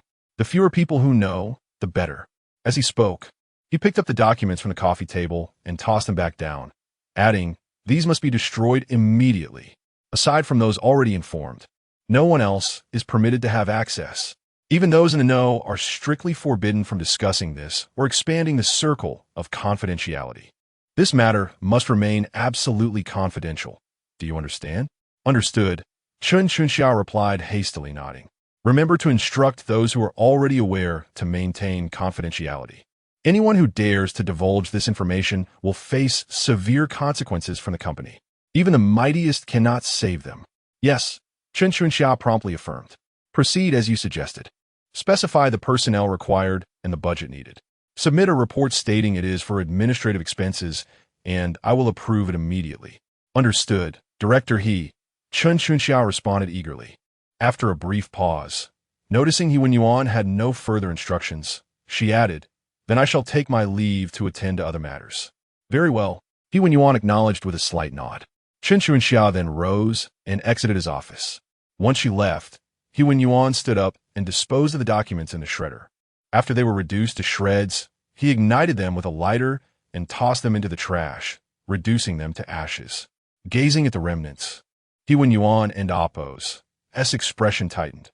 "In the 18 years since the establishment of Qiuqiu Music Platform, never have we exerted such effort against a single artist. Who exactly is Jang Xien, the one using the moniker King of Love Songs? Why is there no prior information about him, as if he had emerged suddenly from a crevice in a rock? All available records are utterly mundane. Birth, education, romance, graduation, employment, marriage. Nothing noteworthy stands out. He is but one among the masses. Even his profession is painfully ordinary, a high school physical education teacher, moonlighting as a part-time coach at a fitness club. Such jobs are so commonplace that across the vast expanse of Huaxia, there are perhaps millions, or at the very least hundreds of thousands, who share the same occupation. Yet, it is indeed perplexing how such an unremarkable individual, devoid of any musical talent throughout his life, could compose 4 songs of exceptional quality. It is not only Chen Chuanxia who questions the authenticity of these songs as Jang Xien's original work. Even He Wenyuan finds himself doubting. The voices of skepticism online will undoubtedly multiply, but without guidance or attention, they remain unnoticed by the public. However, Now that Xia has proposed to stir up doubt and contention online, the skepticism towards Jang Xien will surely echo louder, shaping a fixed impression in the minds of many. Thus begins the unfortunate fate of the king of love songs. The king of love songs. Such audacity. One ought to be wary of speaking too grandly, lest they trip over their own tongue. At 2 o'clock in the afternoon, at Donghai Experimental Foreign Language School, Su Wenwen was busy setting up the stage in the school auditorium with a few students from her class. It was the grand finale for the seniors, and they were determined to celebrate in style. Having secured the auditorium in advance through an application to the school, Su Wenwen's class could hold their ultimate celebration in the spacious venue, accommodating a larger audience. To maximize attendance, she even sent out invitations to her sister, Jang Xien, as well as a multitude of acquaintances, all in hopes that more people would come to hear Teacher Zhang's songs. Beautiful melodies deserve to be shared, allowing more listeners to revel in their beauty. This was Su Wenwen's conviction. As they were setting up the stage, a group of students from Class 1, led by Li Xiaoru, strutted into the auditorium with an air of superiority. The students at Donghai Experimental Foreign Language School, seeking amusement, had organized a voting event for the title of Most Beautiful Schoolflower. Su Wenwen and Li Xiaoru were the top 2 contenders in the senior year, with Su Wenwen in the lead by a substantial margin of over 200 votes, a significant difference in a school of a few thousand students. Su Wenwen found this rivalry rather tedious and had never considered Li Xiaoru a true competitor. However, Li Xiaoru seemed intent on challenging her at every turn. Upon seeing Li Xiaoru and her entourage enter, Su Wenwen merely cast a sidelong glance before turning away, choosing to ignore them. Unperturbed, Li Xiaoru began shouting, "Stop! Everyone halt!" "What do you mean, Li Xiaoru?" Yu Dongdong stepped forward to confront her. "Nothing much, just that this auditorium is now reserved for our class." "Reserved?" Yu Dongdong faltered momentarily before glaring at Li Xiaoru and retorting, "Why should we yield? We applied for this space first." "Huh. It's because we have invited the top-tier star, Miss Kai Sinyu. She will be performing here tonight. And the principal has granted special permission for our class to use the auditorium," Li Xiaoru proclaimed with delight. Upon hearing this, Yu Dongdong's eyes widened in disbelief as she stared at Li Xiaoru for a long moment before stammering, Are you serious? The superstar Kai Sinyu is coming to perform? How did you manage to secure her?" Kai Sinyu was a top-tier star, commanding appearance fees in the hundreds of thousands, if not millions. Even for a brief appearance, one would need at least a substantial sum to entice her. Moreover, one would require connections to even be granted such a favor. Before Li Xiaoru could respond, a male voice from behind her interrupted. "Su Wenwen, if you wish to hear Miss Kai sing, I can arrange a seat for you in the front row of the auditorium. You know, she agreed to come for my sake." Yu Dongdong turned to see who had spoken, her expression instantly shifting to one of discomfort. The speaker was Jang Xien, a wealthy second-generation student from Class 1, known throughout the school for pursuing Su Wenwen. However, Su Wenwen showed little interest in him, while Li Xiaoru was constantly vying for his attention, an open secret in their school where many affluent students thrived. Even the Yu family possesses assets amounting to several million and several properties. However, within the upper-middle-class echelon of Donghai Experimental Foreign Language School, Jang Xien can be regarded as a second-generation wealthy individual, which clearly indicates that his family's wealth is incomparable to that of a middle-class family like the Yu family.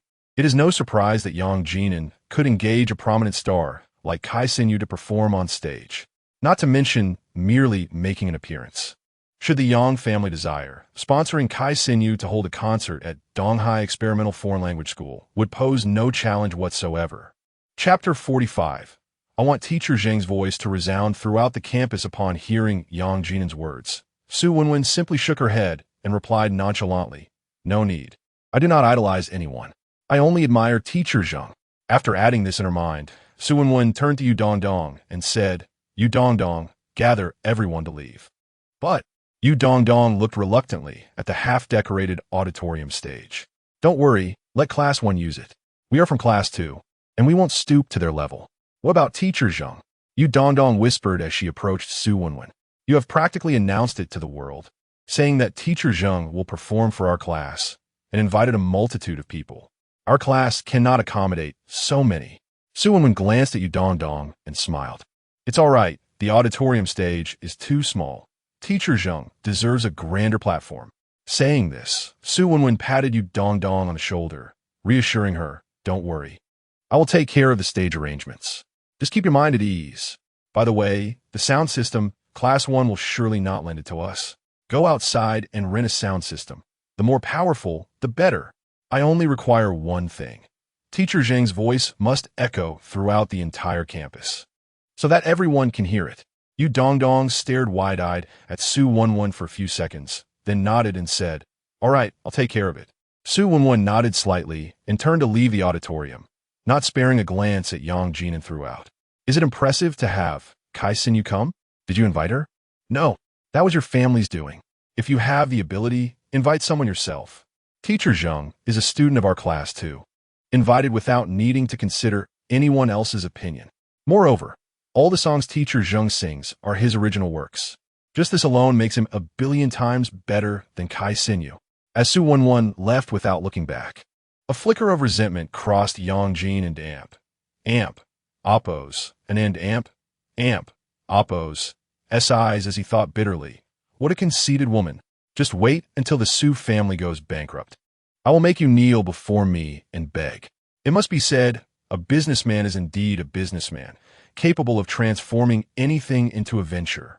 Just like Kai Xin coming to Donghai Experimental Foreign Language School. Although it was merely a guest appearance to sing a song, Yang Xien and Amp, Oppos, and S father, Yang Guohui, treated this matter as a significant event, widely publicizing it, even on the official website of the Guohui Construction Group.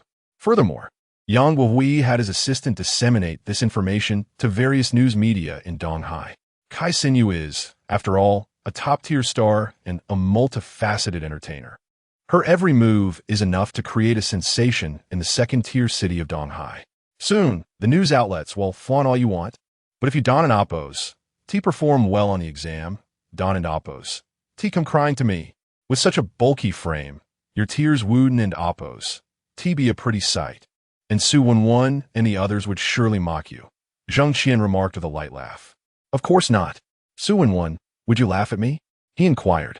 Indeed, I would, Su Wenwen replied, her face stern as she nodded earnestly, resembling a little adult with her grave demeanor. Her antics instantly provoked a wave of laughter from all the classmates surrounding them. Jang Xien couldn't help but join in their merriment. Being among these students made him feel remarkably at ease, as if he had shed a decade from his age. Chapter 46. Teacher Zheng. Please come on stage. Laughter resonated among the crowd for quite some time before it finally subsided. Teacher Zheng, I apologize. Our stage has been taken over by the first class, Su Wenwen said to Jang Xien. It's all right. We are from the second class, not just anyone. We want to stoop to their level. Jang Xien replied nonchalantly with a smile. I knew it. Teacher Zheng Wen TB, so petty. Su Wenwen exclaimed joyfully, before playfully pushing Jang Xien towards the sports field with Yu Dongdong and others, all the while proclaiming, rest assured, Teacher Zheng, we've prepared a much larger stage for you. Sing however you wish, and for as long as you desire. As they were ushered into the sports field, they were met with a grand setup accommodating thousands. Several hundred people were already seated, not only students from the second class, but also from other classes, teachers, and even individuals from outside the school. Jang Xien even spotted a few journalists with cameras, likely having wandered into the wrong venue. Taken aback for a moment, Jang Xien was soon pushed forward by Su Wenwen and her friends, who seated him in the center of the front row. To his surprise, he found himself next to the second class homeroom teacher and director, he from the administration office. Jang Xien had always felt a twinge of apprehension towards individuals in such authoritative positions since elementary school, and now, seated beside director his anxiety intensified, making him feel as though he were sitting on pins and needles. During regular meetings, he would often try to avoid director fearing he might be spotted. Now, however, he had been unceremoniously placed right next to him by Su Wenwen and her friends. Director you are here too, Jang Xien stammered. Director he responded seriously, offering no further comment. With director silent, Jang Xien felt even more compelled to remain quiet, sitting there anxiously wishing he could just vanish into the floor. His phone vibrated lightly, and upon checking, he saw a message from Jang Xien. "Uncle, you can do it. I'm right behind you." A smile broke across Jang Xien's face upon reading the message. Director, he shot him a sidelong glance and sternly remarked, "The program is about to begin. Put your phone away." "Ah," Jang Xien replied habitually, tucking his phone away just as he would during meetings. In preparation for this grand finale night, the students of the second class had organized numerous performances. It must be said, today as children are indeed exceptionally talented. Even those from ordinary families strive to expose their children to a variety of skills and interests, paving the way for broader prospects in the future. The second class showcased an array of performances, singing, dancing, and even traditional arts, featuring instruments like the guzheng and harp. Su Wenwen herself took the stage to perform a piece on the guzheng. Dressed in a stunning palace-style hanfu, the moment she graced the stage, the audience erupted into raucous cheers and applause. As she finished her performance, thunderous applause filled the venue. Among the audience, a journalist in the middle, snapping photos, remarked, "This must be a small climax, right? Next up, should we expect the appearance of the star, Kai?" "Kai? Which Kai?" A parent nearby asked, looking puzzled. "Kai see knew. The star." "What? You didn't know? The star is coming on stage? How come I didn't hear Dong Dong mention it?" You mean Kai is performing? Such a significant event, and you were unaware?" The journalist's eyes widened in disbelief as he looked around, continuing, "I heard the CEO of Gui Construction is also supposed to be here. Where is he?" The Star's fans aren't here either. This is quite disrespectful to her," another parent chimed in. Buddy, did you wander into the wrong venue? The star is performing in the auditorium." Another parent interjected. "This is the second class's domain. It has nothing to do with Kai Sinyu." "In the auditorium? The star is performing there?" the journalist exclaimed, rising to leave. "Why didn't you mention it sooner?" Before he could finish his thought, a group of first-class students burst into the sports field, excitedly shouting, "She's on stage! Kai is on stage! Hurry to see!" Hearing this, the journalist hurriedly picked up his pace, rushing toward the exit. Several other reporters who also appeared to have ventured into the wrong venue followed suit, along with some students and parents from other classes. In an instant, the numbers in the sports field dwindled by over 100. Su Wenwen, who had just finished her performance, felt disheartened at the sight and turned to Yu Dongdong, subtly signaling her. Upon receiving the cue, Yu Dongdong immediately sent a message in the class group. "Everyone shout together, let us bring Teacher Zheng on stage." No sooner had the message been sent than a student from the second class stood up and shouted loudly, "Teacher Zheng, please come on stage. Teacher Zheng, please." Instantly, dozens, if not hundreds of students in the sports field echoed, calling out, "Come on, Teacher Zheng." The parents, inspired by their children, joined in the chorus. Yang Ximi, Su Wenjai, and Chun Kelly were particularly animated, shouting, "Teacher Zheng, please come on. Come on, Teacher Zheng." Jang Xien could only manage a wry smile as he turned to speak, but suddenly remembered he was seated next to Director He, causing his words to falter. Director He shot him a knowing glance and said, "Teacher Zheng, didn't you hear the students calling for you? Why not go up and perform? Those kids just love to cause a ruckus." Jang Xien replied with a bitter smile. "Cause a ruckus?" Director He retorted, fixing him with a pointed look. "I came to the second class specifically to hear you sing. I even turned down the principal's invitation for this. Please don't disappoint me." Jang Xien was momentarily at a loss for words. "What? Teacher Zheng, do you want me to join in the ruckus as well?" Director He stood up, calling out loudly, "Teacher Zheng, please come on. Come on, Teacher Zheng." With Director He leading the charge, the students became even more animated, roaring, "Teacher Zheng, please come on. Come on, Teacher Zheng." By the side of the stage, Yu Dongdong hurriedly ran over, handing a microphone to Jang Xien. Chapter 47. Until we meet again. Jang Xien, feeling helpless, took the microphone and rose, making his way towards the stage as he expressed his gratitude. Thank you, dear classmates. With graduation approaching, I have little to offer as a farewell gift. Since you all enjoy my singing, I shall perform a song for you. The title is And Oppos, our yearbook, and Oppos." As he spoke, Jang Xien bowed deeply to the audience. Rising and raising his hand, Su Wenwen had already eagerly inserted a USB drive into the amplifier. The music began, and Jang Xien's voice rose from a gentle murmur to a soaring note. As we part, let us dance on this joyful stage. In a spontaneous moment, Jang Xien altered a line of the lyrics to better suit the occasion. With just a single phrase, the entire audience fell silent. Yang Shimi and Su Wenkai, who had heard it countless times and could sing along, were still captivated by Jang Xien's voice. May our joy last threefold, and friendship endure sevenfold. The little horse claims to long for me, yet cannot explain what it misses. Upon hearing the first line, aside from Yang Shimi and Su Wenkai, most were momentarily taken aback. It was only upon hearing the subsequent lines that they realized Zheng Laoshi was singing a Cantonese song. Moreover, it was a brand new piece. The Cantonese music scene, once the heart of Chinese music, had been silent for too long. How long had it been since anyone sang in Cantonese?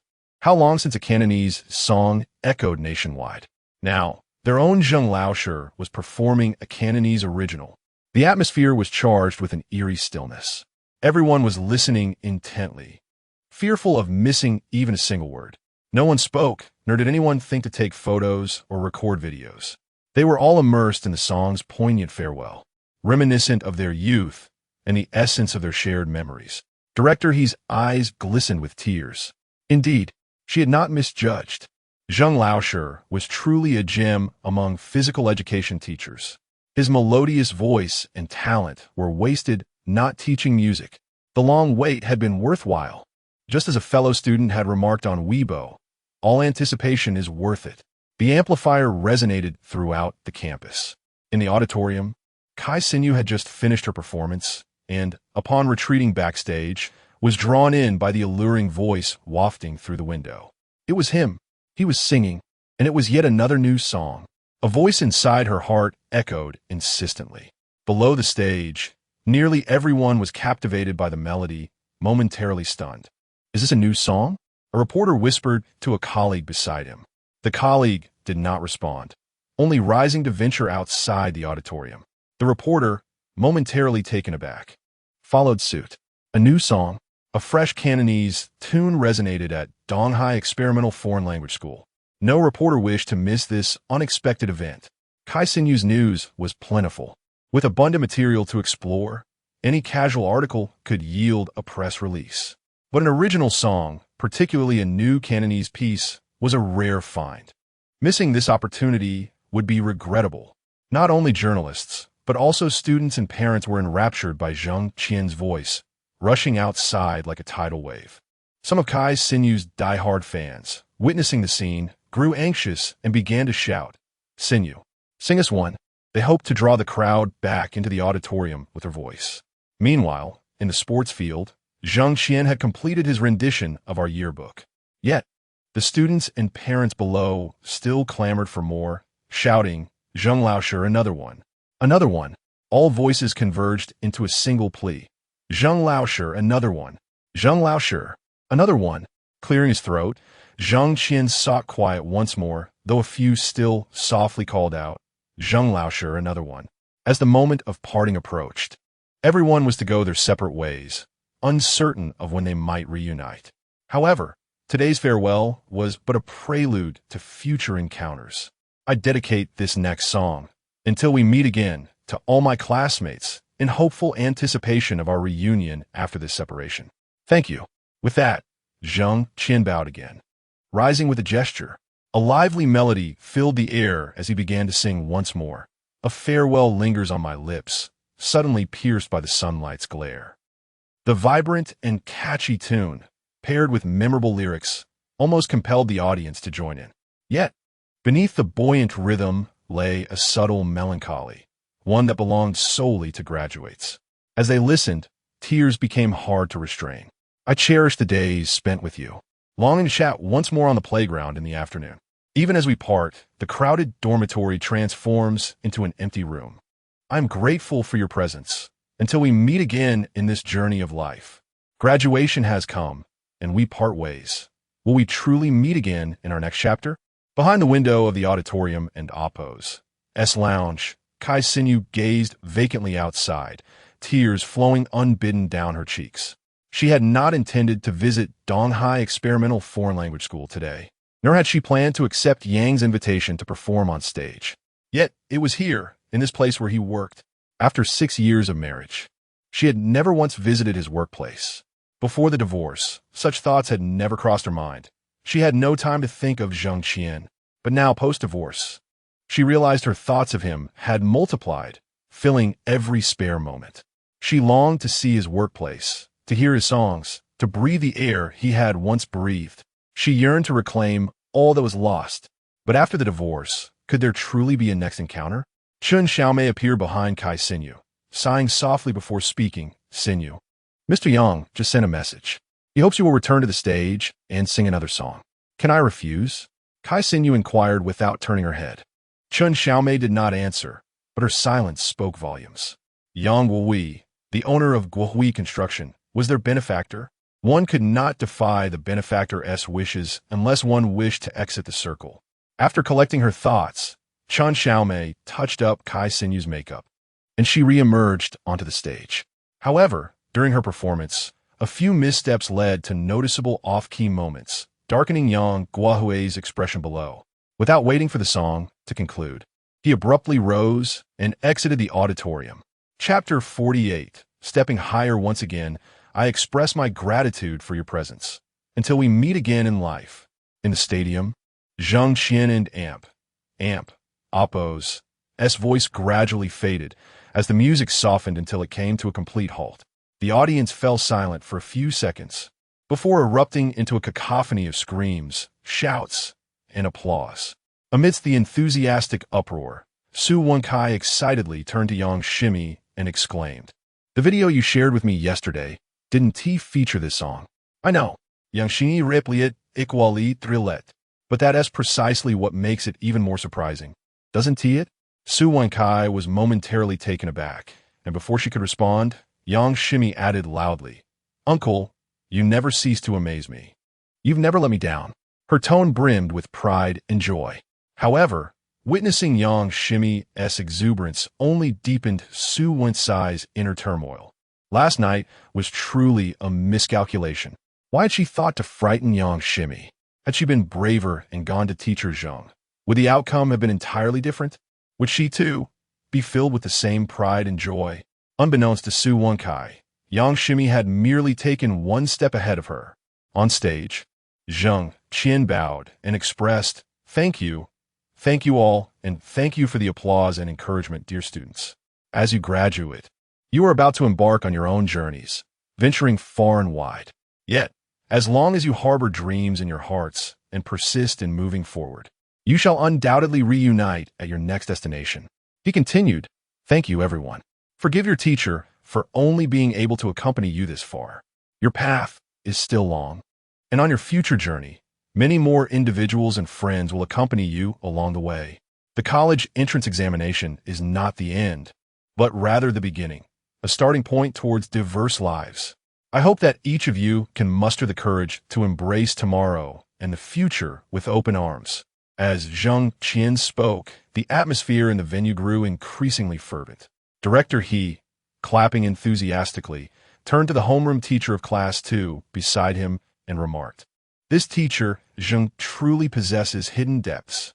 He should not be a physical education teacher. He ought to take my position as the head of the political education department. In terms of rallying student emotions and boosting their spirits, he surpasses me by far." The homeroom teacher of Class 2 could only nod in agreement, smiling. Indeed, having worked alongside teacher Zheng for several years, I had no idea he possessed such a beautiful singing voice. In the midst of their conversation, a student in the crowd suddenly shouted, "Teacher Zheng, sing another one, sing another one." Initially, it was just one student shouting in excitement, but soon, others joined in. Classmates and parents alike chimed in, "Teacher Zheng, sing another one, sing another one. One more, Teacher Zheng, one more." Su Wenwan, in a state of panic, exclaimed, "What do we do? What do we do?" Teacher Zheng only prepared 2 songs.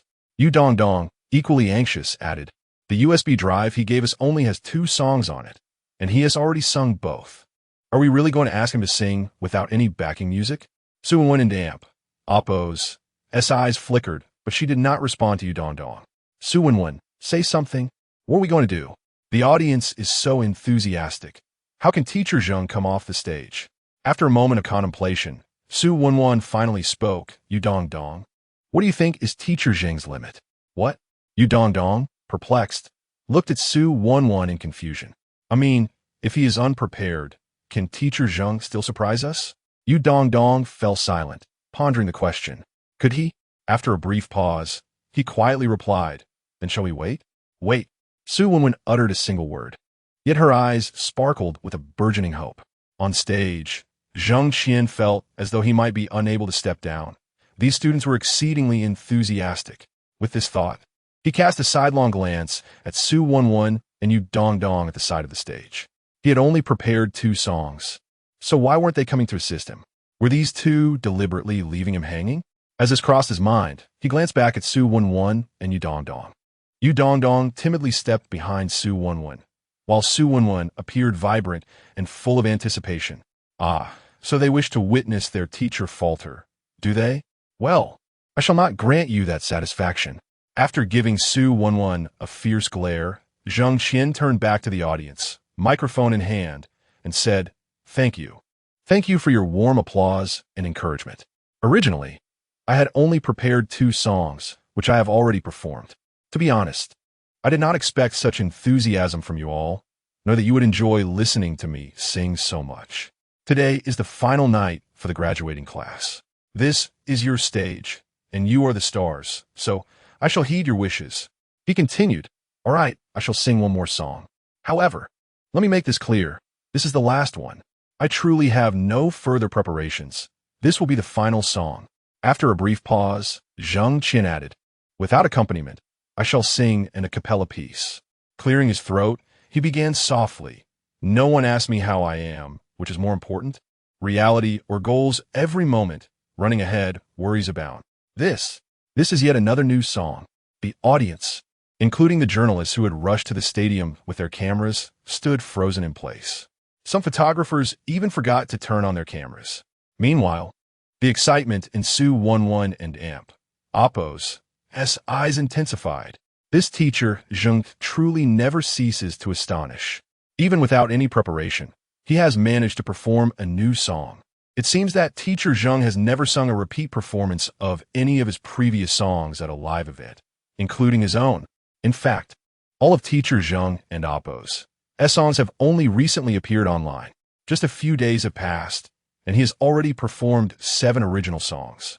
Moreover, each song boasts a high quality, rich meaning, and depth, certainly not mere pop fluff, including the one he is currently singing a cappella. Chapter 49, You Are Not Mistaken. He deserves your love. The world possesses its own sense of justice. Every effort yields its reward. Actions speak louder than words. If one must act, let it be done to perfection. The lyrics are truly remarkable. Actions speak louder than words. If one must act, let it be done to perfection. One must strive to be the best version of oneself. Su Wenwen mused with excitement. Beside Yang Shimmy, Chun Kelly's eyes sparkled with a fervent determination. One must emulate Teacher Zheng, ensuring that words align with deeds, achieving the utmost excellence. Thank you everyone. A song titled Step by Step is my wish for all students to ascend in life. Thank you. On stage, Jang Xien bowed in gratitude, uttering a few words before promptly departing the stage. With the fervor of these students, remaining on stage would be a jest. One might as well sing until their voice gave out. After all, no one is a machine capable of endless performance. A concert requires guest performers too. Although Jang Xien exited the stage, the atmosphere grew even more electric. Teachers, students, family, reporters, everyone's emotions were stirred, erupting into fervent cheers. Some students, possessing sharp memories and a keen sense of melody, began to sing loudly, disregarding any off-key notes. The world possesses its own sense of justice. Every effort yields its reward. Actions speak louder than words. If one must act, let it be done to perfection, step by step. No one inquired about my well-being, which holds greater significance, the reality or the aspiration. Inside the chauffeur-driven car, Kai Sinew, cloaked in a cape and sporting sunglasses, found herself enveloped by the echo of these two lines of lyrics. Unbeknownst to her, two tears slipped down from behind her sunglasses. He must have endured great hardships over the years, hadn't he? In pursuit of my so-called goals, I have been terribly neglectful of him. I had forgotten that I still have a home, where a man quietly awaits my return. Yet now, as I recognize this truth, can I still return to that home? Beside her, Chun Xiaomei and Appo's eyes glimmered as she seemingly spoke to herself. It appears that both I and the company underestimated his value. Xinyu, your discernment is commendable. He truly deserves your love. Rest assured, I will persuade the higher-ups at the company, even if it requires great sacrifice, to secure his contract. Kai Xinyu chose to ignore Qin Xiaomei, turning her head away and resting it against the dark car window, her heart laden with bitterness. Commendable discernment? He indeed deserves my love, but now, that love has been buried by my own hands, irretrievable. If only time could rewind. How I wish to return to just days ago, to the moment before signing. In that case, I would never have signed the divorce. Even if it meant retreating from the entertainment industry, I would not sign. No, not merely a few days back, but 5 years ago, to the moment before encountering the talent scout. If heaven granted me another chance, I would never step into the entertainment world. I only wish to stay by his side, living a simple and stable life until the next life. Lost in such thoughts, her phone nestled in her bag vibrated softly. Kai Xinyu seemed oblivious, not moving an inch. Xinyu, your phone is ringing. Xinyu, Qin Xiaomei urged, calling out twice, only to find Kai Xinyu unresponsive. Xinyu, answer the phone. Qin Xiaomei raised her voice slightly. You answer it for me. You have been handling these matters. Even my personal life has come under your purview. A hint of embarrassment flickered across Chun Xiaomei and Appo's face. Kai Xinyu and Appo's divorce from Jang Xien was largely influenced by her actions, but could she be blamed? She acted for Kai Xinyu and Appo's benefit, executing the company and Appo's directives. Kai Xinyu was in the ascendant phase of her career, poised to join the ranks of superstars. Such pivotal moments cannot afford any missteps. There must be no scandals, no damaging rumors, and no opportunities for competitors to seize. Scandals are permissible, but they must be carefully considered based on the individual involved. If it's with the CEO of Guohui Construction or their heir, it's undoubtedly a boon. But if it's with an obscure physical education teacher, that would be folly. Once exposed, reputations would crumble, fans would dissipate. Who could bear such consequences? Not just Kai Xinyu or Qin Xiaomei, but even Xinghui Entertainment as a whole could not withstand it. In truth, Xinghui Entertainment is merely a small company within the industry. After years, they finally have a first-tier star with potential for superstardom. How could Xinghui Entertainment afford to let go? Abandoning Kai Xinyu would be tantamount to self-sabotage, jeopardizing their hard-won status in the competitive entertainment landscape. After a moment of hesitation, Chun Xiaomei continued, Xinyu, you know my actions are for your own good. You are currently I am in the midst of a career ascent and cannot afford any missteps, cannot be embroiled in scandal, cannot allow any rival to grasp at weaknesses, correct? Kai Xinyu turned to face Chun Xiaomei, saying, You have repeated those words countless times. I do not wish to hear them again, so please refrain from repeating them in the future. With that, she turned away once more, leaning against the car window. The phone's ringing ceased, but within half a minute, it began again. The chime was soft and melodious, a familiar tune, a well-known song. Even Chun Xiaomei was thoroughly acquainted with that ringtone. 10 years ago, I did not know you. You did not belong to me. 10 years. The song of that person. Since the divorce, it seemed Kai Xinyu had never truly let go of him. Chun Xiaomei mused silently. The familiar melody, the well-known song, heard countless times, even sung in dreams, suddenly pierced Kai Xinyu and Appo's ears, becoming irksome and maddening. She abruptly turned, seized her handbag, yanked it open, retrieved her phone, and forcefully pressed the buttons to turn it off. Xinyu. Chun Xiaomei, witnessing this, wished to offer a few words of comfort, but found herself at a loss for what to say. Kai Xinyu turned back, glaring at Chun Xiaomei through her sunglasses. Qin Xiaomei felt a sudden unease, as if the woman before her had transformed into a stranger. Chapter 50. Uploading new songs. The ultimate night for Class 2 of the senior year was filled with wild revelry that lasted deep into the night. When Jang Xien escorted Jang Xien back home, it was already 2 o'clock in the morning. After dropping Jang Xien off, Jang Xien naturally lingered at his residence for the night. The bed was thus claimed by her, leaving our king of love songs, Jang Xien, to settle for the sofa. Before sleep, Jang Xien indulged in his habitual bath. While soaking, he took his phone and logged onto the Chow Chow Music backend to check his data. The statistics for the 4 uploaded songs had undergone a remarkable transformation.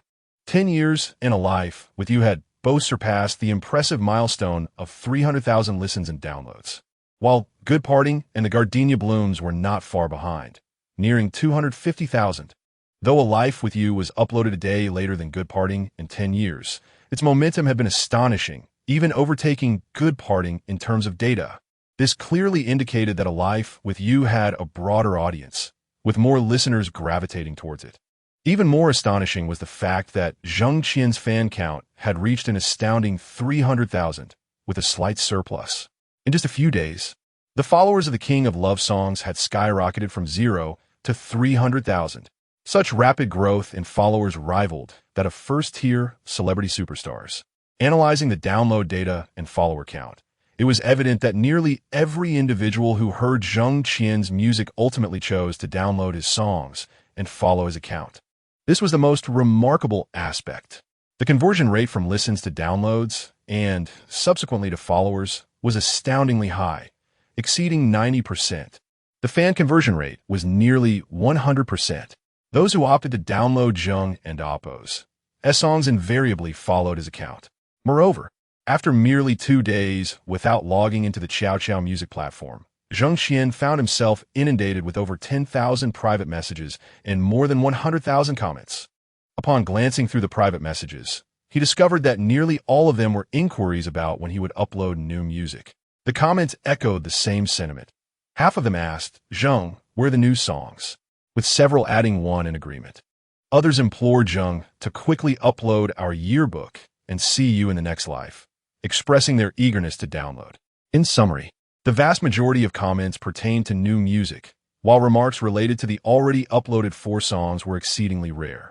This indicated that most of those leaving comments were old fans, those who had only recently started following Jung, perhaps just 2 or 3 days prior, while new fans were scarce, likely constituting less than 1/10 of the total. This also underscored another issue. As of now, the Chow Chow Music platform had not provided Jang Xien and Oppo's as 4 songs with adequate exposure, and it was highly likely that they had even limited their reach. Jang Xien was well aware of Chow Chow Music's motives. Each of the 4 songs was a rare gem, a classic in its own right. Chow Chow Music aimed to acquire them at a low price for their own profit, but Jang Xien was unwilling to comply, leading Chow Chow Music to resort to various means to suppress him. However, since the beginning of his music career, Jang Xien had not engaged in any deliberate promotional efforts, nor did he have any channels for such promotion. His fans were predominantly organic, with minimal assistance from Yang Xien, Su Won Kai, Chen Kelly, and a few colleagues from Donghai Experimental Foreign Language School who had merely shared and promoted his work slightly. The rest of his followers were drawn to Zhang's account organically, listening to his songs and subsequently downloading and following him. To attract 200,000 fans through organic means in such a short period was nothing short of a testament to his extraordinary reputation. Had there been official channels for promotion and exposure, the data would likely have doubled. Unfortunately, Jang Xien was resolutely against selling the copyrights to these songs at a bargain, and being limited by Chow Chow Music was merely one of the inevitable consequences of his refusal. After a moment's hesitation, Jang Xien chose to upload the 2 songs he had recorded just 2 days prior to the Chow Chow Music platform. Even if the platform limited his exposure and refused to promote him, what did it matter? He could not disregard his 300,000 fans. Our yearbook and See You in the Next Life had already been revealed. Many at school had listened to them, and even journalists have been present. These 2 songs, along with Step by Step, had already been exposed, and even if he chose not to upload them, snippets of these songs would inevitably surface online. Rather than allow rampant piracy it was better to upload the legitimate versions, sparing his 300,000 fans from incessantly urging for new content. As he contemplated this, Jang Xien retrieved a USB drive, connected it to his computer, located our yearbook, and See You in the Next Life, and clicked to upload. A soft chime indicated the successful upload of the two songs. Afterward, Jang Xien opened Weibo, where, unsurprisingly, his follower count had also reached 30,000. In truth, he had never formally promoted his Weibo account. It was merely through Su Wenkai and others commenting on the Chow Chow music platform that his Weibo handle had surfaced. Consequently, nearly all who followed Jang Xien on Chow Chow music also sought him out on Weibo.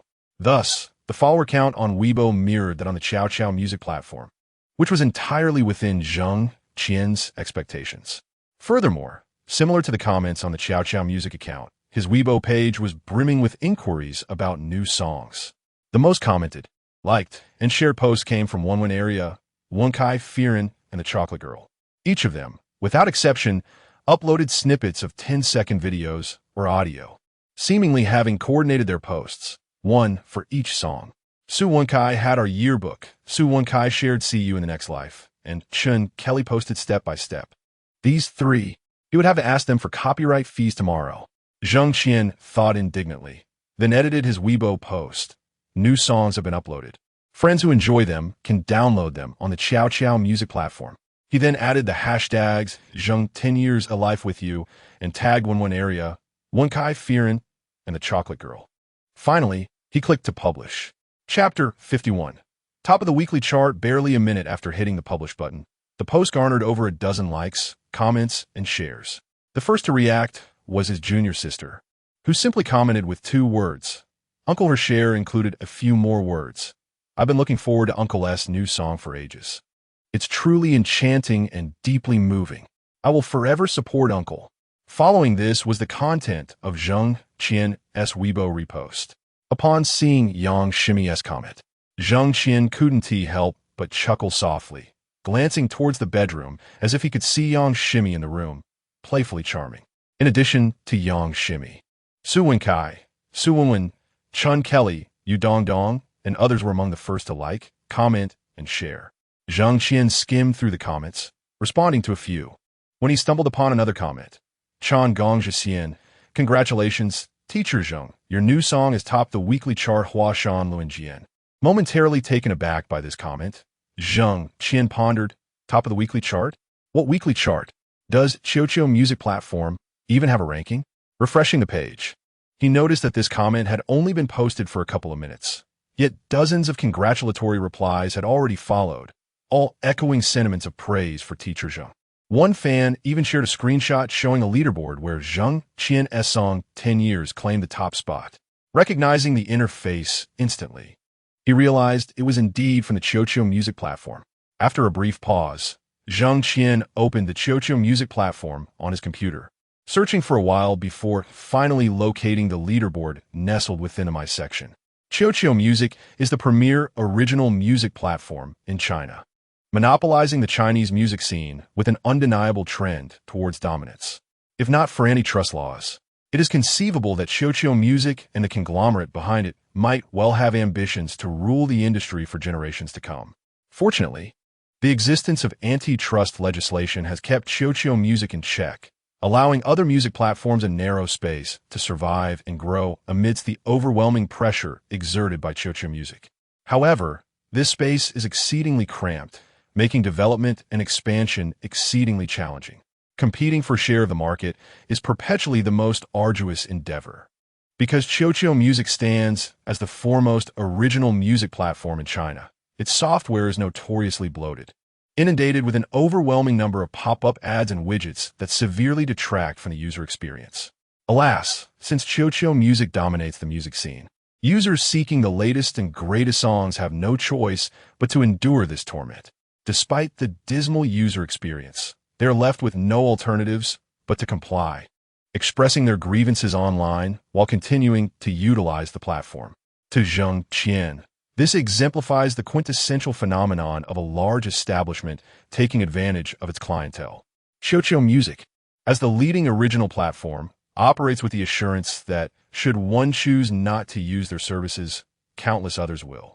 With over 1 billion people in China and billions more globally, the pool of users is inexhaustible, with fresh waves of consumers emerging continuously. After enduring a barrage of pop-up ads, Jang Xien eventually found the so-called new song weekly ranking.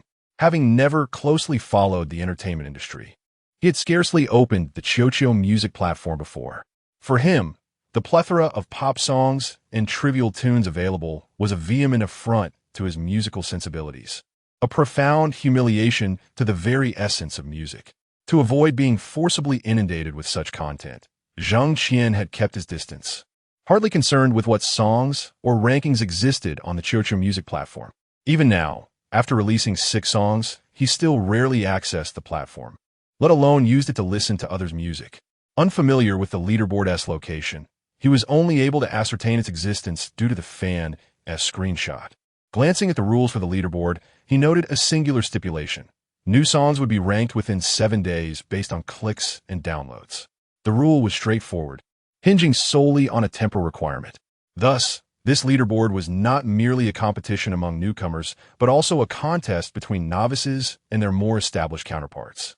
Should those popular artists even be deemed predecessors?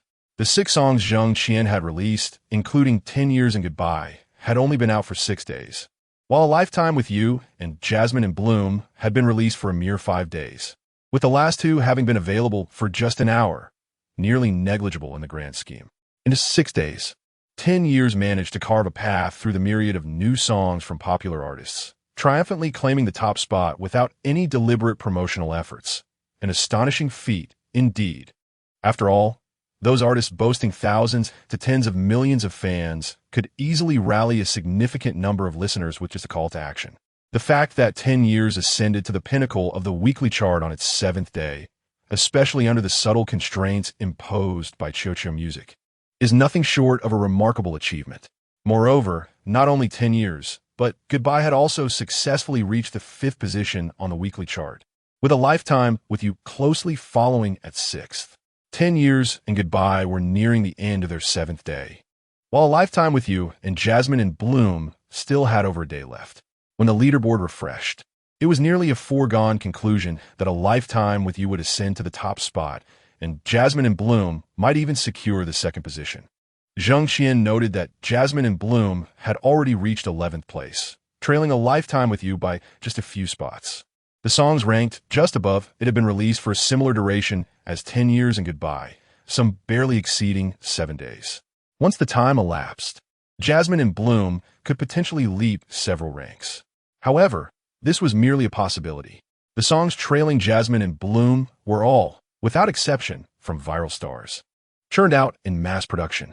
Should they perceive their rankings as unsatisfactory or feel their reputation at stake, they could easily mobilize throngs of fervent fans to surge forward, potentially surpassing Jasmine in Bloom or even A Lifetime with You. Without the advantage of viral marketing, relying solely on his organic following of 200,000 fans, Jang Xien felt the weight of the challenge ahead. Maintaining his standing on a leaderboard that pitted him against everyone, based solely on time, was no small feat, even for him. Chapter 52. The influencer reviewer. Upon casting a cursory glance at the leaderboard, Jang Xien discovered not only the weekly rankings but also a monthly chart, followed by an annual list. Clicking on a monthly rankings revealed similar criteria. Songs uploaded within 30 days would be ranked based on listens and downloads, thus automatically determining their positions. This leaderboard naturally held more significance than the weekly one, with competition expected to be more prolonged and intense. However, given Jang Xien's current fanbase and the data on listens and downloads, the prospect of ascending this list within a mere few days seemed almost impossible. There was scarcely a 1 in 10,000 chance. Of course, with the passage of time, as his fan base grew and listens and downloads increased, it was a foregone conclusion that Jang Xien's songs would grace the monthly rankings. Aspiring to claim the top position was not entirely out of reach. It was merely a challenge for the present moment. Adjacent to the monthly chart was the annual leaderboard, which featured slightly altered rules. Songs released at any point during the year, whether on the first day or the last, will be counted within the same annual time frame. Consequently, those who opted to release songs in the latter half of the year were essentially conceding defeat in this category. Those with ambitions to excel on this leaderboard invariably uploaded their works in January, often on New Year and Oppo's day itself. Jang Xien noted that nearly all of the top 20 on this list had their release dates in January, with only 2 or 3 exceptions. Notably, these outliers were the most popular stars, who no longer needed to validate their status through new releases and thus paid little mind to this ranking. Their primary concern lay with another chart, the Mandarin Pop Song Index ranking. This esteemed list, orchestrated by the top 10 news outlets, online media, print media, and central and local television stations in Huaxia, involved half a year of voting and was unveiled in February of the following year. This ranking was regarded as the most prestigious within the entire Huaxia music scene. The male leaderboard crowned the king, while the female leaderboard honored the queen, and the overall champion was dubbed the Super King or Super Queen. This ranking was open for all to contest. However, it was unnecessary for already established superstars to participate. As veterans, they should leave such opportunities for the emerging talents, right? After all, once one has ascended to the status of a king or queen, what difference does it make to become a super king or queen? Moreover, those who appeared in the top 20 of either leaderboard were generally assumed to no longer participate in subsequent evaluations, although there was no explicit restriction preventing them from doing so. Ultimately, it depended on their popularity. A contender who failed to become a king or queen one year could still achieve that title the following year. And there were even instances of individuals maintaining their reign as kings or queens for consecutive years. Before the rise of the Mandarin music scene, Liu Xueqing had reigned as king for a decade without any issue, partly due to the lack of formidable competitors during that period. It was also a time of relative stagnation for the Huaxia music scene, far from the flourishing diversity witnessed today. Nevertheless, such an annual gala of the Huaxia music scene felt a distant dream for Jang Xien at present. Despite having uploaded 6 songs to the Chow Chow music platform, he remained an almost invisible figure in the Huaxia entertainment industry. Not only was the annual gala far beyond his reach, but even the monthly and yearly charts on the Chow Chow platform posed significant challenges, lacking platform support and the influx of traffic from popular channels. Jang Xien found it difficult to ascend the monthly rankings based solely on word of mouth. The annual chart seemed an even more daunting aspiration. After a brief survey of the Chow Chow music platform's rankings, Jang Xien refrained from clicking on songs that either preceded or followed his own. The uninspired titles of those songs extinguished any desire he might have had to listen to them, prompting him to think it best to avoid the auditory assault altogether. With a final glance at the leaderboard, he exited the Chow Chow music platform. Reflecting on his experiences, Jang Xien decided to post a message on Weibo. Huashan Luanjian, new song weekly rank first. Thank you. Thank you, Xien Changong Xien. And thanks to all my fans for helping my new song in AMP. AMP, Oppos, 10 years in AMP. AMP, Oppos, reached the top of the Chow Chow music platform in AMP. AMP, Oppos, new song weekly rankings. Securing the first spot is merely the beginning, far from the end. Our goal is the stars and the sea. He then clicked to publish. Almost immediately, dozens of likes, comments, and shares began to accumulate. The influencer he had tagged, Changong Xien, quickly retweeted his post with an extensive comment. Changong Xien, new song weekly rank first, Huashan Luanjian. No need to thank me. I'm merely a messenger. However, Teacher Zhang's songs are truly delightful, profound, and rich in meaning, distinct from others. Listening to Teacher Zhang's music is an experience, a veritable feast for the ears. Reaching the top of the weekly rankings was simply a matter of course. Yet, while Chow Chow Music prides itself on being the fairest platform for all newcomers, I find it hard to see that fairness reflected in Teacher Zhang's case. Had I not glanced at the leaderboard, I wouldn't have even noticed his songs appearing anywhere. This is terribly unjust for Teacher Zhang. Considering the 6 songs he has uploaded, they undoubtedly deserve more promotional resources and attention, resulting in data that should not be so meager. By the way, Teacher Zhang's new songs and Oppos, our yearbook in Oppos, and in Oppos, see you at the next stop in life, and Oppos, are tailored for graduates and those who have graduated, but they remain 2 excellent songs worthy of recommendation. Teacher Zhang is modest and reluctant to promote his own work, I'll take the liberty to do so instead. For those interested, give them a listen. You won't regret it. Oh, and I forgot to mention, and Oppos. Our yearbook in Oppos is a Cantonese song that can make waves in the Cantonese music charts. Seeing Jang Xien's lengthy commentary, Jang Xien could not help but smile. When he clicked on Jang Xien's profile, he was astonished to discover that this individual was an influencer with over 1 million followers. This was the first influencer with such a substantial following to take notice of him, wasn't it? Jang Xien paused for a moment before hitting the follow button. After following Jang Xien, he sent a private message. Huashan Luan Jian, thank you. Jang Xien, no need. I merely spoke from a place of fairness and justice.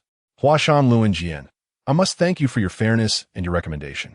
After sending the message, Jang Xien did not respond further. Exiting the private message interface, Jang Xien noticed that Jang Xien's lengthy review had garnered hundreds of likes, comments, and shares. Many commented below, Sister Xien's recommendations never disappoint. Must support, heading to download now. Sister Xien's recommendations are a no-brainer. I'm in.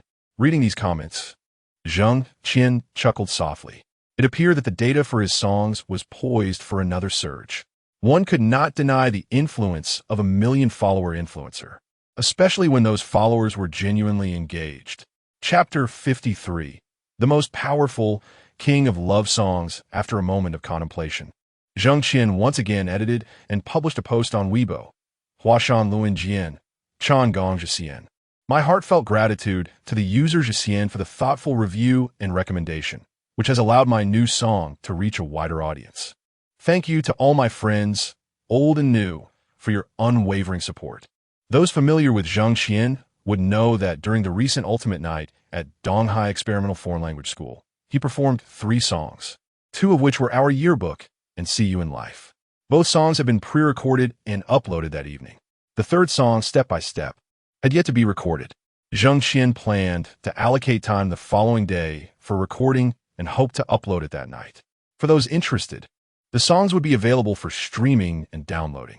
He concluded his post with several bowing emojis and, after finalizing it, clicked the publish button. Immediately upon release, the post garnered thousands of likes, comments, and shares.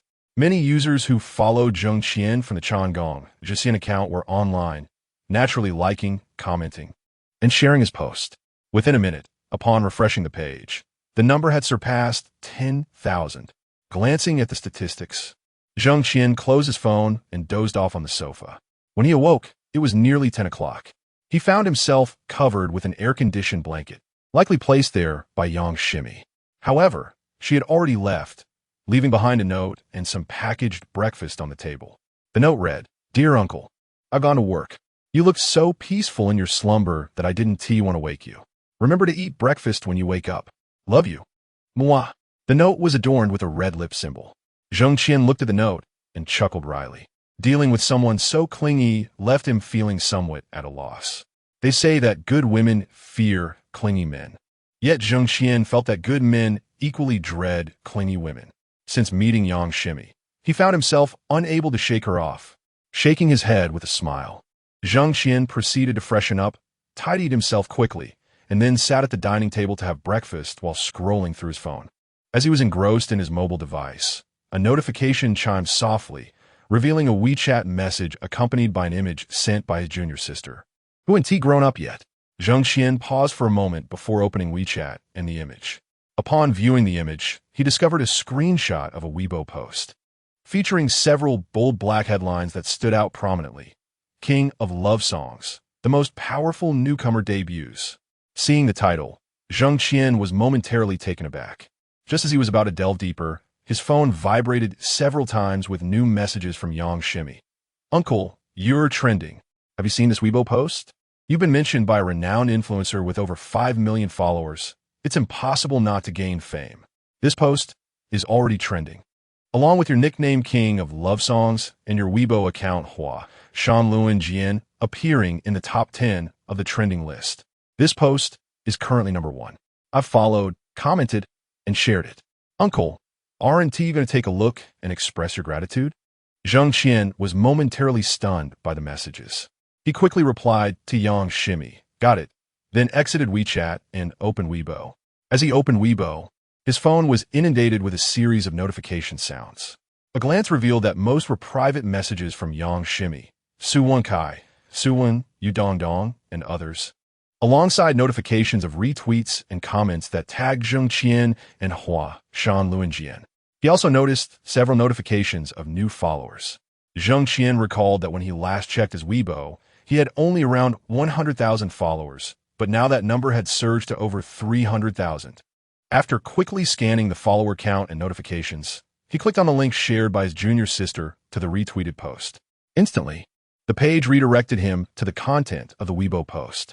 He glanced at the Weibo account of the author, Xian Ping Tianxia, which had 435 followers but boasted over 5 million fans. In Donghai, a Weibo user with such a follower count could undoubtedly be considered a top-tier influencer. It was no wonder that a single post from them could dominate the trending charts, elevating both his nickname and Weibo account alongside it. Reflecting on this, Jang Xien continued reading the post, King of Love Songs, the most powerful newcomer debuts. Upon seeing this title, do you think it's exaggerated? Do you believe Xian Ping is overstepping by employing such an ostentatious title to grab attention? However, Xian Ping does not find any exaggeration in this title. If you don't believe it, allow Xian Ping to elaborate. Jang Xien is quite an ordinary name. He is a typical high school physical education teacher, a 30-year-old man who graduated from second-tier university, Donghai University, with a second-tier major and has never received formal vocal training. Yet just a few days ago, this seemingly unremarkable individual uploaded 4 original songs on the Chio music platform. Remember, just 4 original songs. The first 2 were uploaded on June 1st at around 9 o'clock in the evening. Today is June 6th, within less than 6 days since the earliest uploads, and still within the new song week. However, these 4 songs that are still within the new song week have achieved an astonishing conversion rate that no other artist can rival. Please observe the screenshot below. Following this was a screenshot. Jang Xien clicked on the screenshot and examined the statistics of his 4 songs. Nickname: King of Love Songs. Chio Music Contracted Artist, Regular Contract. Followers: 0. Fans: 3. 201 for 74. Songs: 1. 10 years. Upload time: 6. 1. 2114. 35. Play count: 396, 752. Download count: 388, 343, 2. Good gatherings and good partings. Upload time: 6. 1. 2115. 09. Play count: 262, 192. Download count: 241, 245, 3. Gardenia in Bloom. Upload time: 6. 2. 0. 51. 27. Play count: 223, 452. Download count: 201, 244, 4. A Lifetime with You. Upload time: 6. 2. 0. 52. 11. Play count: 384, 434. Download count: 381, 211. Did everyone see the play and download statistics and screenshot? Are you not astonished? Is it not unbelievable? An original singer, an independent artist without any resources or connections, managed to attain over 300,000, nearly 400,000 plays and downloads within just 7 days of uploading new songs. With daily downloads exceeding 50,000, the follower count has also surged from 0 to 320,000 in a mere 6 days. The speed at which he attracts followers rivals that of top-tier stars. Therefore, it is reasonable for observers to label him as the strongest newcomer in history, without any exaggeration whatsoever. Ultimately, let us all remember this name and his moniker, the King of Love Songs. King of Love Song, the unparalleled, the King of Love Songs. The commentary from Xianping Tianxia on Weibo seems quite appropriate. Even when viewed from a third-party perspective, it merely constitutes a self-promotional article praising Jang Xien. Aside from its embellishments and its deliberate attempt to capture attention, there is nothing fundamentally amiss. The issue arises in the comments section below the Weibo post. In the comment area, several netizens, whether intentionally or inadvertently, tagged a few individuals, several popular stars. Consequently, the situation spiraled out of control. Chapter 54. Misguided by the secondary vehicle in the comment section of On Weibo, The users mentioned are few in number, yet they are all exceptionally prominent figures in the entertainment industry. For instance, Lu Qian, Li Xiaofeng, and the newly emerged triple threat star from Donghai, Kai Xinyu, each possess a significant following. Even a newly minted first-tier celebrity boasts over 5 million fans, placing her in the same echelon as. Meanwhile, and command an impressive fan base in the tens of millions, with each exceeding 15 million and 18 million followers respectively, categorizing them as absolute superstars. Had they produced representative works, their ascent to megastar status would be almost inevitable. Nonetheless, even without such accolades, they remain undeniably influential figures, their reach far surpassing that of typical first-tier stars. The disparity in fan numbers among these first-tier stars is staggering, with and showcasing a gap of millions. If merely tagging a few top-tier celebrities were the extent of it, one could dismiss it as a personal endeavor by seeking to ride the coattails of their fame. While this might generate some buzz, it would hardly warrant trending on social media, let alone claim the top spot. How could a mere commentator with 5 million followers, lacking both eloquence and substantial content, possibly ascend to the pinnacle of trending topics? Yet, astonishingly, after tagging, and these two superstars responded within half an hour, retweeting and commenting on Amp, Oppo's post. Remarked, not surprising, followed by an icon suggesting a brush, while simply posted an ellipsis, and Amp, Oppo's brief comment was clear. In the presence of such data, skepticism towards the authenticity of the so-called king of love songs download figures was warranted. How could an obscure, emerging artist, devoid of connections or resources, possibly accumulate nearly 300,000 downloads and over 200,000 new fans in just 6 days? Did they truly believe that every first-tier star could summon a legion of followers with merely a gesture? Conversely, and Oppo's ellipsis spoke volumes, suggesting a myriad of interpretations, encapsulating an unspoken sentiment that hinted at a deeper understanding. Even if they had chosen to remain silent or simply liked and shared the post, their fans, particularly those lacking discernment, as well as those paid to steer public opinion, would undoubtedly grasp their intended message. Even the newly minted first-tier star, who remained silent despite being tagged, found her fans mobilizing spontaneously. Collectively, the followers of these top-tier stars exceeded 300 million, even if a significant portion of these were inactive accounts. The sheer number. Chapter 55. Others laugh at my madness. The misfortune of the king of love songs is but a mere interlude. The true protagonist is at the heart of the tempest of public opinion. Ever since the article was published on Weibo, the two leading influencers responded with shares and comments. And within less than half an hour, Jang Xien's Weibo was utterly overwhelmed. Initially, Yang Xien believed that article was a boon, thinking Jang Xien had finally garnered attention on Weibo. However, the unfolding of events took an unexpected turn, leading her to a state of shock and even intense anger. Like a colossal ship sliding into an abyss, no matter how she, along with Su Wenkai, Chan Kelly, Su Wenwen, Yu Dong, and other fans, tried to counter the onslaught on Jang Xien's Weibo, they found themselves at a loss for words. The sheer number of fans from the two top influencers was overwhelming, as a multitude descended upon Jang Xien's account, showering him with vitriol. Even some other prominent stars who had also been mentioned by, such as Kai Xinyu, had fans who seemed to spontaneously join in the vitriol directed at Jang Xien. Despite Yang Xien and Su Wenkai rallying their colleagues and friends to respond on Weibo, their efforts were like a drop in the ocean. The insults towards Jang Xien were incessant, with thousands of comments flooding in every minute, 90% of which were derogatory. They accused him of being arrogant, shameless, and audacious enough to call himself the king of love songs, among other things. The more vulgar comments were unrestrained and merciless. A mere fraction of the comments, less than 10%, were defenses made by Yang Xien, Su Wenkai, and other fans of Jang Xien. In the face of such overwhelming hostility, their rebuttals were practically negligible, disappearing in mere seconds beneath the tide of insults. Jang Xien, witnessing these comments, felt a surge of anger. It was evident that someone was deliberately targeting him, manipulating public opinion to launch a personal attack. The blog post must have garnered some form of compensation. Moreover, most of the exceedingly active fans were likely organized and scheming trolls. Chuckling to himself, Jang Xien scrolled through the comments. "Uncle, I'm so sorry. I thought I was a good person, writing that article out of goodwill."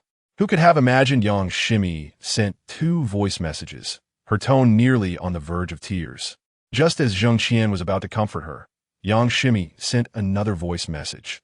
"That is truly despicable. I've already messaged him, demanding he delete the post immediately, or I'll send a lawyer in oppos. Warning." Hearing this, Jang Xien couldn't help but chuckle, feeling much lighter. He replied with a few light-hearted words. "It's fine. You need not be so upset over this minor issue, nor resort to threats of legal action." If he feared lawyers, he wouldn't have posted such an article. Is quite clever. He didn't mention anyone specifically in the Weibo text, nor did he tag any popular stars. It merely appears he was praising the king of love songs. Such a post could hardly be challenged with a lawyer's warning. Just as he sent this, Yang Xien replied, "Uncle, you should refute them on Weibo. Are you just going to let them tarnish your name? Did you not see that practically accuse you of being a fraud? I used to think he was handsome and liked him for quite a while. How could I have been so blind?" Jang Xien chuckled in response. "It's fortunate you stopped liking him. Otherwise, think about it deeply." He infused a hint of meaning into his words, uncertain if Yang Xien would grasp it, but his mood had certainly improved.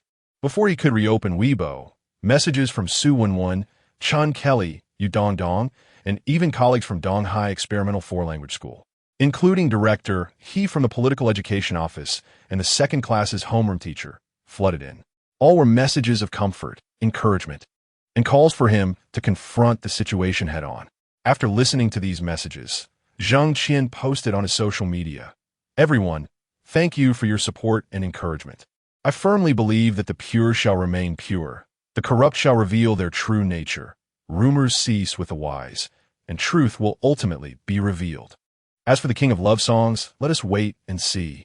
Having posted that, Jang Xien returned to Weibo and published a brief post consisting of only 2 lines of poetry. "Others laugh at my madness. I laugh at their inability to see." He then clicked to publish.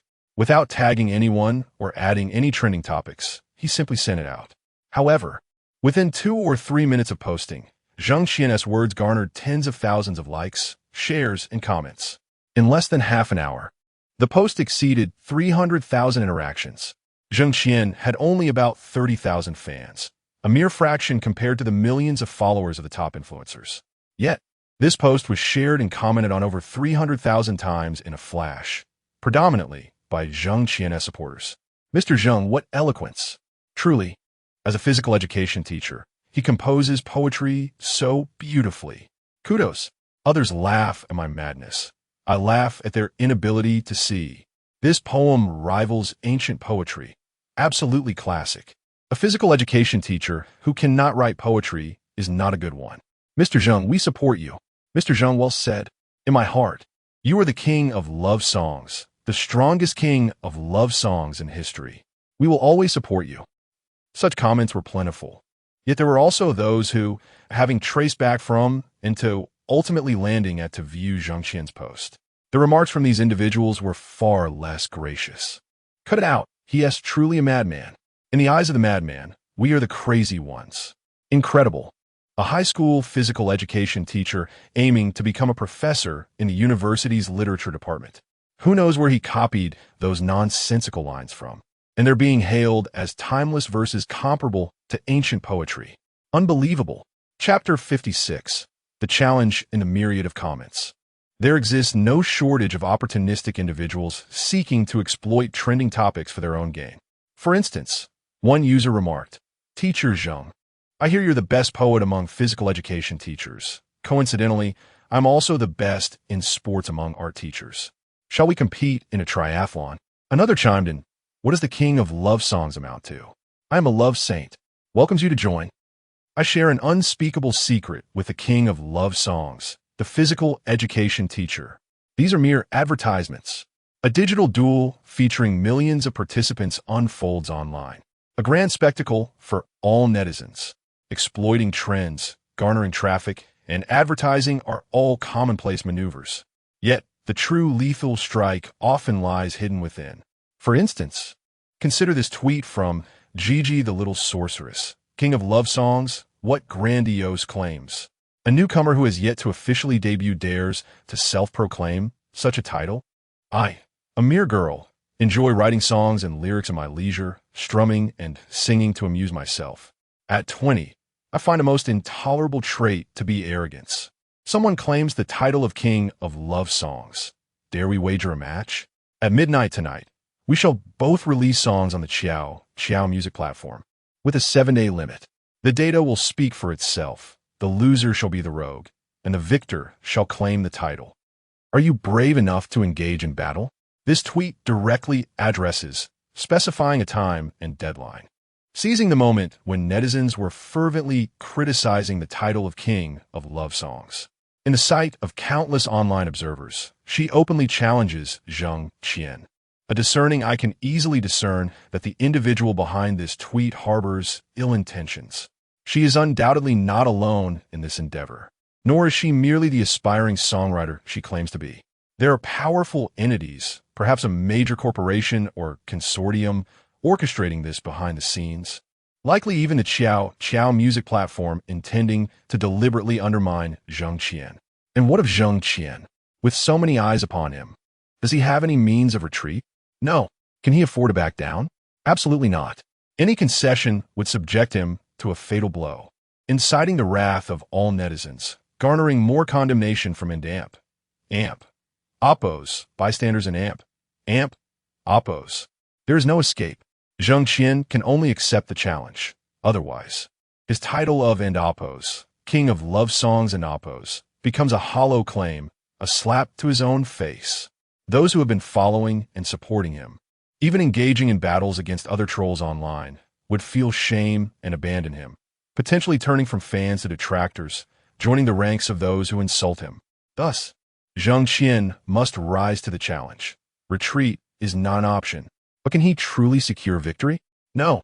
The possibility of triumph remains elusive. The battlefield lies within the realm of Xiao music, under their control, as long as Jang Xien complies with Xiao music's conditions. He cannot expect fair treatment nor stand on equal footing with his opponent.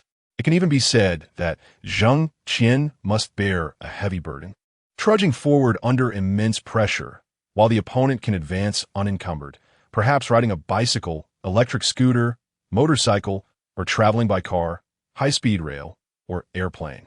The challenge exists on entirely different planes. Such a contest lacks any semblance of fairness. As a result, Jang Xien's fans swarm to the comment section, vocally questioning and condemning the challenger, rallying to defend Jang Xien. Beneath Jang Xien's post, the consensus is clear. He must not engage in battle. Even his friends, colleagues, and students such as Yang Shimi, Chun Kelly, and Su Wenwen have directly messaged Jang Xien, urging him to ignore the post altogether. However, retreating without a fight is not Jang Xien's style. In his new song, Step by Step, he clearly states, actions speak louder than words. If you're going to do it to the best of your ability. Having sung those words, Jang Xien cannot afford to fall short. After a brief contemplation, he ascends to Weibo once more, posting a single word, okay. Soon after the post, a popular comment emerges from an anonymous user. Okay. The king of love songs has responded to the challenge with a single word. Okay. Concise and impactful. It resonates with a regal flair. It is akin to the approval of a decree. The replies below are overwhelmingly supportive, offering greetings to the king. Long live the king of love. Long live the king. Jang Xien merely smiles faintly, pondering what song to release that evening, when his phone vibrates again. An incoming call from an unfamiliar number, location, Guangdong province. Jang Xien's eyes narrow slightly, having already guessed the caller's identity. A smirk forms at the corner of his mouth as he answers the call with a nonchalant hello. Hello, Mr. Zhang. I am Chun Xia, the music director of Xiao music platform. Yes, what can I do for you? Jang Xien asks coolly, confirming his suspicions. Mr. Zhang, I have reviewed your profile, and to date, you remain an independent musician, correct? Indeed. Would you be interested in joining Chow Chow Music as a signed artist? Based on the ratings of the 4 songs you have released on our platform, I can offer you the status of an A-level signed artist if you decide to join our family. You may not be fully aware of our signing mechanism, but A-level artists receive treatment and conditions comparable to that of second-tier celebrities. Upon achieving success, you could even be promoted to an S-level contract. And our platform can assist you in producing songs and albums, as well as promoting and drawing attention to your work. At this point, Chen Xuanxiao pauses for a moment before continuing. Mr. Zheng, are you listening? Yes, Jang Xien replies, pausing briefly before adding, and if I choose not to sign? Well, Chen Xuanxiao hesitates slightly before responding. Mr. Zheng, you are an independent artist with your own life and thoughts. No one can force you to sign against your will. Can they? Chapter 57. Unappreciative upon hearing Chen Xuanxiao's words, Jang Xien's lips curled into a silent, sardonic smile. Truly, her words were more melodious than a song. At this point, when the truth lay bare, the music director of Chow Chow Music Platform still pretended to be high-minded. After his silent derision, Jang Xien spoke again. Very well, I shall not sign. Is there anything else? If not, I will hang up. Wait a moment, Mr. Zheng. Chen Xuanxiao was momentarily taken aback, then hurriedly exclaimed, Is there anything else? Jang Xien continued to smile silently. Now that the pleasantries were over, it was time for a barrage of bullets, wasn't it? Mr. Zheng, it cannot be denied that your songs are quite remarkable, and you possess considerable talent. Even I find myself nearly a fan, having followed your Weibo account. Just now, I saw a post on Weibo indicating someone is challenging you to a duel. What are your thoughts on this? Do you wish to engage in battle with her? Of course, as you follow my Weibo, you must have seen that I have already accepted Gigi the Little Witch's challenge. Is that so? Mr. Zheng, perhaps you are unaware, but Gigi the Little Witch, though she claims to be an amateur, has already signed with Dream Star Entertainment. Have you heard of Dream Star Entertainment? Mr. Zheng? No.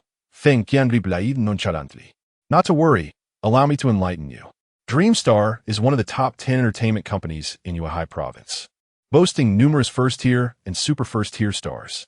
Their power is formidable, and their fan base is vast, not to be underestimated. Gigi's signing with Dream Star is a testament to her strength. However, she now wishes to leverage your reputation to rise to prominence by stepping over your corpse. Do you understand? She is beautiful, has a sweet voice, and is youthful. In comparison, you stand no chance, not even a millionth of a chance. Do you comprehend? Not even a millionth of a chance. Well, I have understood, so what? Jang Xien replied lightly, his tone dripping with indifference. Chen Xuanxiao was momentarily stunned, then continued, Mr. Zheng, since you understand, you should realize that gambling against Gigi holds no advantages for you. In fact, it could jeopardize the modest fan base you have painstakingly built. To put it more severely, it could lead to your utter disgrace. Do you grasp that?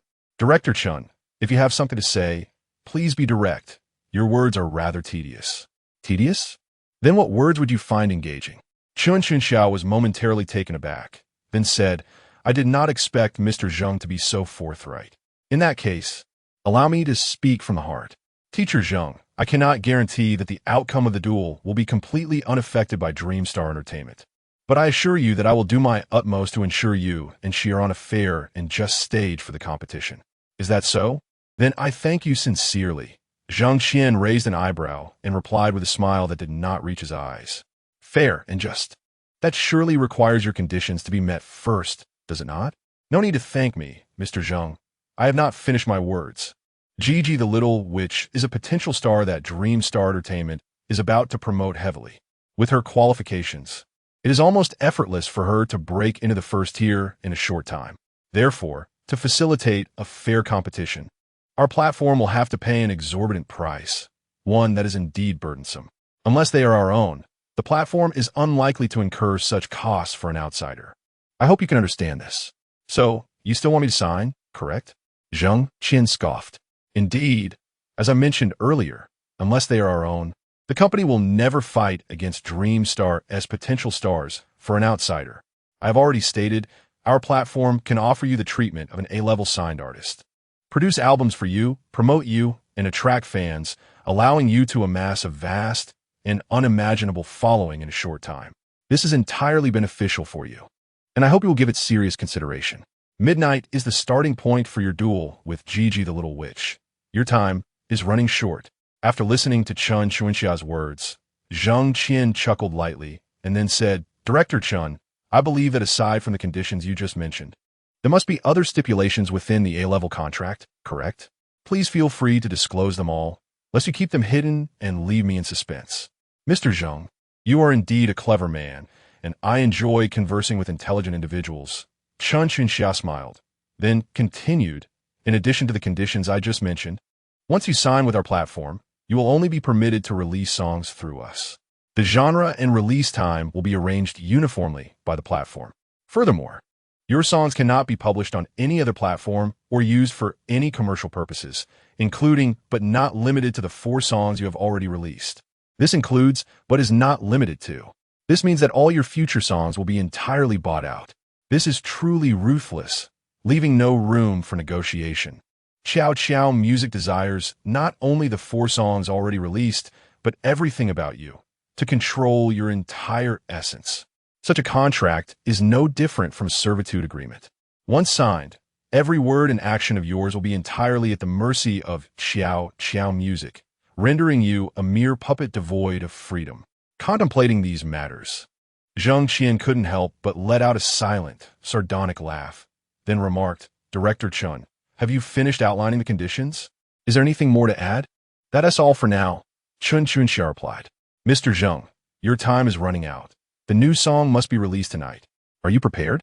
If not, our platform can prepare a song that fits your identity and positioning, ensuring you will not be at a disadvantage in your duel with Gigi the Little Witch.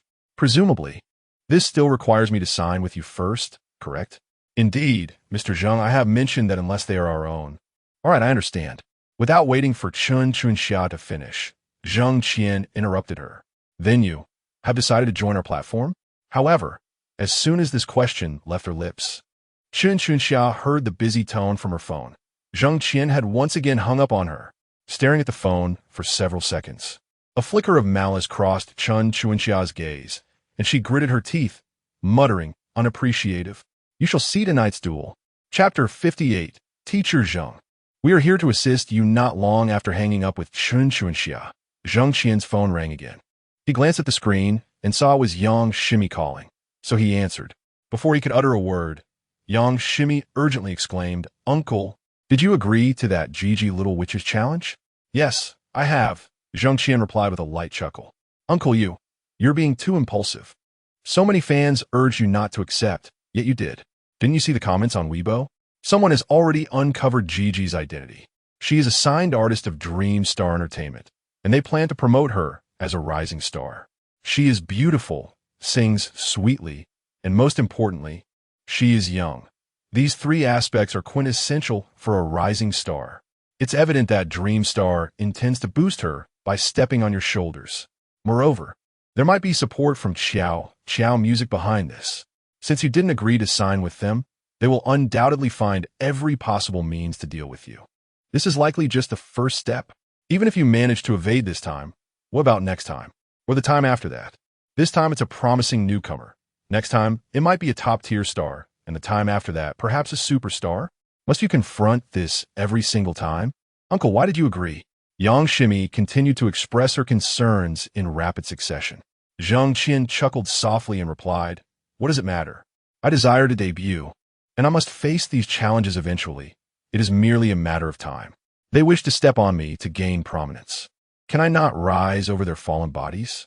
But, Yang Shimi interjected anxiously, this approach puts you in a passive position.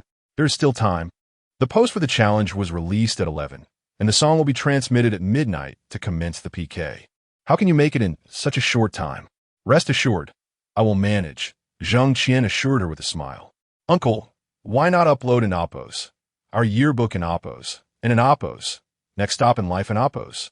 You recorded those songs just the other day, didn't you? Jang Xien chuckled again, but the challenge is for love songs. The audience for those 2 tracks is simply too limited. Do you think they're suitable? Yang Shimi paused for a moment before asking, Then what should we do? Do not worry. I have prepared something, he responded. Really? She asked. Of course. Why would I deceive you? Just focus on your tasks. Do what you need to do. He concluded. All right then. I will hang up now, Yang Xien said after pondering for a moment. Yes, go ahead, Jang Xien replied, setting down his phone. After a couple of seconds, Yang Xien ended the call. Immediately after hanging up, Yang Xien called Su Wenkai. The phone rang twice before Su Wenkai and Appo's ethereal voice answered. Hello, Maisie. Kai, where are you? Why is there so much background noise? Yang Xien inquired. I'm driving, Su Wenkai replied. Driving? Where to? Where else? To teacher Zhang's place. Huh? Yang Xien paused, then chuckled. Kai, thank you. She realized that Su Wenkai likely had recording equipment in her car, maybe even a band. This was precisely what she wanted to discuss with Su Wenkai, and they were on the same wavelength. The Su family was involved in the entertainment industry, with singers, bands, and professional recording personnel, all of which Jang Xien desperately needed. The 4 songs Jang Xien had recorded earlier, including the 2 performed the night before, had subpar sound quality, with noise and flaws. While such recordings might suffice for an internet singer, they fell short for a PK against a promising newcomer from a major entertainment company. Hearing Yang Xien's words, Su Wenkai couldn't help but scoff. Is that all? Just verbal thanks? That's rather superficial, isn't it? Besides, if anyone should be thanking me, it should be teacher Zhang. Well, perhaps you could let him cook for you tonight and prepare some delicious dishes to reward me, Su Wenkai suggested while driving. Yang Xien laughed. I can't decide that. You should talk to him yourself. All right, I won't keep you any longer. I just entered the community and will be there shortly. Okay, Yang Xien replied before hanging up. After concluding her call with Yang Xien, Jang Xien tidied up briefly, grabbed his bag containing the prepared sheet music and lyrics, and was about to head out. Just as he opened the door, he spotted Su Wenwen and Yu Dongdong approaching down the corridor. Yu Dongdong was glancing back and forth at the door numbers, while Su Wenwen quickly spotted Jang Xien and called out, Teacher Zhang. She hurried over with a beaming smile. Jang Xien was momentarily taken aback and then asked, What brings you two here? Teacher, we are here to assist you, Su Wenwen exclaimed, her face radiant with joy. Beside her, Yu Dongdong quickly added, Yes, Teacher Zhang. Look, Su Wenwen even made me carry her guitar. She patted the guitar case slung over her back.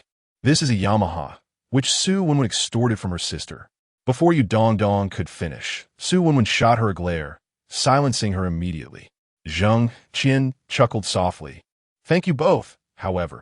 Before he could complete his sentence, Su Wenwen interjected, Teacher, your singing is so beautiful, and your guitar skills are excellent. That little witch will surely be no match for you. Go for it, teacher. She made a fist pump for encouragement. Jang Xien smiled warmly. All right then. Let us together defeat that little witch. Yes. Su Wenwen and Yu Dongdong replied in unison, nodding vigorously. At that moment, the elevator dinged and opened, accompanied by a woman's voice cautioning, be careful while lifting, don't bump into anything. The trio turned to look, and Su Wenwen exclaimed, Sister? At the corner near the elevator, Su Wenkai was seen with a few people lifting several sharkskin suitcases out of the elevator. Upon hearing Su Wenwen's call, Su Wenkai abruptly turned, looking at Su Wenwen. Wenwen, what are you doing here? I came to help Teacher Zhang. Su Wenwen stepped forward, smiling. And you came too? Su Wenkai asked, momentarily taken aback. Then she turned to Jang Xien, addressing him, Teacher Zhang. Miss Su, Jang Xien greeted with a smile. Teacher Zhang, since you're supposed to have a PK tonight, I thought you might need some recording equipment, so... Chapter 59. The place where dreams begin. Upon hearing Su Wenwei's words, Jang Xien momentarily paused in surprise, then smiled and replied, Thank you. Casting a glance at the several sharkskin cases behind Su Wenkai, he continued, However, my home is quite small, a mere one-bedroom apartment. There simply isn't enough space for all this equipment. Su Wenkai, taken aback by Jang Xien's response, quickly asked, What shall we do then? In her eagerness to assist Teacher Zhang, she had neglected to consider whether there was sufficient room at his residence to set up a recording studio. This oversight was not exclusive to Su Wenkai. Even Yang Xien, who had stayed at Jang Xien and Appo's as home for 2 nights, had failed to think of this as well. After a brief moment of contemplation, Su Wenkai suggested, Teacher Zhang, my company has a recording studio. How about we go there? Jang Xien chuckled lightly, shaking his head as he glanced at Su Wenkai and Su Won before saying, they're in oppos. There's no need to make it so complicated. In fact, I have a recording studio myself. Otherwise, do you think I recorded those songs elsewhere? The words left Su Won, and the others momentarily speechless. All right, you all should head back now. I need to go record some songs. Otherwise, I want an amp, oppos, to make it in time for the evening upload. As soon as he finished speaking, Su Won exclaimed, Teacher Zhang. I'll go with you. Me too. Teacher Zhang, I came specifically to help you. Urged Yu Dong. I can play the drums, boom, boom, boom. With that, Yu Dong mimed drumming in the air, producing the sounds, boom, boom, boom. Jang Xien chuckled again, stating, all right, you all should go back. I appreciate your goodwill, but your presence won't be of much help. Let's save your energy for later this evening.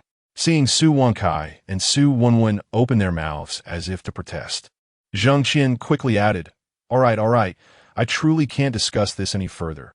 I'm running short on time. With that, he made his way towards the elevator, followed hastily by Su Won, and Yu Dong. A few staff members were still blocking the elevator door with the boxes they were carrying. Su Won called out urgently, hurry up and move those. Once the staff cleared the boxes, Su Won stepped into the elevator, pressing the close button while instructing, you all wait for the next elevator to come down. Once outside the community, Su Won quickly offered, Teacher Zhang, and amp, oppos, I'll drive you. Without waiting for Jang Xien and amp, oppos, as response, she walked towards the business vehicle parked by the roadside. Jang Xien found himself being ushered into the car by Su Won and Yu Dong. As Su Won drove out of the community, she asked, Teacher Zhang, where to? To the old place on Mingxing Road, he replied. Old place. Su Won hesti da. Quickly searching for it on the navigation system before setting off in that direction. Before long, she arrived at the And Oppos, Old Place Entertainment Company, Limited, And Oppos, which was almost concealed within the residential area. Teacher Zhang, is this a bit too small? Su Won remarked, furrowing her brow. Did you record those songs here? Though it may appear modest, it is fully equipped. Jang Xien responded with a light chuckle. Do not underestimate its current unassuming nature. It may astonish everyone in the future. Su Won was momentarily taken aback by his words, but Su Won chimed in, of course. This is where Teacher Zhang's dreams began, and it will surely gain fame throughout Huaxia. The young girl exuded confidence in her belief. Jang Xien smiled, but refrained from clarifying that the old place was merely a studio he rented for recording. Teacher Zhang, you have arrived. At that moment, the owner of the establishment, Pu Hua, hurried down from the upper floor and respectfully greeted Jang Xien. Jang Xien looked at him in surprise. Pu Hua stepped closer. Speaking quietly, Teacher Zhang, my daughter, is also a student at Donghai Experimental Foreign Language School. She recorded a video of your singing at Ultimate Night 2 days ago, and that is how I learned you are one of their teachers. Jang Xien nodded in realization before saying, Boss, I would like to use the recording studio. Absolutely no problem. Pu Hua interjected before Jang Xien could finish. Knowing you needed it for the evening upload, I prepared everything for you. He then led Jang Xien upstairs, with Su Won and the others following closely behind. Upon entering the studio, Jang Xien noticed some changes. The microphone had been replaced with a new one, and the walls were lined with fresh, soundproofing foam. Teacher, is there anything else you need? Just let me know, and I will find a way to arrange it. Pu Hua said, accompanying Jang Xien. Jang Xien glanced around and replied, Thank you. Everything necessary is already here. No further preparations are required. I'll leave Xiao Zhang with you. He is our sound engineer, Pu Hua added quickly. Just as Jang Xien was about to nod in agreement, Su Won interjected, Thank you, boss. But I am Teacher Zhang and Oppos, sound engineer. Pu Hua paused, looking between them before turning back to Jang Xien, who had never brought a sound engineer before when recording. Jang Xien met Su Won's gaze, but chose not to elaborate. Very well, Teacher Zhang, please focus on your work. I shall not disturb you. Let me know if you need anything, Pu Hua said, nodding slightly before leaving the studio. After Pu Hua departed, Jang Xien glanced at Su Won and her two companions, who seemed to overlook his gaze entirely. Su Won walked straight to the mixing console, declaring, Teacher Zhang, I'll help you with the sound. She proceeded to power up the mixing board, with Su Won eagerly joining her side. Teacher Zhang, Yu Dong, feeling a bit dazed, caught sight of the headphones on the console. Her eyes brightened, and she dashed over to grab the headphones, placing them on her head. I'll listen and help you with the sound. Jang Xien stared at the three of them in astonishment. After a few moments, he could only shake his head with a wry smile, saying, all right, but remember this, maintain. Before he could finish, Su Wenkai and Su Wenwen chimed in unison. Maintain absolute silence. We know. As long as you understand, Jang Xien replied, saying no more as he entered the soundproof recording room. Previously, he had managed the recording, sound adjustments, and post-editing all by himself. Now, he was uncertain whether Su Wenkai and the others would truly be of assistance. If they could indeed help, it would save him considerable time, at least half of it. Chapter 60. I can't amp, oppos. Just take your company for free, can I? Throughout an entire afternoon, Jang Xien recorded a total of 5 songs. In addition to the song Boo Boo Gao, which he had sung at school the previous night, there were 4 new compositions. It took less than 5 hours for Jang Xien to complete the recording. He opened the glass door of the studio and stepped outside. As soon as he emerged, Su Wenkai, Su Wenwen, and others at the mixing console greeted him with laughter. Su Wenkai looked at Jang Xien with surprise, tears glistening at the corners of her eyes. Su Wenwen, clutching Jang Xien's arm, cried out, "Ooh, Teacher Jang, your new song is so heartbreaking. You haven't experienced a breakup, have you? Why would you choose to sing such a sorrowful love song? It's even sadder than 10 years in a lifetime with you. Teacher Jang, where is your wife? Why didn't she come to see you? Where has she gone?" Before Su Wenwen could finish her sentence, Su Wenkai called out urgently. Su Wenwen was unaware that Jang Xien was divorced, but Su Wenkai was fully aware. What's wrong, sister? Did I say something wrong? Su Wenwen turned to Su Wenkai. Su Wenkai dared not speak. Jang Xien gently shook his head at Su Wenkai, then smiled at Su Wenwen, saying it in oppos. That's just a song. Is it necessary to cry so sorrowfully? Aren't and oppos. You afraid of you Dong laughing at you? He dares. Su Wenwen, with tears still on her face, turned and shot a fierce glare at Dong, who quickly shrank back, hiding behind Su Wenkai. As the 4 exited the studio, they came across Park Hwa, who was anxiously pacing back and forth, hands clasped together. Upon hearing the door open, Park Hwa quickly turned and, seeing Jang Xien, her eyes lit up as she hurried over, saying, Teacher Jang, are you done recording? Yes, all finished. Thank you, boss. Jang Xien replied, pulling out his phone to transfer the payment to Park Hwa. She hurriedly protested, no need for that, no need for that. Teacher Jang, you are my daughter and amp, Oppo's teacher. I apologize for any neglect in the past. In the future, whenever you need it, you can come here anytime. I'll keep this studio reserved for you. After a brief pause, she continued, I absolutely cannot accept this money. Jang Xien smiled, business is business. He proceeded to transfer the payment without hesitation. Well, I have something to attend to, so I'll take my leave now. Teacher Jang, please do as you need, Park Hwa insisted, personally escorting Jang Xien and his companions downstairs. As they reached the entrance, just as Jang Xien was about to depart, Park Hwa hesitated and called out, Teacher Jang. Jang Xien turned to look at her, noticing she seemed hesitant to speak. Before he could say anything, Su Wenkai interjected, Teacher Jang, you two chat. I'll go get the car. With that, she pulled Su Wenwen along and walked away. Dong, momentarily stunned, followed suit. Boss, is there something else? Jang Xien inquired after they had left. Park Hwa hesitated again, then, seemingly gathering her resolve, stepped closer and whispered, Teacher Jang, I believe you will be using the recording studio more often in the future. You might need some dedicated sound engineers and mixing engineers. After a brief pause, she continued, though the old place is small, Xiao Zhang and the others are skilled and professional. They hope to follow you and learn some things. What do you think? Jang Xien was momentarily taken aback by Park Hwa's words, then chuckled lightly. Boss, you're not trying to push the old place onto me, are you? If you're willing to take over, of course, you can. Park Hwa's eyes brightened as she looked up at Jang Xien. I believe the old place will thrive in your hands. This is where my dreams began, but unfortunately, my capabilities are limited, and I could not lead it to glory. For years, the old place has been barely surviving, and without fresh blood, it might close down. She paused briefly before adding, I recommend Xiao Zhang and the others in hopes they can find a better platform and space for development. I hope you won't take offense. If you've seen them, you know they are a group of young dreamers. Not allowing Park Hwa to finish her sentence, Jang Xien interrupted with a smile. I've mentioned before, I don't have time to manage a company. I know, Teacher Zhang. I didn't dare to think of transferring the company into your name. But before Park Hwa could finish, Jang Xien interjected again. I can't amp, oppose, invest. But perhaps you could have someone appraise the few songs I've released and calculate my shares that way. Huh? Park Hwa was momentarily stunned, looking at Jang Xien in disbelief. Didn't he hear that clearly? Let me repeat that. No. I heard you clearly. Park Hwa hastily waved her hands.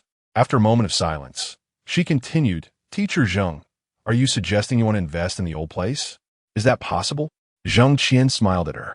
Park Hwa blinked in astonishment, nodding repeatedly, yes, definitely, of course. Teacher Zhang, are you serious? Of course. Do I look like I and oppose? Joking? No. She quickly waved her hands again, pausing before saying, there's no need to find an appraiser.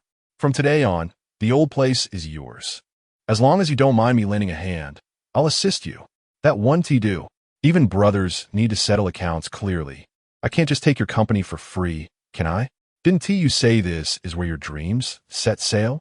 Don't you want to see it navigate the seas and conquer the stars? Conquer the stars and seas. Park Hwa was momentarily taken aback, then smiled wryly. Teacher Zhang, you really dare to dream. Not allowing her to finish, Jang Xien glanced at her, saying, people must always hold onto some dreams. Without them, what is the difference between being alive and being a salted fish? Upon hearing Jang Xien and oppose words, Park Hwa stood there, momentarily lost in thought, and remained so until Jang Xien boarded Su Wenkai's business vehicle. What did he say to you? Su Wenkai asked as she drove, glancing at Jang Xien through the rearview mirror. Nothing much, Jang Xien replied with a light laugh. Just try to push the old place onto me. The old place. Su Wenkai paused, then continued, Teacher Zhang, it's too small. It won't allow you to fully showcase your talents. If you wish to sign and debut, After hesitating, she added, I will persuade my father to invest in establishing a studio solely for you. The Su family still owes the Wang family $5 billion in external debts. Unless those debts are resolved, letting Jang Xien join Xinli Entertainment would be detrimental to him. Therefore, although Su Wenkai initially intended to suggest Jang Xien join Xinli Entertainment, she changed her mind at the last moment. Dear sister, why complicate things? Just have our father present the best contract and sign Teacher Zhang on the spot, and that would suffice. I recall you mentioning something about a partnership agreement for Teacher Zhang, Su Wen remarked from the back row. Su Wenkai glanced at her through the rearview mirror, but chose not to respond. Jang Xien chuckled softly and replied, no need. Although the old place is modest, it is fully equipped with everything necessary. Did you not just say that it is where the teacher's dreams take flight? The teacher wishes to remain there, for the sake of freedom. Su Wenwen and Su Wenkai were momentarily taken aback and chose not to elaborate further. Chapter 61. New song release. After dining with Su Wenkai and others, Jang Xien returned home. It was only 9:00 and Oppo's clock when he arrived, leaving him 3 hours until the scheduled battle. He briefly checked Weibo, glancing at the comments without responding, adopting a detached perspective as he observed the discourse. On Weibo, Jang Xien's fans and the fans of Xiao and Muzi Fingfeng were engaged in a heated exchange. It wasn't quite a confrontation. Rather, the fans of Xiao and Muzi Fingfeng were mocking Jang Xien, while his fans merely countered. However, the intensity of the exchange had diminished significantly compared to before, with many voices having faded, leaving only a few new fans who had joined the fray. Aside from a handful of diehard supporters, most had quieted down. Interestingly, some fans of Xiao and Muzi Fengfeng had even shifted from criticism to admiration, posting comments such as, Zheng Laosher's songs aren't that bad. I think his music is delightful. 10 Years with You is undoubtedly a classic. Unexpectedly, Jang Xien's fan count had doubled on Weibo, soaring from over 300,000 to more than 600,000. In just a few hours, such a meteoric rise in followers was truly astounding. However, upon reviewing the data on Xiao Music and Amp, AMP, Oppos. S backend, the increase in followers was not as staggering, with only a gain of several hundred thousand, just surpassing the 500,000 mark. The streaming and download figures for his 4 older songs also reflected a similar modest increase, hovering around a few hundred thousand. In stark contrast, the 2 newly released songs, Our Album and Next Stop in Life, had garnered a pitifully low number of listens and downloads, barely reaching 40 to 50,000. Though this surge in followers was noteworthy when compared to the discussions surrounding Jang Xien's 6 songs on Weibo, the modest increment of several hundred thousand, with the new songs barely touching 50,000, suggested a likelihood of manipulation or alteration of the data. Yet, substantiating this suspicion would not be a simple task. Jang Xien was left to bear this bitter reality alone. It was almost as if Chow Chow Music was overtly signaling to him that they possessed the means to influence the outcome of his competition with Gigi, the Little Witch. If Jang Xien refused to acquiesce, the consequences could be dire. This outcome was clearly anticipated by Jang Xien. In truth, Jang Xien had already formulated a plan. He would not place all his eggs in one basket. He resolved not to release songs solely on Chow Chow Music and AMP, Oppos, as platform. He could also publish on Kiwi Music, ByCloud, and Online Cloud, 3 other music platforms.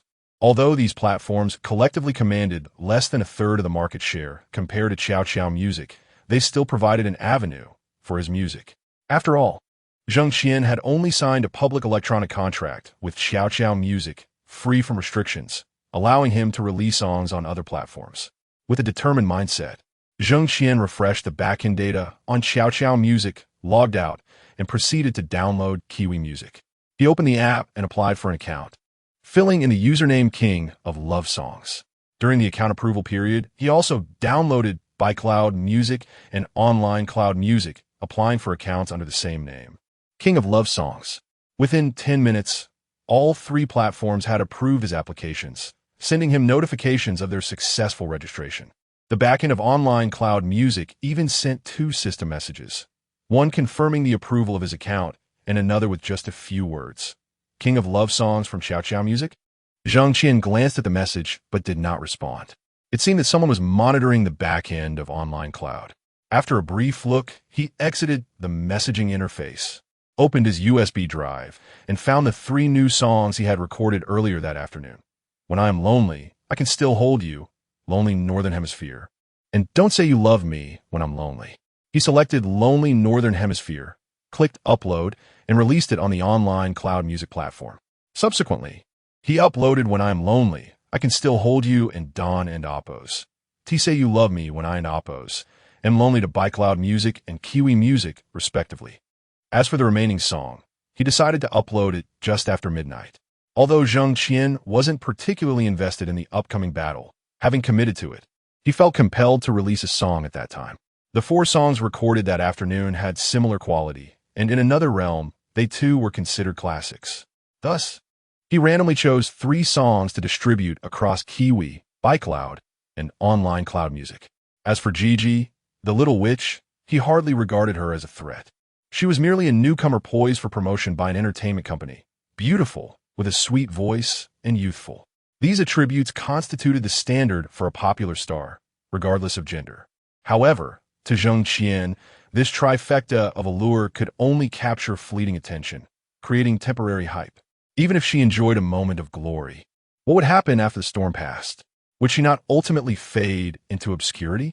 Beauty may attract attention, but as time passes, the allure wanes. What happens when new, more beautiful, and more talented artists emerge? Even if Gigi triumphed in this competition, what would it matter? After several years, perhaps even a decade, only those songs that remain popular and memorable will be deemed classics, true eternity. In the end, only the finest survive the test of time. All else is merely sand. Having released the songs on Chow Chow Music, Jang Xien resolved that there would be no future releases on that platform. Where I am not welcomed, I shall find my own place. Kiwi, ByCloud, Online Cloud, or perhaps he could create his own music platform. This was also a possibility. After publishing the 3 songs on their respective platforms, Jang Xien returned to Weibo and posted a brief update. The new song has been released. With just 6 words, he refrained from adding any punctuation. The moment he published the post, It was rapidly shared and commented on by hundreds. A quick refresh revealed more than 2 pages of comments. The initial comments were uniformly derogatory. Baby, an old lady drinking soup. No teeth, just drool. People run ahead, but the face lags behind. The old lady leans against the wall, and the baby has no teeth. The time I ascend and oppose. T-right, yet the new song is released. King of Love Songs, do you still want to be a sensation? King of Love Songs replied, I am not Su Sherlin. I don't want to be sensational. Without exception, there was not a single positive remark. Only later did a few of Jang Xien and Oppo's fans interject among the criticisms. Teacher Zheng, why release the song now? Didn't you say midnight? Did I misread the time? Teacher Zheng, I can't find it. Teacher Zheng, did Chow Chow Music take action against you?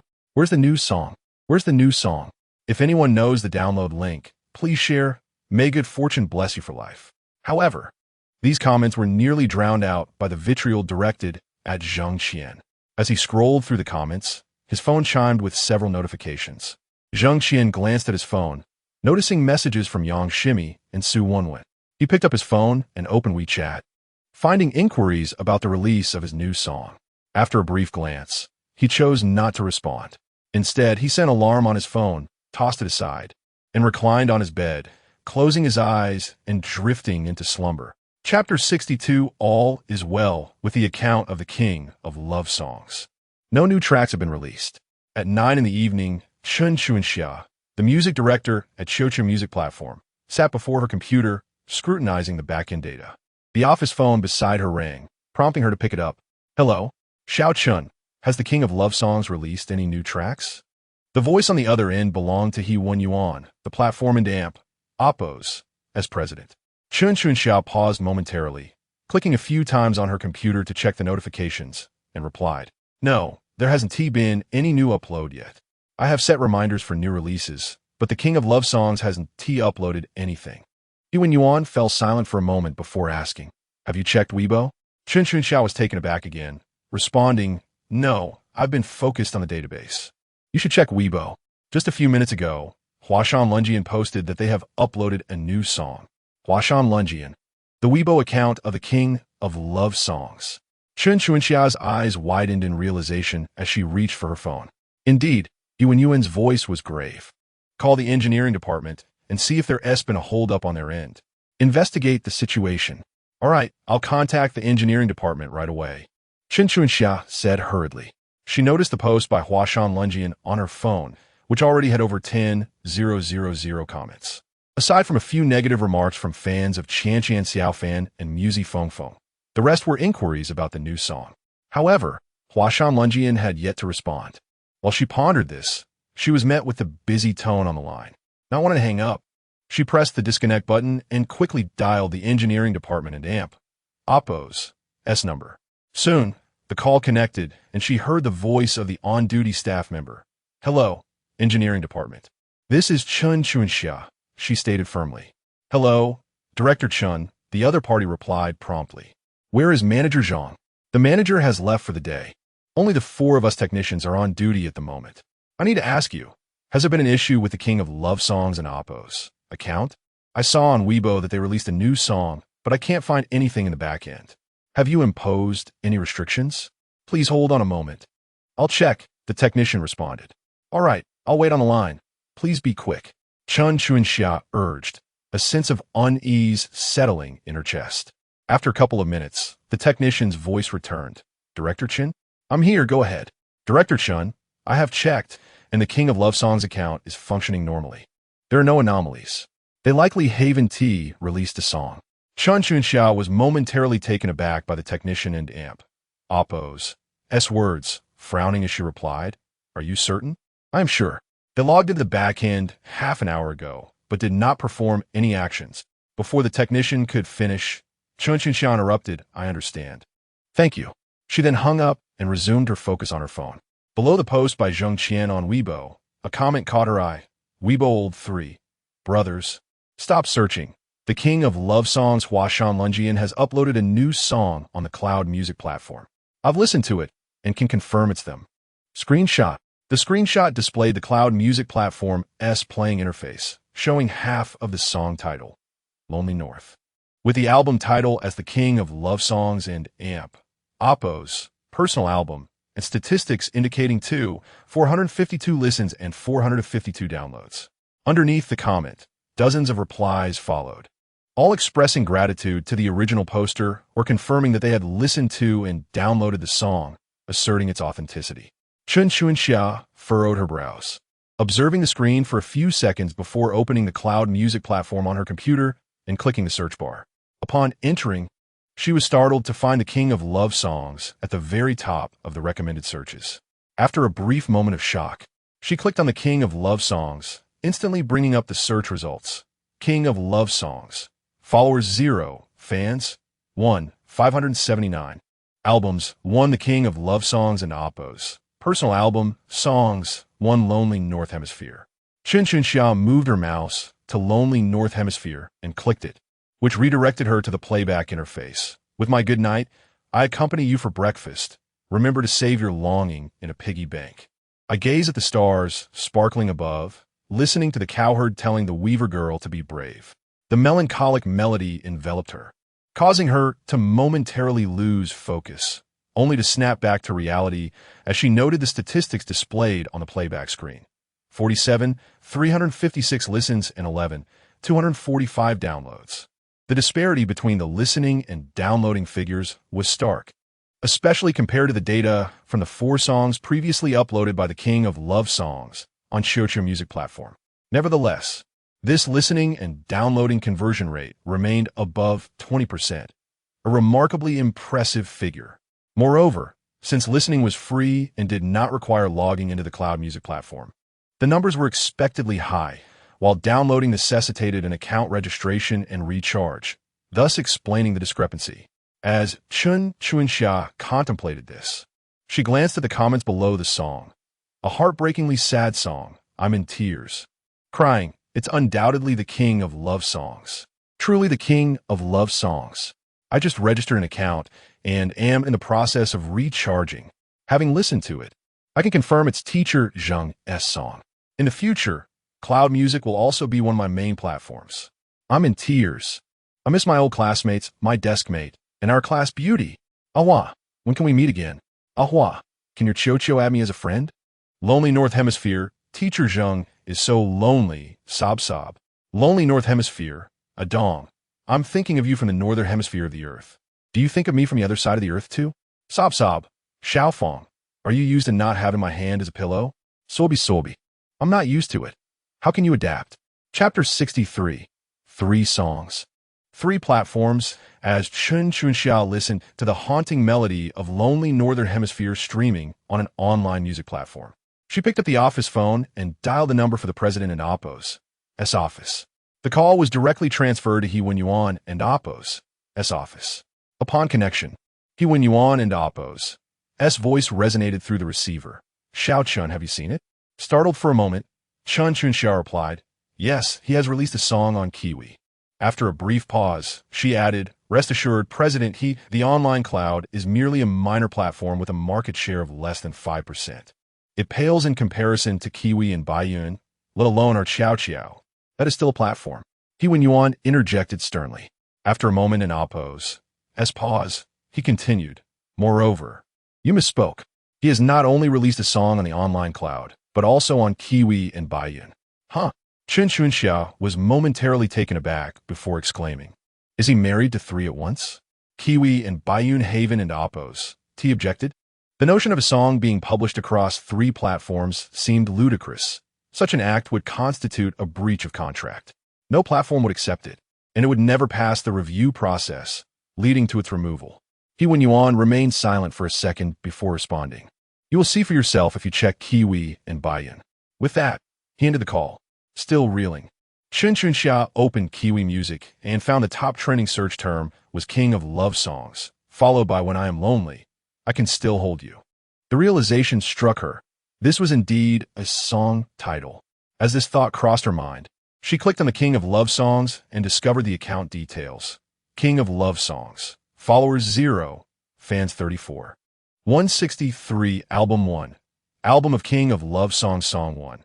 When I Am Lonely, I Can Still Hold You. Upon seeing the song title, Chen Xia was momentarily stunned.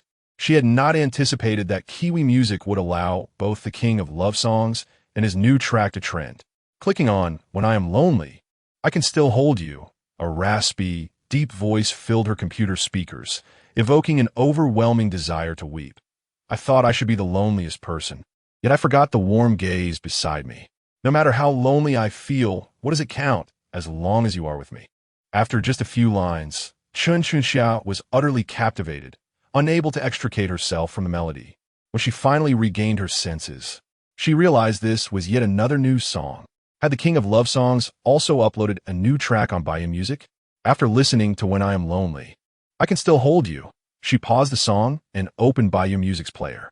Unsurprisingly, the King of Love Songs was still trending, indicating that his name had become a hot topic across the other 3 major platforms. Although she hadn't accessed Xiao Music, Chen Xia was confident that King of Love Song's new song would undoubtedly be trending there as well. Regrettably, Jang Xien's new song had not been published on Xiao Music. Chen Xia sighed inwardly. Perhaps they had missed the final opportunity to sign the King of Love Songs. Upon clicking on Baidu Music and Oppos, as trending topics to search for the King of Love Songs and Oppos new song, she was astonished yet again. Do Not Say You Love Me When I Am Lonely. Another new track. Yet another love song. 3 platforms, yet conspicuously absent from Xiao Music. 3 songs. 3 melancholic love songs. Could it be that the King of Love Songs had prepared a 4th love song to counter Gigi the Little Witch's new release?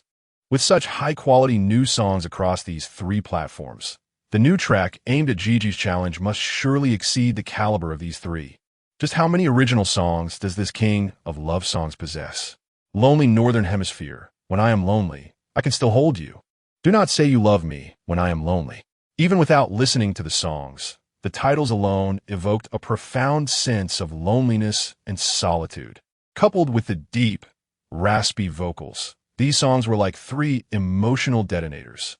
Not just other fans, but even Chen Xia found tears streaming down her face as she listened to these 3 songs, overwhelmed by an unprecedented feeling of loneliness that made her, at nearly 40, yearn for a sturdy shoulder to lean on.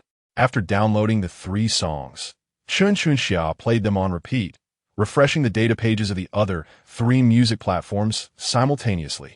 In less than an hour since their upload, these 3 new songs had already become trending topics across all platforms, with thousands of listens and downloads, some even surpassing 100,000. Though merely a preview, this indicated that within that short span, at least 100,000 users had logged onto the platforms that were almost obscure aside from Xiao Music. Moreover, this was not the aggregated data, but rather the statistics from each platform individually.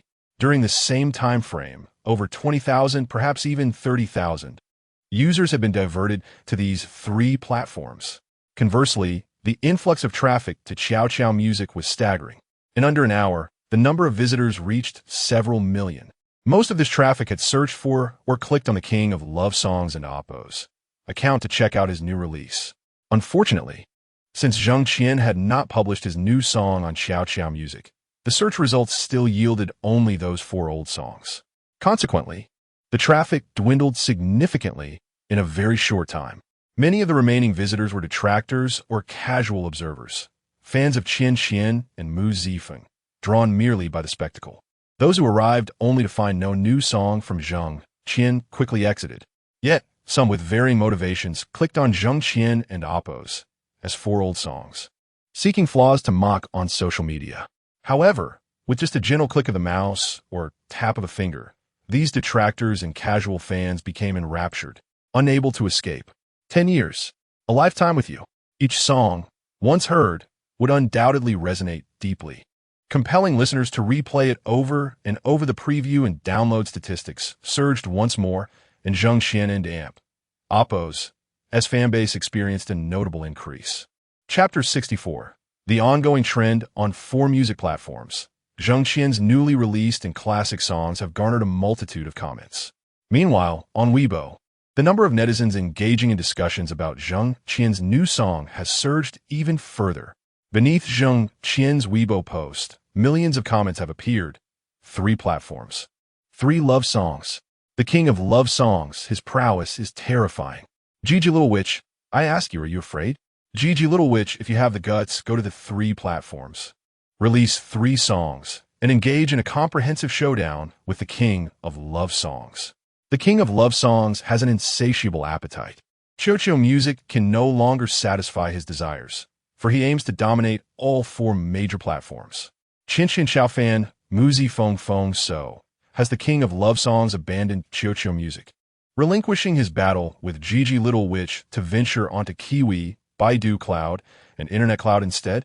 The king of love songs has retreated by night, forsaking the Chocho Music battlefield, and Gigi Little Witch has triumphed without a fight. Gigi Little Witch laments, "What a pity my 40-meter-long sword is all sharpened. Yet the enemy has fled. In truth, this may be for the best. Chocho Music is Gigi Little Witch's home turf.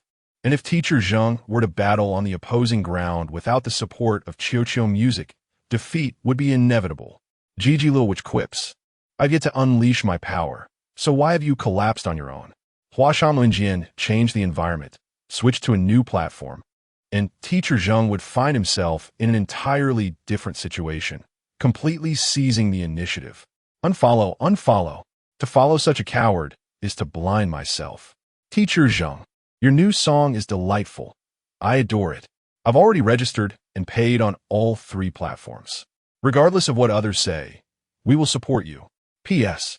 This includes my parents. My father adores the song step by step, while my mother cried listening to Lonely Northern Hemisphere. She, a native of Yuehai, married into the north and is feeling homesick. She and Amp, Oppos, is currently packing to run away. Teacher Zheng, please take and Amp, Oppos, Lonely Northern Hemisphere and Amp, Oppos, off the shelves. My mother is about to flee. Oh dear, my eyes are blinded. How could I have followed such a coward? Huashan and Jian, the comments are plentiful, ranging from admiration to scorn, from opportunistic advertisements to earnest humor, an array of sentiments, all present.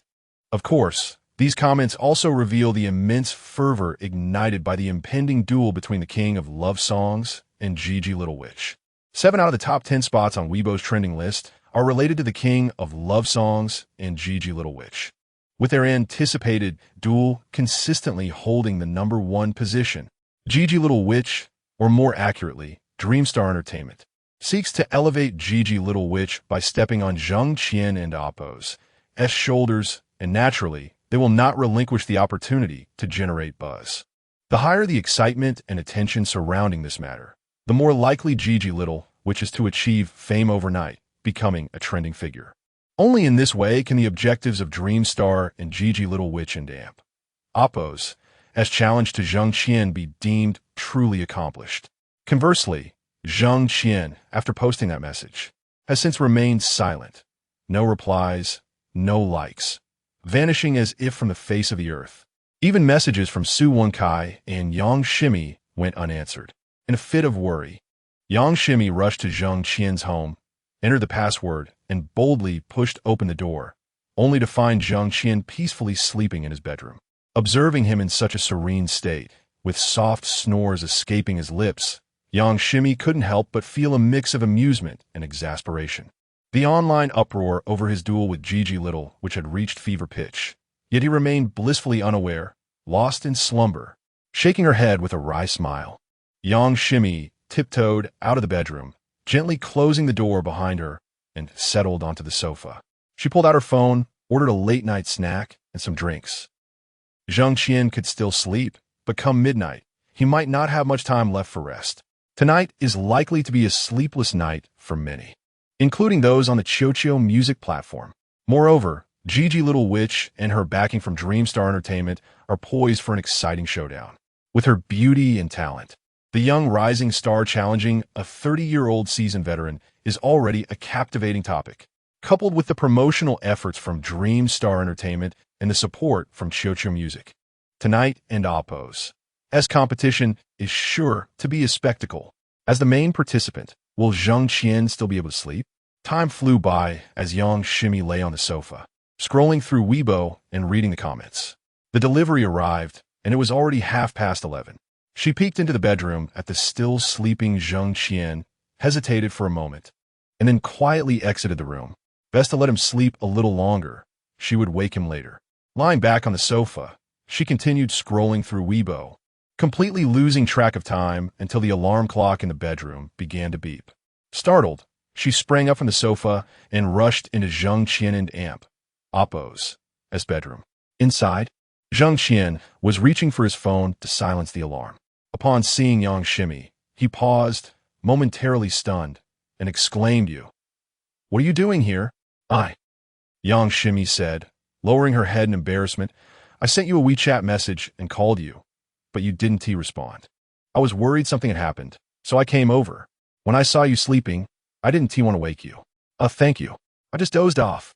"My phone was on silent," Jang Xien replied, feeling a bit sheepish as he glanced at his phone, which displayed numerous missed calls from Yang Shimi, Su Wen Kai, Su Wen, Yu Dong Dong, and Chun Kelly. The WeChat messages were similarly flooded with notes from Yang Shimi and Su Wen Kai. "No problem." Yang Shimi smiled and added, "Are you hungry? I just ordered some late-night snacks and drinks. It will be perfect to enjoy together." Sure. I didn't realize I was hungry until you mentioned it." Jang Xien chuckled lightly as he got out of bed and joined Yang Shimi, stepping out of the bedroom. Chapter 65. Midnight at 11:50 p.m. While the ordinary staff of the Chow music platform had long since clocked out and even succumbed to slumber, the office of music director Chun Chunxiao remained aglow. The engineering department and several other divisions also kept their lights on, with personnel stationed for duty. Typically, only 1 or 2 individuals are assigned to each department during night shifts, and some less critical departments may not require any presence at all. Yet on this particular evening, the engineering department had 4 technicians on duty, led by a senior engineer. Furthermore, although the chief engineer had returned home, he was personally informed by President He Wen-yuan to remain on standby, ready to return to the company at a moment. And Amp, Oppo's notice.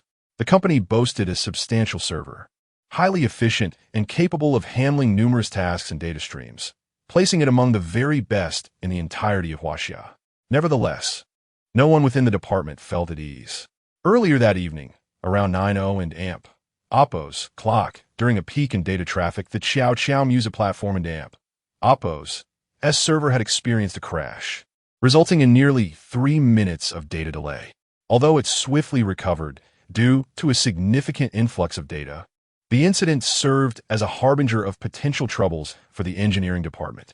What had triggered this minor data spike was merely a post by the king of love songs on Weibo, announcing the release of a new song. Yet now, they faced a formidable challenge, as the rising star Gigi, the little sorceress, prepared to go head-to-head with the king of love songs in a climactic showdown. As the clock edged closer to midnight, an air of tension enveloped the technicians in the engineering department, as well as Chun Chunxiao in her office and He Wen-yuan in the office above. Ding! The clock struck midnight. Chun Chunxiao exhaled deeply, as if a weight had been lifted from her shoulders, and began refreshing the back-end data incessantly. 00:15, Gigi the little sorceress released her song, A Lifetime for You. In a mere 15 seconds, the new track was uploaded. If one were to claim that Gigi had executed this feat herself, not only would Chun Chunxiao be incredulous, but any rational person would find it implausible. Continuing to refresh. 00:13, 1 minute and 13 seconds had passed, and the king of love songs had yet to release his song. 2 minutes elapsed, still no release. 2.5 minutes, unable to contain her impatience. Chun Chunxiao picked up the phone and dialed the engineering department. "This is Chun Chunxiao. Has the king of love songs released his song yet?" "Not yet," came the response. "Is there an issue with the server?" Chun Chunxiao furrowed her brow as she continued to refresh the back end. "No," the technician hesitated before continuing. "Peak traffic is 165, 332s. The server is functioning optimally, and the data processing speed is normal, with a delay of just 0.0002 seconds. Then why has the king of love songs released his new song?" Chun Chunxiao queried. "The other party may not have uploaded the data yet," the technician murmured. "Impossible." Chun Chunxiao found herself at a loss for words. Could it be that the king of love songs had truly fled without a fight? Contemplating this, she opened Weibo for a quick glance and then sent a directive to several online influencers. Meanwhile, at the dining table, Jang Xien was enjoying skewers when Yang Shimi suddenly exclaimed, "What is wrong? You're not going to release your song? Hurry, it's past midnight. Release it first. Then eat." She tugged at Jang Xien, leading him toward the bedroom where his computer awaited. Jang Xien hesitated for a moment, then sat down at the table with a smile. "I'm starving. Let us eat something first." He resumed munching on the skewers. Yang Shimi stared at him in disbelief before asking, "Uncle, are you planning to release your song on another platform instead? I noticed you uploaded 3 songs at 9:00 in Oppos. Clock on 3 different platforms." "Yes, that was the plan. One must not put all their eggs in one basket," Jang Xien replied as he continued to enjoy his meal. "So, tonight as Showdown doesn't matter to you anymore, does it?" Yang Shimi hesitated before speaking. Jang Xien raised an eyebrow. "You want to ask if I've given up on tonight's competition, right?" Yang Shimi remained silent, her expression suggesting she acquiesced. Jang Xien chuckled lightly. "Rest assured, I will not surrender so easily. Who am I? I'm the king of love songs. How could I possibly give up? That Gigi, the little sorceress, might think she can step over me to gain fame, but for me, this is also an opportunity, a chance for more people to recognize me. I can never back down." He paused for a moment before adding with a grin, "I'm just letting her have a head start for a few minutes, allowing her to revel in her moment." With that, Jang Xien picked up another skewer and resumed eating. He then opened a can of beer, took a swig, and offered it to Yang Shimi. "Care for a drink?" Skewers and beer are a match made in heaven. Yang Shimi was taken aback, about to reach for the beer when Jang Xien's phone rang. Glancing at the screen, he saw it was Su Wenkai calling. After finishing his sip, he picked up the phone. "Hello? Thank heavens, Teacher Zhang. I finally got through to you." "Yes, what is it?" Jang Xien replied, his words slightly muffled by the food. "Teacher Zhang, what are you doing? It sounds like you're eating." "Ah, you have keen ears or a keen nose. Can you smell the aroma from that distance? Are you still eating?" "Indeed. Miss Yang brought me skewers and beer." "Skewers and beer, what a divine combination." Su Wenkai paused for a moment before saying, "Teacher Zhang, did you forget something?" "Forget what?" "Haven and Amp, Oppos. Do you check Weibo? It and Amp, Oppos, SA frenzy over there because of you. Your comments are filled with accusations of cowardice and desertion. People are already sharing data on Gigi and Amp. Amp, Oppos, S just released song. And Amp, Oppos, a lifetime for you and Amp. Amp, Oppos. The title is strikingly similar to and Amp, Oppos, a lifetime with you. And Amp, Oppos. It's only been 5 minutes, and it has already surpassed 100,000 listens and downloads. Don't you care at all? Aren't you concerned about your fans? They're all quietly supporting you, while you remain absent without a trace. You didn't even release a song or make an appearance. What are you planning? Was that song recorded this afternoon in vain? You've released songs on the other 3 platforms, yet left one behind, surely for this very moment. Even if you intend to switch platforms, you should at least provide an explanation to those loyal fans who have supported you, shouldn't you? Chapter 66. A new song released. Su Wenkai spoke fervently, while Jang Xien listened in silence. Once Su Wenkai paused, he replied, "You are right. I owe an explanation to all my supporters." Initially, he intended to wait another half an hour before releasing the song, but now he had a change of heart. "I will release it now." With that declaration, Jang Xien did not even hang up the phone. He abandoned the skewers he was grilling, rose, and entered his bedroom. Opening his computer, he uploaded the song he had prepared long ago onto the Chow Chow music platform. After successfully uploading it, he opened Weibo and posted, "New song in Oppos, Don and Oppos. T say my tears mean nothing to you in Oppos. Is now uploaded." He then clicked to publish. At 0:07:34, the King of Love Songs had successfully uploaded and released his new song. Chen Chunxia received the system notification immediately. She clicked to view it and then focused her mouse on the song title, Don and Amp, Oppos, T say my tears mean nothing to you. What a poignant title. Chen Chunxia was momentarily stunned before clicking the song link. A gentle melody wafted from the speakers, and soon a deep, raspy voice began to resonate. "On this night, alone and unable to sleep, I truly wish to find someone to accompany me, unwilling to drink myself into oblivion alone." After just a few lines, Chen Chunxia felt a pang in her heart, an overwhelming urge to cry. She reflected on her own life. For so many years, she had been alone, shouldering all burdens by herself. Joy had no one to share it with, and sorrow had no one to bear it alongside her. At home, her parents favored her brother, who lay there mocking her. She truly felt exhausted and tormented. That morning, upon listening to Jang Xien and Appo's new song uploaded at around 2 a.m., our commemorative album, she had already wept bitterly. While listening to the song and perusing comments, she was astonished to discover it was a Cantonese song. Oh my goodness, what a delightful surprise. Cantonese, such a familiar and comforting language. In Appo's beautiful, truly beautiful. How long has it been since I heard such a captivating Cantonese song? 10 years? 20 years? It takes me back to my school days, to the golden age of Cantonese music 30 years ago. As she read these comments, Chun Xia suddenly realized that the lyrics she had been hearing were indeed in Cantonese. Chow Chow music was based in Yuzhou, and naturally, she was well acquainted with Cantonese songs. But how many years had it been since a widely circulated Cantonese song had emerged? 10 years? 20 years? 30 years? Did the Cantonese music scene still have any traction? Were there still artists singing in Cantonese? In this era, the Cantonese region, encompassing nearly 100 million people across the strait in 3 places, had not seen a widely embraced Cantonese song in ages. Had most Cantonese singers transitioned to Mandarin, drawn by the allure of a market boasting over 1 billion people? In comparison, what was a local market of 100 million? Not to mention the tiny island of Canton, with its few million inhabitants. The decline of Cantonese music was merely a reflection of historical trends. Yet, the king of love songs had unexpectedly uploaded a Cantonese song at 2 in the morning. When Chun Xia first heard our commemorative album, she had already shed tears, and now, as she listened to Don and Appo's Say My Tears Mean Nothing to You, she found herself on the verge of tears once more. After playing it twice, she felt compelled to save it, like it, and then download it. With the download data reduced by 4/5, she reassured herself that her one download wouldn't skew the results. Despite the disparity in quality, any discerning ear would immediately recognize the difference. As a professional musician, Chun Xia didn't even need to listen to the entirety of the songs. A mere few lines were sufficient to gauge their merits.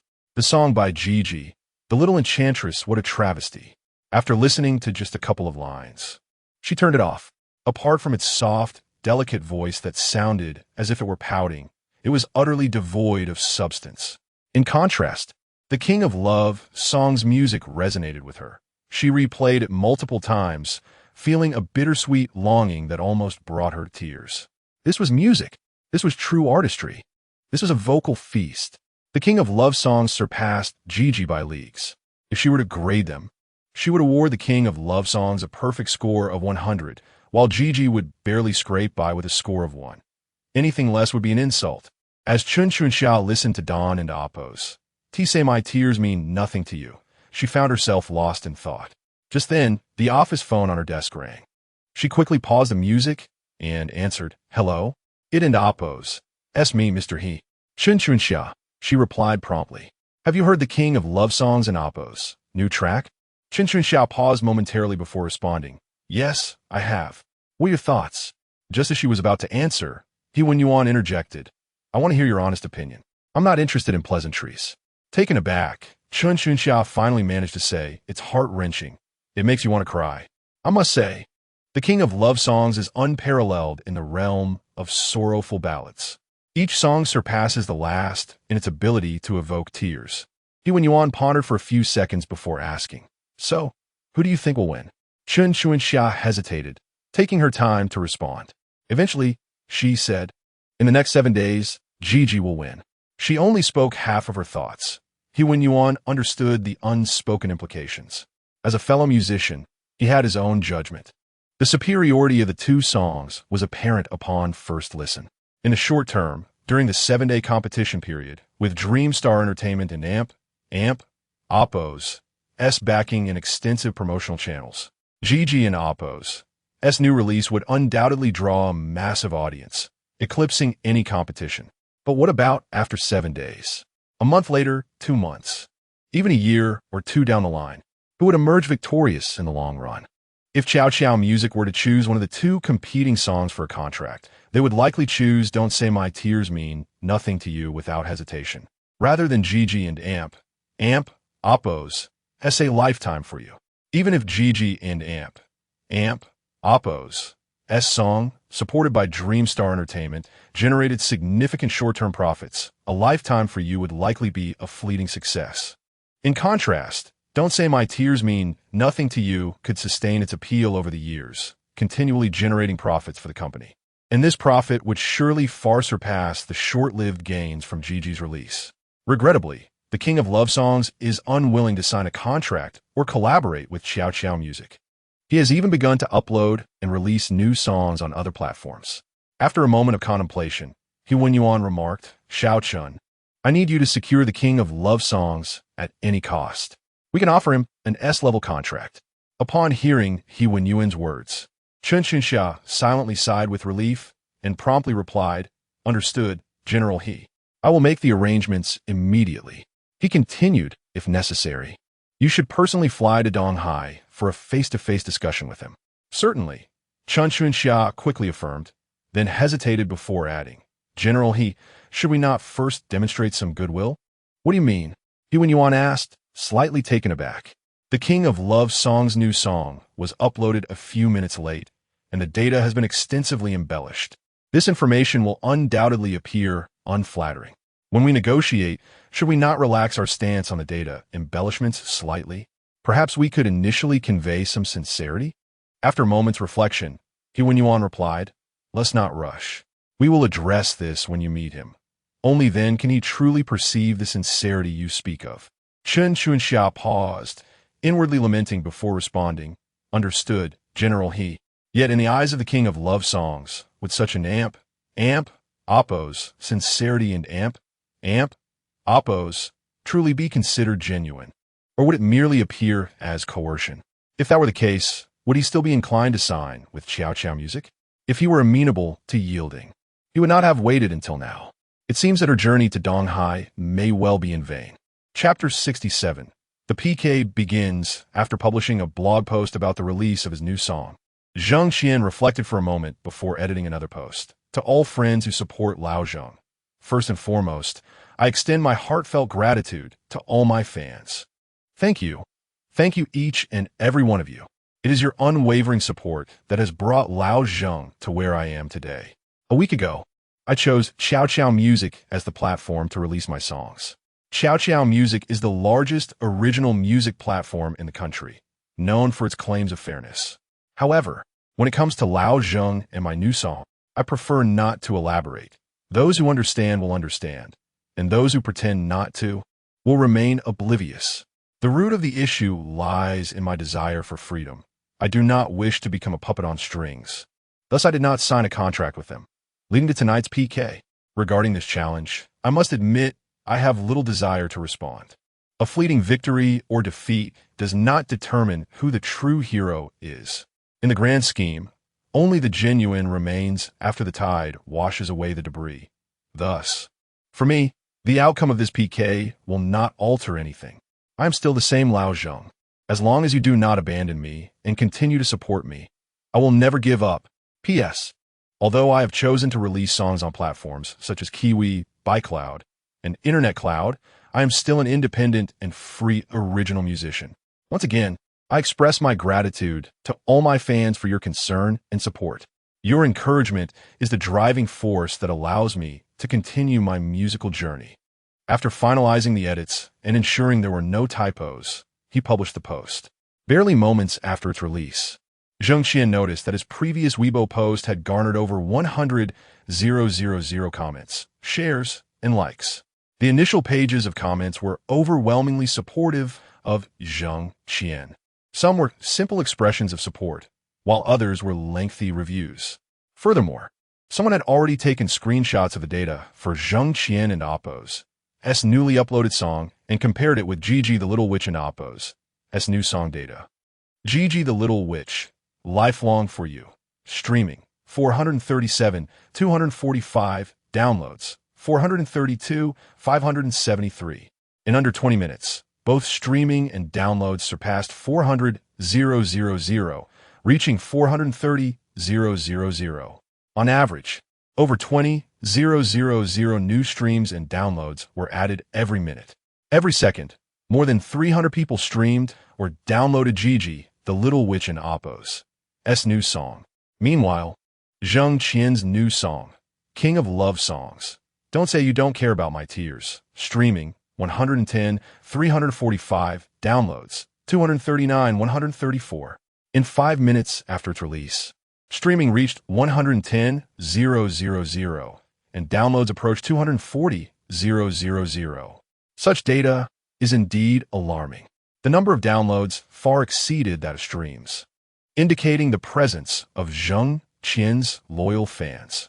However, his loyal fanbase is certainly larger than this. All data has been artificially manipulated and meticulously altered before being presented. Chow Music has tampered with the streaming and download statistics for all songs.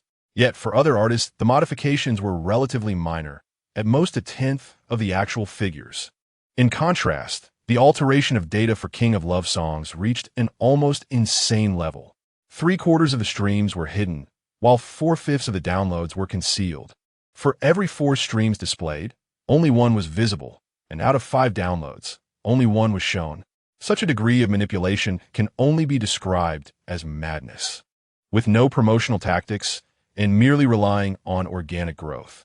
The 4 songs previously released by King of Love Songs on the Chow Music platform within a week already amassed astronomical figures. They even surpassed the streaming and download statistics of some established stars who had released songs a month prior. Even the lowest tier of a basic contract, with a simple 50-50 split, would yield over 1 million for each song based on the actual data. This achievement was accomplished solely through organic growth, without any external traffic.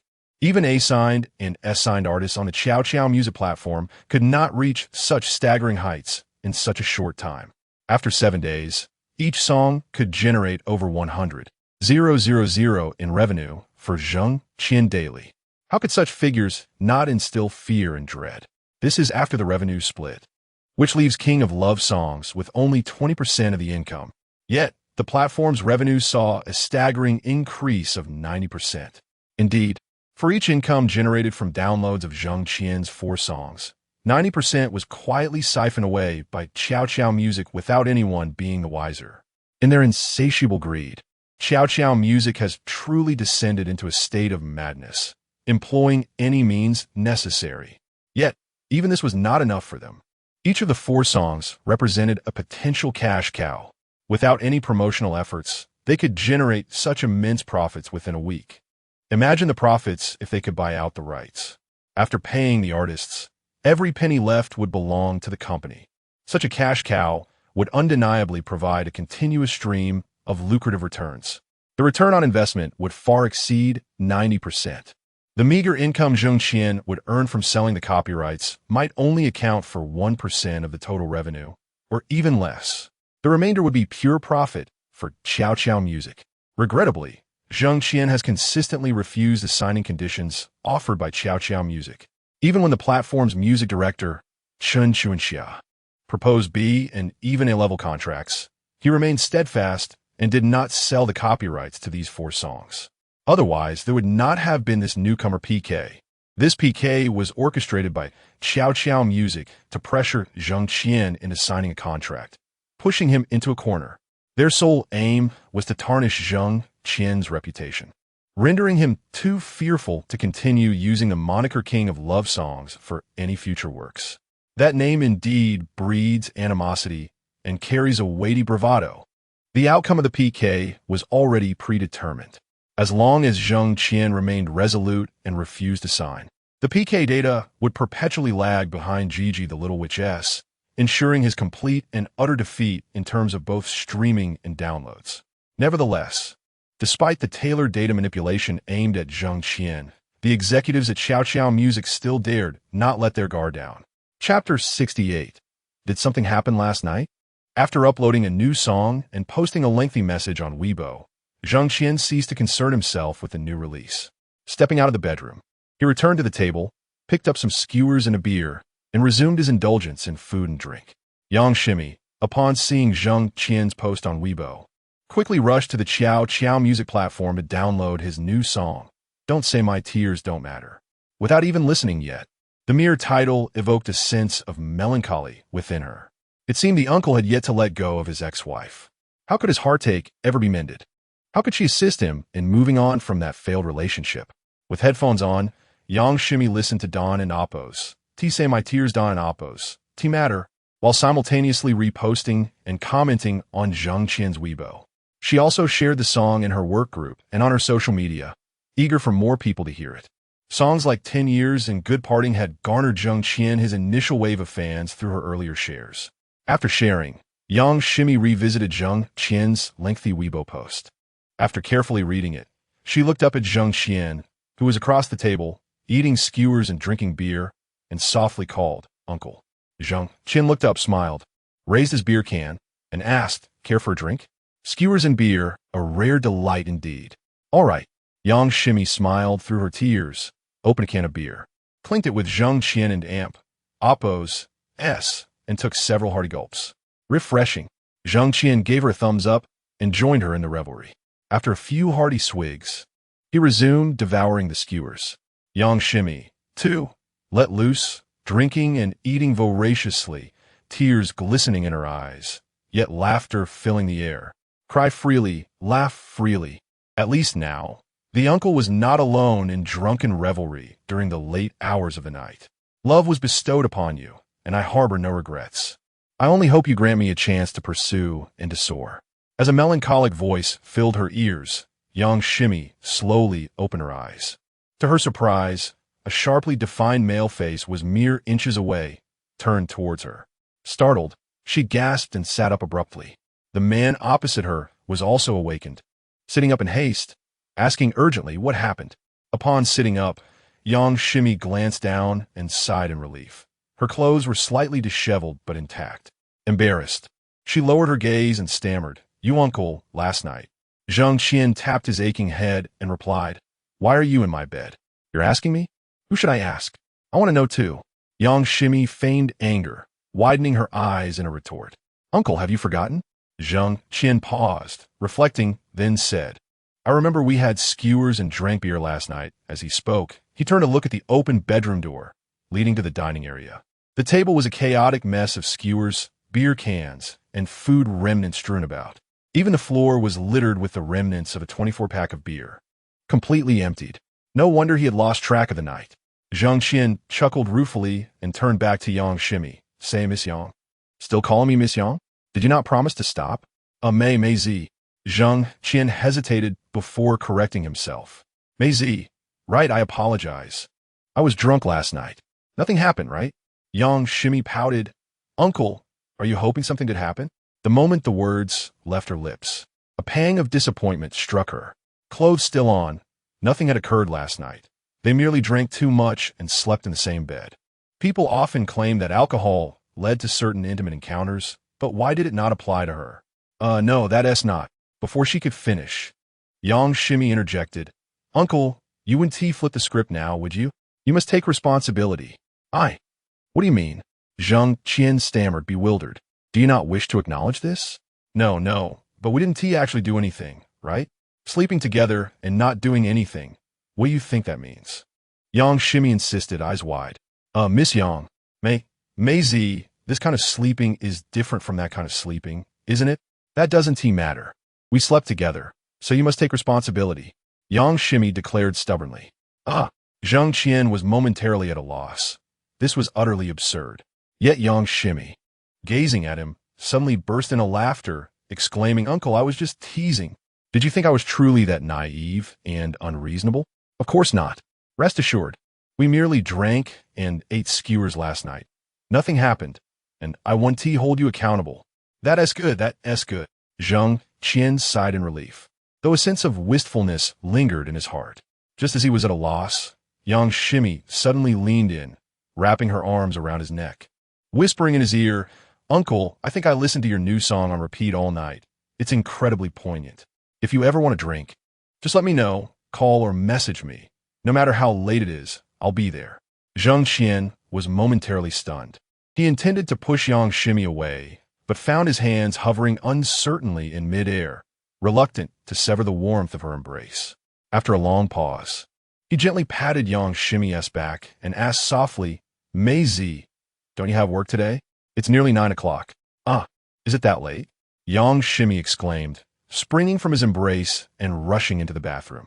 Minutes later, her voice rang out from the bathroom. Uncle, there's a bag of clothes in the top left compartment of the wardrobe. Could you please get it for me? Clothes? Jang Xien blinked in surprise, approaching the wardrobe and opening the small compartment, revealing a tote bag.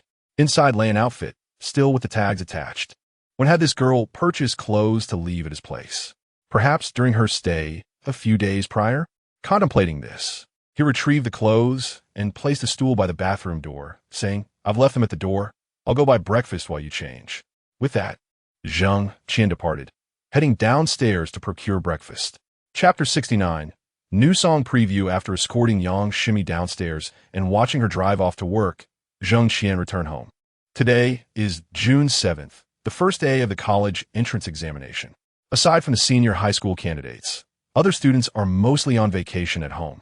The same goes for teachers. Apart from those supervising the exams, most are enjoying their holidays. As a physical education teacher with a lighter teaching load, Jang Xien was not required to supervise exams and thus did not need to go to school. Having indulged in alcohol the previous night, he still felt a dull ache in his temples. After bidding farewell to Yang Ximi, Jang Xien returned to bed for a brief nap. When he finally awakened, it was already past 11. He picked up his phone and noticed a plethora of missed calls, WeChat messages, and notifications from Weibo. Without needing to check, he surmised that these messages were primarily regarding the new song he had released the night before, as well as the song battle with Gigi, the Little Enchantress. Glancing at the caller ID, he saw that, apart from Yang Ximi, nearly all his friends had reached out, including a few unfamiliar numbers, and notably, a call from Kai Xinyu. He had altered her contact information, no longer labeling her as wife or ex-wife, as it would not be prudent for a celebrity to have her relationship with him disclosed. Instead, he had simply noted it as the number 511, a nostalgic reference to their fleeting encounter 16 years ago on campus. Upon seeing Kai Sinyu's number, Jang Xien hesitated for a moment before pressing the back button to exit to the home screen and then open WeChat. The app was flooded with messages, predominantly from Su Won Kai and Chun Kelly, and even Yang Ximi had sent him a message. Senior, I'm at the company now. What are you up to? Jang Xien, having already fallen asleep, did not respond, and Yang Ximi likely continued her work without further messaging him. After briefly scanning the WeChat messages, Jang Xien chose not to listen to the voice messages and instead logged onto Weibo, posting an update. Huashanluan Jian, thank you for your concern. I'm doing well. I had a few drinks with friends last night and only just woke up. I sincerely apologize for causing any worry. He acknowledged the friends and Oppo's concern, particularly regarding the new song battle that commenced at midnight. However, for Jang Xien, the title of King of Love Songs was merely a nickname, akin to Saint of Love, Gambling Saint, or the Greatest Swordsman, devoid of any true significance.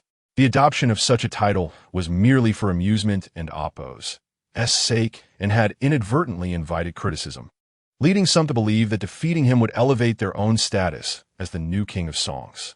Jang Xien had already stated the night before that the data and results were inconsequential to him. What truly mattered was the affection and support from his friends. Their encouragement was the fundamental reason and motivation for him to persist on this journey. Everything else was irrelevant. Therefore, he resolved not to make any further comments related to the new song battle or its results. To express his gratitude, Jang Xien announced that he would soon release a new song titled Friends, dedicated to every individual who has shown him support and care. However, the song had yet to be recorded, and the platform for its release had not been finalized, urging everyone to be patient. He would refrain from engaging on Weibo or responding to comments for the next few days. Oh, I almost forgot about Boo Boo Gao, which I promised to upload the night before last. I got caught up yesterday and completely forgot. It's still timely to upload it now, right? Friends who enjoy it can go listen.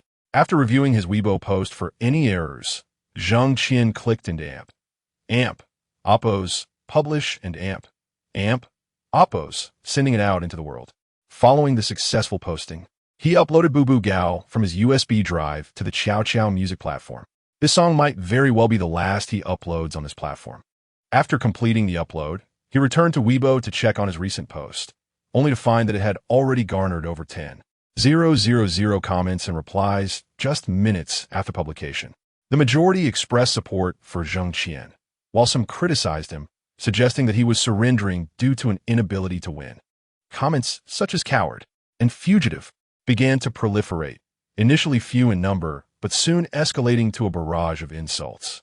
Simultaneously, someone on Weibo shared a comparative chart of the song battle data between Jang Xien and Gigi.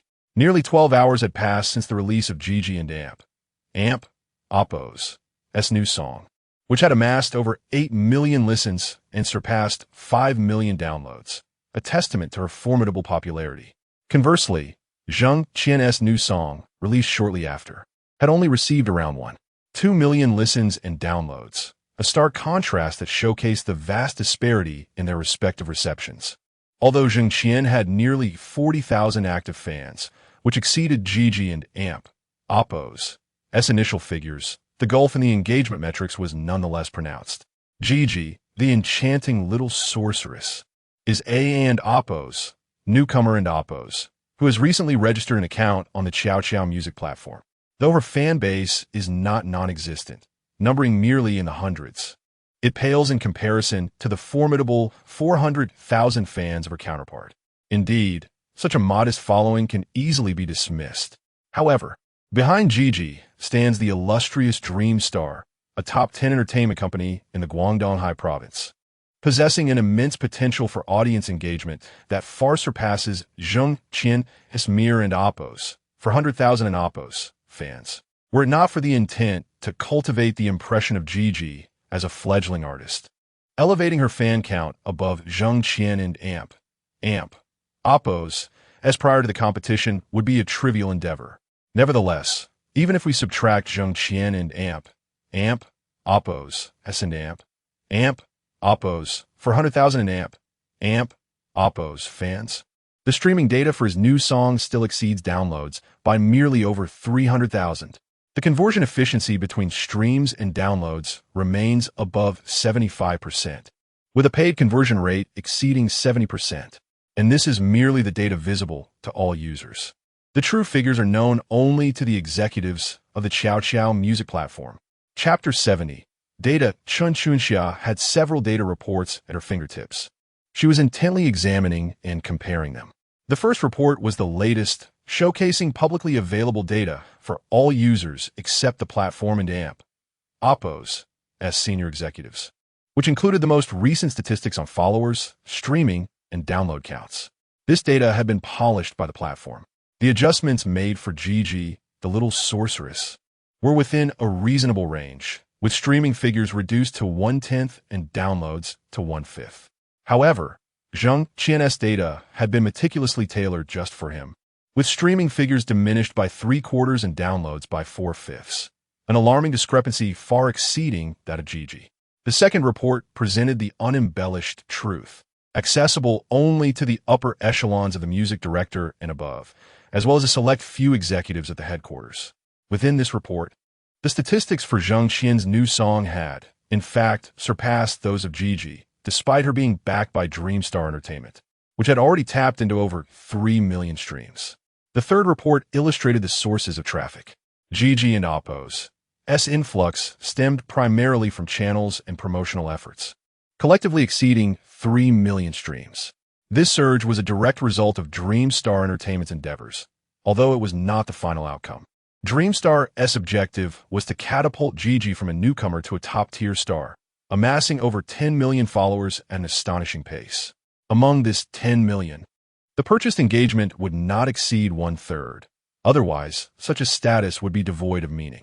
However, in the process of elevating her to the forefront, the number of bought engagements would certainly exceed 3 or 4 million. To propel a newcomer into stardom, it was imperative to purchase not just 3 or 4 million streams, but potentially 10 or 20 million. These acquired streams arrived swiftly and departed just as quickly, leaving behind a mere fraction of their initial presence. Those attracted by purchased streams were, in the eyes of capital, mere chaff, easily harvested. The composition chart revealed that Gigi's traffic sources included over 3 million from purchased engagement, nearly half of her total traffic. In contrast, Jang Xien's song had zero traffic from channels, resulting in no inbound data. However, his promotional efforts yielded over 300,000. For Jang, whose real traffic data stood at only 500,000, this promotional influx was nearly negligible, far below even 1/10, rendering it inconsequential. Yet, this promotion was driven purely by fans and oppos, organic sharing and engagement, without any corporate guidance or manipulation. The sheer fact that fan-driven promotion could attract over 300,000 streams was nothing short of miraculous.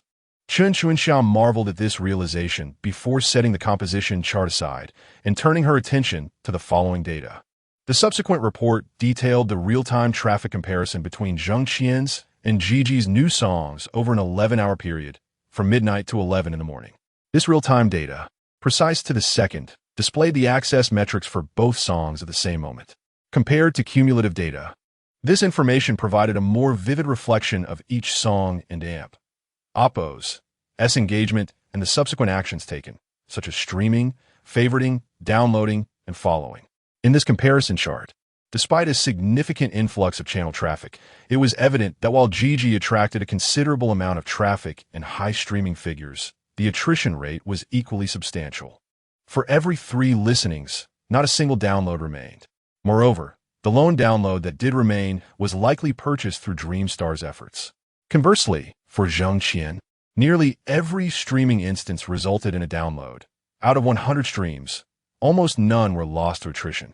Furthermore, aside from his longtime fans, nearly every new listener, after streaming, opted not only to download, but also to follow Jang Xien, the king of love songs. For Chen Chuanxia and the senior executives at Stunt Music, the externally showcased data held no real significance. Only the authentic figures could genuinely reflect the true worth of the two songs. Although the contest between Jang Xien and Gigi and oppos' new songs had only just begun, with a full week remaining until the agreed-upon conclusion, the disparity between them had already become apparent. As time progressed, and Dreamstar Entertainment intensified its efforts in traffic and promotion, the gulf between Jang Xien and Gigi would only widen, potentially reaching astonishing proportions. However, for Stunt Music and for Chen Chuanxia, the true value of the two artists was precisely the opposite. If given the choice, devoid of external influences, particularly those of capital, Chen Chuanxia would readily select 10 Jang Xiens over a single Gigi. Yet, such a decision was not solely hers to make. It was not even determined by Stunt Music and oppos'. As president, he won Yuan. Ultimately, it was the conglomerate and its capital that held the power to decide.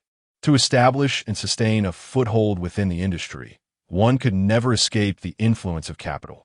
The saying "capital is king" was not mere rhetoric. It was a steadfast rule in the business realm. Jang Xien, despite his talent and refusal to bow, was unlikely to gain any backing from capital. In contrast, Gigi's beauty, vocal prowess, youth, and willingness to appease capital formed the cornerstone of her impending success.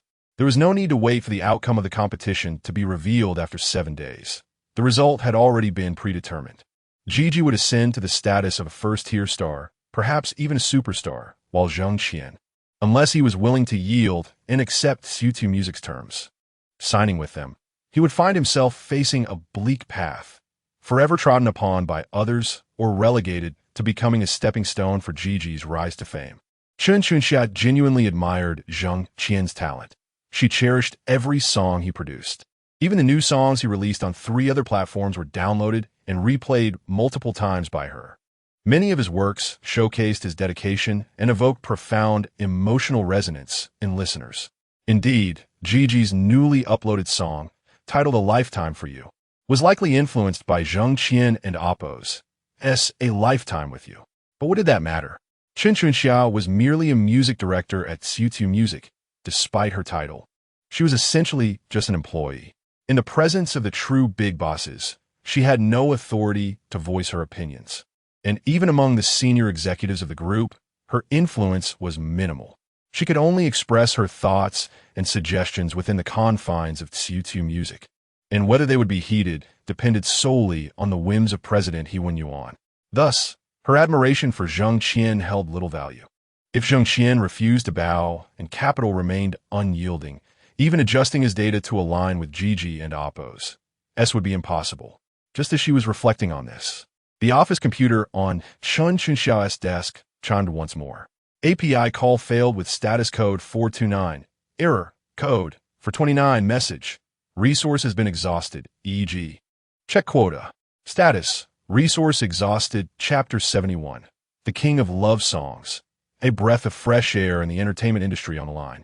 The voice of the platform president, He Wen-yuan, resonated. President He Chunxiao promptly addressed him with respect. Have you seen Weibo? He Wen-yuan inquired once more. Chunxiao was momentarily taken aback before responding, no. You should check it out. The King of Love Songs has just posted a new blog. All right. As she acknowledged, Chunxiao opened Weibo and clicked on the Huashan Luanjin account, instantly spotting the latest blog post. After a brief glance, she Kuden and Oppos. T helped but furrow her brow and remarked, President has he compromised? He Wen-yuan did not respond directly, but instead said, look at the end. Chunxiao scrolled down to the bottom of the post, her eyes widening in astonishment. Is he promoting a new song? No, in my view, he is merely waiting for offers, He Wen-yuan stated gravely. He is waiting for us, along with Qin Yun, Bai Yun, and Wang Luan, to make a bid. Whoever offers the highest price will get to release his new song. Upon hearing He Wen-yuan and Oppo's words, Chunxiao was momentarily stunned, then quietly asked President He, should we? She intended to inquire about making an offer or what terms might be appropriate. However, before she could finish, He Wen-yuan interrupted her, stating, Xiao Chun, let's pause the trip to Donghai. Pause? Chunxiao was slightly taken aback and softly asked, President He, why? He is merely testing the waters. If we rush in, won't that make us appear overly eager? Chasing after him is not a viable strategy. Let's hold off for now. Additionally, suspend any phone contact with him until after the new song competition reaches its midpoint. Let him cool down and realize the reality. He shouldn't assume that just because he can write a few songs, he can dictate terms and have his way. By the end of his statement, He Wen-yuan's tone had grown increasingly displeased, verging on furious. As a boss, he was adept at concealing his emotions. It was evident that his anger had reached a boiling point. The pressure that the King of Love Songs, Jang Xien, would soon face could be even more severe than what he currently endured. Chunxiao sighed inwardly and respectfully replied, Understood, President He.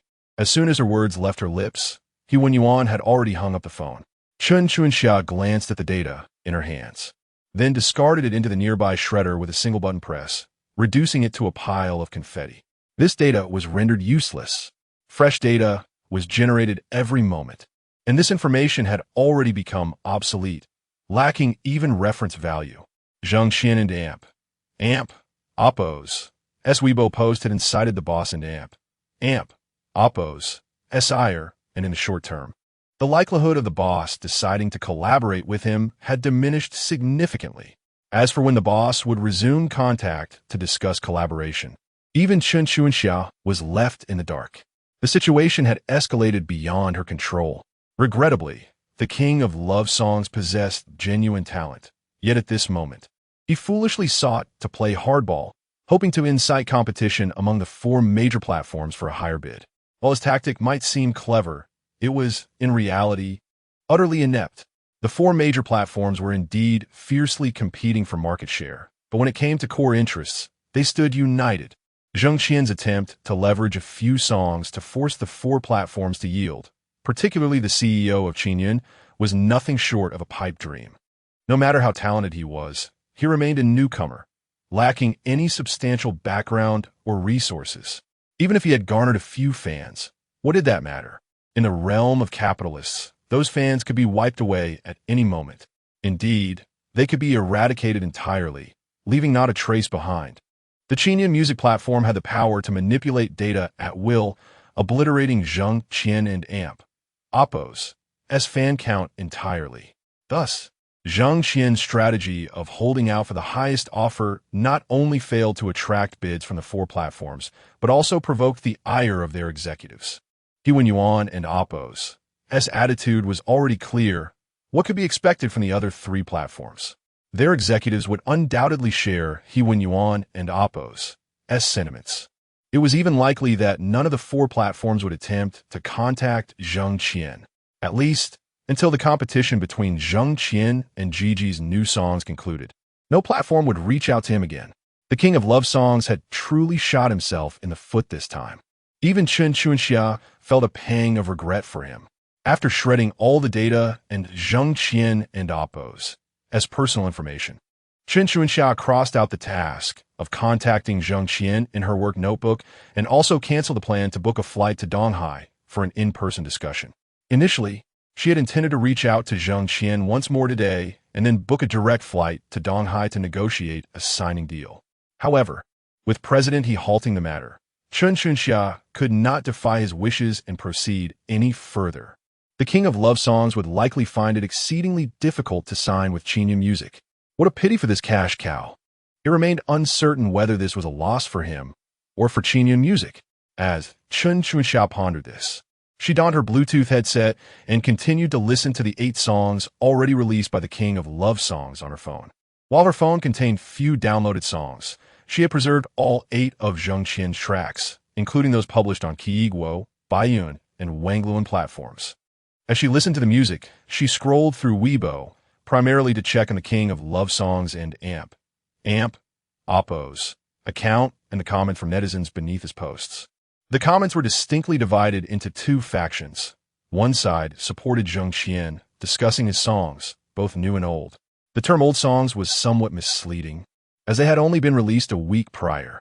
However, Jang Xien, as a newcomer, had an astonishingly high output.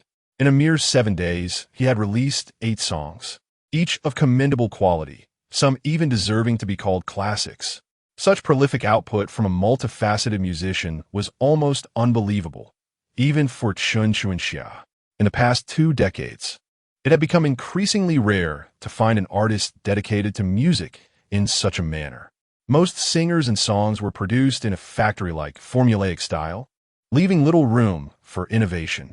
Jang Xien and Oppo's 8 songs undoubtedly represented a refreshing current in the entertainment industry. The king of love songs, a breath of fresh air in the entertainment realm. This was a comment Chen Chuanxia posted under Jang Xien's Weibo account, using a secondary account to express her thoughts. Given her sensitive position as the music director of Qingyu Music, she rarely interacted on Weibo.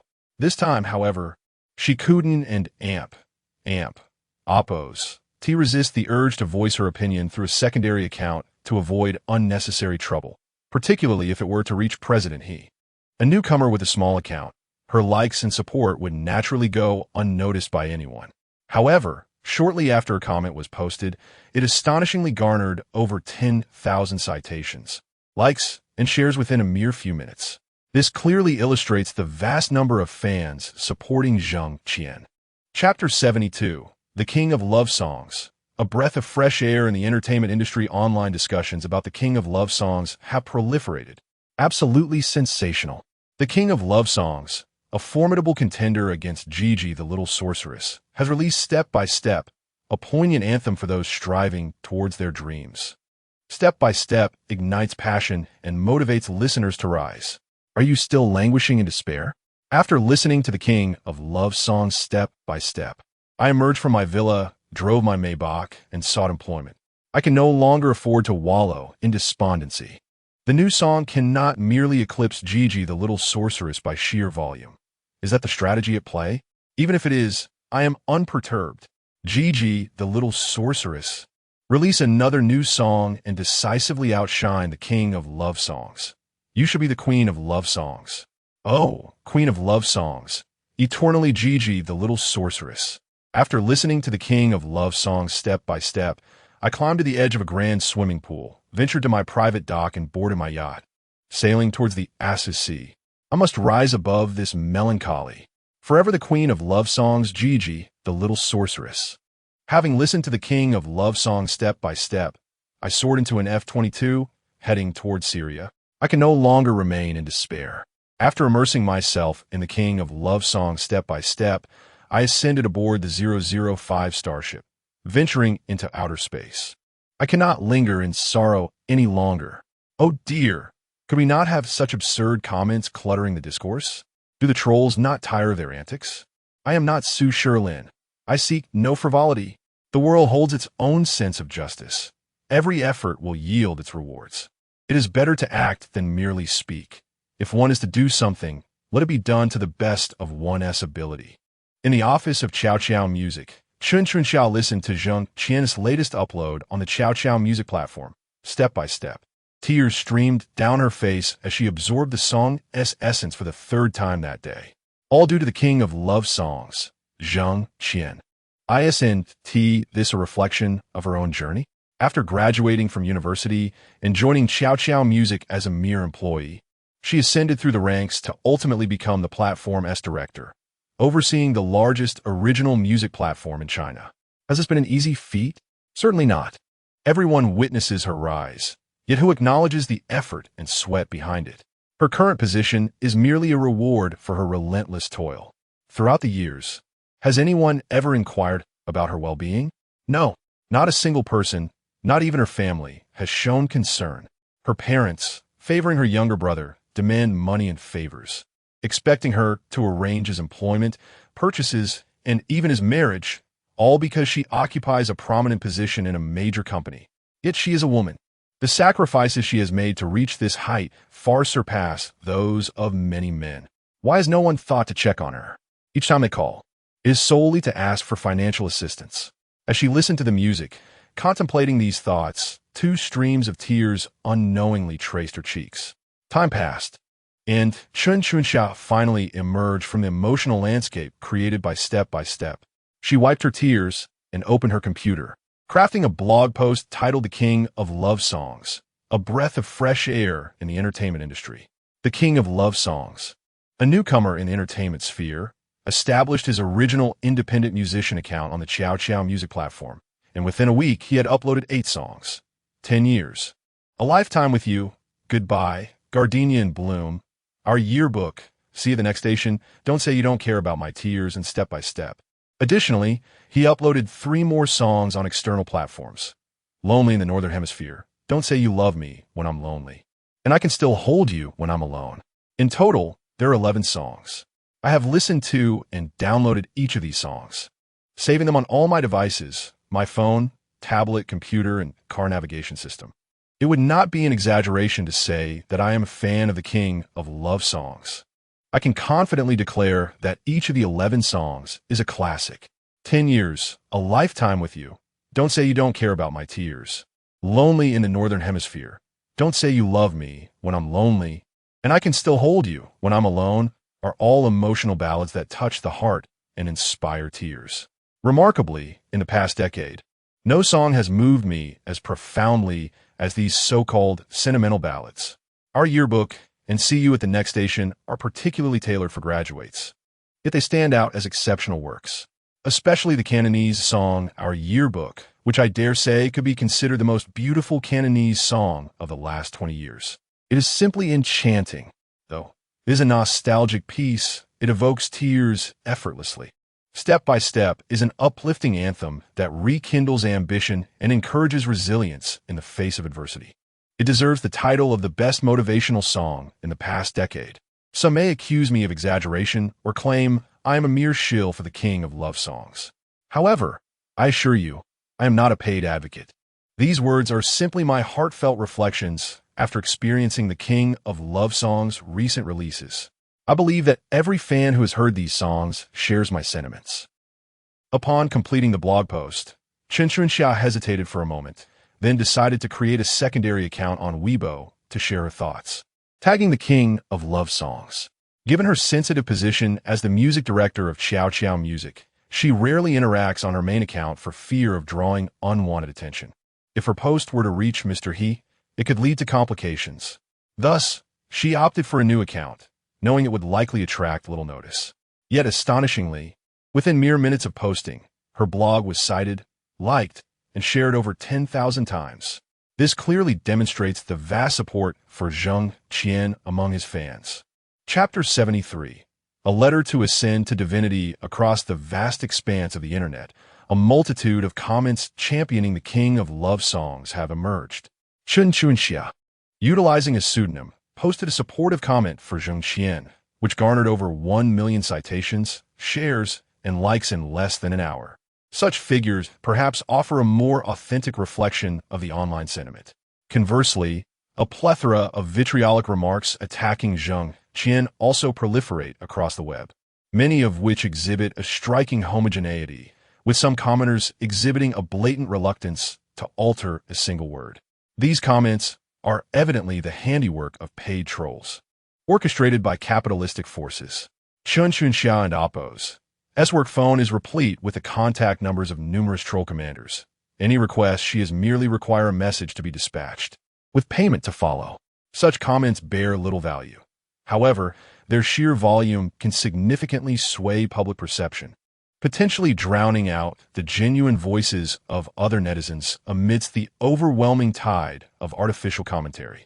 The stark visibility of the ongoing contention between the two factions beneath Jang Xien and Oppo's Weibo posts is, in itself, a miraculous occurrence.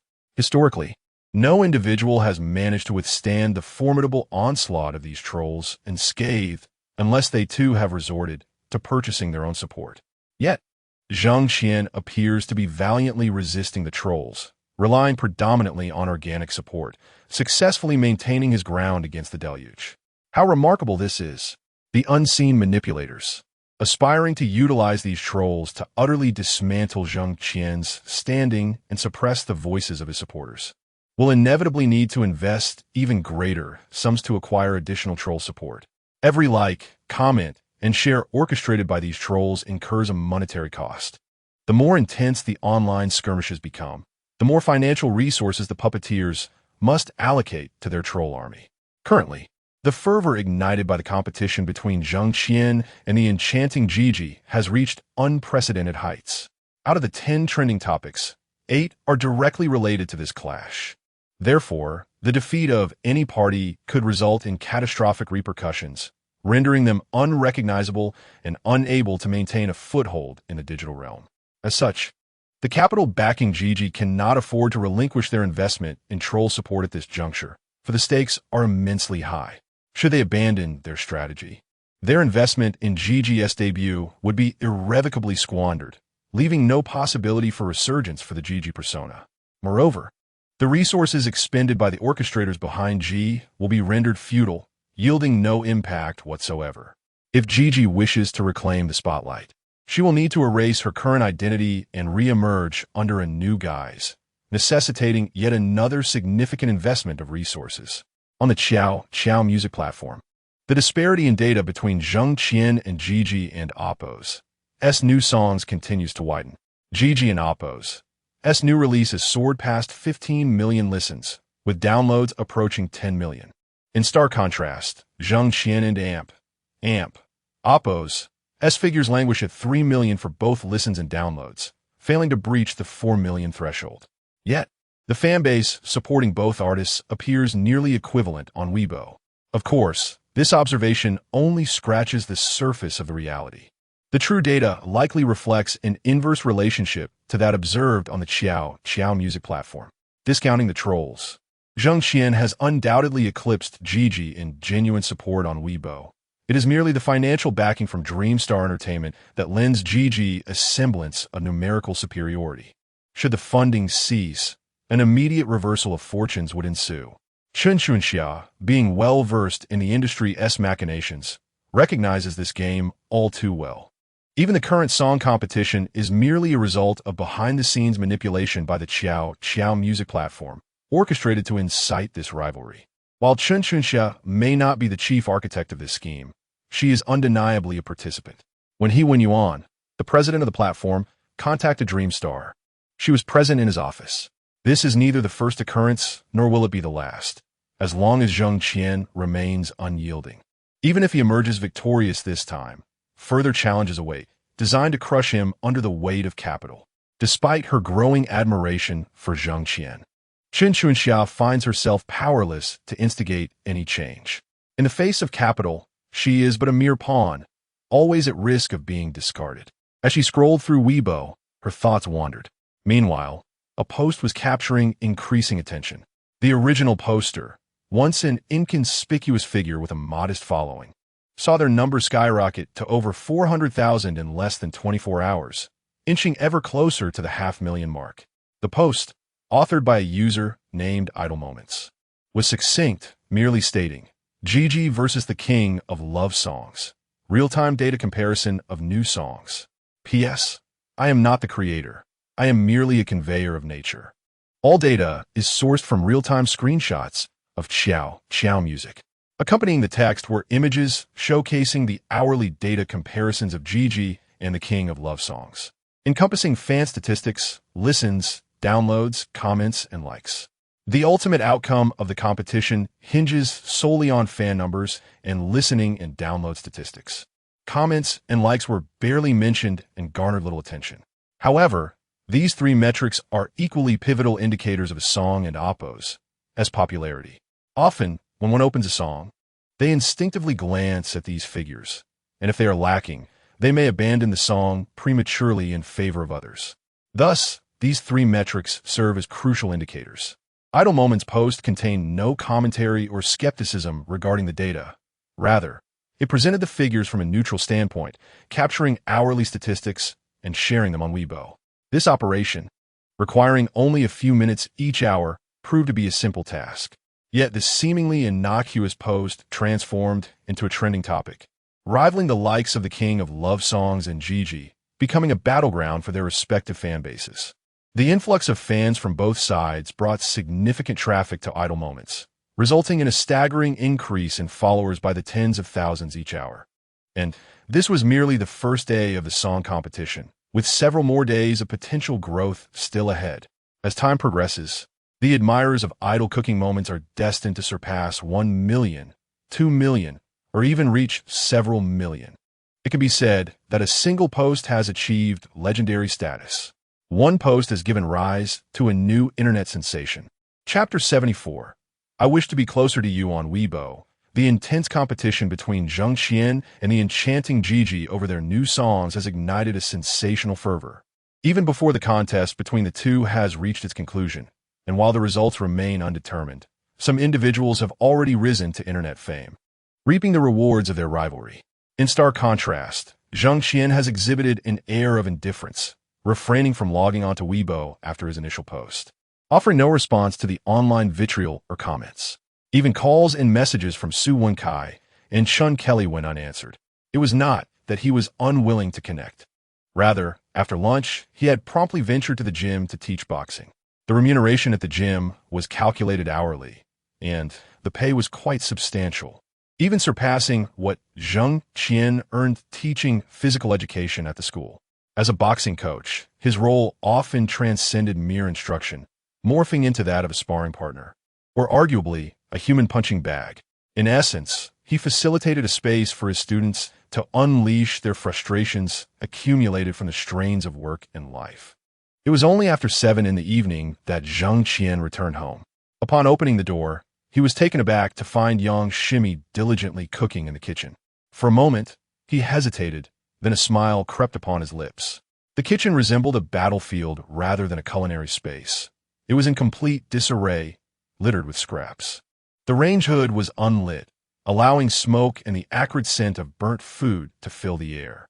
The trash bin overflowed with unidentifiable blackened remnants of vegetables, while several plates held similar charred items.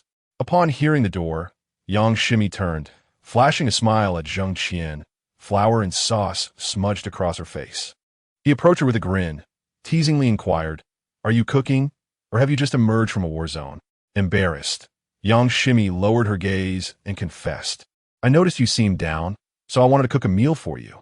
This is my first attempt, so naturally, it's a bit chaotic. I'm sorry. I admit my shortcomings."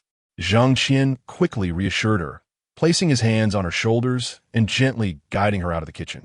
"Why don't you stay here and let me handle this, all right?" Watching him busily tidying up, Yang Shimi couldn't help but smile widely. "You're so kind, uncle. Please, spare me the flattery. After dinner, you should go home. I an amp, Oppos. You've been sleeping on the sofa, and my back is aching. Who told you to be too timid to sleep in your own bed?" She chuckled. Jang Xien shot her an exasperated glance, but chose not to respond further. After dinner, he insisted on escorting Yang Shimi out. However, to his surprise, she led him towards another building. "What are you doing? Where are you going?"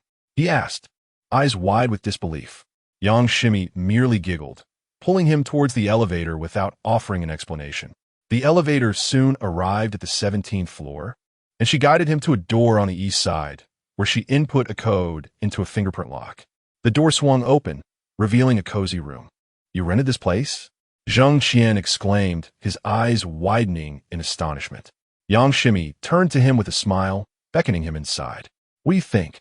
Does it feel like home?" Upon entering, he noticed a large photograph hanging on the entryway wall, a side profile of him playing the electronic piano. Though somewhat blurred, it added a touch of ethereal beauty, resembling a painting. "You." Jang Xien gazed at the image, then turned to Yang Shimi, who had drawn back the curtains. Instantly, he caught sight of his own apartment across the way. "You chose a place where you could see my room?" he asked incredulously. "Just a couple of days ago," she replied cheerfully. "Then why are you still lingering at my place?" He teased with a pointed look. "Because your bed is cozier," she countered with a playful grin. He rolled his eyes, but couldn't help but smile. "Why did you choose to rent here?" "I wanted to be closer to you. This way, I can see you every day." Jang Xien sighed, rolling his eyes again, but Yang Shimi tugged him further into the room. Aside from a large bed, there was only a wardrobe. With a triumphant smile, she opened the wardrobe, revealing it filled to capacity with clothes. Jang Xien blinked in surprise as he recognized the garments. They were all his. The same brand, colors, styles, and sizes, but entirely new. It was as if she had replicated his wardrobe in her own space. "Are you out of your mind?" he exclaimed, staring at her in disbelief. Yang Shimi Laogit, taking a moment before replying, "I wanted you to feel at home when you come here. Why don't you just stay tonight?" His heart raced as he met her gaze, her eyes sparkling with hope. After a long pause, he gently extricated himself from her embrace, unable to meet her eyes. "Maisie, please give me a little more time. Just a bit more time, all right?" He added silently, "You're still young. I don't want you to regret this in the future." A flicker of disappointment crossed Yang Shimi's face, but she quickly masked it with a smile. "All right, I'll wait for you, no matter how long it takes. But uncle, please don't make me wait too long. I fear I might turn into a stone statue waiting for my husband." It must be said, women are quite theatrical. As she spoke, a pitiful expression adorned her face. Jang Xien sighed softly and replied, "Fine." As he departed from Yang Shimi's home, she called out from behind, "Uncle, the password is the date we first met. Remember?" How could he forget? He waved a hand dismissively without looking back.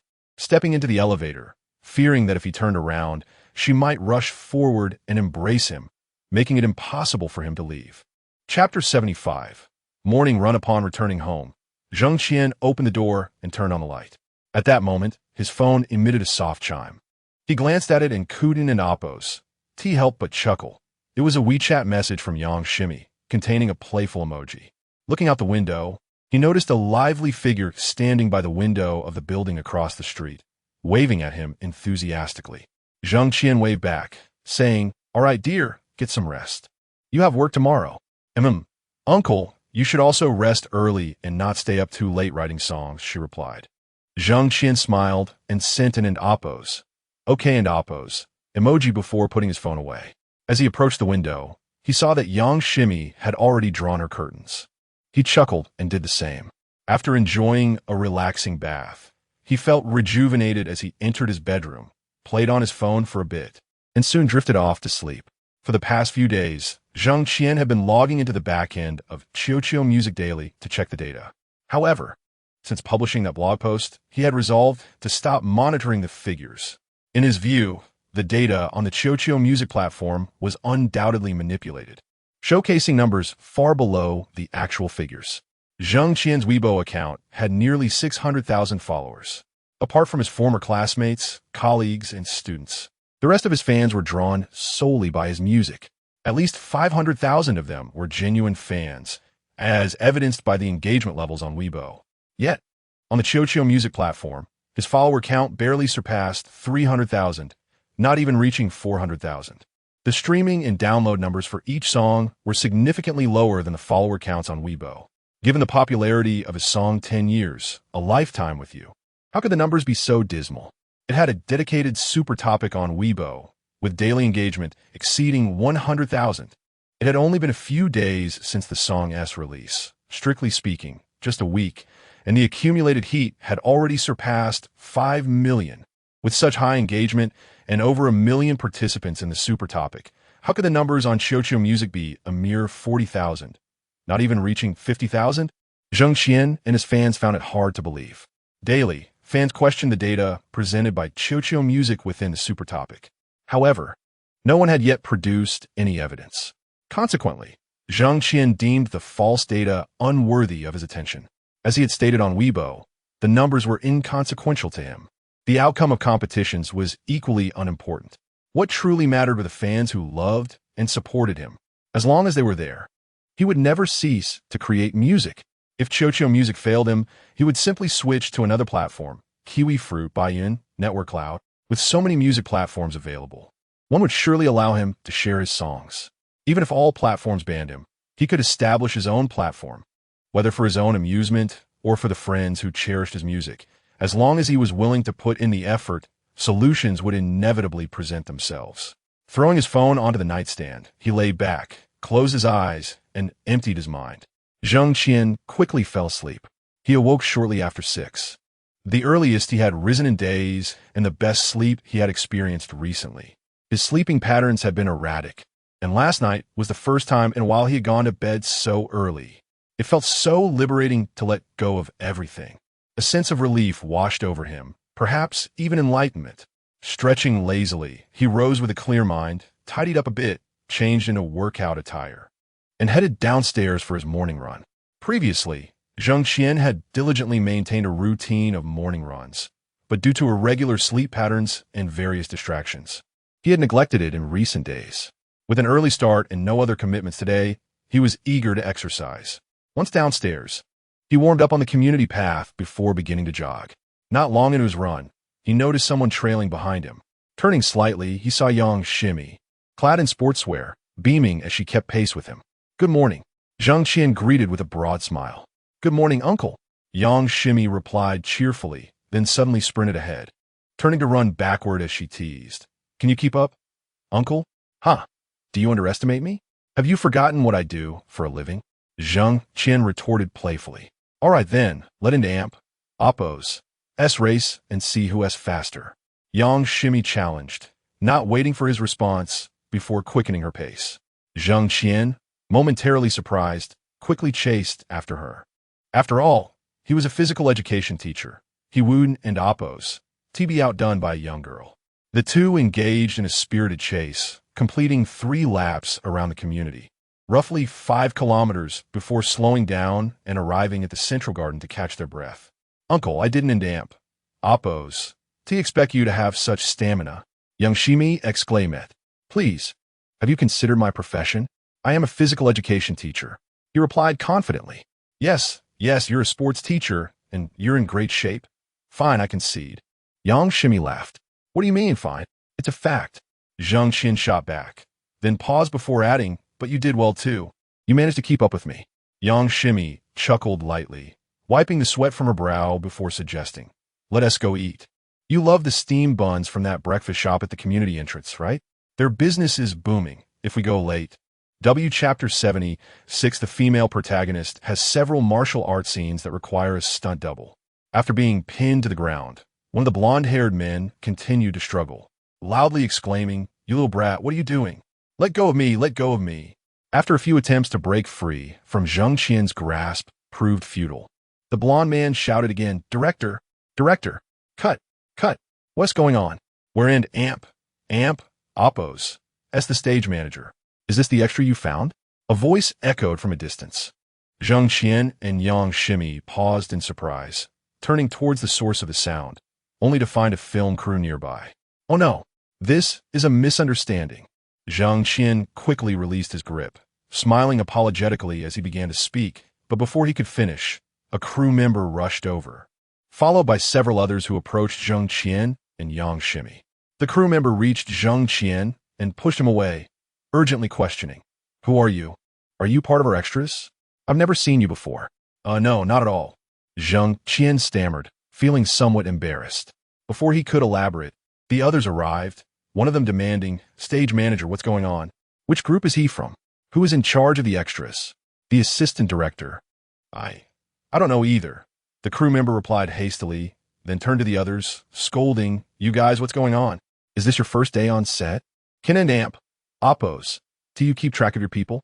Which group are you from? Take this person away immediately." Director Wong, Assistant Joe, "He is not from our group. We don't know him." Several extras exchanged glances, speaking in unison. "Weren't you supposed to clear the set? Why is there still an unrelated person here? Hurry up and get him out of here. How long do you intend to delay?" Director Wong frowned at the stage manager. Yes. The stage manager replied quickly, turning back to Jang Xien and Yang Shimi, waving his hands, "Quickly move along. Don and Amp, Oppos, just stand there. Didn't you see such a large crew was filming here? How could you just wander in?" As he spoke, a middle-aged man wearing tinted glasses and a flat cap, seated near the camera, called out, "Wang Mengsheng. Wang Mengsheng. Coming, Director Zhao." Director Wong responded hastily, turning to run towards the middle-aged man, bending slightly to engage in a quiet conversation while occasionally pointing at the monitor in front of them. Just as Jang Xien intended to leave with Yang Shimi, one of the extra leaders approached the two blonde men, asking, "Are you all right? Do you need to go to the hospital?" "Boss, we can't let this slide. Can we? We were filming just fine when someone attacked us." "What about this situation?" "Right, boss. We might not need to go to the hospital, but we can't afford to miss filming. However, we should at least get some compensation for our mental distress," the other blonde man added. The extra leader turned to the stage manager, saying, "Assistant Joe, what do you think we should do about this?" Glancing at Jang Xien. The stage manager hesitated for a moment, about to speak when Wang Mengsheng called out again, "Zhoneng, come here." The stage manager turned to see Wang Mengsheng beckoning him. "Come here, hurry. Bring that young man as well." Zhoneng was momentarily perplexed, then realized Wang Mengsheng was referring to Jang Xien. He said, "Our director Wang wants you all to come over for a moment." "Huh?" Jang Xien was taken aback, but did not move. Instead, taking out his phone and addressing the two blonde men, "I apologize for my earlier actions. I didn't understand the situation and accidentally hurt you. How much do you want?" 500. One blonde man held up a hand. "Yes, at least 500 each." The other blonde man chimed in. 500 each wasn't an unreasonable demand. Jang Xien was about to transfer the money when Director Wong saw he hadn't acted, approaching him and addressing Zhou Nong. "Can you handle this?" Then turning to Jang Xien, he added, "Young man, stop hesitating. Director Zhao is looking for you. Come along with me." Wang Mengsheng gestured toward Zhou Nong, instructing, "Zhou Nong, take care of this. Don't delay the filming." "Understood, Director Wong, understood." Zhou Nong replied eagerly, then raised his head, adopting a different demeanor. "Enough of this. It's just a minor injury, yet you're making a scene and demanding compensation. Have you no shame? Old Zhang, I'm only allowing them to join the group for your sake. If they don't want to act, they should leave. There are plenty of people waiting for these two roles." After saying this, Zhou Nong turned and walked away. The extra leader, Old Zhang, shot the two blonde men a fierce glare before commanding, "Hurry up and get ready. We still have filming to do." As Jang Xien walked behind Wang Mengsheng, he glanced back at the two blonde men but uttered not a word. "What's wrong?" Yang Shimi asked, following Jang Xien and Oppos' gaze. Jang Xien lightly shook his head. "Nothing. Just a minor incident. Yet it vividly illustrates the hierarchical structure within the film crew. This is the entertainment industry we live in." "Director Zhao, I brought the people you requested," Wang Mengsheng said, leading Jang Xien and Yang Shimi to stand behind the monitor, wearing a sycophantic smile as he nodded and bowed to the middle-aged man. The man was stroking his chin, observing the footage on the monitor. The scene depicted Jang Xien executing a flying kick that knocked a speeding motorcycle to the ground, sending both the vehicle and its riders tumbling. After pausing the footage, Director Zhao turned to Jang Xien, remarking, "Young man, you possess impressive skills. Did you come from sports school?" "No." Jang Xien gently shook his head. Before he could finish his response, Director Zhao suddenly inquired, "Are you interested in the entertainment industry?" Jang Xien was momentarily taken aback and hadn't yet formulated a response when Director Zhao continued, "In this film, The female lead has several martial arts scenes that require a stunt double. If you're interested, I can offer you an audition. Before director Zhao could finish, Jang Xien shook his head decisively. I'm sorry, but I'm not interested. Hearing Jang Xien and Amp, Oppo's words, director Zhao frowned slightly, poised to speak when Jang Xien interjected. Is there anything else? If not, we'll be leaving. With that, Jang Xien took Yang Shimi's hand, preparing to depart. Just as they turned away, Director Wang called out loudly, Stop. Chapter 77. I do not chase stars. I only pursue you, with a commanding shout from Wang Mengsheng to stop. All the surrounding crew members ceased their tasks and turned their gazes in this direction. A few group leaders, accompanied by several male extras, including the two with bleached hair, hurried over. Wang Mengsheng stepped forward, standing beside Jang Xien, and coldly remarked, Young man, do you know who Director Zhao is? He is the most renowned director in Donghai. Numerous stars have wept and pleaded for an audition opportunity from him, yet they have been denied. If he grants you a chance to audition, you ought to consider it a stroke of fortune. Instead of expressing gratitude, you dare to speak to Director Zhao in such a tone? Who do you think you are? Do you truly believe that your mediocre skills give you the right to be arrogant and dismissive? I assure you, with a single word, I can ensure you do not leave this production today. As he spoke, the crew and extras had already encircled them.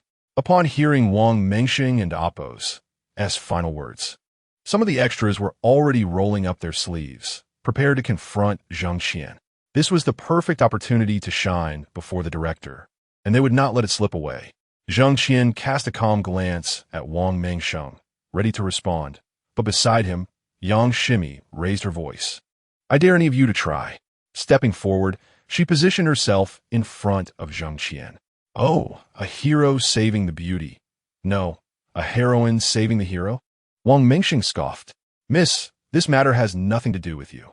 Step aside. I do not strike women. Jang Xien hesitated for a moment, reaching out to pull Yang Shimi aside, but she interjected, Which production team are you from? Wang Mengsheng was momentarily taken aback before replying. The new cohabitation era. What of it? Do you think you can meddle in our production? Yang Shimi opened her mouth to speak, but Director Zhao called out from behind Wang Mengsheng. Wang Mengsheng. Director Zhao. Wang Mengsheng quickly adjusted his demeanor, turning to ingratiate himself. Before he could finish, Zhao had already approached Jang Xien, presenting a business card while slightly bowing. I am Zhao Juanxi, here in Oppo's. That's my card. If you reconsider, give me a call. Young man, opportunities are scarce, and considering your age, if you can start as a stunt double, you might still have a chance. Before Zhao Juanxi could complete his thought, Jang Xien shook his head and stated, Thank you, but I and Oppo's am not interested and do not wish to pursue a role as a stunt double. With that, Jang Xien took Yang Shimi and Oppo's hand and continued walking forward. Zhao Juanxi opened his mouth, but ultimately said nothing. Wang Mengsheng wished to block Jang Xien and Yang Shimi and Oppo's path, but upon seeing Zhao Juanxi wave his hand, he had no choice but to relent, watching them depart towards a nearby breakfast shop. Director, that young man is utterly ungrateful. We should have taught him a lesson just now. With so many of us, how can we be afraid of him? Zhao Juanxi cast a glance at Wang Mengsheng, but remained silent. When he first saw Yang Shimi, he felt a sense of familiarity, as if he had encountered her somewhere before, but he could not place it until she spoke. Suddenly recalling that he had seen her at a reception hosted by the Donghai city government. Someone who could attend such an event was certainly not an ordinary person, either a business mogul or a rising star in politics. While it was just a young man, reprimanding him was trivial. However, if she held an influential background, offending her allies or connections could lead to dire consequences. Of course, Zhao Juanxi understood this well enough and deemed it unnecessary to share with Wang Mengsheng. After all, these connections were invaluable resources. What is paramount in the entertainment industry? It is none other than connections and resources.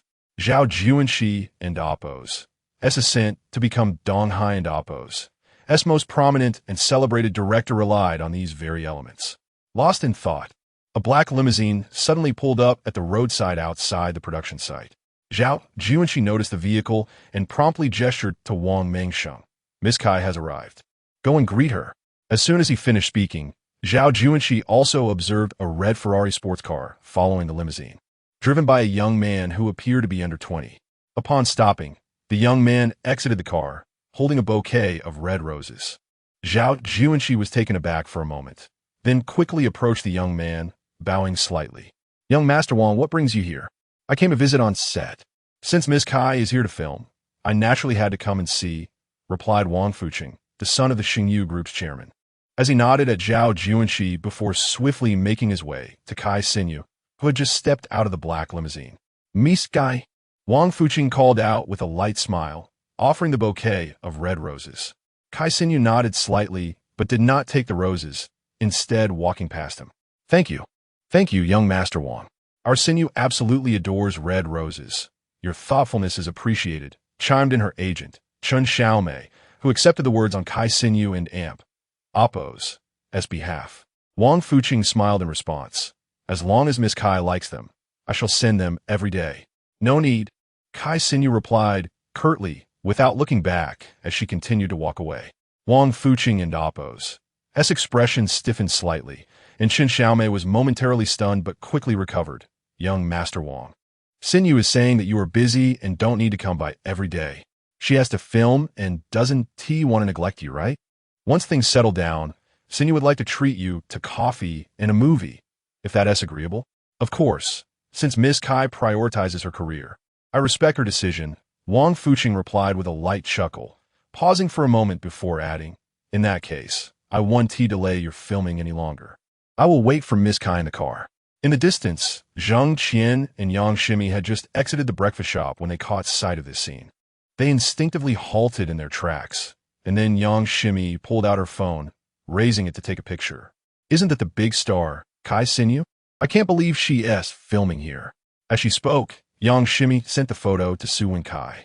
The image featured Wang Fuqing, the famous star Kai Xinyu, and her agent, Chen Xiaomei, holding the bouquet of red roses. Zhang Xien was momentarily taken aback before asking, "You also chase stars?" Yang Xien blinked in surprise, then smiled. "I do not chase stars. I only pursue you." Zhang Xien remained silent, allowing Yang Xien to link her arm with his as they walked past the production site and into the neighborhood. Chapter 78. Zhang Xien. Let us wait and see. Upon catching a glimpse of Zhang Qian's silhouette as he meandered past the crew, Chen Xiaomei momentarily froze, then swiftly turned to Wang Fuqing and said, "I apologize, Wang Xiao, I must excuse myself." With that, she hurriedly pursued him, following Zhang Qian into the neighborhood. She observed him part ways with a woman, each entering adjacent buildings. Chen Xiaomei hesitated briefly before continuing on to Zhang Qian and Oppo's residence. In the elevator lobby, while watching the ascending elevator, she memorized the floor it stopped at before pressing the call button. Zhang Qian had just returned home, closed the door, and placed the bag of breakfast he was carrying onto the dining table. Yang Xien, needing to go to work shortly, had opted not to visit Zhang Qian, taking her own share of breakfast back to her place to eat and change before heading to her job. Today marked the last day of the college entrance examination, and Zhang Qian was still on holiday, not required to attend school. As he prepared to sit down for breakfast, the doorbell rang. Zhang Qian, slightly taken aback, rose to answer the door, only to find Chen Xiaomei standing at the threshold. Furrowing his brow, he inquired, "What brings you here? Why, am I not welcome?" Chen Xiaomei replied with a smile, stepping inside without waiting for an invitation. Taking a glance around, she remarked, "So, you and Oppo's, have been cooped up in this small place all these years?" Pausing, she continued, "Have you visited Xinyu and Oppo's home in the east of the city? It and Oppo's in the Crystal Mansion, a spacious flat of over 300 square meters, easily 7 or 8 times the size of this apartment." As she wandered around the room, she added, "It seems, indeed, that you've had a rather difficult time these years. Xinyu has been rather demanding of you. At the very least, she should have arranged for you to have a larger abode. Are you finished?" Zhang Qian's gaze narrowed as he spoke coldly. "Not yet," Chen Xiaomei shot back, glancing at him before making her way to the sofa, crossing her legs. "Zhang Qian, I admit I underestimated you before. You do possess some talent. However, talent alone is far from sufficient.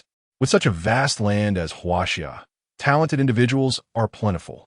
Yet, how many truly achieve success and fame? How many can thrive in the entertainment industry and gain widespread recognition? Why has Xinyu succeeded? Why in just a few short years has she ascended to the ranks of top-tier stars, even on the verge of becoming a superstar? Have you not pondered these questions? What good is talent if one lacks connections and resources? No matter how exceptional your talent, it will yield no fame or profit without those. Do you understand? After pausing for a moment, Chen Xiaomei continued, "The words I share with you are heartfelt. I genuinely wish to assist you. I cannot bear to see your talent go unrecognized. Do you understand?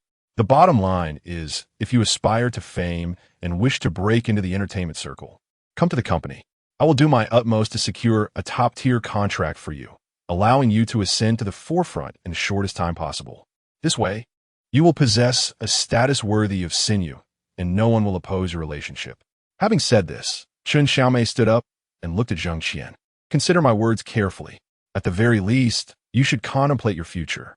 You cannot expect Xinyu to continue living in such a cramped space, can you? She has grown accustomed to spacious flats. Do you think she would willingly reside here? I understand if you are reluctant to accept her financial support. After all, as a man, it may not sound appealing to rely on a woman's money, and it may weigh on your conscience. However, the company and Oppo's funds are different. They are earned through your own talent and ability, and no one can criticize you for that, correct? If you reach a decision, feel free to call me. I will fight for your interests at the company, and I can also serve as your agent. This way, you and Xinyu can be together every day. Are you finished?" Jang Xien interrupted her coldly before she could complete her thoughts. Chen Xiaomei hesitated, then replied, "Jang Xien, everything I said was sincere. Leave." Jang Xien interjected again, cutting her off. "You, Jang Xien, I said all that for your benefit." "For me?" Jang Xien let out a cold laugh. "Isn't this truly for your own sake? You have profited handsomely as Kai Sinyu's agent over the years, haven't you? Now, do you wish to ensnare me as your cash cow? You believe that by tying me to Kai Sinyu, you can keep me at your side? I and Oppos am afraid you have miscalculated. Kai Sinyu is merely my ex-wife. From the moment we signed those papers, I have had no connection to her. You should be quite aware of this. Weren't you eager for me to leave her back then? Now, you wish to bind me to her again? I may not be the finest horse, but I certainly do not eat the grass I have already grazed." With that, Jang Xien moved to the door, opened it, and gestured for her to leave. "You may go, and kindly inform your boss that I have already signed a contract, so there is no need for her to seek me out regarding this matter again." "You have already signed?" Chen Xiaomei was taken aback, quickly pressing for details. "Which company? When did this happen?" "A small company, Old Place Entertainment. So please refrain from bothering me in the future." Jang Xien replied, tilting his head again. "Please, you're not welcome here." "Old Place Entertainment?" Chen Xiaomei frowned slightly, scrutinizing Jang Xien for a moment before asking, "Why haven't I heard of it? Is it from another province?" "No." Jang Xien shot back coldly. "I have stated that you are not welcome here. Do not provoke me to take action." Chen Xiaomei stared at Jang Xien for several seconds before striding towards the door. However, just as she reached it, she turned back to him, saying, "Jang Xien, everything I shared was from the heart, all for your benefit." Before she could finish, Jang Xien grasped her arm and pulled her out of the room, slamming the door shut behind her. Chen Xiaomei nearly collided with the door, her expression shifting before she clenched her teeth and exclaimed, "Jang Xien, we shall see." Chapter 79, Isn't It Just Drinking? I'll accompany you. Affected by Chen Xiaomei's demeanor, Jang Xien did not venture outside again after that day. He had initially intended to visit the gym in the afternoon, but ultimately decided against it. The thought of encountering that film crew, running into Chen Xiaomei or Kai Sinyu, filled him with reluctance. Although these moments had become part of the past, how could one easily forget? After all, they had known each other for over a decade and had been together for 10 years. Such deep emotions are not easily dismissed with a mere wish to forget. Jang Xien exerted considerable effort to erase Kai Sinyu from his thoughts, yet he still found himself reminiscing about their past, recalling every precious memory they had shared. Furthermore, the songs he penned were imbued with these very sentiments. When he had confessed to Kai Sinyu on campus, he had sung "A Lifetime with You," That was the very first song he sang upon arriving in this world, dedicated to her. Alas, the two ultimately reached this unfortunate juncture. As these thoughts washed over him, tears streamed down Jang Xien's face. Holding a bottle of liquor, he sat on the floor, leaning against the sofa, weeping as he drank. The hours slipped by unnoticed. Around 9 in the evening, a gentle knock echoed at the door, followed by it swinging open. Upon entry, Yang Xien was immediately enveloped in the heavy scent of alcohol, prompting her to furrow her brow slightly and call out softly, "Uncle." She pressed the switch by the door, flooding the room with light. As the brightness illuminated the space, Yang Xien and Amp, Oppo's eyes fell upon Jang Xien, who sat despondently on the floor, propped against the sofa, surrounded by an array of empty beer bottles. Alarmed, she dropped her bag and rushed over, concern etching her features. "Uncle, are you all right? How much have you drunk? Please stop drinking." As she reached for the beer bottle in Jang Xien and Amp, Oppo's hand, he lifted it away, taking another swig before retorting, "Drink or not. Yang Ximi pauset momentarily taken abak." And before she could respond, she noticed Jang Xien taking another swig. A few crystalline tears slipped from the corners of his eyes. Feeling a surge of empathy, Yang Ximi settled beside him and said, "All right, it's just drinking. I'll keep you company. As I promised, whenever you wish to drink, I will join you, no matter the time." With that, she activated her music player, setting it to loop Dawn and Amp. Oppo's, "Tea say my tears Dawn and Amp." Oppo's, "Tea matter," placing on a coffee table. Then, Yang Ximi opened a can of beer, clinked it against Jang Xien and Oppo's and declared, "Uncle, I toast to you. To youth. My lost youth." Jang Xien raised his beer bottle, patting his chest as he echoed, "Fine, a toast to youth, yours. To your lost youth." Yang Ximi continued, "And to my lost youth too." The two cans clinked together before they tilted their heads back, drinking deeply. Jang Xien, in his haste, choked on the beer, lowering his head as a fit of coughs overtook him. Yang Ximi quickly set down her can, rushed to his side, and gently patted his back, softly asking, "Uncle, are you okay?" Jang Xien ceased coughing, but Yang Ximi felt him clutching her legs tightly, his head resting on her thigh as he began to sob, softly singing along with the music. "I gave you my love. I have no regrets. I only hope you grant me a chance. Let me pursue. Let me soar." After all, a heart that has loved needs solace, needs your comfort. Listening to Jang Qian's mournful melodies, Yang Ximi felt a pang in her heart, hastily blinking away tears and rubbing her nose. As the music gradually faded, Jang Qian, still clinging to her legs, fell silent. When the music resumed, Yang Ximi noticed Jang Qian had succumbed to sleep, tears still glistening at the corners of his eyes. With a gentle sigh, she bent down and, with great effort, lifted the inebriated Jang Qian, carrying him into the bedroom. She laid him on the bed, removed his jacket, and pulled the covers over him before seating herself on the floor, resting her head on the bed's edge, quietly observing the slumbering Jang Qian. Jang Qian awoke around 4 in the morning, rubbing his aching temples. He soon realized he was in bed while Yang Ximi sat on the floor, her hands resting on the bed and Amp. Oppo's edge, her head resting upon them, fast asleep. Furrowing his brow, he recalled, albeit vaguely, that he had indulged in copious amounts of alcohol the previous day. Yang Ximi had appeared, seemingly drinking alongside him. But how had he ended up on the bed while she remained on the floor? Had she moved him?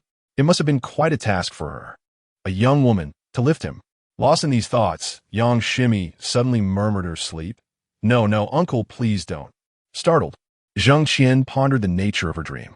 Just as he was about to rouse her, she jolted awake, exclaiming, "Uncle," and leaped into his arms, tightly embracing his neck while sobbing. It's all right." Jang Qian hesitantly comforted her, gently patting her back. After a moment, he inquired, "Maisie, did you just have a nightmare?" She nodded, lifting her head to cradle his face in her hands, gazing intently at him for what felt like an eternity before saying, "Uncle, promise me, no matter what happens, don't let despair consume you, and especially don't." She faltered, leaving her sentence unfinished. "Don't what?" Jang Qian asked, puzzled. Yang Ximi shook her head, unwilling to elaborate. "Maisie, What exactly was your nightmare? I dreamt that you were in despair and wanted to end it all. She confessed softly, lowering her gaze. Jang Xien was taken aback, then chuckled lightly. So that's it. I thought, I'm so handsome and upright. How could I possibly appear in your dreams in such a despicable manner? Yang Shimi looked up, puzzled. You were calling out and oppose. No and oppose, while also calling me and oppose. Uncle and oppose, I thought. Yang Shimi, momentarily stunned, burst into laughter. After sharing a laugh, her expression shifted back to seriousness. She took hold of Jang Xien and oppose, as face, turning it to face her directly, and earnestly stated, Uncle, no matter what happens, please don't succumb to despair. There are many people in this world who care for you and hold you dear. If something were to happen to you, they would be heartbroken, truly. Hearing her words, Jang Xien couldn't and oppose. He helped but chuckle. How could I ever despair? What reason do I have to feel hopeless? The world is vast and beautiful, with countless places I have yet to explore. How could I ever succumb to despair? As I spoke, I noticed Yang Shimi still gazing at me intently, her eyes unwavering. Jang Xien couldn't and oppose. He helped but be momentarily taken aback, his smile fading as he fixated on Yang Shimi for a few seconds before he solemnly replied, Very well, I shall agree to your request. At this, Yang Shimi exhaled in relief and smiled at Jang Xien. To him, this smile felt like a gentle spring breeze, melting away all his troubles. Chapter 80. Like a child who is yet to grow up, when Jang Xien awoke once more, it was already past 7 in the morning. As he turned and sat up from the sofa, he was surprised to find that the previous night's chaos, littered with beer cans and spills, had been meticulously cleaned. Even the garbage bin was emptied, and the refuse disposed of. Jang Xien paused momentarily, then called out to the bedroom, Maisie, Maisie, after 2 calls with no response. He approached the bedroom door and gently knocked. Receiving no reply, he opened the door to discover that Yang Shimi had already departed. A faint sense of loss washed over him as he closed the door and proceeded to the washroom. While brushing his teeth, a light knock echoed through the room, followed by the door swinging open. Hastily rinsing his mouth and wiping his lips with a towel, Jang Xien emerged from the bathroom to find Yang Shimi returning from her morning run, carrying a few breakfast items. Uncle, you're awake, she exclaimed, her face alight with joy upon seeing him. Did you just go for a run? I thought he began. Thought what?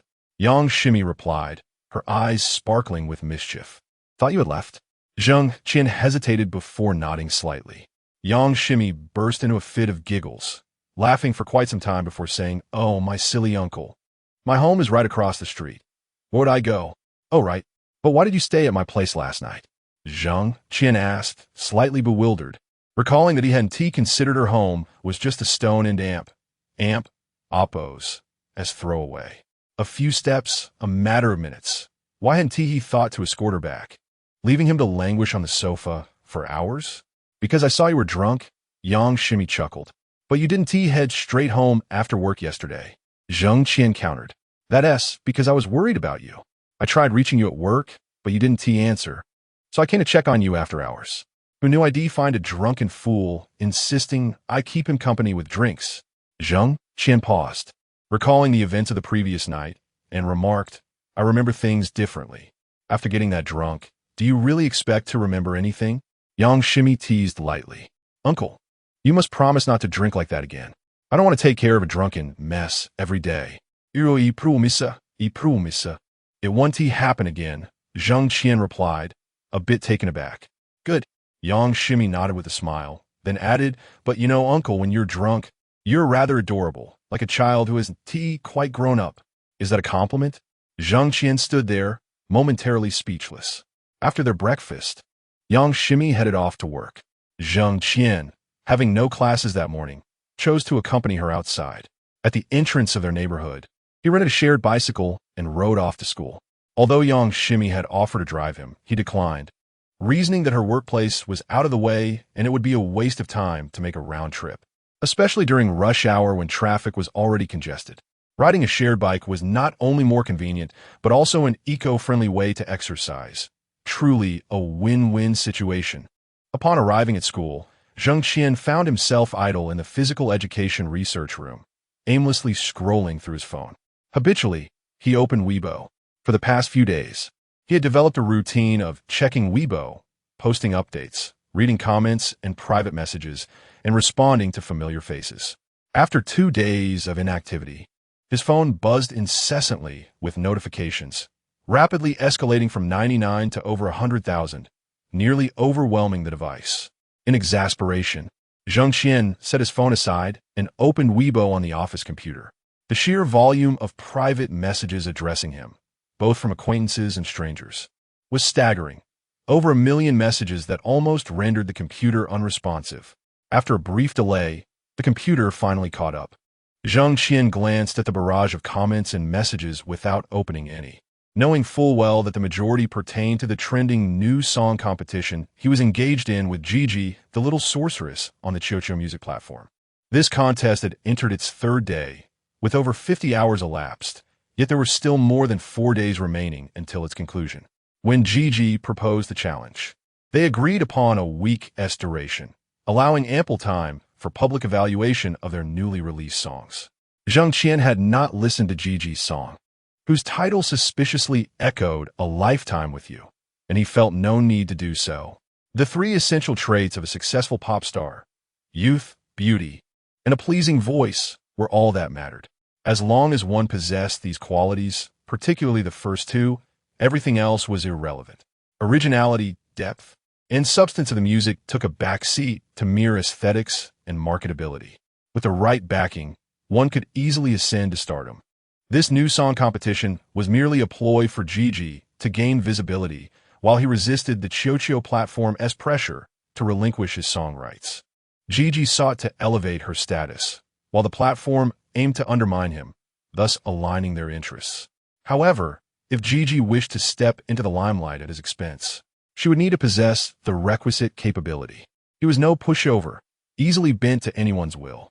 Although Jang Xien had previously downplayed the significance of the competition's data and outcome on Weibo, asserting that it was inconsequential, he remained resolute in his stance. The notion of allowing someone to overshadow him or compel his submission was utterly unacceptable. Who was he? He was Jang Xien. In his former life, he had been the king of love songs. In this new life, he adopted the moniker to commemorate his past and the increasingly vivid memories that accompanied it. Yet, despite his indifference to the numbers and results, his supporters and detractors alike had been embroiled in heated debates on Weibo for several days, driven by the very data he dismissed. Chapter 81. The Father of the Money Tree on Weibo. A legendary post from the Leisurely Moments continues to release data snapshots every hour regarding the new song competition between the king of love songs, Jang Xien, and the enchanting Gigi. The screenshot reveals that Gigi and Oppo's new song has already surpassed 50 million listens, surging towards 60, 70 million, and even beyond. The competition has not yet reached its midpoint. By the time it concludes, the listening figures may very well soar to 100 million. Within just 3 days of its release, the listening data has far exceeded that of many traffic-dominant stars whose songs have been out for a month, 2 months, or even half a year. However, in stark contrast to the terrifying listening figures, the download statistics are far less impressive, currently sitting at just over 10 million. Within the first 24 hours after Gigi and Oppo's release, her numbers approached 10 million. Yet, after nearly 2 additional days, the growth in downloads has only slightly exceeded 100,000, failing to reach a 200,000 increase. This data speaks volumes, indicating that Gigi and Oppo's new song is struggling to maintain momentum in downloads. The initial spike in figures was due to Dreamstar Entertainment, the conglomerate behind Gigi, purchasing a substantial number of fake streams to boost the listening and download data, thus attracting a multitude of unsuspecting fans to engage with her song. As time progresses, more and more fans have sampled Gigi's new work, leading to a decline in downloads. This outcome is certainly not what Dreamstar Entertainment had hoped for. Behind the scenes, they are likely still purchasing streams and downloads, yet the figures remain stagnant. This indicates that those genuine fans who listened to Gigi and Oppo's new song chose to walk away without offering their support through downloads. Nevertheless, even with all this, Gigi's new song statistics still reveal a significant gap when compared to Jang Xien's new release. Gigi's listening figures have soared past 50 million, while Jang Xien's song has only garnered a mere 9 million listens, not even a fraction of Gigi's numbers. In terms of downloads, Jang Xien's figures stand at just over 700,000, an astounding 500,000 less than Gigi's. However, the disparity between listening and downloading for Jang Xien is not nearly as pronounced as it is for Gigi. The difference is merely 200,000.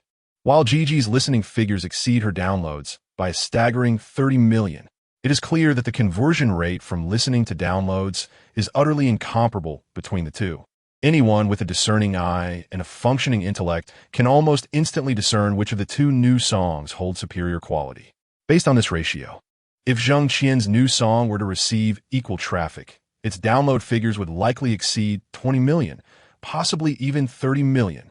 And this is merely the data displayed on the Qiao music platform, accessible to all.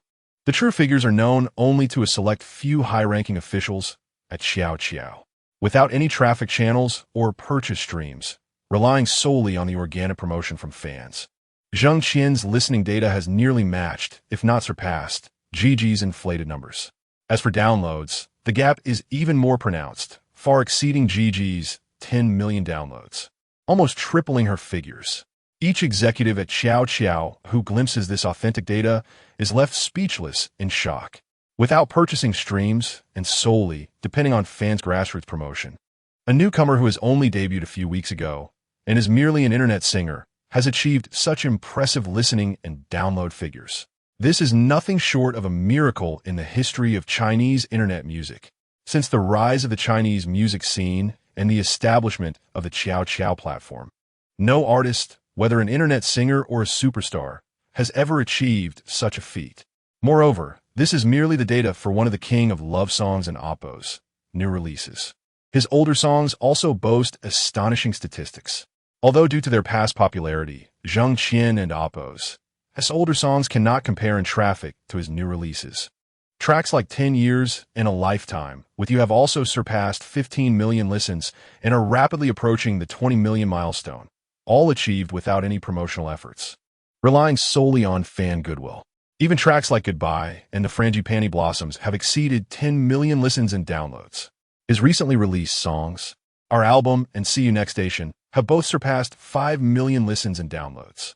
Notably, Our Album, as a Cantonese song, has a limited audience and a narrow market. Yet it has reached 5 million downloads in just a few days, averaging over 1 million downloads daily. This is perhaps the most remarkable achievement in the Cantonese music scene in the past 2 decades.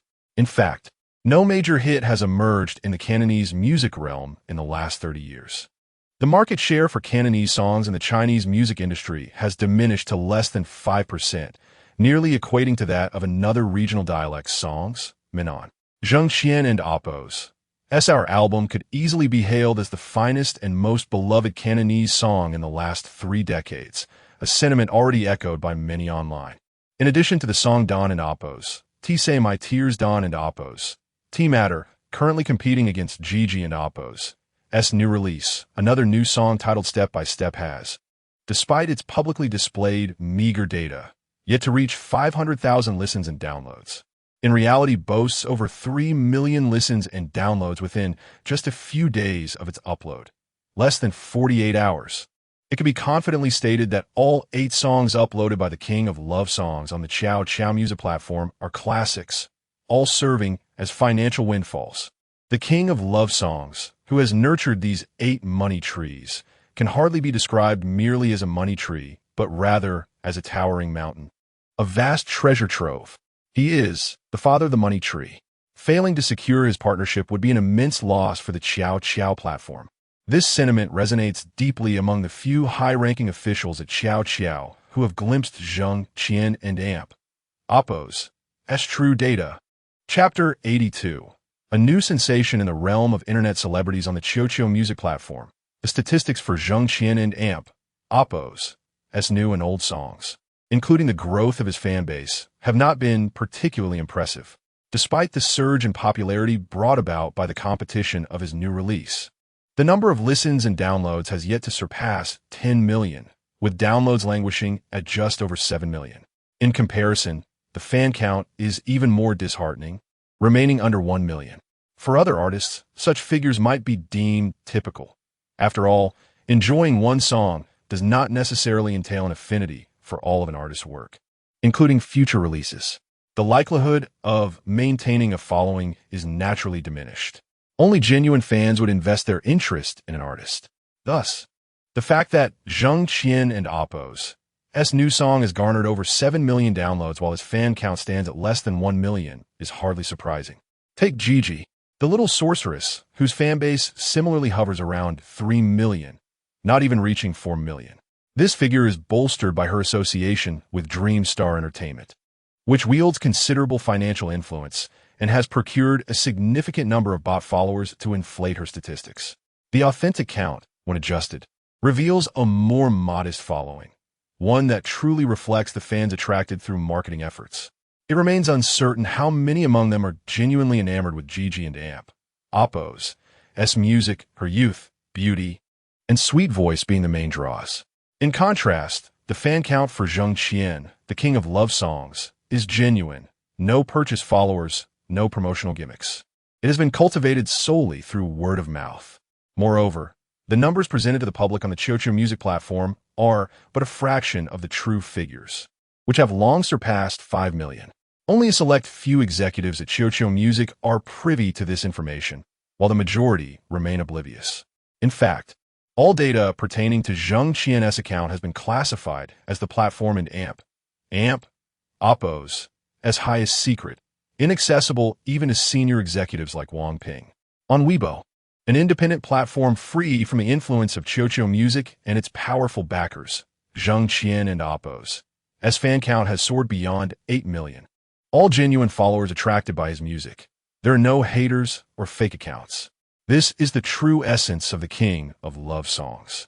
It is apparent to discerning observers that the fan data on the QQ Music platform is farcical. The fan count on Weibo, where followers amassed due to Jang Xien and Appo's songs, could not possibly be lower than that reported by QQ Music, and to suggest otherwise is absurd. Consequently, Jang Xien and Appo's fans on Weibo have united in vocal condemnation of QQ Music, rallying for him and decrying the injustice. Yet, the platform has chosen to remain silent, with no one stepping forward to address the issue, effectively conceding to the situation. It is easy to infer the sentiments of QQ Music and Appo's executives. They hold the largest market share, dominating the realm of original online music. What does it matter if they manipulate data and undermine the interests of others?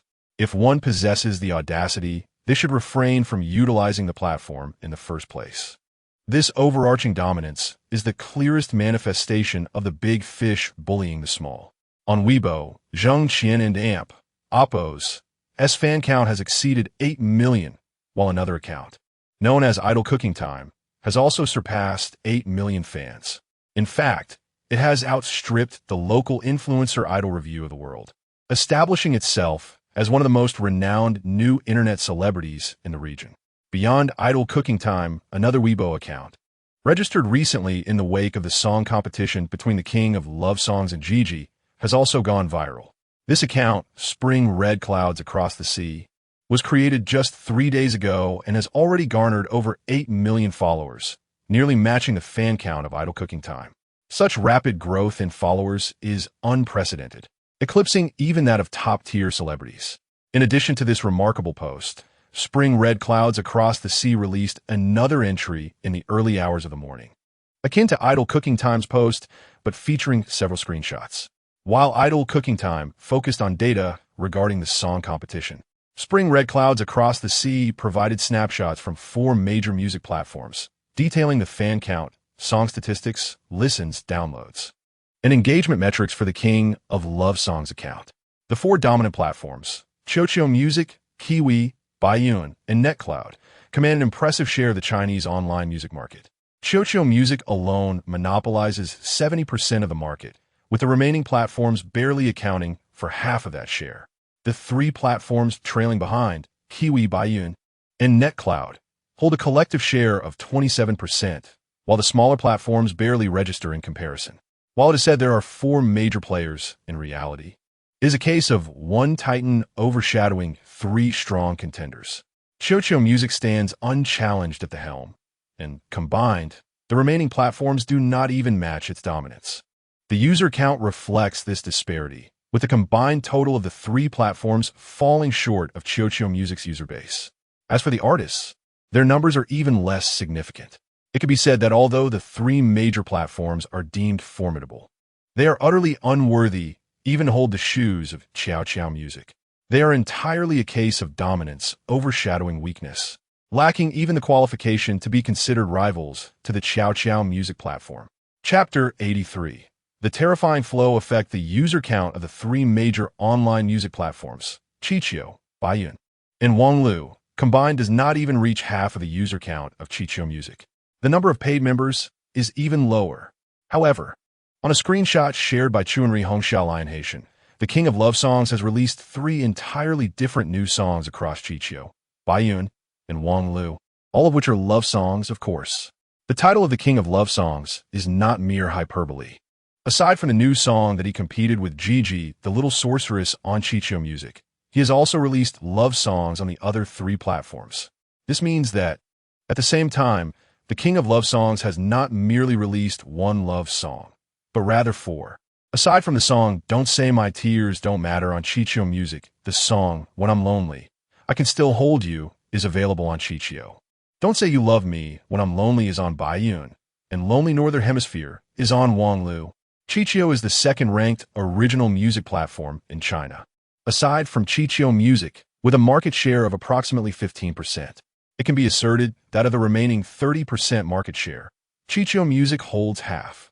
Moreover, the registered users and paid members of QQ exceed half of the remaining market share. This figure is indeed colossal, with a population of 1.4 billion in China and over 1 billion internet users. These 1 billion individuals represent potential users of online music. The actual number of valid online music users is certainly lower, but even if it were only half, it would still exceed 500 million. A staggering market. 15% of this market share belongs to QQ Music. Although it cannot be compared with QQ Music, this figure undoubtedly surpasses 60 million. If even a third of these 60 million registered users are paid members, that still amounts to 20 million.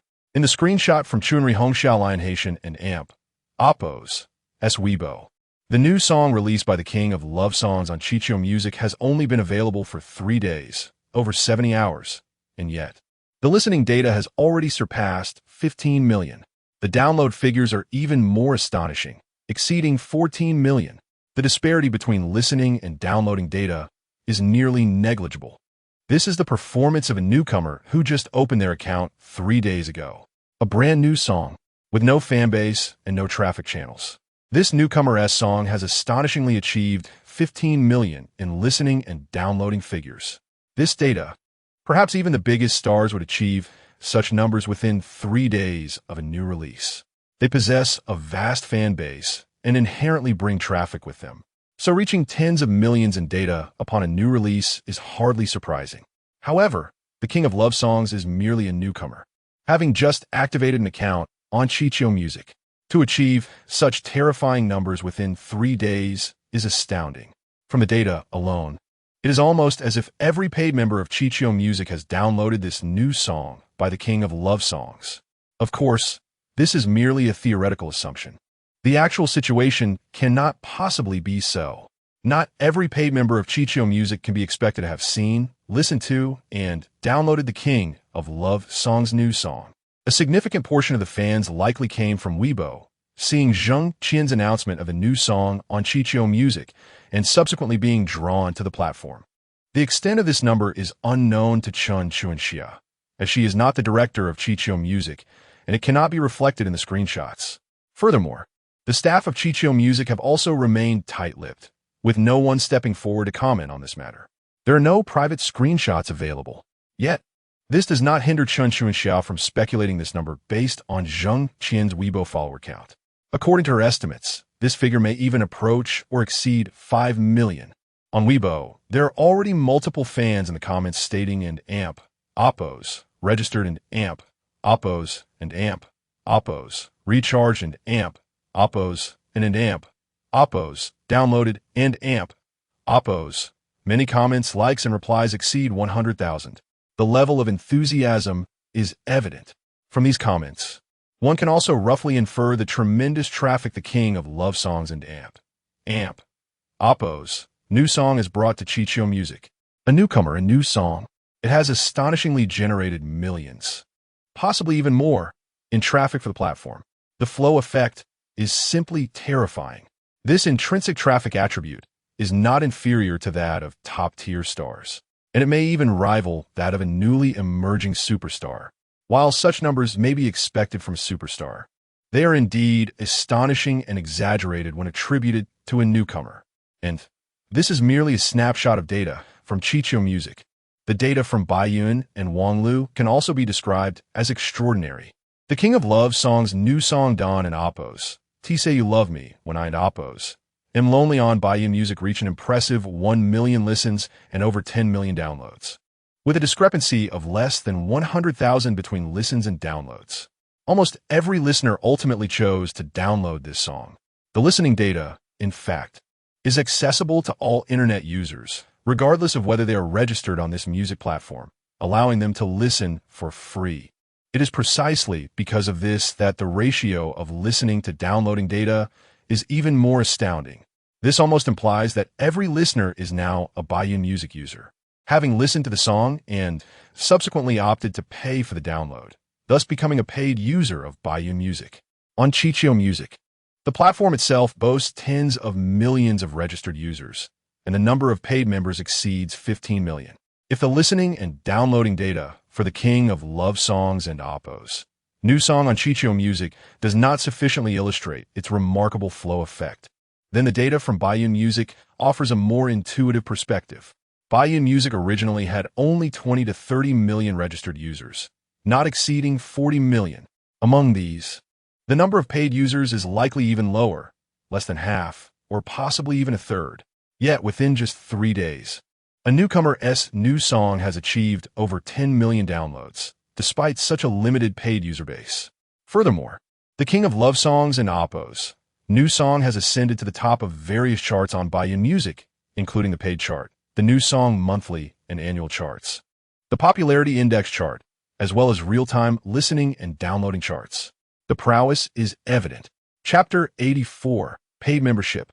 An increase of 8 million should there still be individuals who persist in believing that the king of love songs release of new music on Baiyun Music has failed to generate any additional traffic or new paid memberships for the platform.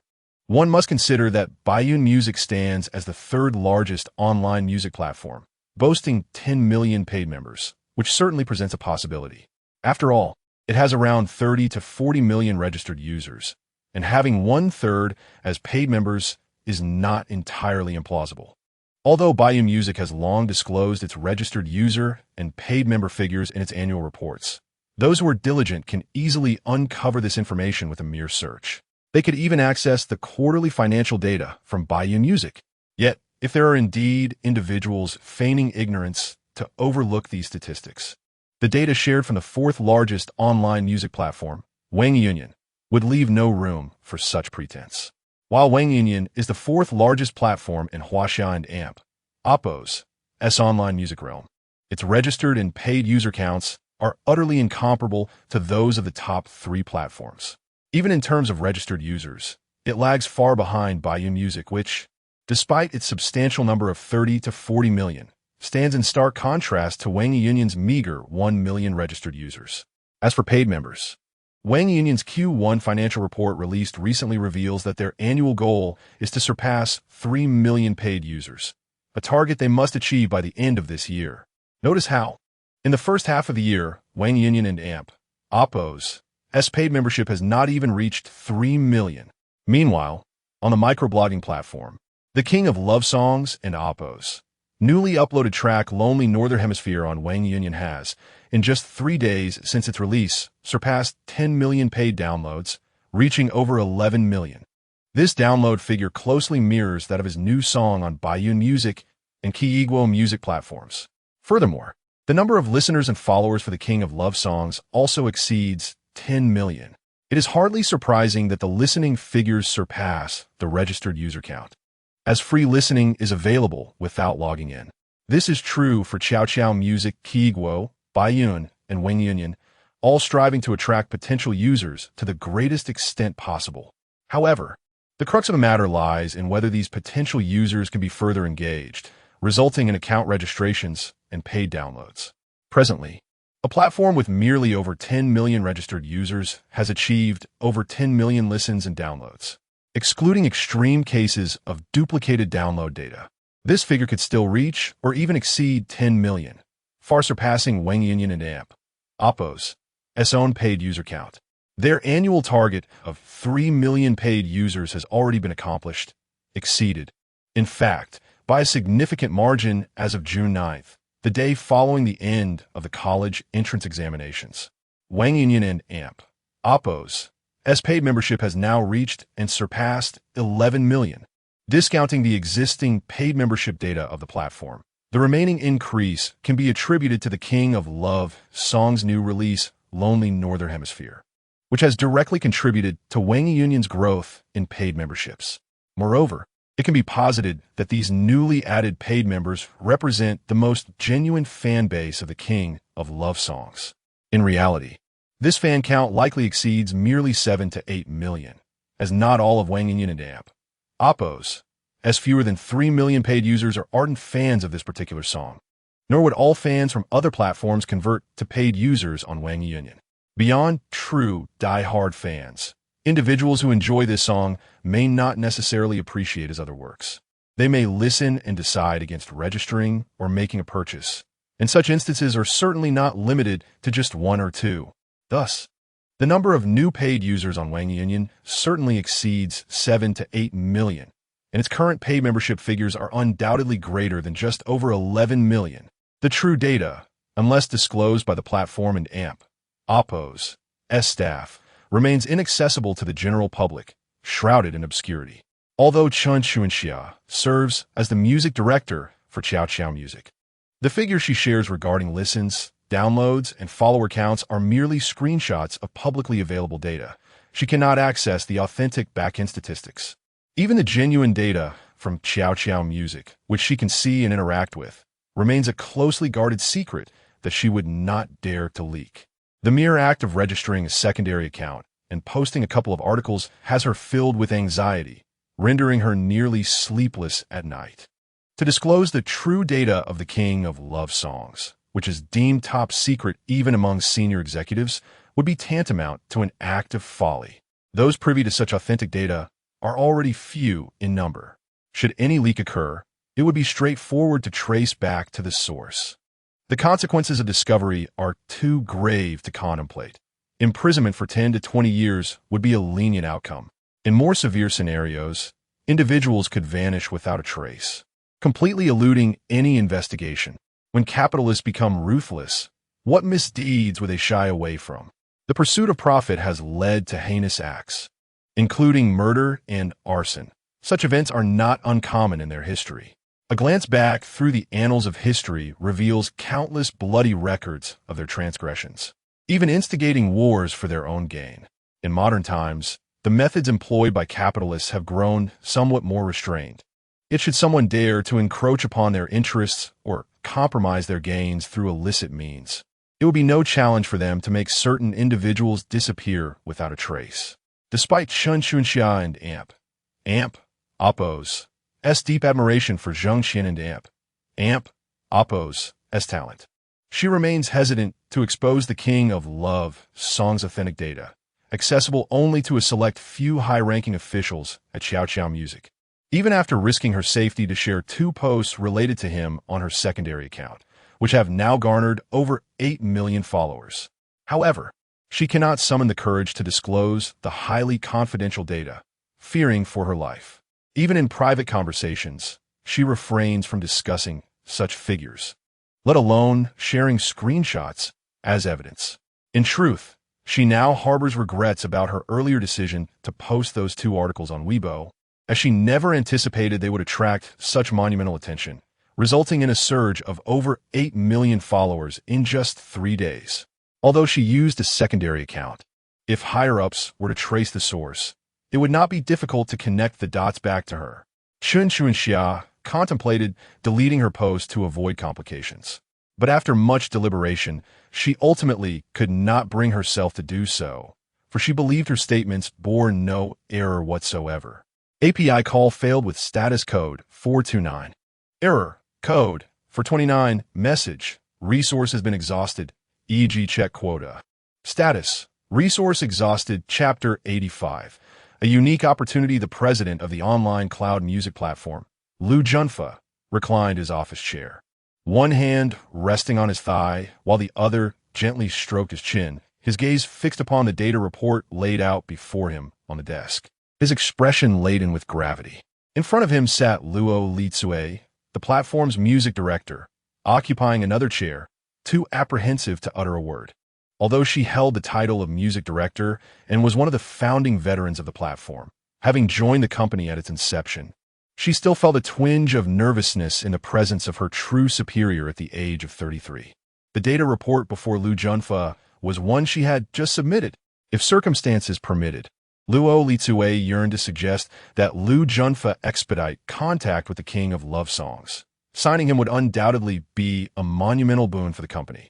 For any music company, be it offline or an online music platform, the king of love songs represented a towering cash cow, akin to a colossal tree bearing fruit. The value he brought to the online cloud music platform could rival that of the entire platform itself. Just one song had garnered over 9 million new registered members, nearly 10 million, with the number of new paid subscribers matching that of the newly registered members, showing no discrepancy whatsoever. This signified that each of these new registrants was a paying member, a true fan willing to pay for the privilege of downloading his songs. Over 9 million, this figure could only be described as staggering. The standard for a top-tier artist is merely 10 million fans, and even then, one must question whether all these fans are genuine and willing to pay for their idol. Yet he was a newcomer, having registered on the Xiao music platform a mere 10 days prior, already boasting nearly 10 million fans. How could this not instill a sense of dread? From the data, it was evident that the Xiao music platform had resorted to unseemly tactics to suppress the king of love songs, manipulating data to the extent of nearly 90%. The revenue generated by the king of love songs on Xiao music had been almost entirely appropriated without any public disclosure. It was no surprise that the king of love songs retaliated by releasing music simultaneously on the platforms of Kiwi, Baiyun, and the online cloud. This act was a counterstrike against the Xiao music platform. Moreover, it presented an unprecedented opportunity for Kiwi, Baiyun, and online cloud platforms. For the online cloud music platform, the influx of over 9 million new paid subscribers far surpassed its existing paid membership, exceeding it by nearly threefold. Should they seize this opportunity to sign him and promote him effectively, the results would be profoundly significant. Currently, the online music platform ranked fourth, with a market share significantly lower than the top 3 platforms, Xiao Music, Kiwi, and Baiyun. It was not just the dominating Xiao Music, but even the third-ranked Baiyun Music far exceeded the online cloud in terms of both registered and paid users. If the online cloud wished to expand its market influence and increase its share, relying solely on its current roster of registered artists offered little hope. Investing heavily to lure a top-tier celebrity to release music on the online cloud was equally impractical, as the costs demanded were exorbitant, and the ratio of investment to return was disproportionately unfavorable. The online cloud and Oppo's capital could hardly sustain such an endeavor for an extended period. The sacrifices they could endure paled in comparison to those of the larger platforms like Xiao Music and Kiwi. The platform was too small, its capital too limited, to bear such losses or even afford the promotional expenses for a top-tier artist. Yet now, the king of love songs represented a singular opportunity, a once-in-a-lifetime chance that had presented itself unbidden. If the online cloud could offer him slightly more favorable terms than the other 3 major platforms, they might secure this inexhaustible source of revenue, elevating him as a veritable cash cow for the platform. Surpassing Baiyan Music would be a foregone conclusion, and even overtaking Kiwi to become the second largest online music platform, following Chow Chow Music, was not beyond the realm of possibility. All that was needed was to sign the king of love songs. All that was required was for the president to make that decisive commitment, to relinquish a fraction more of the profits. However, Luo Litsue, despite her title, was merely the music director. Although she held shares, she was still, at her core, an employee. The final decision rested solely with President Liu Junfa. After a prolonged silence, Liu Junfa stroked his chin, deep in thought. Luo Litsue could only wait patiently for further instructions from her superior. What response have Chow Chow, Kiwi, and Baiyan provided? He finally inquired softly. Luo Litsue paused momentarily before replying. As of now, the three major platforms have not made any moves. No response. Liu Junfa's eyes narrowed slightly. Should the online cloud music platform be the first to act, it would find itself at a disadvantage. Securing the king of love songs would undoubtedly bring immense benefits to the online cloud, a fact Liu Junfa was acutely aware of. However, if they were the first to reach out to the king of love songs, they would inevitably find themselves in a weaker negotiating position during future discussions, especially in competition against the other three platforms, potentially incurring greater costs. The king of love songs was universally recognized as a lucrative asset, akin to a treasure trove, a fact well understood by all in the industry. Even Xiao Xiao Music, with its vast resources, would never willingly relinquish such a prime asset. They merely sought to drive down the price. The other two platforms likely shared a similar mindset, possibly even conceding defeat in the face of Xiao Xiao's strength. While the online cloud music platform ranked fourth, it was but a minor player against the formidable presence of Xiao Xiao Music. Xiao Xiao Music may have already engaged in discussions with the competitive platforms of Kiwi Music and Baiyu Music, but has simply overlooked the minor player that is Wangyue Cloud Music. Consequently, it remains uncertain whether Kiwi and Baiyun will place bids and compete with Xiao Xiao Music. Liu Junfa is uncertain as well. Ultimately, the three leading platforms have remained inactive, with no further actions taken, which leaves Liu Junfa feeling somewhat anxious and uneasy. Chapter 86. Let us wait a few more days. After a prolonged silence, Liu Junfa finally spoke again. Xiao Luo, perhaps we should wait a little longer. What do you think? Mr. Luo Li Chui hesitated briefly before continuing. Mr. Liu, for Network Cloud to rise and surpass Baiyun or Qi Guo, this may be our final opportunity. If we let it slip away, I understand, Xiao Luo. I am fully aware of what you are saying. Liu Junfa interrupted her. However, you must realize that among the four major platforms, we are the smallest. Our registered users are few, our paying customers even fewer, and our market share is minuscule.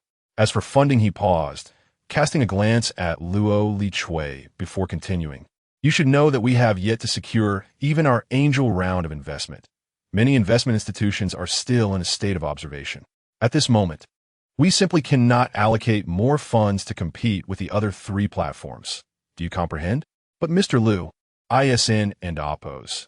That's precisely why we should seize the opportunity to sign the king of love songs ahead of the other three platforms. If we manage to secure him, those hesitant investors will surely be compelled to invest in us. Luo Li Chui responded, puzzled by Liu Junfa's stance.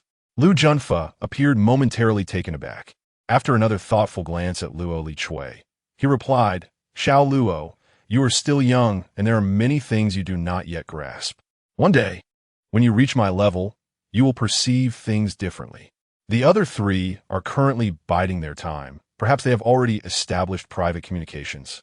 Additionally, two of them have taken a step back, withdrawing from the competition with Xiaoqiu Music. In truth, the only contenders left vying for the king of love songs are likely Network Cloud and Xiaoqiu Music. As of now, Xiaoqiu Music has yet to take any further action, aside from deliberately dragging out time to exert greater pressure on the king of love songs, striving to gain the upper hand in negotiations. They may also be waiting for us to make the first move. If Network Cloud were to sensibly withdraw from the competition, it would certainly be for the best, preventing any potential fallout.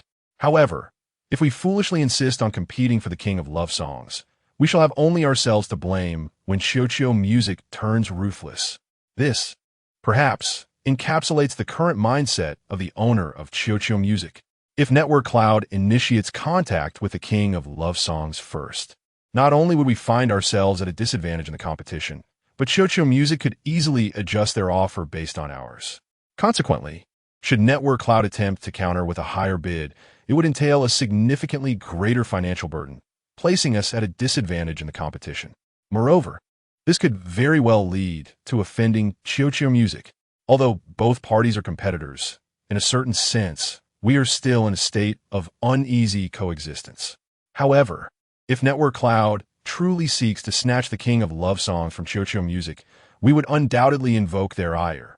After all, Qiuqiu music was the platform that first promoted the king of love songs, and they were undoubtedly the first to extend an offer.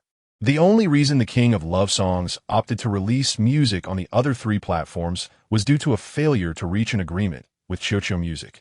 By releasing songs simultaneously across all platforms, the king of love songs is clearly attempting to leverage this situation against Qiuqiu music. Have you not noticed how even Qiguo and Baiyun are remaining still, afraid to offend Qiuqiu music and hesitant to approach the king of love songs?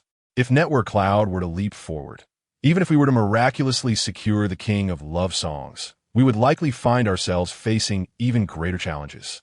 Subjected to pressure from all directions, desiring to increase our market share, to acquire more registered and paying users, that would be akin to dreaming in broad daylight. As for subsequent funding rounds, Angel, Series A, Series B, unless we have the backing of a capital force larger than Qiuqiu Cultural Entertainment Group, or Weiqiu Network, or even the Luo family conglomerate, who would dare invest in a platform that has offended the powerful entity behind Qiuqiu Cultural Entertainment, who would risk alienating the industry leader and potentially angering the entire cultural entertainment industry represented by Qiuqiu Cultural Entertainment and their formidable Luo family backing? This is a clear recipe for disaster. Who would undertake such a venture? Looking across the vast expanse of China, how many conglomerates are bold enough to confront the colossal Luo family, which stands behind Qiuqiu music? Qiuqiu music is merely the tip of the iceberg of the Luo family's influence. Behind Qiuqiu music lies Qiuqiu Cultural Entertainment Group, and behind that is Weiqiu Network Technology Group. Ultimately, the Luo family conglomerate is the force that drives it all. Luo Likui, being merely a high-ranking executive at Network Cloud and not an investor, is naturally unaware of the complex relationships within the capital sphere, nor does she grasp the enormity of the capital conglomerate that Qiuqiu music is connected to. Her perspective is understandably less comprehensive and profound than that of Lu Junfa, who bears the weight of being the owner of Network Cloud. Securing the king of love songs may seem straightforward, but offending the powerful owners behind Qiuqiu music is an entirely different matter. Currently, Network Cloud can still survive in this tight space. While we may not become immensely wealthy, we can at least maintain a decent standard of living. However, should we antagonize Qiuqiu music, our very existence could be further constricted, leaving us at the mercy of the other three major platforms. Although Lu Junfa has relinquished a portion of his equity to incentivize Luo Lichui and other executives within the company, in truth, they remain mere employees, not investors, nor owners. Thus, Lu Junfa has no obligation to share these intricate details with her. Upon observing that Luo Lichui seemed poised to speak again, Lu Junfa quickly placed his hand on her shoulder, saying, "Let us wait a little longer, Xiao Luo. These matters cannot be rushed. We will assess the situation again after the King of Love Songs and Gigi's new song competition concludes. If Qiuqiu music has yet to secure the King of Love Songs by then, we can make our move then. Adding a flourish is far more impactful than providing aid in a time of need. By that time, the King of Love Songs will genuinely appreciate our efforts. And we will not have offended Qiuqiu music, will we? After all, they were the ones who showed disinterest first, allowing us the opportunity to act." Luo Lichui paused, offering a faint smile as she replied, "Very well, Mr. Lu. Let us wait a few more days." Internally, she added a note of concern. "I just fear that by then, he may already belong to someone else." Chapter 87. A company given freely after glancing at Weibo. Jang Xien took note of the three most popular posts. Real-time comparison of new song PK data, the king of love songs, a refreshing breeze in the entertainment industry, and screenshots of the king of love songs across 4 platforms. With a fleeting interest in these trending discussions, he turned his attention to the Weibo account of the solo blogger Chunri Hongxiao Lianhaitian. After following her, he sent her a private message. Thank you. However, after sending the message, he received no reply, which did not particularly concern him. Having skimmed through Weibo, Jang Xien logged out and joined a few other physical education teachers in the sports field for a game of basketball. The morning slipped away in this manner. In the afternoon, he had a class to teach to the second-year students. Once the physical education class concluded, the afternoon was nearly over. Upon returning to the office and tidying up, Jang Xien was about to leave for home when a knock at the door interrupted him, accompanied by a voice calling out. Teacher Zheng turning around, he saw it was Pu Hua, which made him smile. Boss Pu, what brings you here? He inquired. I came to pick up my child and, well, just to drop by. Pu Hua seemed hesitant, trailing off. Ah, just a moment, I oppose. I'll be right there, Jang Xien replied, clearing some items from his desk, grabbing his bag, and stepping outside. All right, let us go, Boss Pu. Pu Hua hurriedly followed him. Once they exited the school, Jang Xien curiously asked, where in damp? Oppose. As the child? You said you were here to pick them up. I've already sent the driver to get them. Pu Hua replied quickly, pausing before adding, Teacher Zheng. I actually came today primarily to discuss something. Jang Xien turned to look at Pu Hua, smiling as he encouraged. Boss Pu, feel free to speak your mind. Teacher Zheng, shall we find a place to sit and talk? Certainly. There's a CAF not far ahead. Let us go there, Jang Xien suggested. Good, Pu Hua agreed eagerly, following Jang Xien forward. Before long, they entered the CAF and found an empty table to sit at. After ordering 2 cups of coffee, Jang Xien inquired, is it about the copyright evaluation? Pu Hua paused slightly, then nodded, yes, but it's not entirely that. What do you mean? Jang Xien asked, puzzled. Instead of answering, Pu Hua pulled a contract from the bag he was carrying and slid it across the table towards Jang Xien. Teacher Zheng, this is a draft contract I prepared. Please take a look, and if everything seems in order, you can sign it. Regarding the copyright evaluation you mentioned, I haven't had anyone assess your songs. Each of your songs, not just those on the Xiao music platform, but also lonely in the Northern Hemisphere. Don T tell me you love me when I'm lonely, and when I'm alone, I can still hold you, in my view, are priceless treasures that cannot be measured by monetary value. With that, Pu Hua fell silent. Jang Xien had already briefly scanned the drafted contract. It was a standard equity transfer agreement. As long as he understood the share transfer details, the rest of the terms were inconsequential. Upon noticing the section for the equity transfer percentage and the transfer fee, he was taken aback. The equity transfer percentage was 100 and the transfer fee was only 0.01 yuan. Pu Hua was transferring the entirety of Lao Di Feng Entertainment Company Limited and Oppo's shares to him for a mere penny. Pu Hua seemed to notice Jang Xien and Oppo's reaction to the transfer amount and chuckled awkwardly, saying, the people at the business bureau mentioned that shares cannot be transferred for free. So you filled in a penny? Jang Xien interjected. What is the difference from giving it away? Jang Xien paused, casting a glance at Pu Hua without further comment, then picked up the pen that came with the contract and crossed out the 100 transfer, changing it to 90. He then signed his name at the bottom of the document. As he signed, he remarked, Boss Pu, a 1T change the transfer fee. You know, I'm just a physical education teacher with limited monthly income, and I can't afford much of the transfer fee. As for the shares, I only need 90. The rest, you can handle as you see fit. With that, Jang Xien pushed the contract back towards Pu Hua. Teacher Zheng, Pu Hua began, wanting to say more. But Jang Xien raised his hand to interrupt, stating, you needn't oppose to say anything further. I already feel quite guilty for taking 90 of your company. If you keep insisting, I might just walk away from it altogether. Hearing Jang Xien and oppose words, Pu Hua was momentarily taken aback before he chuckled. Teacher Zheng, this isn't just a handout. With your talent, joining any company would be a privilege for them. Granting you even more shares would not be excessive. Our Lao Di Fong is a small venture. Giving you the entire company pales in comparison to your immense talent. Boss Pooh, if you continue to flatter me, teacher, please don't keep calling me Boss Pooh. I'm hardly a boss now or in the future. You are the true owner of Lao Di Fong now. If you don't mind, just call me Lao Pooh. Jang Xien hesitated briefly before responding. Then I'll call you Brother Hua. That is truly my honor, Pooh Hua replied joyfully, taking the pen to sign his name beneath Jang Xien and Amp, Oppo's S on the contract. Once he finished signing, Pooh Hua smiled again and said, now it's settled. With you? Teacher Zheng, Lao Di Fong is bound for success, and I, Lao Pooh, will surely bask in your glory. Perhaps I might even become renowned in the business world of Donghai. Jang Xien couldn't help but laugh at Pooh Hua and Oppo's S words, replying, Brother Hua, is that all you aspire to?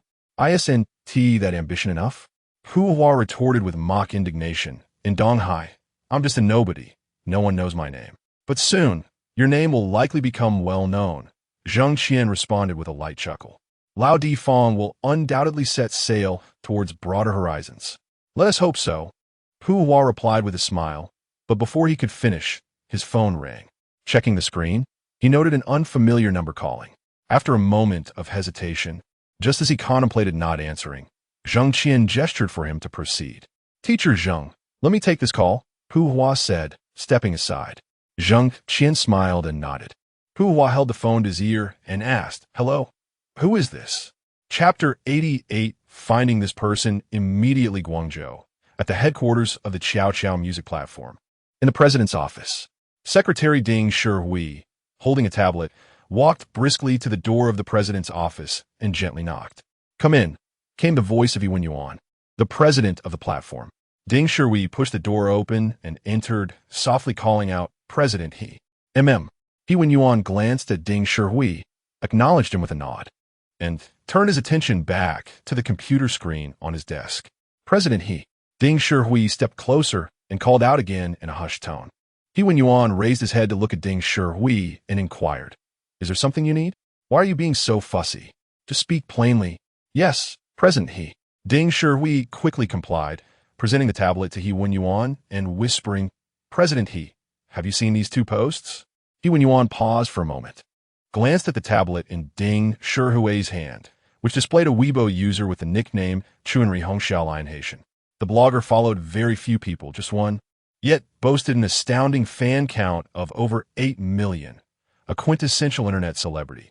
A purchased influencer, following one person, yet possessing 8 million fans.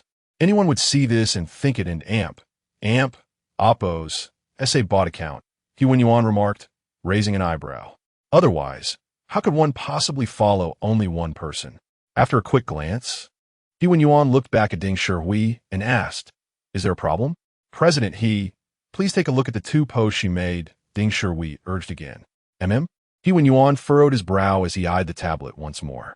The blogger had posted only 2 articles, The King of Love Songs, a breath of fresh air in the entertainment industry, and The King of Love Songs, screenshots of new song data from 4 major online music platforms. Both posts were related to The King of Love Songs. Yuan Yuan's frown deepened as he took the tablet, clicked on the posts, and scrutinized them. As he read, he pondered deeply. After some time, Yuan Yuan exited the first post and opened the second. Upon glancing at the data screenshots, his frown tightened even further. After a long silence, Yuan Yuan spoke, are you suggesting he is also buying followers? The he and Yuan Yuan and Oppo's S words undoubtedly referred to Jang Xien. Both posts were linked to Jang Xien, and from every angle, they seemed to be extolling his virtues, essentially singing his praises. If this blogger had no connection to Jang Xien, Yuan Yuan could hardly believe it. It would appear that this was merely a secondary account of the King of Love Songs, indulging in self-aggrandizement. As for the 8 million fans, how could they not be purchased? Could anyone truly attract 8 million followers solely through the names Jang Xien or King of Love Songs? Ding Shihui shook his head slightly. He couldn't and Oppo's to assert whether Jang Xien had indeed bought followers. He was merely following Yuan Yuan and Oppo's S orders to monitor the King of Love Songs and Oppo's online activity. Upon seeing these two posts, he felt it necessary to report to He Wen-yuan, thus presenting them. Beyond that, he dared not make any assertions or suggestions.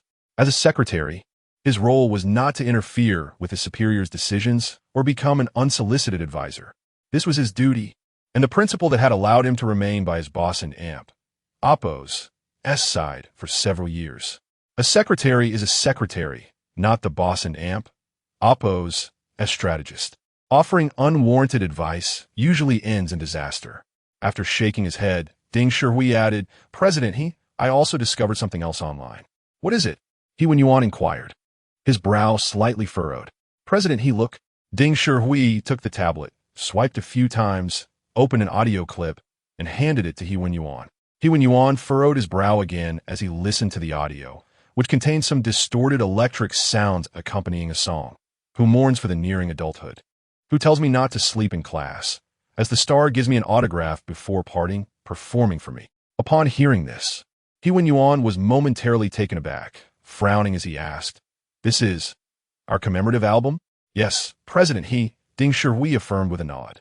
He Wen-yuan paused again, exiting the audio player.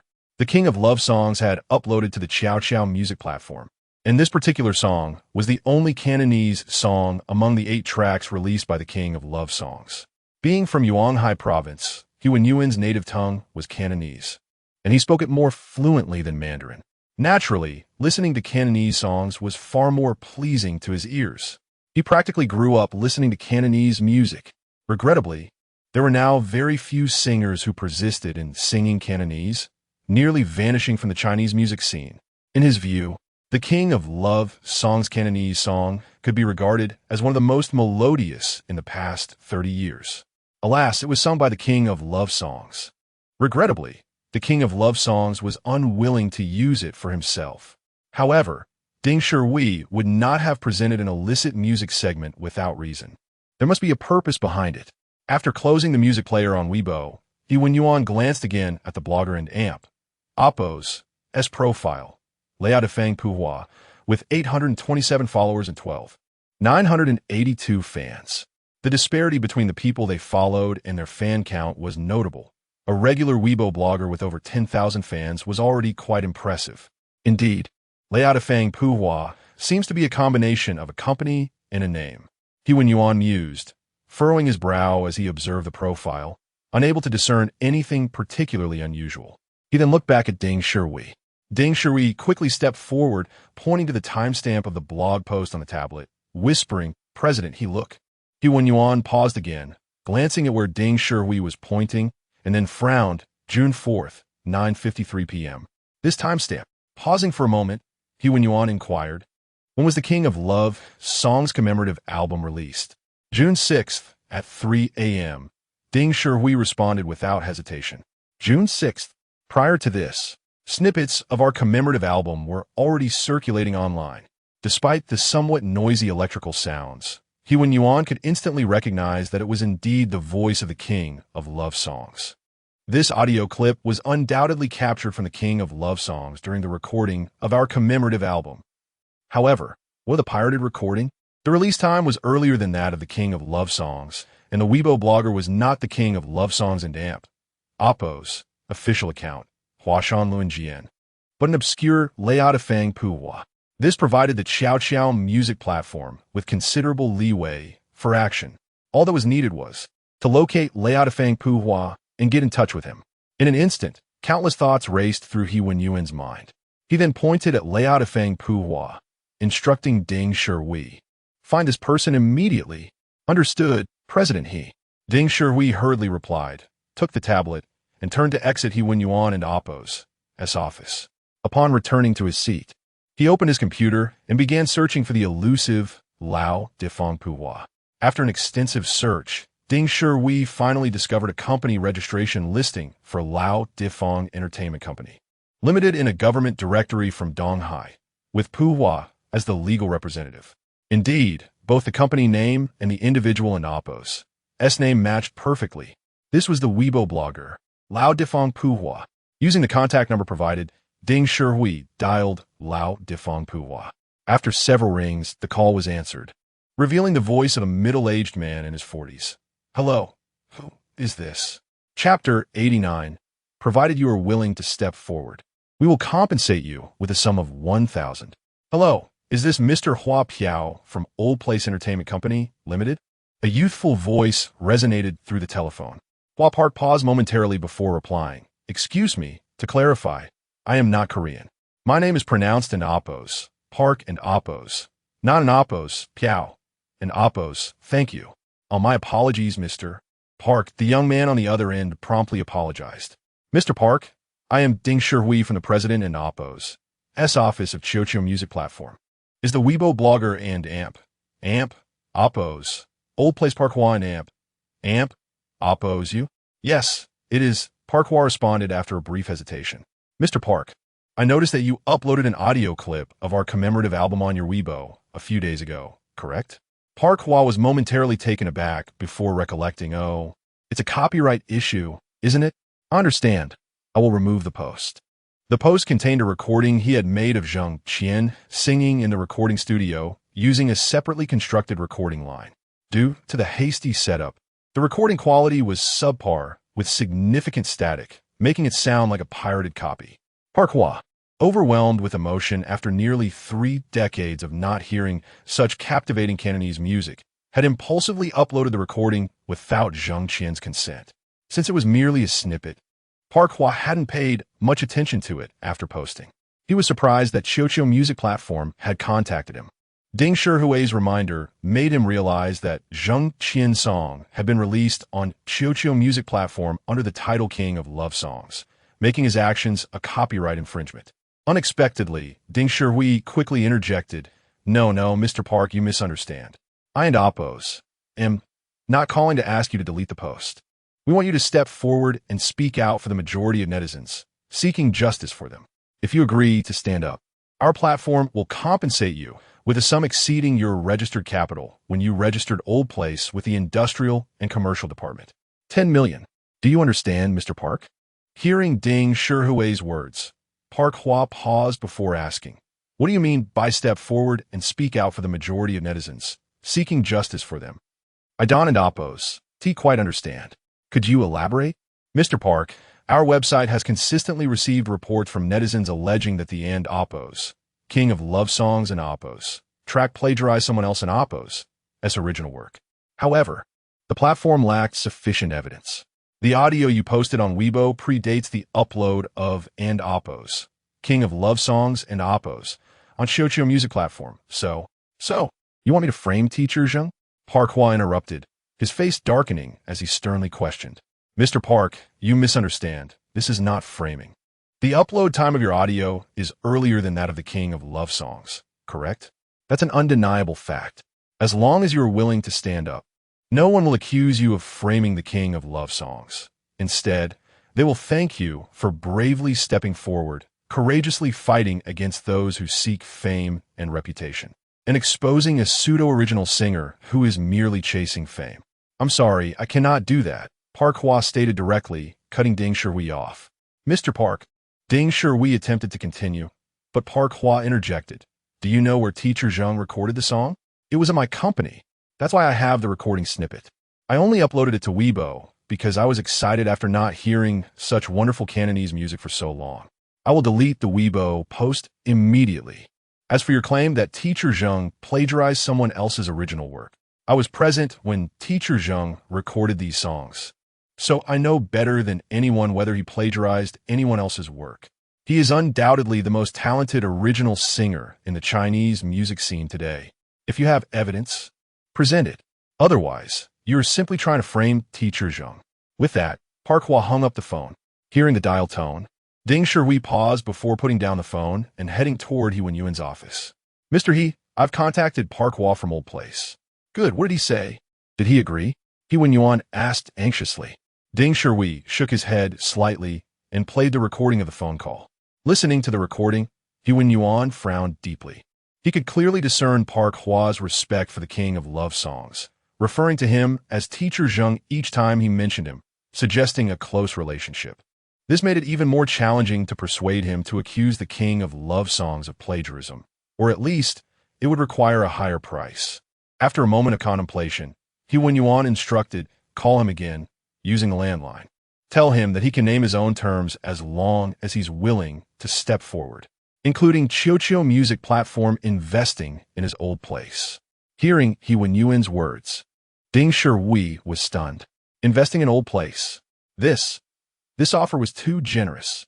Chiu Music Platform was the leading online original music platform, with 500 million registered users and over 200 million paying users.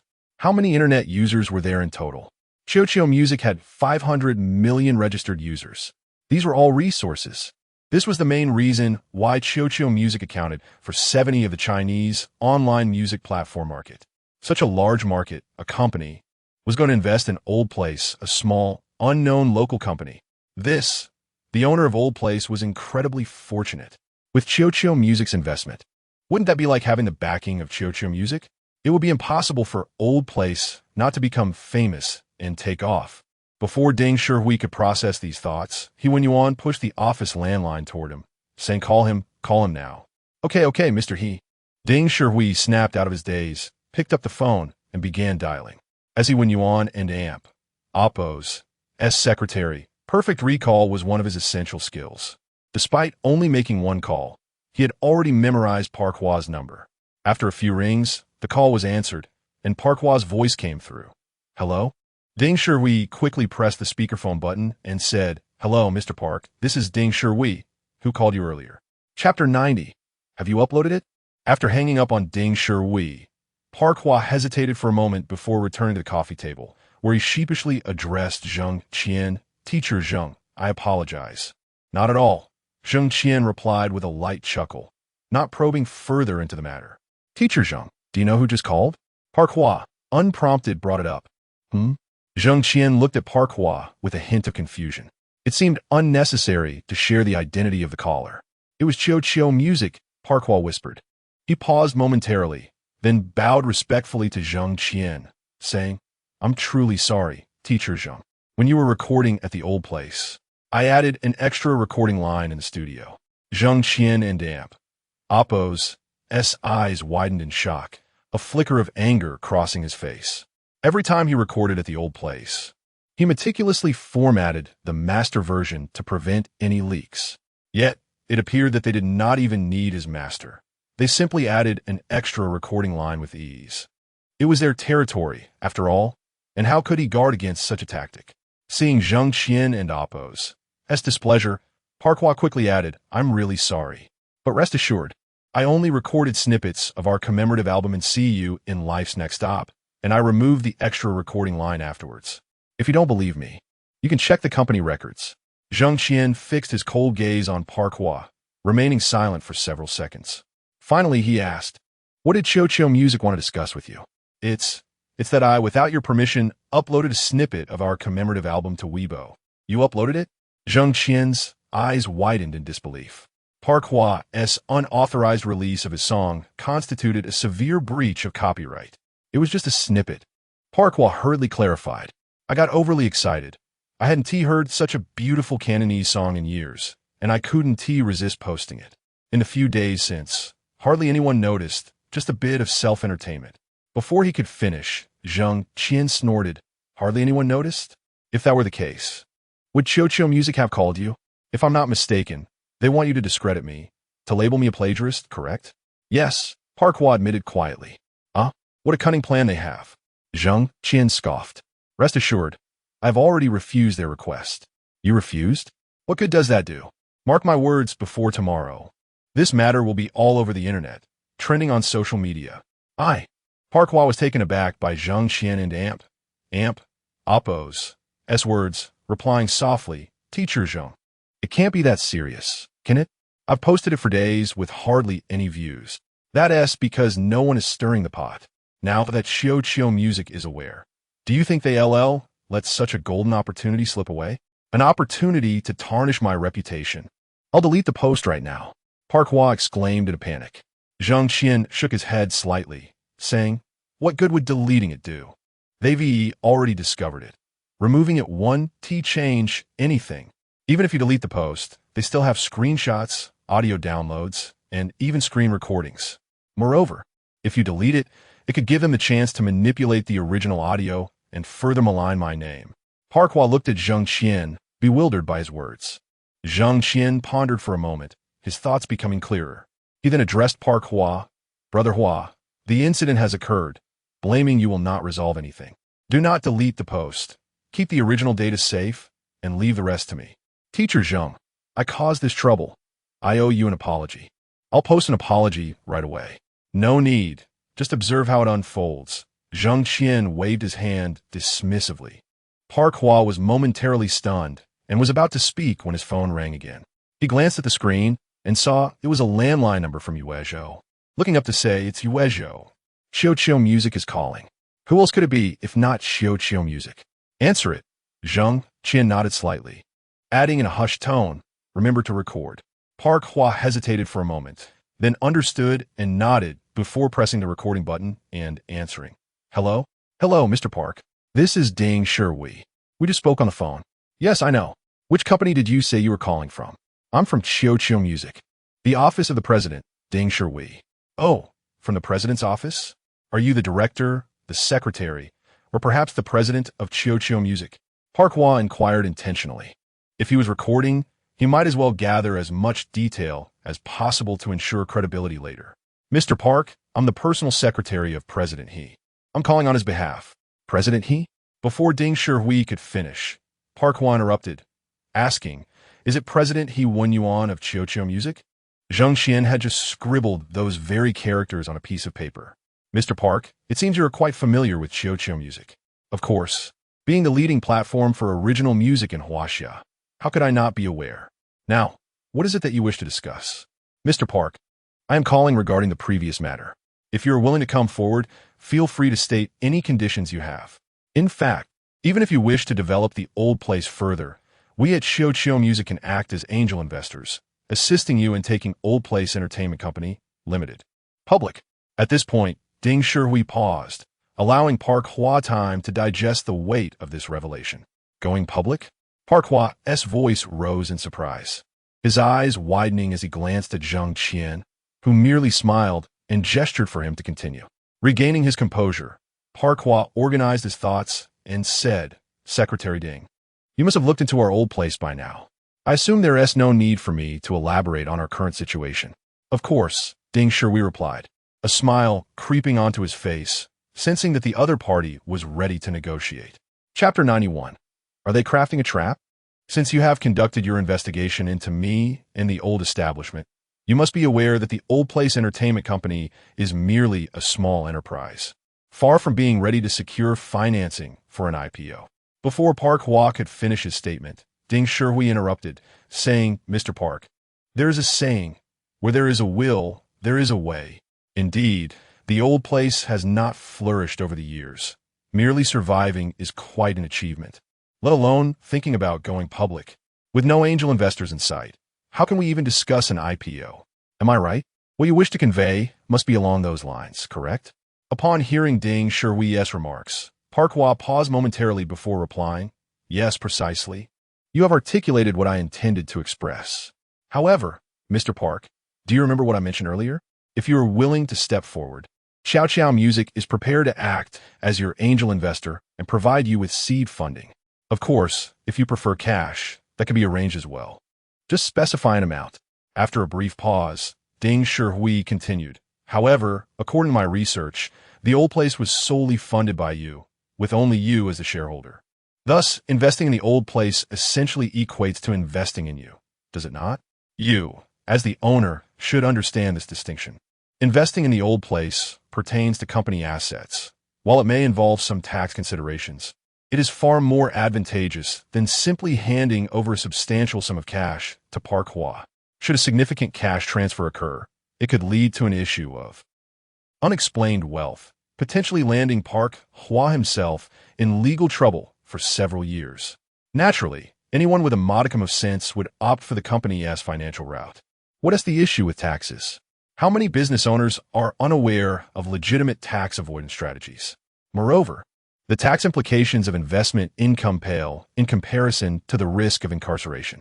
As a fellow entrepreneur, Park Hwa should not require further instruction in such matters. He Wen Yuan. who had been listening nearby, furrowed his brow upon hearing this, feeling that Ding Shihui may have overstepped. With this thought in mind, He Yuan shook his head at Ding Shihui. Ding Shihui quickly added, "Mr. Park, I hope you will consider my words carefully and provide me with a response. If you would be so kind, what was it you wanted me to do?" On the other end of the line, Park Hua's tone revealed a hint of hesitation and wavering. Hearing this, Ding Shihui breathed a sigh of relief, feeling that the other party had finally softened. "Mr. Park, what we require from you is quite simple. In fact, you need not take any immediate action. Just observe the developments. When the time comes for you to step forward, all that is needed is for you to issue a post. Furthermore, I will send you an audio file shortly, which you will need to replace the audio on your blog with." "Is it really that simple?" Park Hua exclaimed in surprise. "Can you at least inform me of the nature of this post? Otherwise, I would feel uneasy accepting this money." "I cannot disclose that just yet. You will know in due course," Ding Shihui replied with a light chuckle. "Is it about the accusation against the king of love songs for plagiarizing others' original work?" Park Hua suddenly inquired. Ding Shihui was taken aback, about to respond when He Yuan's expression shifted suddenly, prompting him to press the hang-up button. Ding Shihui looked at He Yuan in confusion. He Yuan furrowed his brow, questioning, "Showdown, Don and Amp. Amp? Oppos. Do you think he's asking too many questions?" "Too many questions?" Ding Shihui was momentarily taken aback, then smiled. "He is merely a small business owner who has never encountered substantial sums of money. The registered capital of his company is merely 10 million, of which only 5%, or 500,000, has been contributed. How much could that possibly be?" He Yuan shook his head slightly. "It is better to exercise caution. Do you recall how he referred to the king of love songs during your previous conversation?" Ding Shihui paused, then replied, "Teacher Zheng?" He Yuan nodded. "However, just now, he referred to him as the king of love songs. Have you pondered the significance of this distinction?" Ding Shihui was not foolish. Upon hearing He Yuan's words, his expression shifted and he murmured, "Mr. He, are you suggesting they are crafting a trap to ensnare us?" He Yuan cast a glance at Ding Shihui, then said, "Do not forget that he is acquainted with the king of love songs, and their relationship is rather close. If they are indeed devising a trap for him, it is not beyond the realm of possibility." Ding Shihui, who is aware that the call is being recorded, should assume the same for Park Hua. All these recordings could serve as direct evidence in certain contexts. This was a concern He Yuan could not overlook. Thus, at the critical moment, he chose to terminate the call. Hearing He Yuan's words, Ding Shihui's expression shifted abruptly, feeling a surge of unease. If an unforeseen event were to occur and they fell into a trap, the one who would ultimately be ensnared would undoubtedly be him, Ding Shihui, not Mr. He. Should an incident arise, he would find it impossible to evade responsibility unless he were willing to sacrifice Mr. He to save himself. "Mr. He, what should we do now?" Ding Shihui stammered, his anxiety palpable. He Yuan pondered for a moment before responding. "For now, let's not concern ourselves with him. Immediately find someone to post online, capturing screenshots of Park Hua's Weibo post and recording a video on your phone. Remember, the audio from the phone recording must be slightly adjusted in tone and quality, but the background noise must remain untouched. Understood?" "Understood," Ding Shihui replied hurriedly. "Proceed," He Yuan instructed. "Yes, Mr. He, I shall do so right away." As he spoke, Ding Shihui hesitated momentarily before adding, "Mr. He, should we send the audio to Park Hua first, so he can replace the original audio?" Before he could finish, he caught sight of He Yuan's icy gaze and quickly fell silent. He realized he had strayed off course. If they were indeed laying a trap, sending the modified audio to them would provide them with direct evidence. Once disclosed, denying involvement would be utterly impossible.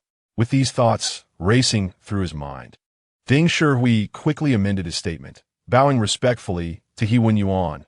"Mr. He, I will attend to this immediately.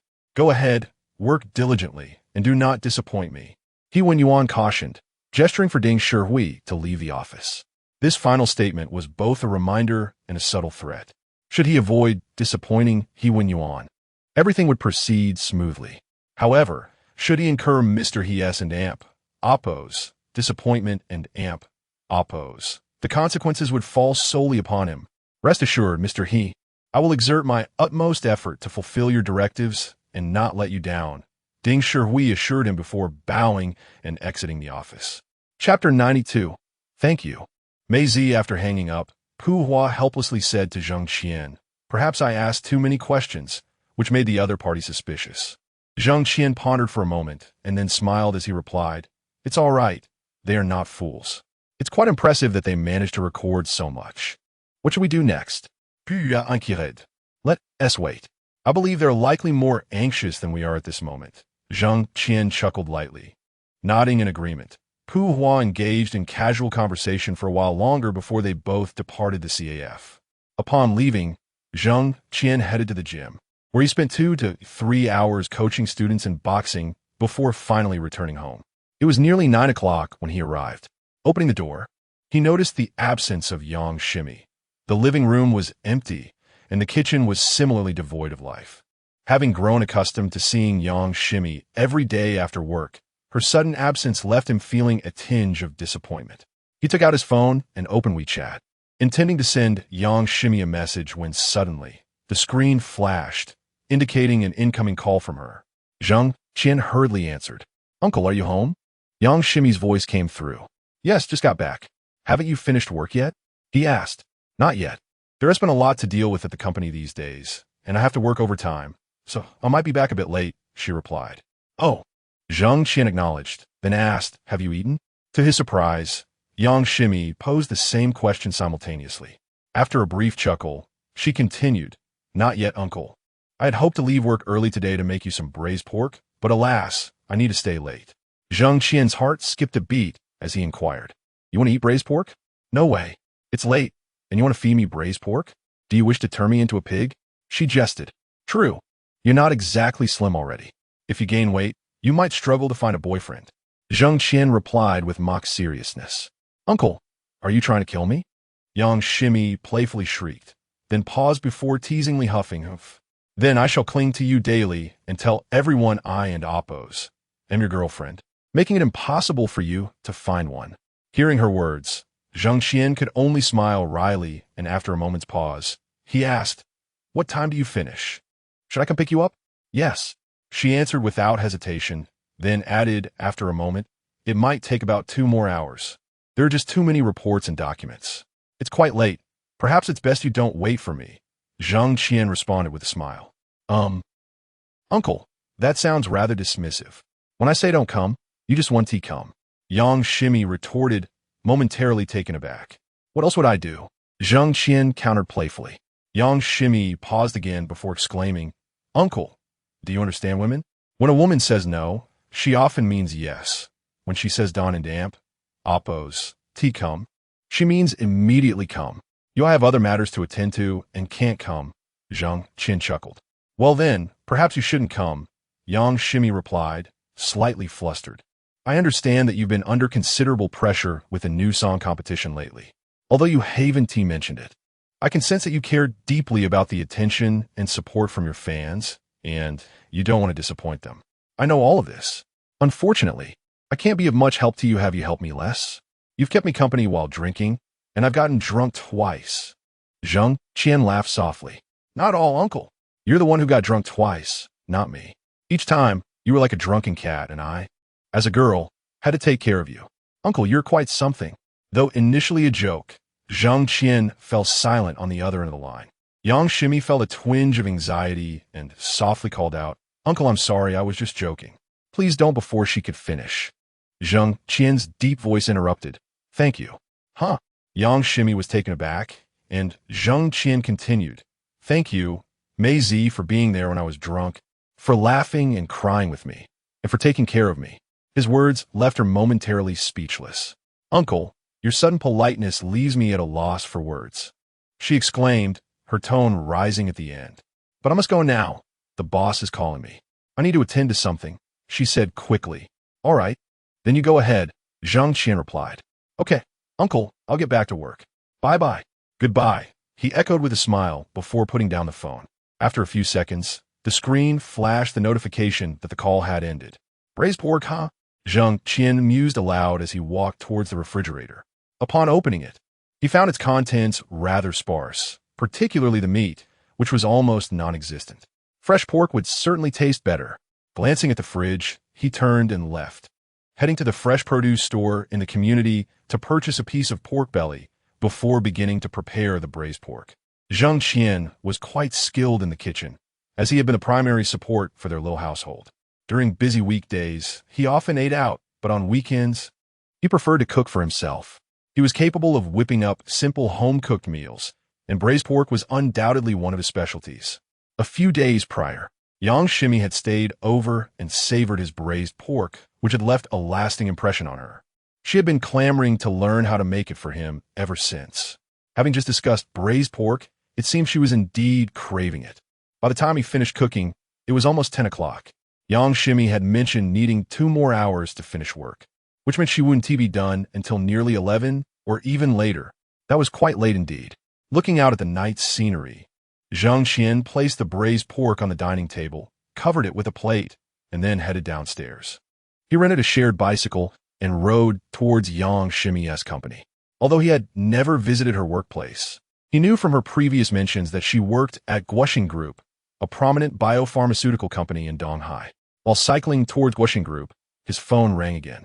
Jang Xien stopped the bike by planting a foot on the ground, took out his phone, and saw it was a call from Pu Hua. He quickly answered, "Hello? Teacher Zhang, have you been on Weibo?"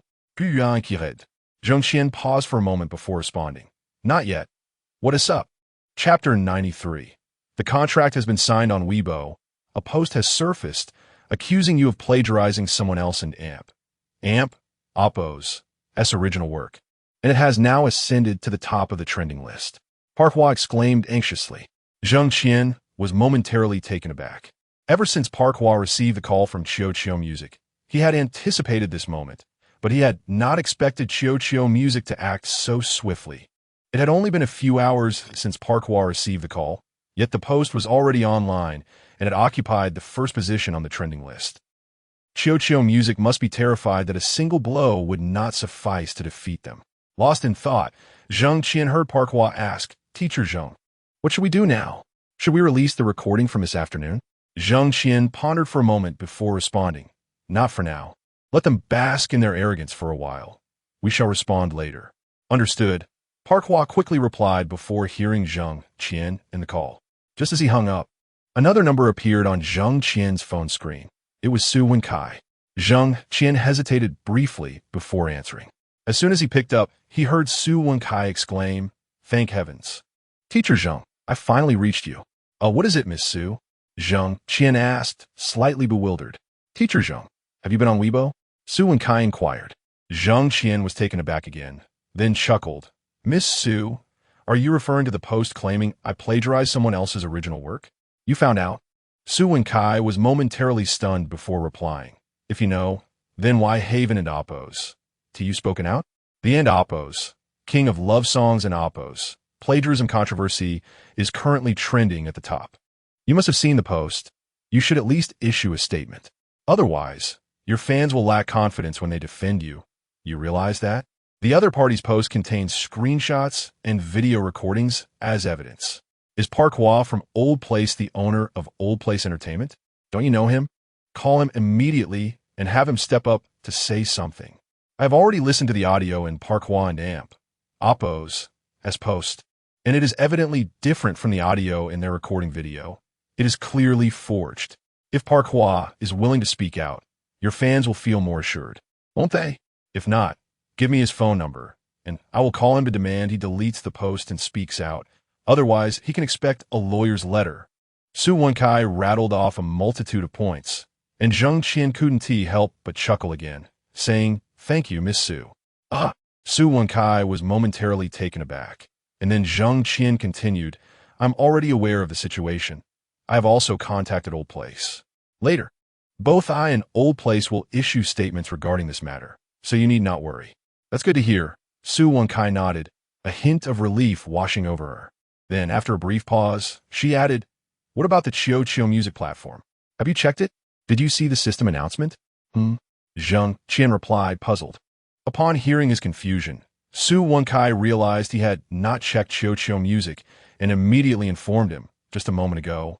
Chio Music released a system announcement for everyone. The announcement stated that the platform received a user report claiming your song and amp, Oppos, our yearbook and amp, Oppos, was suspected of plagiarizing someone else in amp, Oppos' original work, and the platform has taken it down. It will only be re-uploaded once the matter is clarified. Jang Xien was momentarily stunned by Su Wankai and Oppos' words, then chuckled lightly. Xiao music is quite prompt in their actions. Teacher Zheng, Su Wankai exclaimed urgently. How can you still laugh? They have taken down your song. Do you not understand that they are trying to coerce you into submission? This is merely the first step. They will likely take down a second and third song. As long as you refuse to capitulate, they will remove all your songs and completely blacklist you. Do you understand? I know, Miss Su. Please do not be so agitated. I am fully aware of what you are saying. Jang Xien hurriedly replied, recognizing that Su Wankai seemed even more anxious than he was about his situation. After taking a few deep breaths to calm herself, Su Wankai then asked, since you are aware, what are you planning to do? Will you continue to resist? Of course. Jang Xien replied with a light chuckle. Su Wankai hesitated before saying, if you had signed with the company sooner, they would not be able to pressure you like this. As an independent artist, you are merely a golden goose to them. Whoever captures you stands to gain immensely, and they will certainly not let you go so easily. If only you had signed with Xinli Entertainment sooner. Then you're not planning to sign me anymore? Jang Xien replied playfully. I want to. Su Wankai responded without a second thought, but as soon as she spoke, she hesitated, saying, but you wouldn't consider signing with us at Xinli Entertainment, would you? That remains to be seen, Jang Xien replied with a light laugh. Su Wankai was taken aback, then said, I remember you saying that even if my father came to plead with you, you would not sign with us at Xinli Entertainment. Have you changed your mind? Previously, Su Wankai was unaware of the situation at Xinli Entertainment, or more accurately, her family's predicament. They had hoped to invite Jang Xien to join Xinli Entertainment with a partnership contract. With Jang Xien's involvement, the growth of Xinli Entertainment would be nearly guaranteed. However now, knowing that the Su family was burdened with $500 million in debt and uncertain if they could continue to sustain Xinli Entertainment, she could not be certain of her family's control over the company either. While the Wang family had agreed to extend the repayment deadline, it was only by a small margin, 2 or 3 months at most, and it was still at their discretion, leaving the Su family without a voice in the matter. Consequently, Su Wankai naturally did not wish for Jang Xien to join Xinli Entertainment at this point, as it might not only fail to assist him, but could also drag him down. Jang Xien, unaware of Su Wankai's internal conflict, merely chuckled at her words and replied, Miss Su, I appreciate your good intentions and your concern for me. However, I have already signed a contract. Already. Upon hearing Jang Xien and Oppos' words, Su Wankai was momentarily stunned, asking in disbelief, when did this happen? Just this afternoon. This afternoon. Su Wankai was momentarily taken aback, and then quietly asked, with Old Place? Jang Xien had been in contact with many companies, and, as far as Su Wankai knew, besides Xinli Entertainment, there were at least 2 other local entertainment companies, provincial companies, and even online platforms like Xiao Music. However, Jang Xien had rejected them all, including Xinli Entertainment, Xinghue Entertainment, and Hongxing Entertainment. Thinking it over, Su Wankai deduced that Jang Xien and Oppos' sudden decision to sign was likely with a local company. The most likely scenario is that Jang Xien has continued to record songs at that old entertainment company. Chapter 94. He is my uncle, is it really the old place? Jang Xien replied softly. Su Wankai was somewhat surprised by Jang Xien and Oppos' response. The Old Place Entertainment Company Limited was something Su Wankai had investigated. Even in Donghai, it was merely a third-rate company. No, more accurately, a company of negligible standing. What kind of jobs did they even take on? Rural stages, weddings, any job as long as there was payment, and they would accept unpaid gigs too. What kind of entertainment company is this? The artists under their name, are they even artists? They are not even on the 18-line radar, with none of them possessing an original song, and the company holds no copyrights to any songs. The songs sung by their and Oppos, artists and Oppos, are all unauthorized. This is precisely the kind of substandard and Oppos, entertainment and Oppos, company Old Place Entertainment is. If it were another entertainment company, they would have been sued by the copyright holders and stripped of everything. Yet Su Wenkai never expected that teacher Zheng, the extraordinarily talented king of love songs, a singer-songwriter who embodies both lyrics and melody, would sign with such a trivial company, even if he did not sign with Xinli Entertainment. Signing with any other entertainment company would not have made Su Wenkai feel this disheartened. She genuinely felt it was unworthy for teacher Zheng. It was all the fault of Chow Chow Music and those entertainment companies who failed to recognize the gem that teacher Zheng is, allowing such a fine piece of jade to be tarnished and sold cheaply to Old Place Entertainment. In Su Wenkai's view, Jang Xien joining Old Place Entertainment was akin to degrading himself, and Old Place had certainly struck gold this time. The owner of Old Place, Pu Hua, must be dreaming with glee.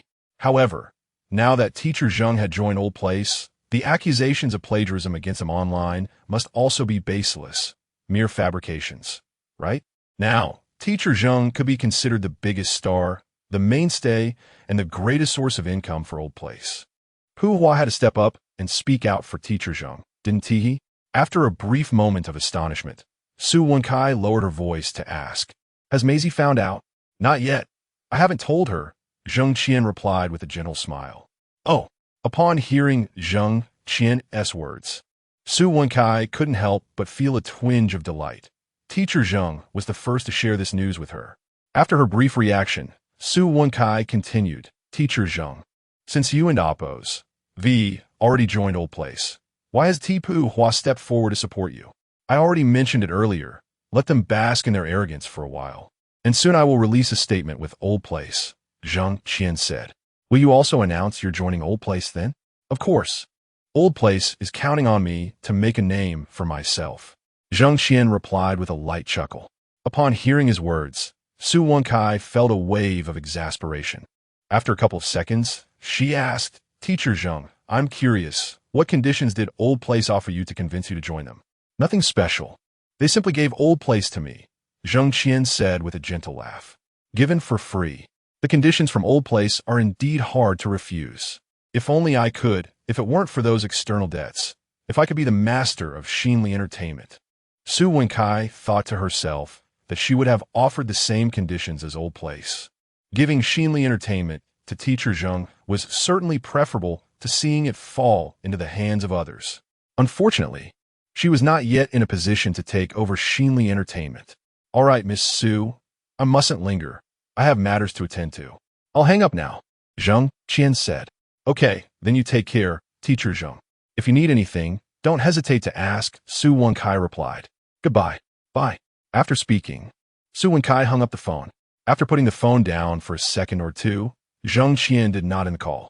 Su Wenkai picked up the phone again, held it to her ear for a few seconds but heard nothing, so she put down the phone, officially ending the call.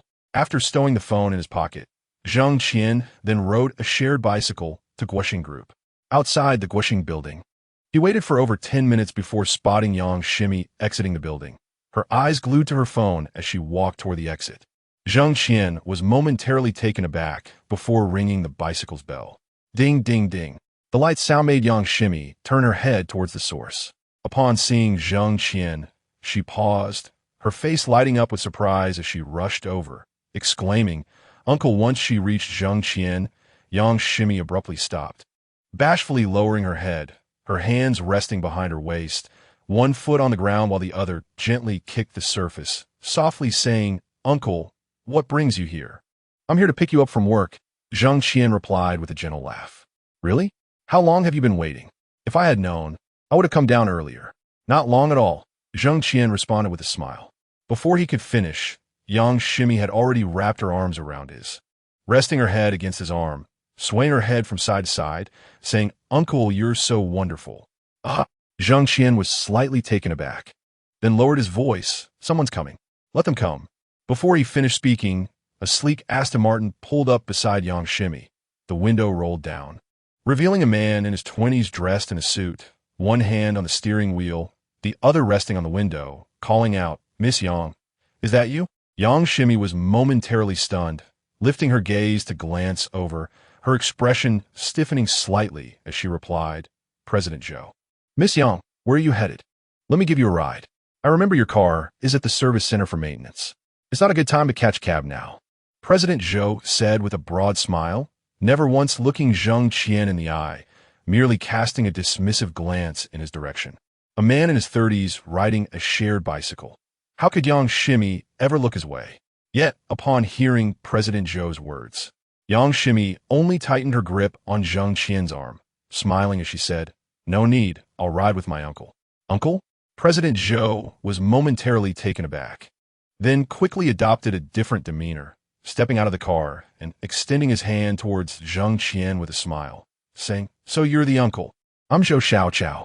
I didn't realize you were Miss Yang and Damp. Oppo's elder, my apologies. Uncle, you look quite young. You can't be more than 30. Hearing Zhou Xiaoqiao and Oppo's words, Yang Shimi immediately clung to Zhang Qian and Oppo's arm and burst into laughter. Zhang Qian shot her an annoyed glare and said, "I am not her uncle." Ah! Zhou Xiaoqiao was momentarily stunned again. If he wasn't her uncle, then who was he?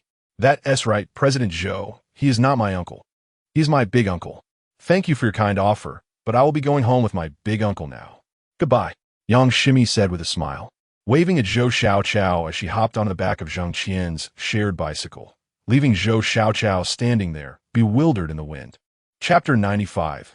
Voicing with a soft click, Yang Shimi, seated on the shared bicycle, lifted her phone to capture the shadow on the ground, subsequently posting on her social media. In an amp, Oppo's has such a wonderful feeling to be picked up after a late night at work. Accompanied by a smiling emoji, she sent it off. Once her message was dispatched, she gently wrapped her arms around Zhang Qian and Oppo's waist. Is your car back at the 4S shop for maintenance again? Zhang Qian inquired while pedaling. Indeed, I was just about to take a taxi. Yang Shimi replied with a light laugh. Why is your car always in for servicing? He teased. It's an old car. Yang Shimi chuckled, but before she could finish her sentence, her phone vibrated softly, emitting a gentle chime. Glancing at her screen, she discovered a WeChat message from Wen Kai Fei Ran, Su Wen Kai, and opened it. Wen Kai Fei Ran. Did Teacher Zhang come to pick you up after work? Shimi Changbuda. Proudly yes. Wen Kai Fei Ran. Rolling eyes. When he said he had something to do, was it really just to pick you up? Shimi Changbuda. Is that a problem? Wen Kai Fei Ran. Of course not. Speaking of which, have you been on Weibo today? Or on Xiao Xiao Music? Yang Shimi paused for a moment before responding. Shimi Changbuda. I've been swamped with work all day, hardly had time to breathe. Just got off now, no chance to go online. Shimi Changbuda. What's the matter? Who are you chatting with? Zhang Qian, riding ahead, asked, Kai Kai. Be careful, don't fall off. He reminded. Okay. Yang Shimi secured her grip on his clothing and glanced down at her phone. Wen Kai Fei Ran. There's a post on Weibo claiming that your uncle has plagiarized someone's original work. Wen Kai Fei Ran. The post has been trending for over 3 hours now, and its popularity hasn't waned. Wen Kai Fei Ran. On the Xiao Xiao music platform. They have already taken down your and Oppo's, Uncle and Oppo's, and Oppo's song. Wen Kai Fei Ran. You still have the mood to flaunt your love on social media. I really admire you. Upon reading Wen Kai Fei Ran's messages, Yang Shimi's eyes widened in shock, exclaiming, Uncle. Yes, what is it? Zhang Qian turned his head to ask. The words nearly escaped Yang Shimi's lips, but she swallowed them back, shaking her head slightly as she said, It's nothing. She clutched Zhang Qian tightly, resting her head against his back, and whispered, No matter how others perceive you, Uncle, I will always support you and believe in you. With your talent and pride. How could you possibly plagiarize someone else's work? Some people online would do anything for money. They're just paid to post. Don't pay them any mind. Did you find out? Zhang Qian asked, momentarily taken aback. Did Miss Su tell you? Yes. Yang Shimi nodded against his back. Zhang Qian smiled gently and said, Maisie, thank you. I will handle this matter properly. I'll take care of it when we get home. Yes. Yang Shimi smiled back, saying, I knew it, Uncle. You're so talented. How could you not handle such a trivial matter? Uncle, do you need my help? Well, there's indeed something you could assist with. What is it? Just tell me. You'll find out when we get home. Zhang Qian replied with a light laugh. All right. Yang Shimi agreed with a smile, leaving the conversation at that. Before long, Jang Xien rode the bicycle back to the community. As soon as they entered, Yang Shimi inhaled deeply, exclaiming, "It smells amazing." "Is that braised pork?" She rushed towards the dining table, lifting the lid of a dish to reveal a plate of succulent braised pork. "Wow, it smells so good," Yang Shimi exclaimed, reaching out to grab some. Jang Xien chuckled. "What? Not worried about gaining weight anymore?" "Hee, I'll just have one piece." Yang Shimi grinned widely. "Well, you should wash your hands first," Jang Qian advised lightheartedly. "It might have cooled off. Let me heat it up for you." No, uncle. Didn't you just ask me to help you?" "What is it?" "Let's focus on the task at hand." "Well, the task at hand is to finish this plate of braised pork," Jang Qian said with a grin. Are you saying that is the task?" Yang Shimi paused momentarily before responding. "Yes, didn't you say you wanted to eat braised pork?" "Well, it's not that I'm dying to have it." Yang Shimi giggled, reaching for a piece of the pork and popping it in her mouth, licking her fingers afterward. Jang Qian shook his head in resignation, smiling. "I might as well heat it up for you." He took the plate and headed back to the kitchen.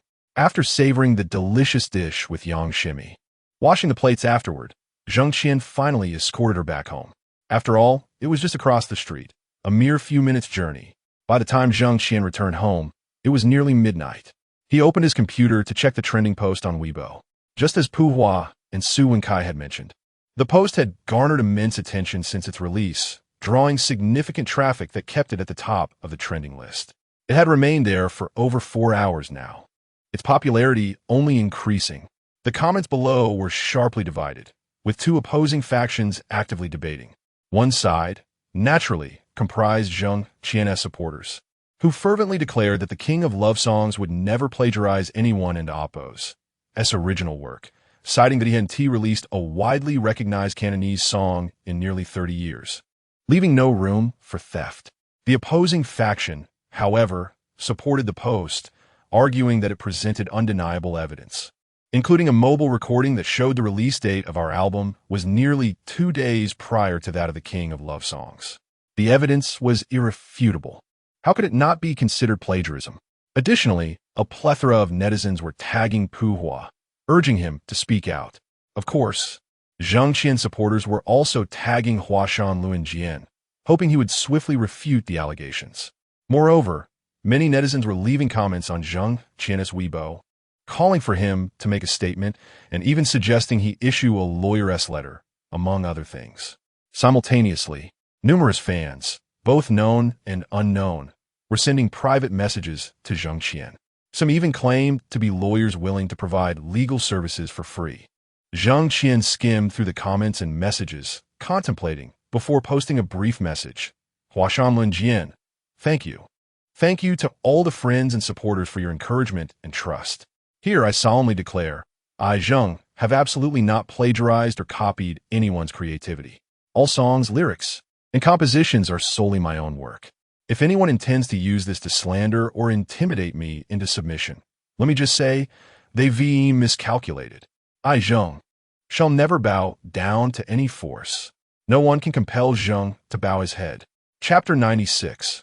Announcement after editing and reviewing the statement. Jang Xien contemplated for a moment and added one more sentence. Furthermore, I, Zheng, have officially signed and joined Old Place Entertainment Company, Limited.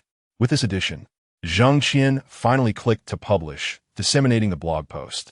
After releasing the blog, Jang Xien picked up his phone and called Pu Hua. Although it was already midnight, Pu Hua was evidently still awake, awaiting Jang Qian's news. The phone rang twice before being answered, and Pu Hua's voice came through. Teacher Zheng. Brother Hua, I hope I'm not disturbing your rest, Jang Qian inquired. Not at all. I was actually waiting for your call. Teacher Zheng, are we going to retaliate now? Just tell me what to do. I am fully prepared to cooperate. I have already posted on Weibo, announcing my affiliation with Old Place. Next, you may release the audio recorded this afternoon. Upon hearing Jang Qian's words, Pu Hua simultaneously listened on the phone and opened his computer to log into Weibo. As soon as he accessed Weibo, he spotted Jang Qian's post mentioning him and promptly clicked to read it. After glancing at the blog post, Pu Hua replied, All right, Teacher Zheng, I will take care of it right away. With that, Pu Hua opened the draft he had prepared earlier that afternoon and copied it into WeChat to send to Jang Qian. Old Place Pu Hua. I extend my heartfelt gratitude to Teacher Zheng for your trust and favor. Among the myriad of entertainment companies, you chose Old Place Entertainment Company. As the founder of Old Place, I feel immensely honored and firmly believe that with the joining of Teacher Zheng, the king of love songs, Old Place will undoubtedly embark on a new path of glory and brilliance, becoming the center of attention. All of this is thanks to the king of love songs. Teacher Zheng, thank you for choosing Old Place and for your trust in me. From now on, Old Place will dedicate itself wholeheartedly to providing logistical support for Teacher Zheng and serving you to the best of our abilities. Additionally, regarding the online allegations of Teacher Zheng and AMP oppose as plagiarism of others and AMP oppose original works, I would like to make a solemn statement in response. Teacher Zheng and I have known each other for quite some time, and all of Teacher Zheng's songs have been recorded in Old Place's studio. Therefore, I possess recordings of Teacher Zheng singing. In response to the online accusations regarding Teacher Zheng's song Our commemorative album being a copy, I must state that the fault lies entirely with me. It has been nearly 30 years since I last heard such exquisite Cantonese music. Upon suddenly encountering such a beautiful song, my emotions overwhelmed me, and without obtaining Teacher Zheng's permission, I posted a segment of our commemorative album online. This is the primary reason why the timing of my Weibo post predates Teacher Zheng and Oppo's upload to the QQ music platform. This was merely an oversight on my part, unrelated to anyone else, and it should not serve as a weapon for others to attack Teacher Zheng. Anyone with ears and a brain can discern that the audio segment I released is originally sung by Teacher Zheng. It merely suffered from poor sound quality, interspersed with considerable static. With today and Oppo's technological advancements, eliminating such static is a trivial task. After removing the static, anyone who has heard Teacher Zheng and Oppo's songs will recognize that it is indeed his voice. Regrettably, certain individuals and companies, in their attempts to suppress Teacher Zheng and coerce him into submission, have deliberately distorted the facts and published posts that are entirely contrary to the truth to attack him. They have even gone so far as to purchase trending topics and hire online influencers to create buzz, forcefully promoting misleading posts to the top of the trending charts, all merely to undermine and assault Teacher Zheng. Here, I advise certain individuals and companies to cease their actions, acknowledging one and Oppo's mistakes and making amends is commendable. Do not continue down the erroneous path, nor repeat the same mistakes by purchasing trending topics and influencers. I possess more direct evidence, yet Teacher Zheng, being magnanimous, does not wish to escalate matters or cause undue embarrassment. He has shown restraint. If there are still those who refuse to heed this advice, do not blame Pu Hua for being ungracious. If necessary, Teacher Zheng and our Old Place company will spare no effort to uphold Teacher Zheng and Oppo's legal rights and interests, holding the slanderers accountable to the fullest extent of the law. After sending the message, Pu Hua edited another note and sent it. Old Place Pu Hua, Teacher Zheng. This is a blog post I edited this afternoon. Please let me know if there are any modifications needed. After 2 or 3 minutes, Jang Xien replied, Zhuang Sheng Meng Di, Nona. Old Place Pu Hua. Shall I go ahead and publish it? Just as he sent the message, Pu Hua received another message from Jang Xien. Zhuang Sheng Meng Dai. Lastly, add this. Do not say I did not warn you. Pu Hua paused slightly and then replied, Understood. After appending the phrase do not say I did not warn you to the end of the Weibo post, Pu Hua finally published the blog, mentioning Huashan Luanjian, as well as Xianping Tianxia, Changgong Zhixian, Shuizhu Shiguang, and Chuanri Hongshaolian Haitian. Finally, he also tagged the blogger who had posted the accusations against Jang Xien for plagiarism in the name of justice. A relatively obscure Weibo account with only a few days of registration and a mere handful of followers. It was evident to discerning individuals that in the name of justice was merely a secondary account created by someone to publish this defamatory post against the king of love songs. After this incident, it was unclear whether anyone would even log into this account again. Of course, even if a minor account publishes a fabricated and intentionally misleading blog post, as long as there are individuals behind the scenes stirring the pot and buying trending topics, it can still rise to the top of the trending charts and become the center of public discourse. As for Xianping Tianxia, when the post was first published, it was evidently biased, having released a post that deliberately praised the king of love songs while simultaneously using a secondary account to tag several top-tier stars, creating controversy and generating buzz. This ultimately led to the subsequent competition between Jang Xien and Gigi, the Little Witch, regarding their new songs. It was obvious which side Xianping Tianxia was on. Pu Hua and Amp. Oppo's tagging of him also served as a warning, though primarily, he aimed to convey a message to the puppet masters behind the scenes. Do not say, I did not warn you. As for Changong Zhixin, Shuizhu Shiguang, and Chuanri Hongxiao Haitian, these three newly popular bloggers, Changong Zhixin is essentially aligned with the king of love songs. During the competition between the king of love songs and Gigi, they had published a blog post critiquing both of their new songs, garnering numerous comments, likes, and shares. Just hours ago, following the eruption of accusations against the king of love songs for plagiarism, Changong Zhixin released a post expressing support, affirming that he would never and could not plagiarize others in Oppo's original works. The timing of their posts in support of the king of love songs, asserting their belief in his innocence, was nearly simultaneous with that of Chuanri Hongxiao Haitian. Chuanri Hongxiao Haitian is practically a die-hard fan of the king of love songs, having only started their blog a few days prior with a total of 3 posts, including the one just published. The 3 blog posts have indeed provided substantial assistance and support to the king of love songs. If this does not constitute true fandom, what does? Moreover, with the emergence of nearly 10 million followers, Spring Day and Oppo's rosy clouds in the sky now rivals top internet celebrities. Naturally, after Park Hwa and Oppo's post, she must him, hoping that he will continue to speak out on behalf of Jang Xien. On the other hand, the recently elevated leisurely cooking time, which gained prominence due to the competition between the king of love songs and Gigi, the little sorceress, initially rose to fame by capitalizing on trending topics and traffic. This recent incident is similarly a significant hot topic, and how could he possibly let it slip away? Even if Park Hwa is not him, he would likely find a way to insert himself into the conversation. After tagging these internet celebrities, Park Hwa finally released the blog post.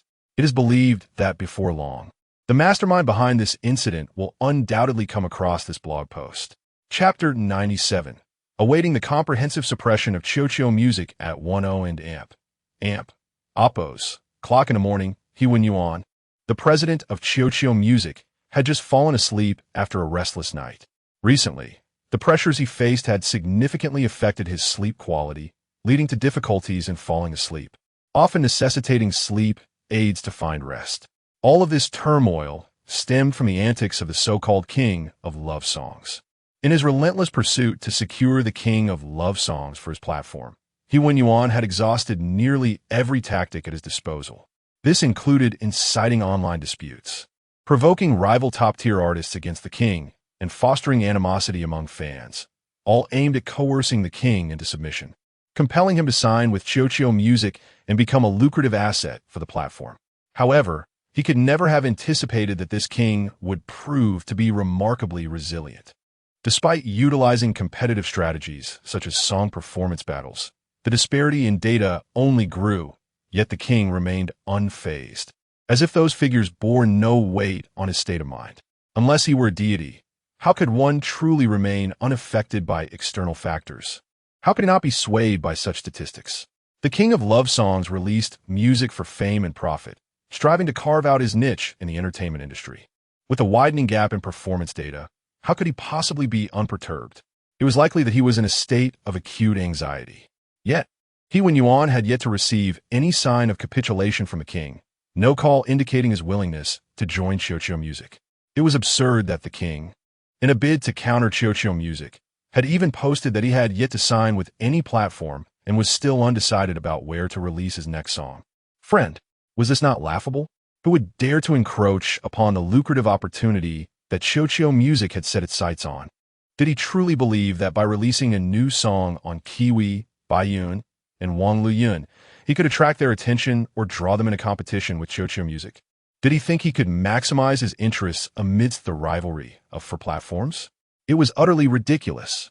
had he not noticed that none of the three platforms dared to issue any statements or comments regarding his post. None had the audacity to welcome him to release music on their platforms. This was the authority of an industry titan. Having chosen to be the first to release music on Showdown Music, it was only natural that they were the first to negotiate a contract with him, leaving no room for other companies or platforms to intervene. No one could bear the repercussions of offending an industry giant or the financial forces backing Showdown Music. The King and Amp, Oppo's post on Weibo was nothing more than a farce, a complete joke. Regrettably, the king remained oblivious, whether genuinely or feigned, having never reached out to Showdown Music. Even He Wen-yuan's secretary had personally called him, only to be ignored or dismissed. Such audacity was unbecoming. Given this, there was no longer any room for leniency. He instructed his secretary, Ding Shihui, to publish an online article alleging that the King of Love Songs had plagiarized others' original compositions, and subsequently had Ding Shihui remove the King's song, Our Yearbook, from the Showdown Music platform. Although that song, a Cantonese piece, was undeniably beautiful and could be deemed the finest in 30 years, it paled in comparison to the platform's interests. As long as the king refused to submit and join Showdown Music as a cash cow, He Wen-yuan would willingly remove all of the King's songs, even resorting to a complete ban, erasing his music from the platform entirely. Once all was arranged, He Wen-yuan took a sleep aid and drifted off. Shortly thereafter, the persistent ringing of the landline disrupted his slumber. Unlike his mobile phone, which he had silenced to ensure quality rest, the landline was different. Only a select few knew his number, and they were aware of his recent sleeplessness. Thus, it was unlikely anyone would disturb him without urgent cause. The loud ringing jolted He Wen-yuan awake. Struggling to open his eyes, he donned his glasses, sat upright against the headboard, and finally answered the call. "Mr. He, I apologize for disturbing your rest. There is an urgent matter that requires your personal attention," came the anxious voice of his secretary, Ding Shihui. He Wen-yuan rubbed his temples and pressed his fingers against the acupressure point on his nose with irritation, asking, "What is it?" "The King of Love Songs has signed." "Who? Who has signed?" He Wen-yuan was momentarily taken aback, then pressed for details. "The King of Love Songs has signed," Ding Shihui reiterated. "Signed? With whom?" He Wen-yuan and Oppo's eyes widened in disbelief, his tone turning cold. "Old place." Ding Shihui and Oppo's voice dropped. "Old place." He Wen-yuan and Oppo's voice rose sharply, sitting up straight in shock. "Old place," referring to the company of the Weibo blogger who had first released a snippet of the King's song. "Our Yearbook? The king signed with him?"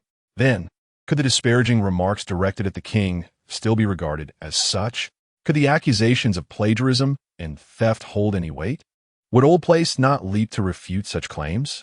If the blogger himself had jumped in to defend the king, what significance did the accusations have? Moreover, Ding Shihui's prior call to that blogger could well have been recorded. His earlier concerns were not unfounded. After several tense seconds, He Wen-yuan coldly stated, "How could you not have caught wind of such an important matter beforehand? Mr. He, the distance from Yuezhou to Donghai is vast. We are unable to grasp matters occurring there." Ding Shihui explained quietly. Before he could finish, He Wen-yuan interrupted, "I do not wish to hear your excuses. Resolve this matter immediately. Call that what's his name? Puya. Yes, contact Puhua at once. Inform him that he must either accept Showdown Music and Oppo's investment and become a wholly owned subsidiary, or he can brace himself for a complete ban from Showdown Music." After a brief pause, He Wen-yuan added, "Tell him that unless he agrees to our terms, no artist or song from Old Place will ever be released on Showdown Music. We are the industry leader, the largest platform for original music in Huaxia." He knows full well what the implications are. Upon hearing He Wen-yuan and Oppo's directive, Ding Shihui promptly responded, "Understood, Mr. He. I will call him right away." With a snort of affirmation, He Wen-yuan hung up the phone. Afterward, he picked up his mobile device and opened Weibo, immediately encountering two posts that had been pushed to him. One article was published by the King of Love Songs, while the other was released by the familiar figure, Puhua. After casting a fleeting glance at both blog posts, He Wen-yuan's gaze grew increasingly frigid. How dare Pu Hua threaten him and Chow Chow Music on Weibo? Oomph. If he did not teach them a lesson, they would truly consider Chow Chow Music to be a soft target, easily manipulated. This is not the case. Chow Chow Music is not a soft target. It is akin to a porcupine. Anyone who dares to provoke it will find themselves pricked by its quills. With a slight chill in his eyes, He Yuan promptly picked up the phone to return the call to Ding Shihui. The phone rang twice before being answered, and Ding Shihui's voice came through. Mr. He did not answer. This was anticipated, and He Yuan offered no further comment, directly instructing. Call the platform administrator now and immediately take down the 2 songs with the best download data from the King of Love Songs. 10 years and a lifetime with you, on grounds of suspected plagiarism. Upon hearing He Yuan's directive, Ding Shihui was momentarily taken aback. After a few seconds, he quickly regained his composure and replied, "Understood, Mr. He. I will call right away."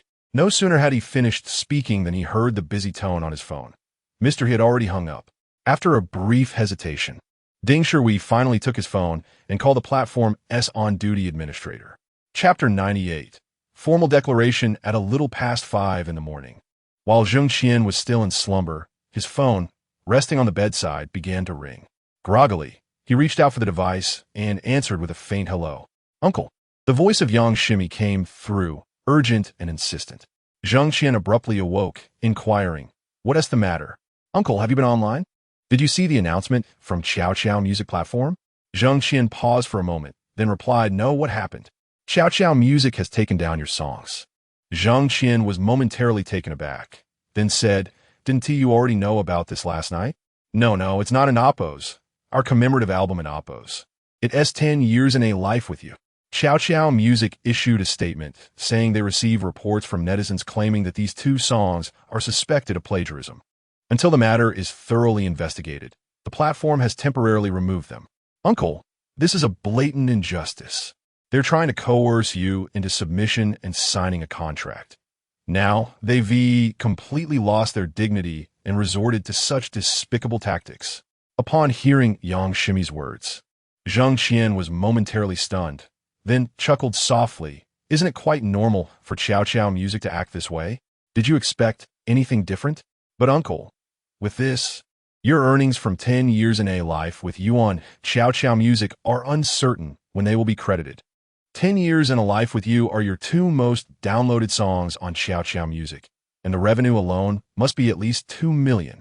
Listening to Yang Ximi." Jang Xien could not help but sneer. 2 million? That amount might not even be a tenth of the actual income. Don't forget, on Kiwi Fruit, Baiyun, and Wanglin, each of those 3 songs has surpassed 10 million downloads. It and Oppos. It's only been a few days since their release. The income from a single song exceeds that amount. Do you really think Chow Chow Music, being the largest platform, has download statistics that are inferior to Baiyun and Wangluan? I know, uncle, I understand all that you're saying. But precisely because of this, since Chow Chow has removed your songs, one in Oppos, all your earnings be seized by them? Jang Xien let out a cold laugh and replied, "Not necessarily. Uncle, have you thought of a way to respond?" "Yes," Jang Xien affirmed, then continued, "Maisie, you worked late last night. Why didn't you get a bit more rest? Why are you awake so early?" "I couldn't sleep," Yang Ximi replied softly. Last night, she had stayed up all night on the internet, countering the slander and attacks directed at Jang Xien by online trolls. Not just her. As far as he knew, Su Wenkai, Chan Kelly, and others had also hardly slept. To combat these online trolls, Yang Ximi and Su Wenkai, along with Chen Kelly, had formed several support groups and rallied a large number of fans to refute the trolls' accusations online. There were even fans who meticulously compared the audio uploaded in the post, accusing the King of Love Songs of plagiarism with the audio uploaded by Lao Defong Puhua, noise reducing it, and conducting a frame-by-frame analysis to provide detailed evidence that the audio in question had been tampered with. Additionally, some hacker fans posted online declaring their intent to breach Chow Chow Music's server firewall to obtain the most authentic download data of the King of Love Songs, aiming to uncover undeniable proof of Chow Chow Music and AMP. Oppos. Manipulations. Once this post was published, it stirred a tremendous uproar online, and even briefly climbed the real-time trending topics list. Unfortunately, the post in Oppo's popularity quickly waned and vanished from the trending list. Jang Xien and Su Wenkai had been preoccupied with these matters all night, naturally going without sleep. Upon hearing Jang Xien's words, Jang Xien felt a twinge of concern and quickly said, "Then you should get some rest. If you need to work, I'll call you later." "Uncle, today is Saturday." Jang Xien replied with a smile. "Oh, you're not working? Then sleep a bit longer, wake up naturally." "All right." Jang Xien responded sweetly before hanging up. Setting down the phone, Jang Xien promptly climbed out of bed, donned his jacket, and sat at his computer desk, powering on his device and opening Chow Music. As soon as he opened the platform, Jang Xien saw the latest public system announcement addressed to all netizens. In light of reports alleging that the king of love songs and Oppos, 10 years in Oppos, and in Oppos, A Life with You in Oppos, are suspected of plagiarism. In order to maintain the integrity of the internet music platform and protect the rights of original creators, and Oppos, 10 years in Oppos, and in Oppos, A Life with You and Oppos, have been temporarily removed. They will be reinstated once the investigation is concluded. We apologize for any inconvenience caused. Jang Xien glanced at the announcement, snorted in disdain, and closed Chow Music. Then opened Weibo to draft a post regarding the allegations of plagiarism against me and the removal of my original songs 10 years, A Life with You, and our commemorative album from Chow Music. I wish to make the following statement. Dear friends, hello. I am Weibo user Huashanlin Jian, an independent original singer on Chow Music platform known as King of Love Songs. Recently, a post appeared on Weibo accusing my song Our Commemorative Album of plagiarism, with so-called evidence consisting of an audio segment of our commemorative album from the original poster Laudi Fongpua. Yesterday, both I and Laudi Fongpua responded to this matter, and Mr. Poo has clarified the situation very well. All the songs I previously uploaded on Chow Music were recorded in Mr. Poo's studio at Lao Difong Entertainment Company, Limited. He possesses the original master recordings from my sessions, which were misappropriated as evidence against me for plagiarism. Moreover, diligent netizens have processed the audio snippets released by Mr. Poo and the segments from the original post, performing noise reduction and frame-by-frame comparisons. The results clearly demonstrate that the audio released by the opposing party was tampered with. Chow Music has removed our commemorative album based on this egregiously misleading and distorted evidence. Therefore, I do not wish to elaborate further. Those who understand will understand. Those who do not will never comprehend. And even if they do, they will pretend they do not. Now, Chow Music has failed to produce any so-called evidence and has removed my original songs and Oppos, 10 years in Oppos, and in Oppos, A Life with You and Oppos, in the early hours of this morning. Here, I solemnly declare that those who accuse me of plagiarism must provide direct and sufficient evidence. Otherwise, I and Lao Difong Entertainment Company, Limited, will reserve the right to employ legal means to protect all of our rights and interests.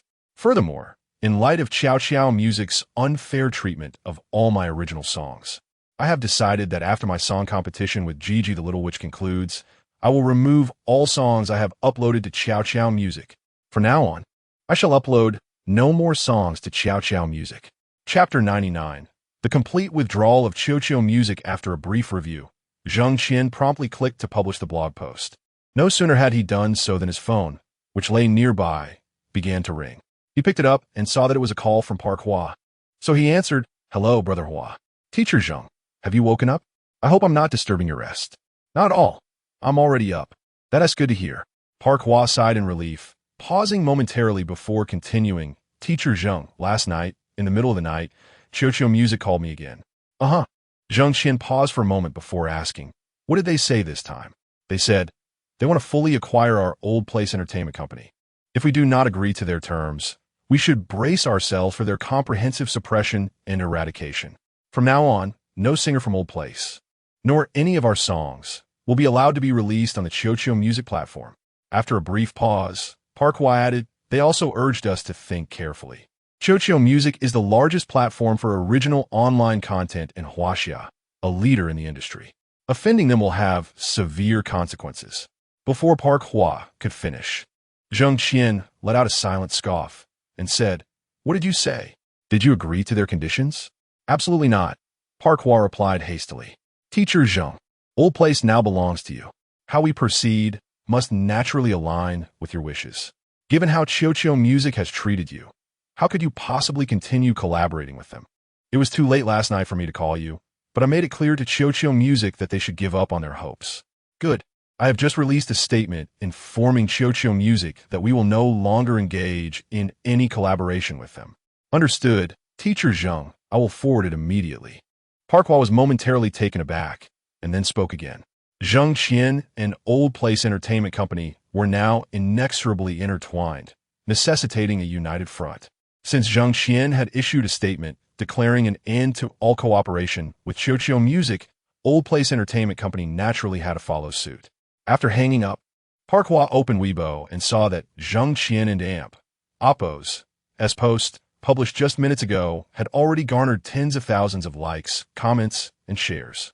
Without adding any text, he simply forwarded Jang Qian's post, which was sufficient to demonstrate Old Place's support for him and their silent resistance against Chiochio Music. Meanwhile, in a high-end residential area of Yuezhou, Chen Xuanxia had just awakened. Upon glancing at her phone to check the time, she noticed a notification from Weibo about a blog post by Huashan Lunjian regarding Chiochio Music. Taken aback by the notification, Chen Xuanxia quickly clicked to open it, instantly encountering the post by Huashan Lunjian, a statement regarding the accusations from the Chiochio Music platform of plagiarism against me, and the removal of my original songs 10 Years, A Lifetime with You, and our commemorative album. "Hello, friends. I am Weibo user Huashan Luanjian." Having merely glanced at it, Chen Xuanxia was already frozen in place. The platform had removed 3 songs from the King of Love songs. Just yesterday, they had only taken down our commemorative album, but now they had removed 10 Years and A Lifetime with You as well. When our commemorative album was taken down yesterday, Chen Xuanxia had reservations. Those reservations were, in truth, a form of opposition that she had not explicitly articulated.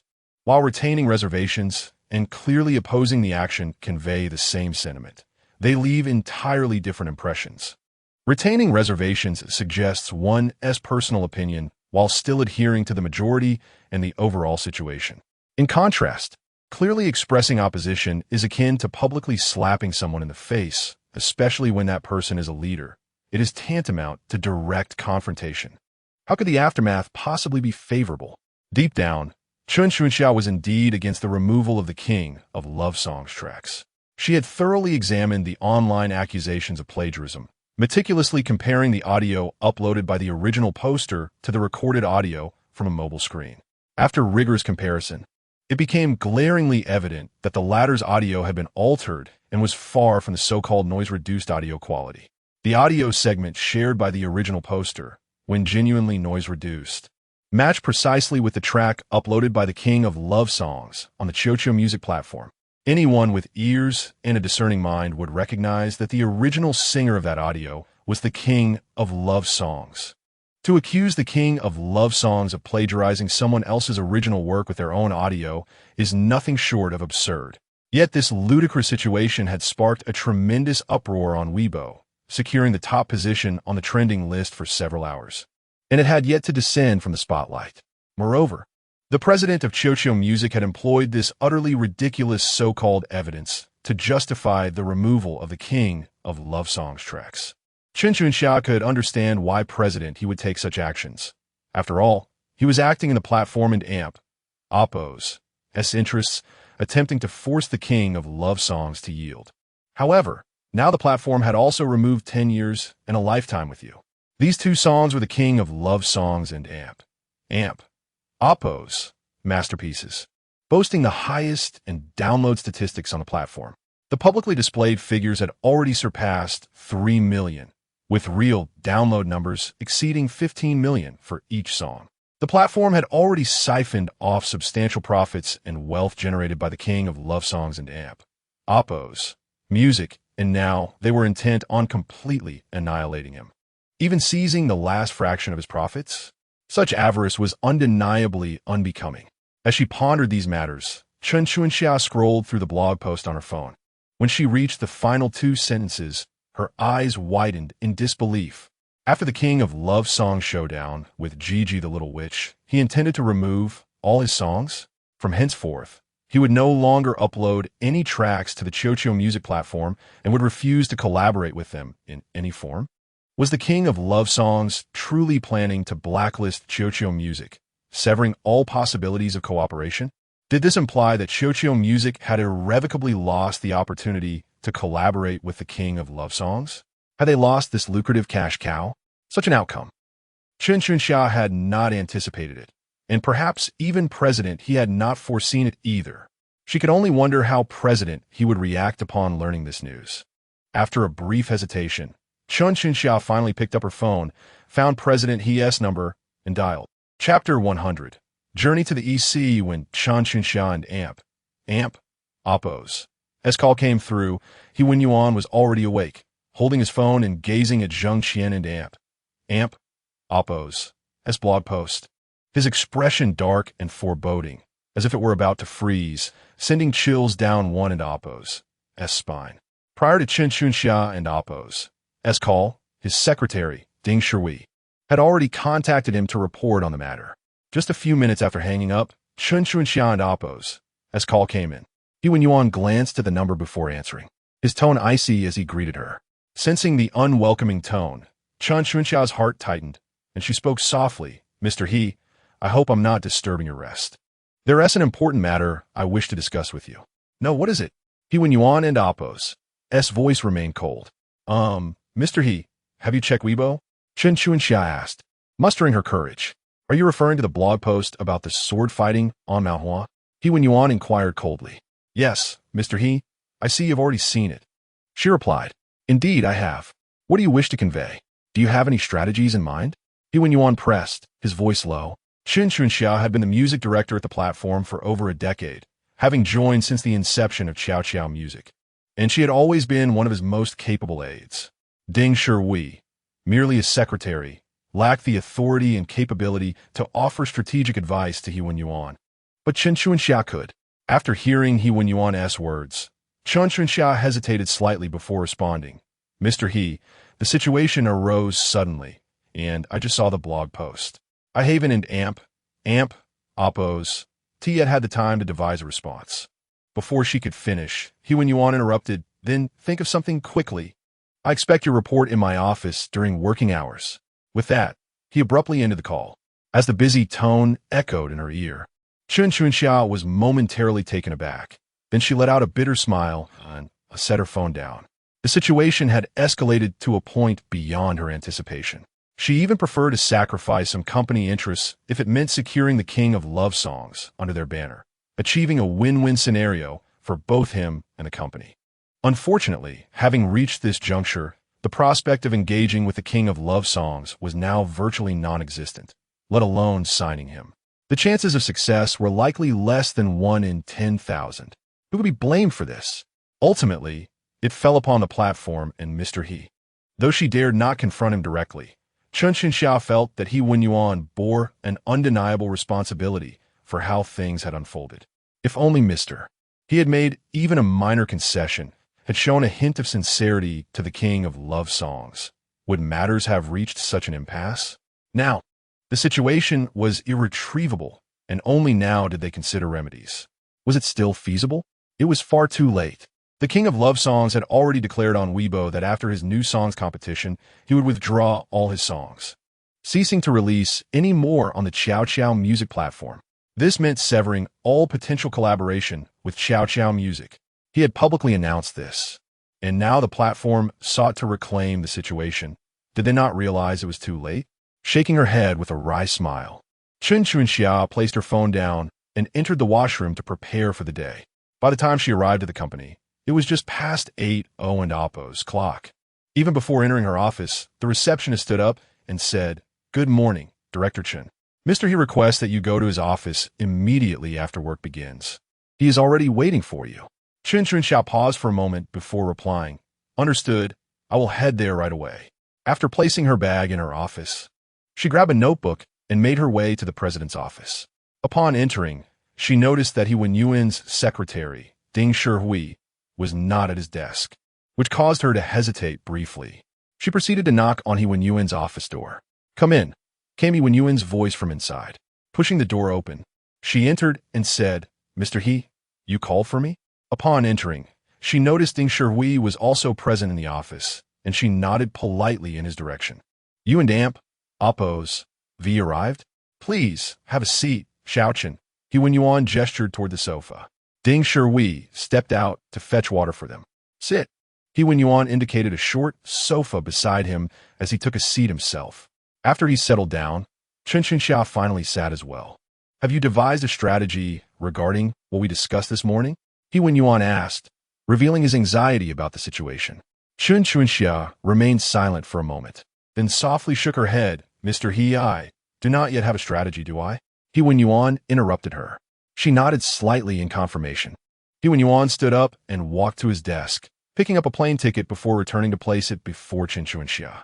"This is a direct flight ticket to the EC that I had Ding book for you this morning. It's a 10:30 flight, and I will arrange for someone to take you to the airport right away. You will go directly to meet Park Hua, the owner of Old Place Entertainment. I have only one request. Regardless of the cost, you must secure Old Place and the King of Love Songs." Upon hearing He Wenyuan's words, Chen Xia was momentarily stunned. After a brief hesitation, she responded, "Mr. He, meeting Park Hua is fine, as is meeting the King of Love Songs. However, should we not show some sincerity before meeting him? I understand your point regarding the traffic," she continued, "and I have already instructed Ding to work on this matter. This afternoon, or at the latest by tonight, the traffic for the King of Love Songs and Oppos new song will surpass that of Gigi the Little Witch. That will be my first small gift to him. Additionally, the platform will issue a system announcement to declare there is no evidence against him and will re-upload all 3 of his songs. This will be completed by 9:00 and Oppos clock, so you will see it before you head to the airport. Once in the EC, when you meet the King of Love Songs, inform him that we, at Xiao Music, are approaching this meeting with great sincerity to discuss a collaboration.